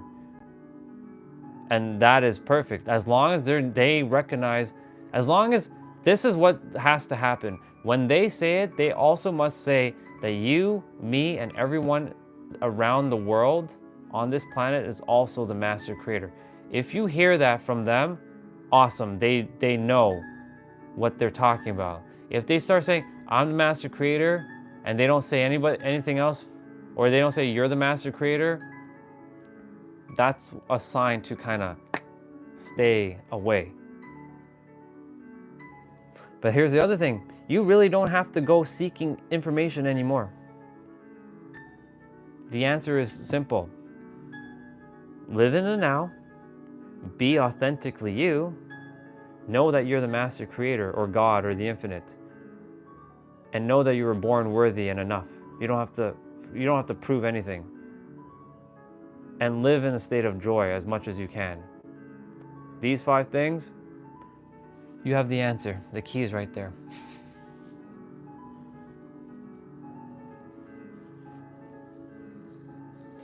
And yes, sister, yeah, the truth he informs us with is already inside us. Nero or Pete or RJ, were it not in us, we would not resonate with them. Yeah, exactly. The thing is, I was feeling this energy all of last year, and I just didn't say a word because I'm like, I know that I'm a creator, but if I say that, so guess what? That was really I was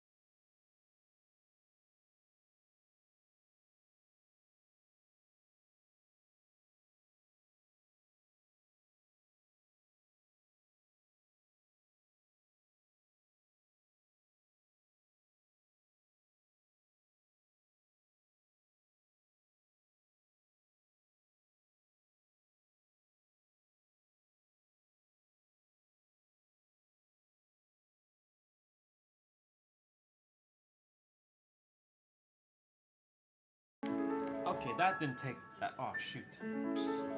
My son and my little thing fell down. Poor, the sun Baba fell down.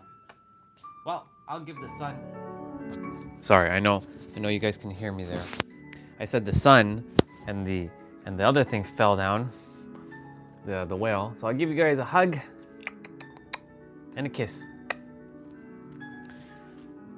Ooh, let's see. All right, Sun Baba, you go back there. Yes, yes. And you, that's the whale, also give them a kiss. All right. Now then, come on. There you go. I have the Indian food called roti, and I put, there's like salmon and like, what do they call it? Tuna? Well, it's tuna, salmon, and another fish in here. So, a bunch of fish, a lot of protein here.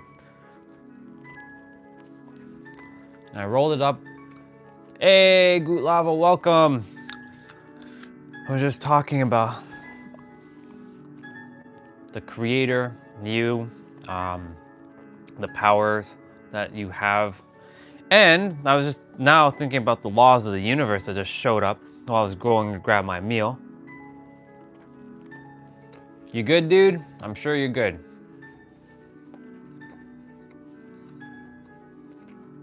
We have so many, the world is starting to wake the fuck up. Let's just be real. There's a lot more people, there's a lot more souls who are starting to wake up, and we're simply shifting. And it's a beautiful thing. I'm doing good, dude. Just living the dream every day. What's up? Share. What's going on? What are you struggling with? Let's see if we can help you. Share with me what you're struggling with the mindset. The other addict. Okay, got it. Okay. All right. So, just so you know, I had that too once a long time ago, and I broke it, and I just desire you to know, whenever that the thing happens, don't beat yourself up. That's the first thing I'm going to share with you. Give yourself some love and some grace. There's nothing to be ashamed about, just so you know. Don't feel guilty and don't feel ashamed. We're a meat suit, and we have these biological things that are in us, right? Like, it happens. Now, let's say you desire to,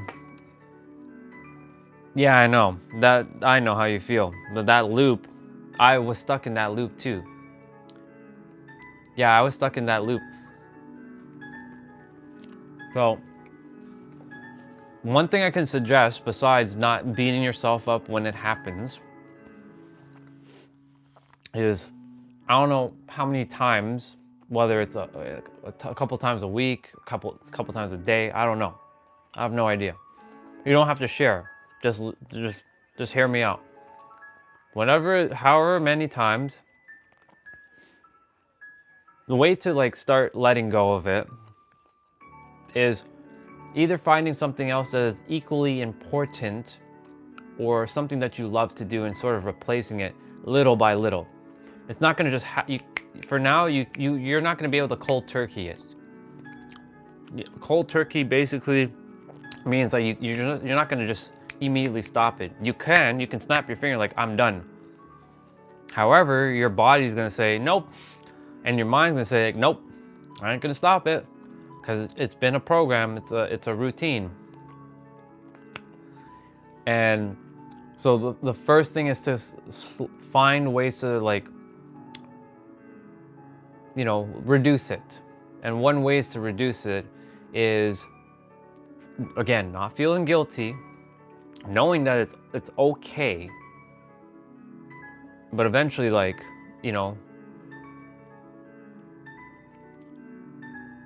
yeah, exactly. Dude, I went through a phase where like, fuck everything. Like I was like, fuck all this shit. Like I'm done. That's basically where I was. Okay, I'm like, fuck all this shit. And of course I resorted to that. And again, nothing wrong. It's just it's because I wasn't clear on, excuse me, what I desired for my life. I felt like I had no purpose. I had nothing to offer to the world, that I felt useless. That right there, I felt useless. Let me see. Yeah, it makes me want to know. It's once in a week type of thing. Yeah, okay, perfect. I'm being loving and respectful. I don't really want to pry too much, right? That's why share what you feel comfortable sharing. But I'm gonna share. I'm gonna be vulnerable and share with you. Like up until maybe like 4 years ago, even on my journey. Because remember, if you didn't know, like I had my awakening back in 2019. So in 2020, I was still kind of, doing the thing too. I was still kind of like, 'cause I hadn't figured out, like, what the fuck, like, I didn't know, and I still didn't know I had a purpose and all this shit. And has it happened? Has it happened any time since? Yeah, it has happened like once or twice, and I didn't beat myself up. Like it has happened. And it doesn't mean if you slip back that you're, oh my God, like I'm a bad person. No. It's okay. If it happens, it's okay. There's nothing to beat yourself up at.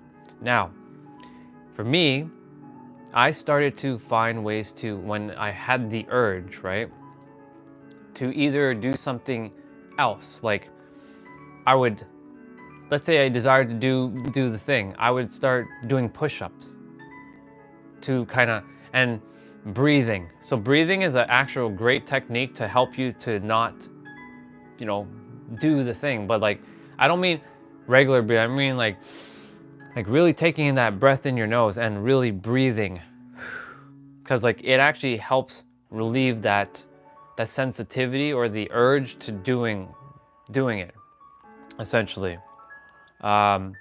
Eventually, I also found like more purpose and more clarity when I realized the more I did it, I was weakening my body, right? Because that's the other thing, like it does weaken our body over time. Like if you keep doing it over and over, right? Once in a while, or if it's, with a partner, that's perfect because, it's not weakening the body. In fact, it's actually strengthening the body. The only thing is, like, if you continue to do it, that's where you're draining life force, energy. And the thing is, like, again, there's nothing wrong with doing it. I know the world will say, yeah, you shouldn't do it because, and then they make you feel guilty and all this other bullshit. First of all, you're not here to feel guilty at all.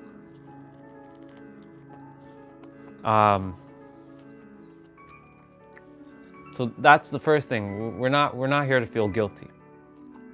It's okay that it's happening. And yeah, over time,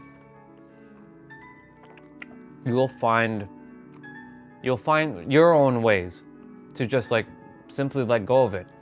And again, if for example, let's say you go a whole year and you didn't, you didn't do anything, amazing. And let's say one night it happened, okay. You already have proof that you can just go back to like not doing it again. Thing is, like, what we end up doing is like, oh shit, I fucked up, and now I'm gonna beat myself up, and then you're gonna feel worse about yourself, and guess what? You're gonna keep doing it again, and again, and again, and you're gonna keep feeling guilty, and feel worse, and you're gonna create the loop again. To break the loop, it's not gonna be easy, but it's simple. It's simply recognizing, hey, it's okay. I did it. I feel good. I can move forward. And then from that moment, picking in every moment, okay, it happened. I'm not gonna let it happen again. And if it does, it's okay. I don't beat myself up. I keep moving forward. Right? That's really what it is. That goes for any kind of habit in life, just so you all know. It's not just that, it goes for any habit. If it happens again, okay, for me, like, I desired to not eat like candy again, okay? So for me, candy. Chocolate, okay. Candy, no. However, if for whatever reason, yeah.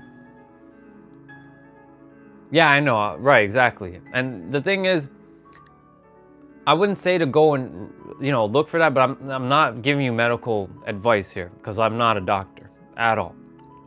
But like, for example, candy. Like sometimes I had the craving for candy and I see it. I'm looking at it. I can see it.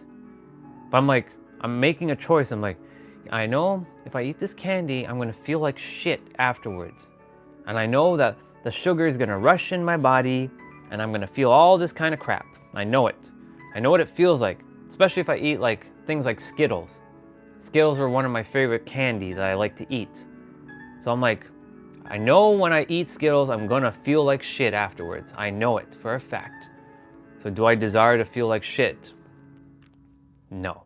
And that in that moment when because it's your emotions, right? It's your emotions taking over your logic. You're like, I desire to eat. Like I desire to eat that candy, right? Like your emotion is fueling you, and that's where when I said when you're breathing, you're getting your brain, this side of your brain is the prefrontal cortex. It's gonna allow you to gain control over your emotions. Your back of your brain, like here, it's called the amygdala, and there's a bunch of other things. It's called the primal brain, and it's gonna grab your emotions and it's gonna fuel you to like do it. It's the animal brain basically, the primal sense. I'm just saying it can be anything, whether it's that addiction, or it could be overeating, or it could be smoking if you're attempting to quit. It could be what's it? Oh, I already said overeating. What are other addictions? Getting like negativity as well, like that as well too, because that's all fueling it.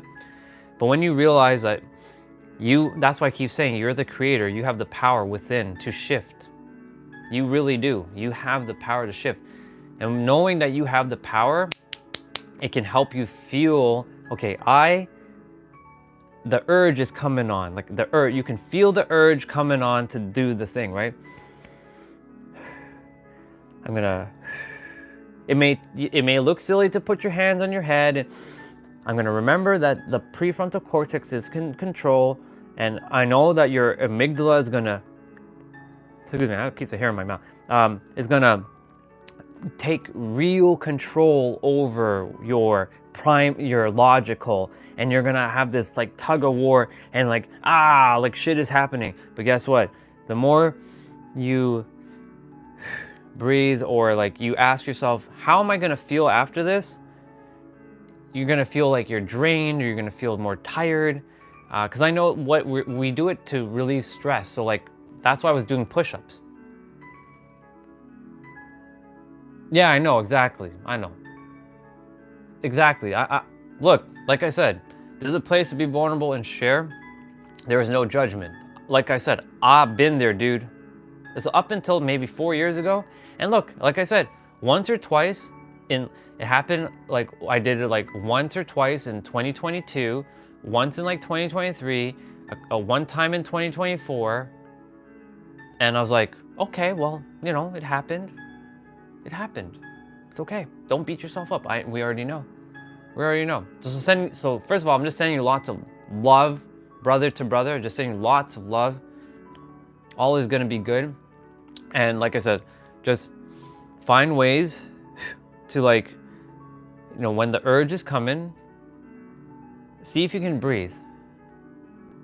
Right. See if you can breathe. Yeah, exactly, bro. It's all just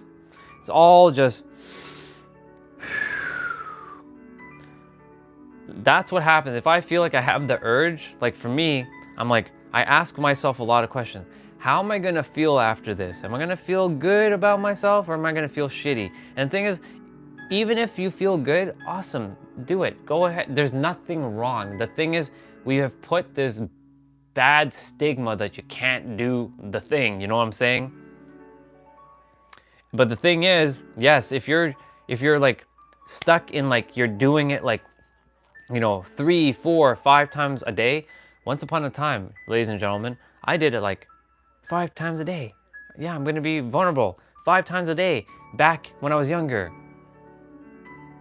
Do you know how crazy that is? 5 times a day?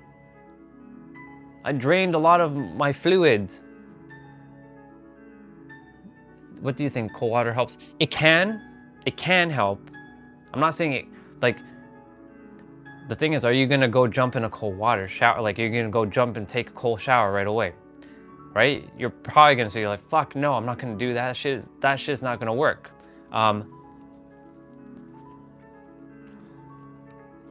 It can help though. I'm not saying it can't. It can definitely help.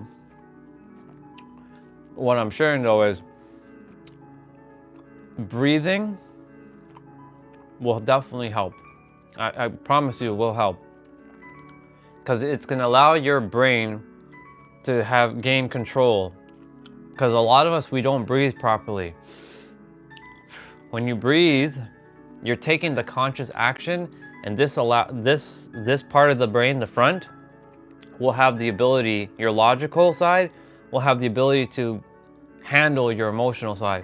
But the thing is, your emotional side, if you don't breathe, will take over this, and you're basically enslaved, and the thing's going to happen. And again, when that happens, don't beat yourself up. Just know that in every moment you can recreate yourself as that master creator, and knowing that you have the power to shift every time. And look, it's not going to be easy right away. I'm just going to be real with you. It's not going to be easy in a little bit. Yeah, it's not going to be easy in the beginning. I'm going to tell you that straight up, bro. But you're going to notice over time, little by little, it's going to start to alleviate. The thing is, a lot of people are going to tell you, yeah, just stop doing it, dude. What are you doing? Like, what are you doing? They're going to tell you that, but they're not giving you the practical, like, how. What I'm attempting to do is, like, just breathe for a bit. Like, if you feel the urge coming on, breathe. And just breathe for as long as you can until you're like, and breathe through your nose and just breathe out. And just, you can even distract yourself with, you know what? I'm gonna do some push-ups. Because what I was doing when I first started to break the habit was I wasn't breathing, I was doing push-ups. Because I'm like, if I'm gonna do this, I'm gonna do push-ups. So I may as well do the push-ups. So I'm at least getting stronger. So I'm gonna be doing my push-ups. And of course, after I've done the push-ups, a lot of the stress, because why we do it is based on stress, just so you know. A lot of the times when we're doing the act, I call it the act. When we're doing the act is because we're stressed. We're stressed about something, right? When I was doing push-ups, when you're doing push-ups, your body is getting stressed out, but you're creating a stress response that allows that stress to be released. Does that make sense? So like, do some push-ups until maybe you're not able to do push-ups anymore, and you'll see you will get tired and you will not desire to do it. I promise you, you will literally not desire to do it because you're focusing your attention on doing those push-ups.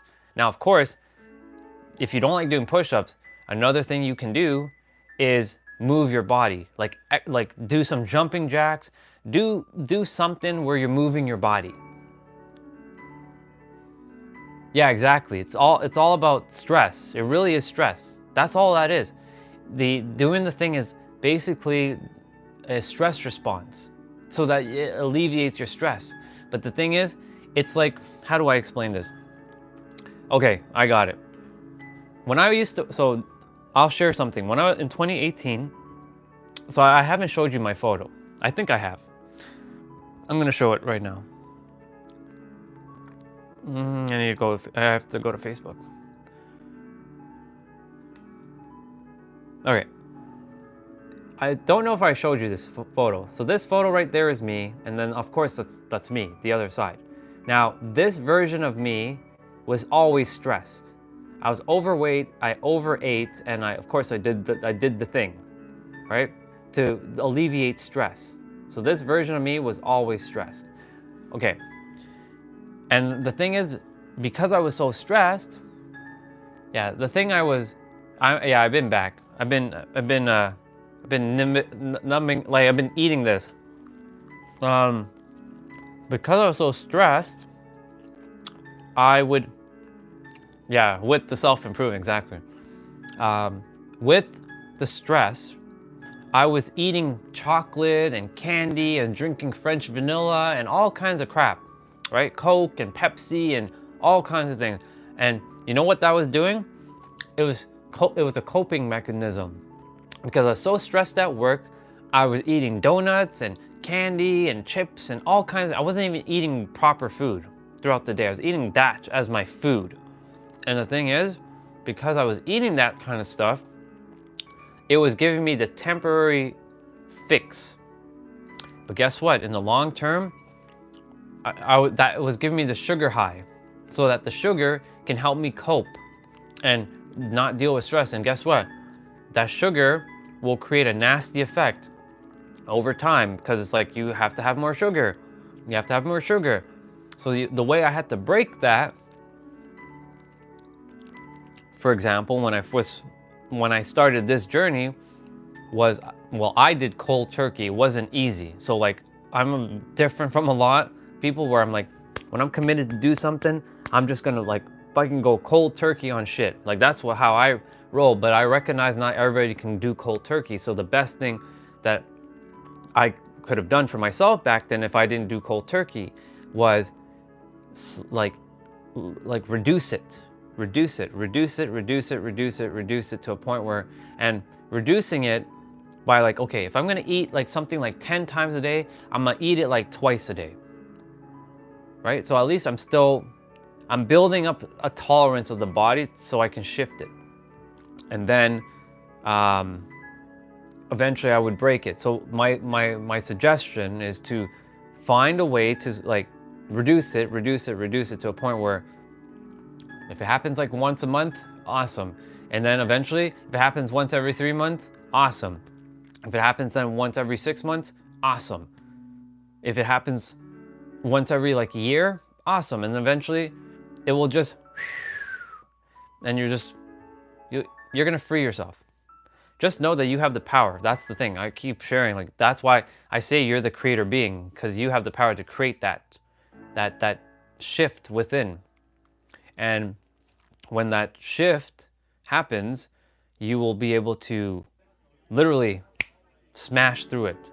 But remember, the breathing thing, that's why whenever you hear somebody tell you, to just breathe, there's a reason for it. It's to regain control over your logical, this is the logical side of your head. Like this part of your brain is logical. This back here is not logical, this is emotional. And this is what controls a lot of people if they don't take the time to breathe. It's okay. Let me see what you said. You know what I consider as a tragedy? What do you consider as a tragedy? Share.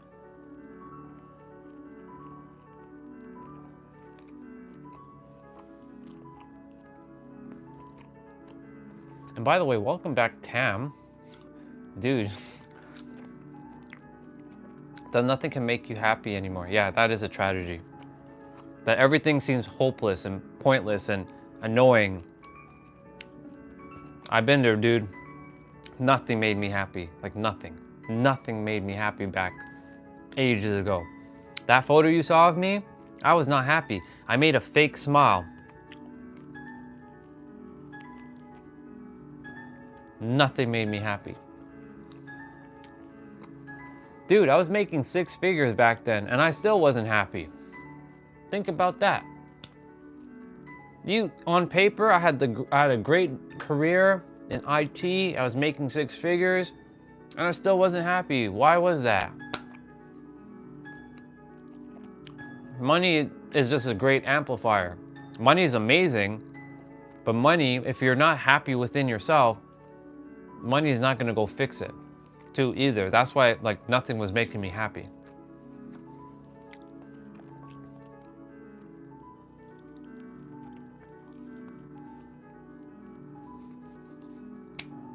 So yeah, basically like find ways to, like, little by little, it'll break. But like when the urge comes, breathe.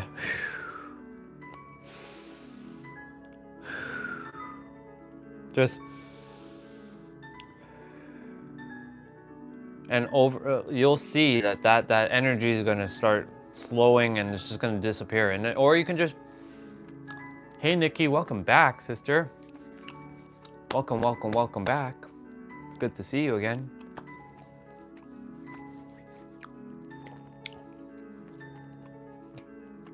Sending you so much love, sister. It's good to see you again. It's been about like a week or so I saw you. Good to see you. Met someone else from South Africa who came on not too long ago.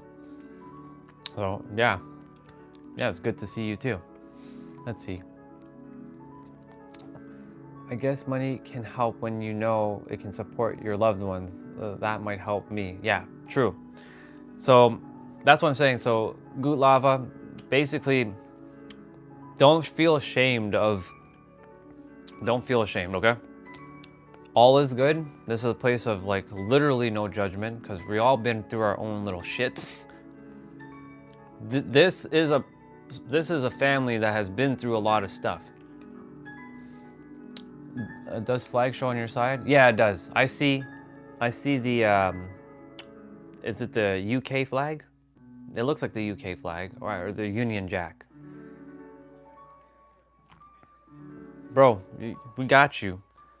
Thank you for, yeah, thank you for, that day on it was last Saturday, not this past Saturday, last year when you came and we had that conversation about like Valhalla and all that stuff. I appreciate you.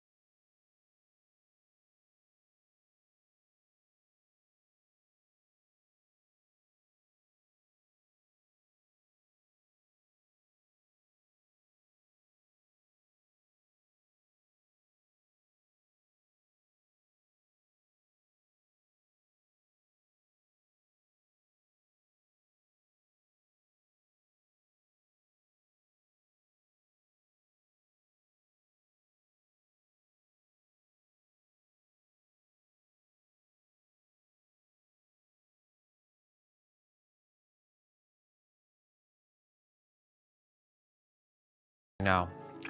So like I'm focusing on like calming my yeah. That's why I haven't finished eating it, because it's spicy. Otherwise I'd eat this out in no time.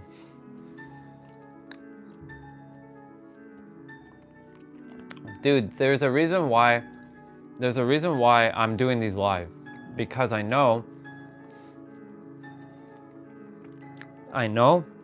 that when you're speaking to someone live, it's easier to get the answer than watching a friggin' video. Dude, there's like a million ass videos on how to end the addiction. There's tons. Guess what? It doesn't quite have the same impact, because when they're making videos, they're not speaking to you at all. They're just speaking in general. Bro, I'm speaking to you directly. I'm like, yo, this is what to do. Like, I'm speaking with you.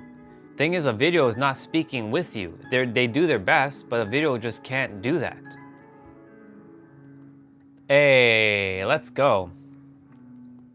I know, sister, but guess what, Nikki? It gets easier. Straight up, it's gonna get easier.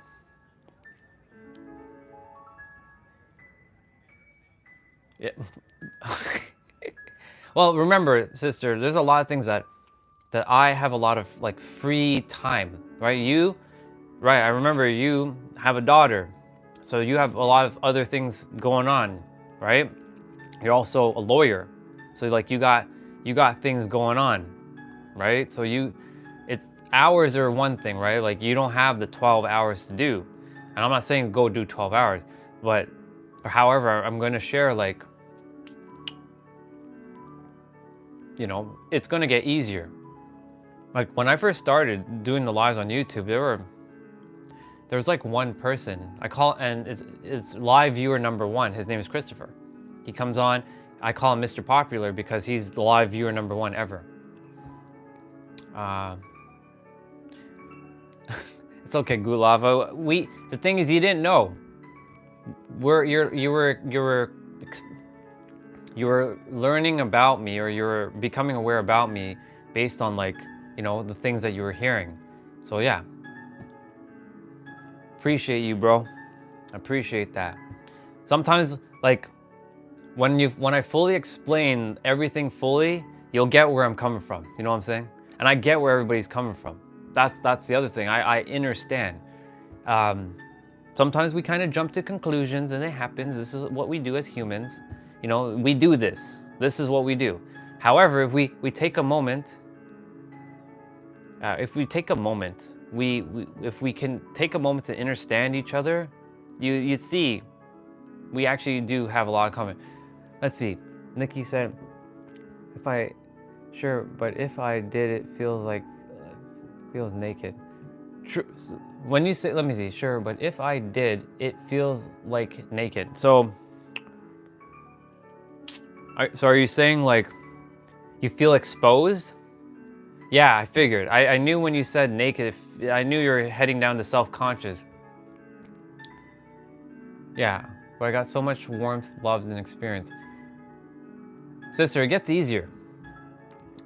It's gonna get easier. The more you show up, the more you like do it. It doesn't have to be hours, right? Just if you can, do an hour, do 30 minutes.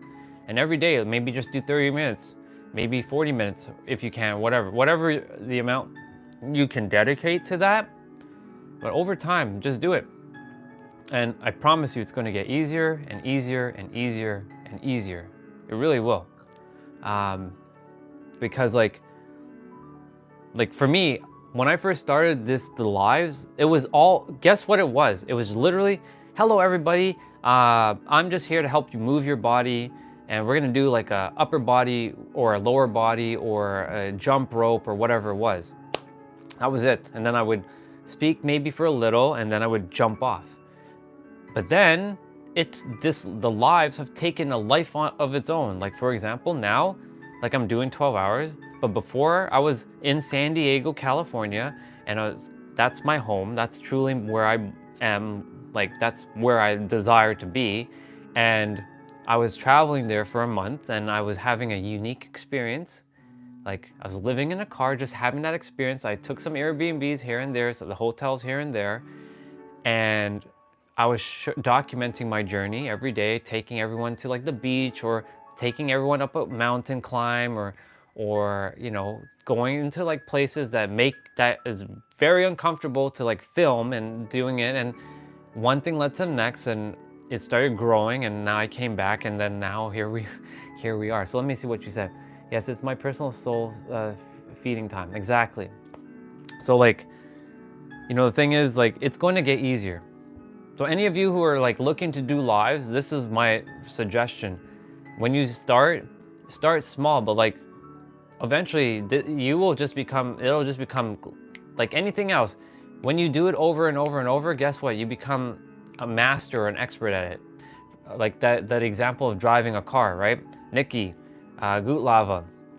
Once upon a time, I don't know if you both drive, but like if you do drive, there was once upon a time you both didn't know how to drive, right? You just didn't know how to drive.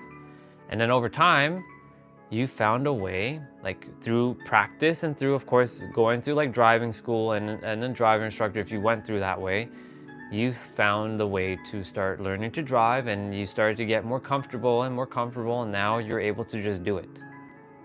Right, you fail, yeah, so like you failed a couple times. But it's okay.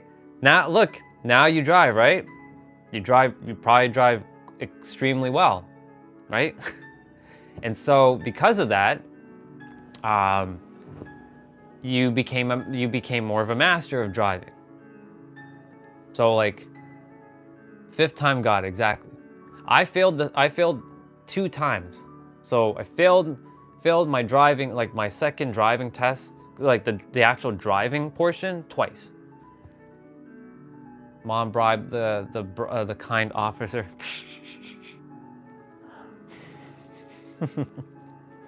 Yeah. So what I'm saying is like, the more you do it, like now this has become like ingrained, and it's natural for me to be on camera and speak and share for long hours. So now that I have the practice and the repetition, you know who Tony Robbins is. He can speak for hours and hours and hours and hours. Now I know I can do the same thing too. I know I can. Now because I have the proof, and I've been doing it a little bit consistent. I've been doing 12 hours for at least 2 weeks now, or at least a week. And here we are. And just keep practicing and practicing and practicing, and just keep going, you know? And Gutlava, for you, same thing for what we were talking about earlier. Over time, it becomes easier and easier and easier, and it becomes practice, and you become the master of it. What is the controversy on Tony? I'm not sure. I'm not sure. I'm actually not sure what you mean by like on Tony. I hear also of bashing.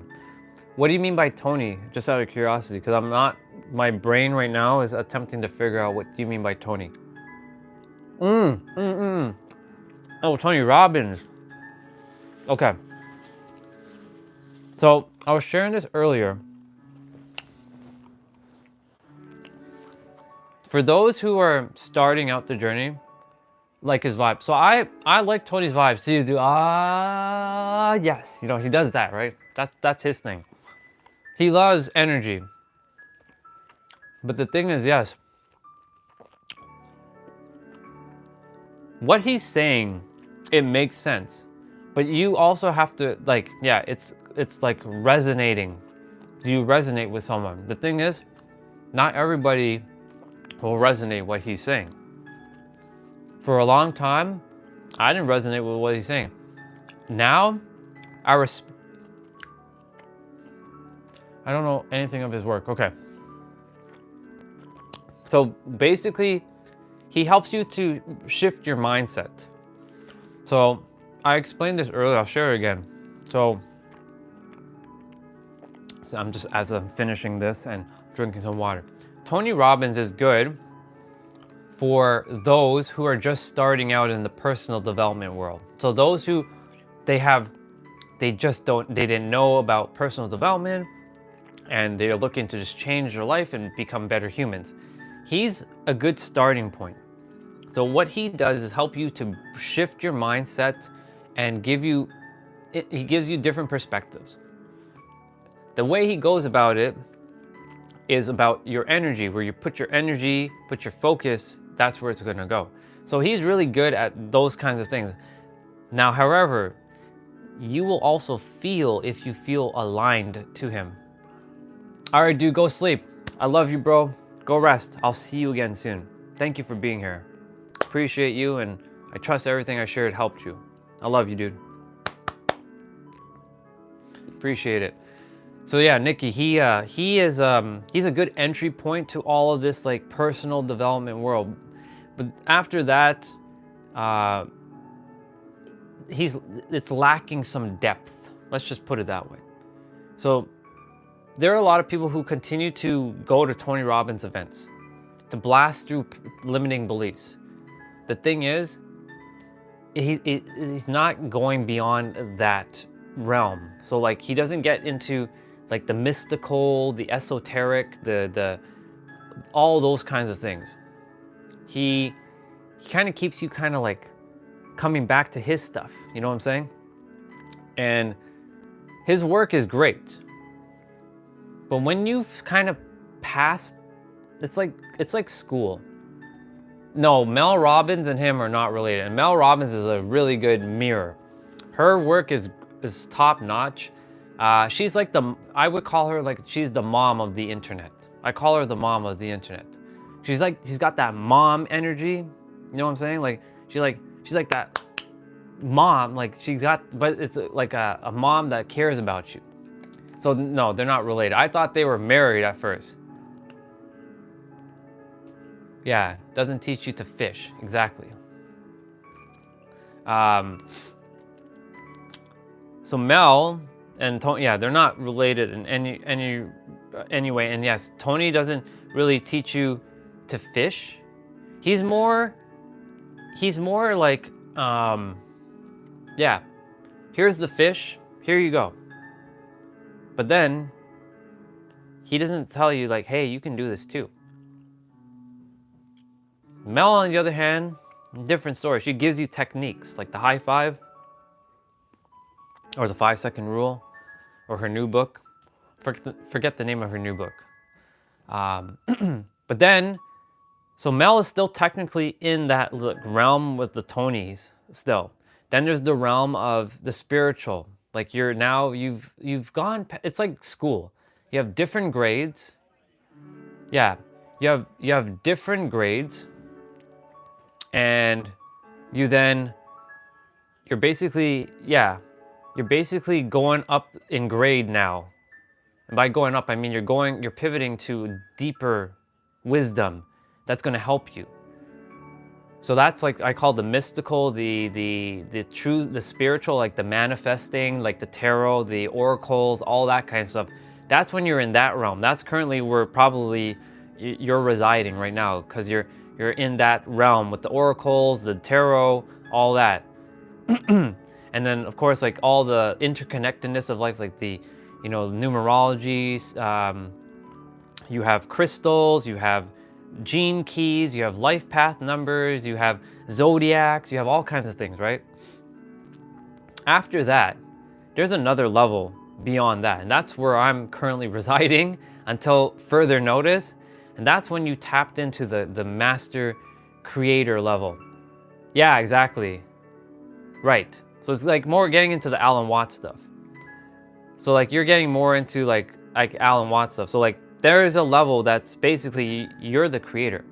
So like, sister, you're the master creator. You're a god. You're a goddess. Now, do you recognize that as yourself? I don't know. The thing is, you are the creator. You shape your reality from within. And as within, as without.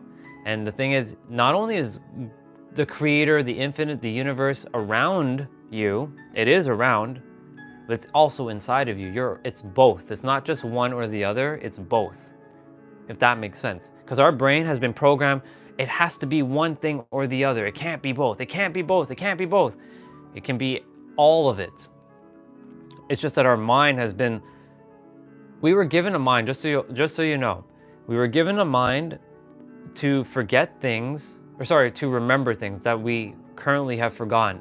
Our soul actually knows everything, but that mind was a gatekeeper to the soul to keep us from not remembering all of it. So when we come to earth, we go on that quest and figure shit out. Yeah, both and like everything. And it could be one or the other and both and all of it at the same time. It's mind-boggling. It took me a while to like, what the fuck, like what do I believe in? Yeah, your aunt says, always says both and. Yeah. So like, of course, like remember, everyone has their own perspective, and whatever your experience through life that you've been through, because you remember, you're on a different part of the world with different sort of upbringing and all that. That is also to take in consideration, and you know, you're going to be right from your perspective. All of you are right from your perspective. This is why like I see and I recognize everyone's perspective, and I take in that I'm the master creator and creation is finished. That basically puts us all on one as equal, because you, me, Olga, Goot Lava, who was just on, and everyone else in the chat, Jose, Tiny Problem, Renegade, everyone who was here earlier, is the master creator. We're equal. We're one. No one's better than the other. We're all equal. And what makes us different is what is currently visible and invisible to us. And that's simply basically another word for awareness. What are you aware of and what are you not aware of? What do you know and what do you not know? And there are things that you probably don't even know that you don't know, because it's just out of your awareness right now. Doesn't make that person who you may think that they know more than you, they actually don't. It's just that they're aware of it and they just bring it into your reality, and that you already have it, because every one of us is a mirror, if that makes sense. So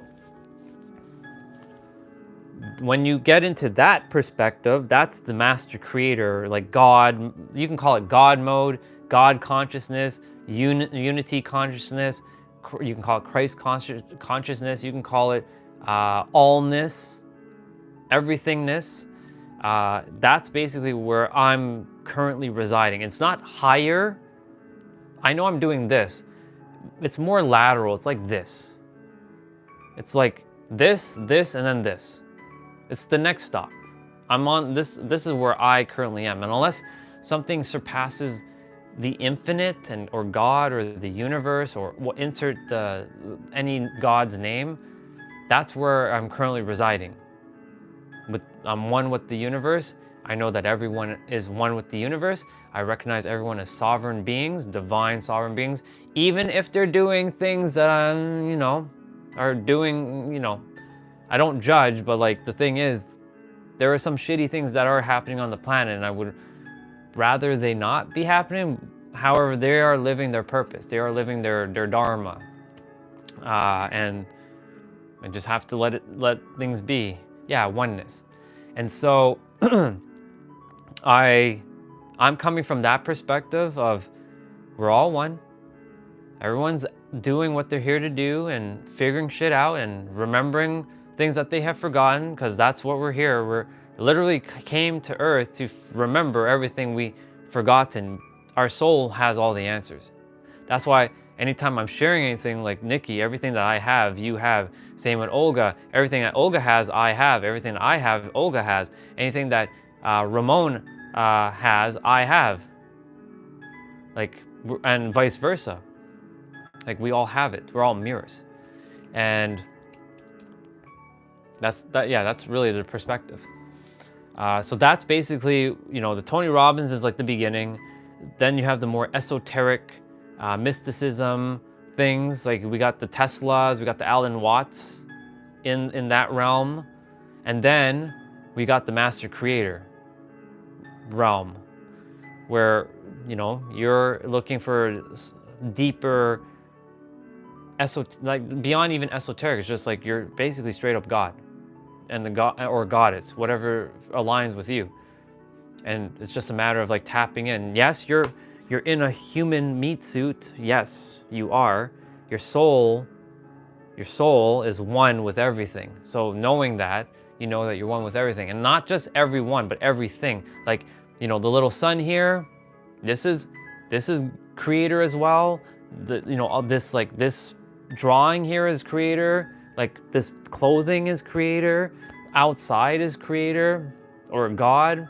The birds, the bugs, all kinds of things is creator. Everything is creator.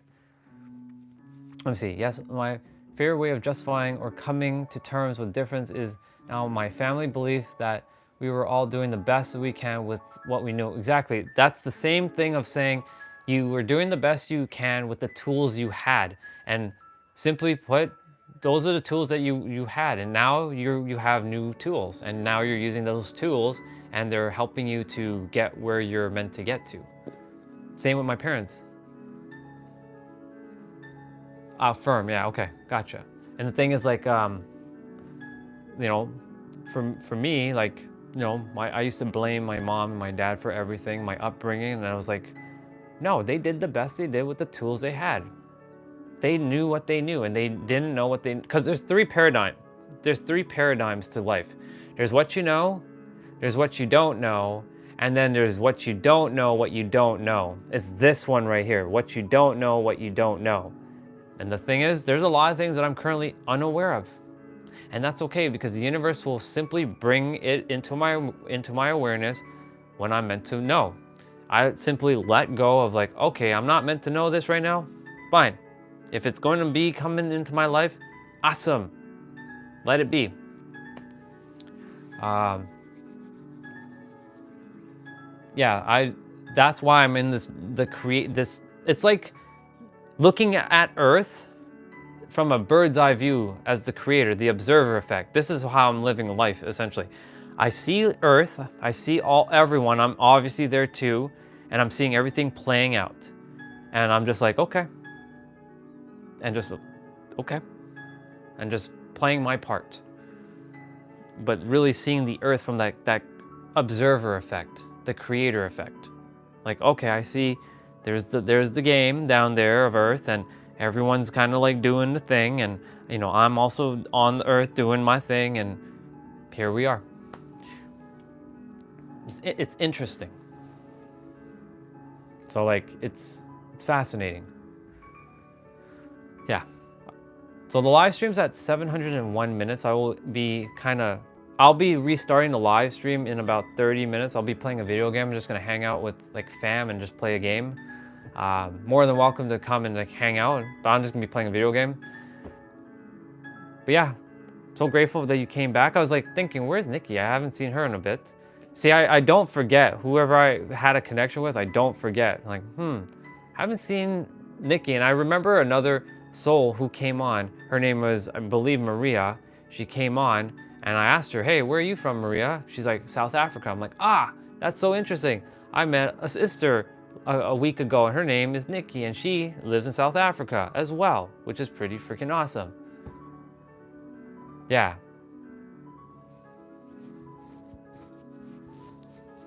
That makes sense.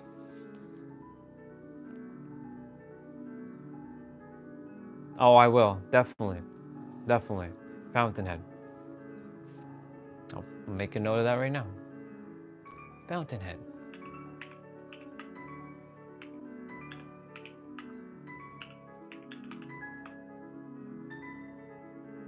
Perfect.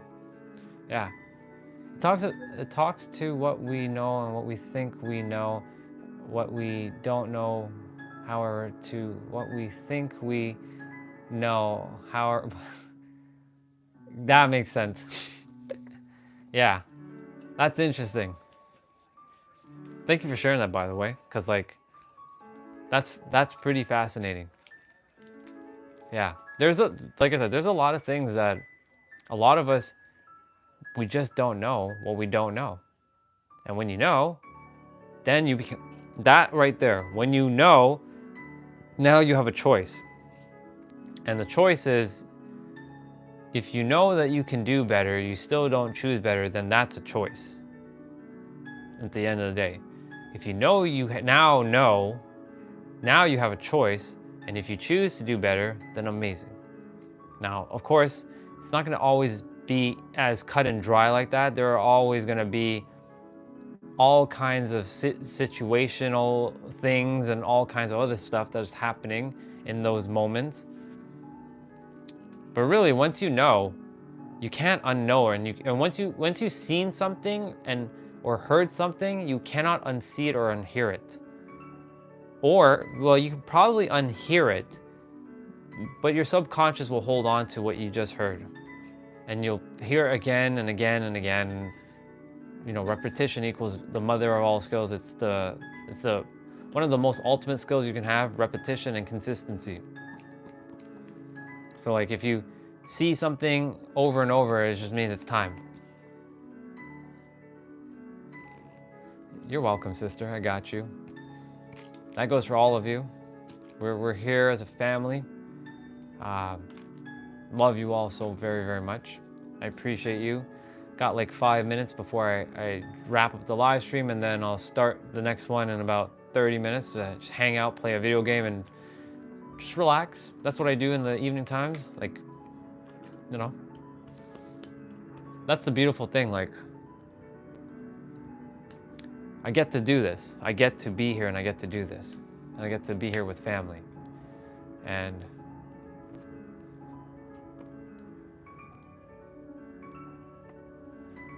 of course, sister. The thing is, this is why, like, and I'm sharing this with you specifically, and well, I'm sharing this with everyone.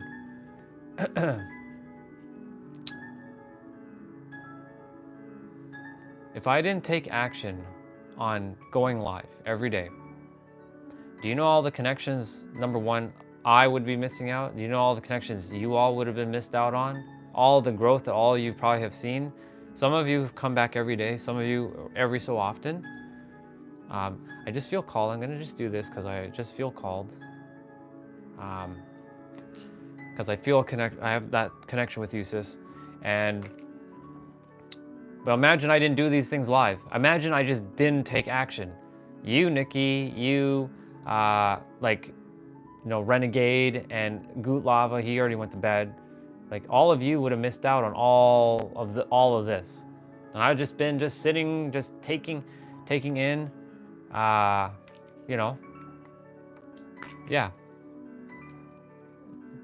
Yeah, Nikki came actually like a week and a half ago.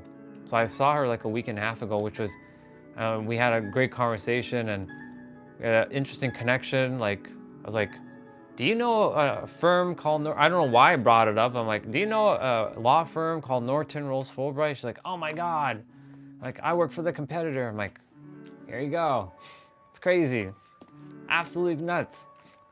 Yeah. So there are no accidents. And the thing is, like, if I didn't do this, there's so many of us that would have missed out on just the connections that we have. And yes, actually, like, same with you, bro. Like, imagine I didn't do this, I wouldn't have met you. That's why I get to do this. I am grateful. I am super grateful. And, you know, just love you all so very, very much. And I just desire that you all live the greatest, most awesomest, most universally powerful and amazing life you can possibly live. Most radiant, most epic, most divinely created life that you can possibly live. That way, when I die with a smile. Well, I am already dying with a smile.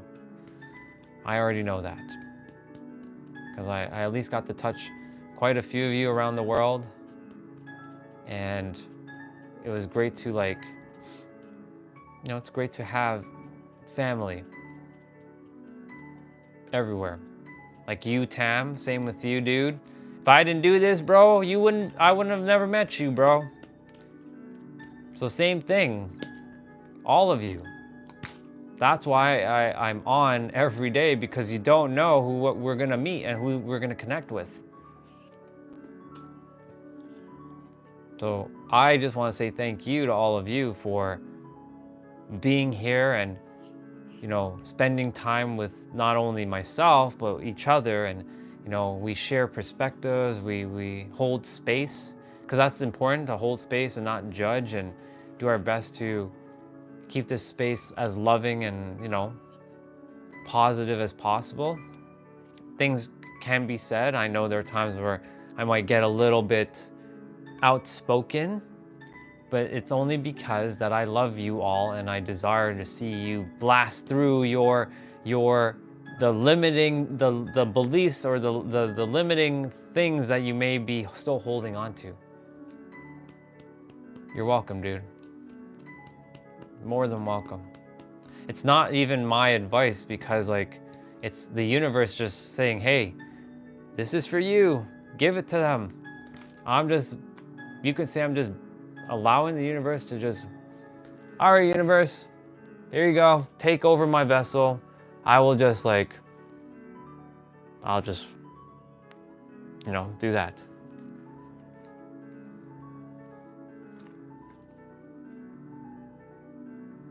I heard of that. I've heard of that, but I'm not familiar at the moment. So if you share a little bit before we jump off, that'd be great. But I'm not quite familiar.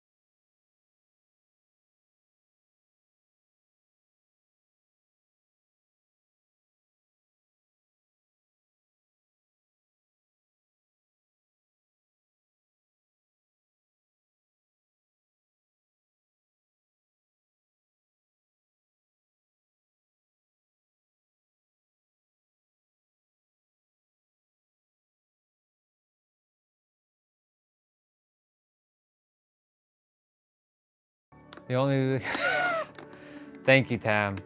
And yeah, thank you, sister. I just saw it. I'm like, yeah, okay, this makes sense, what you're referring to. Thank you. That helps a lot. I'm gonna probably talk about that in the morning, when I start live again at 7 a.m.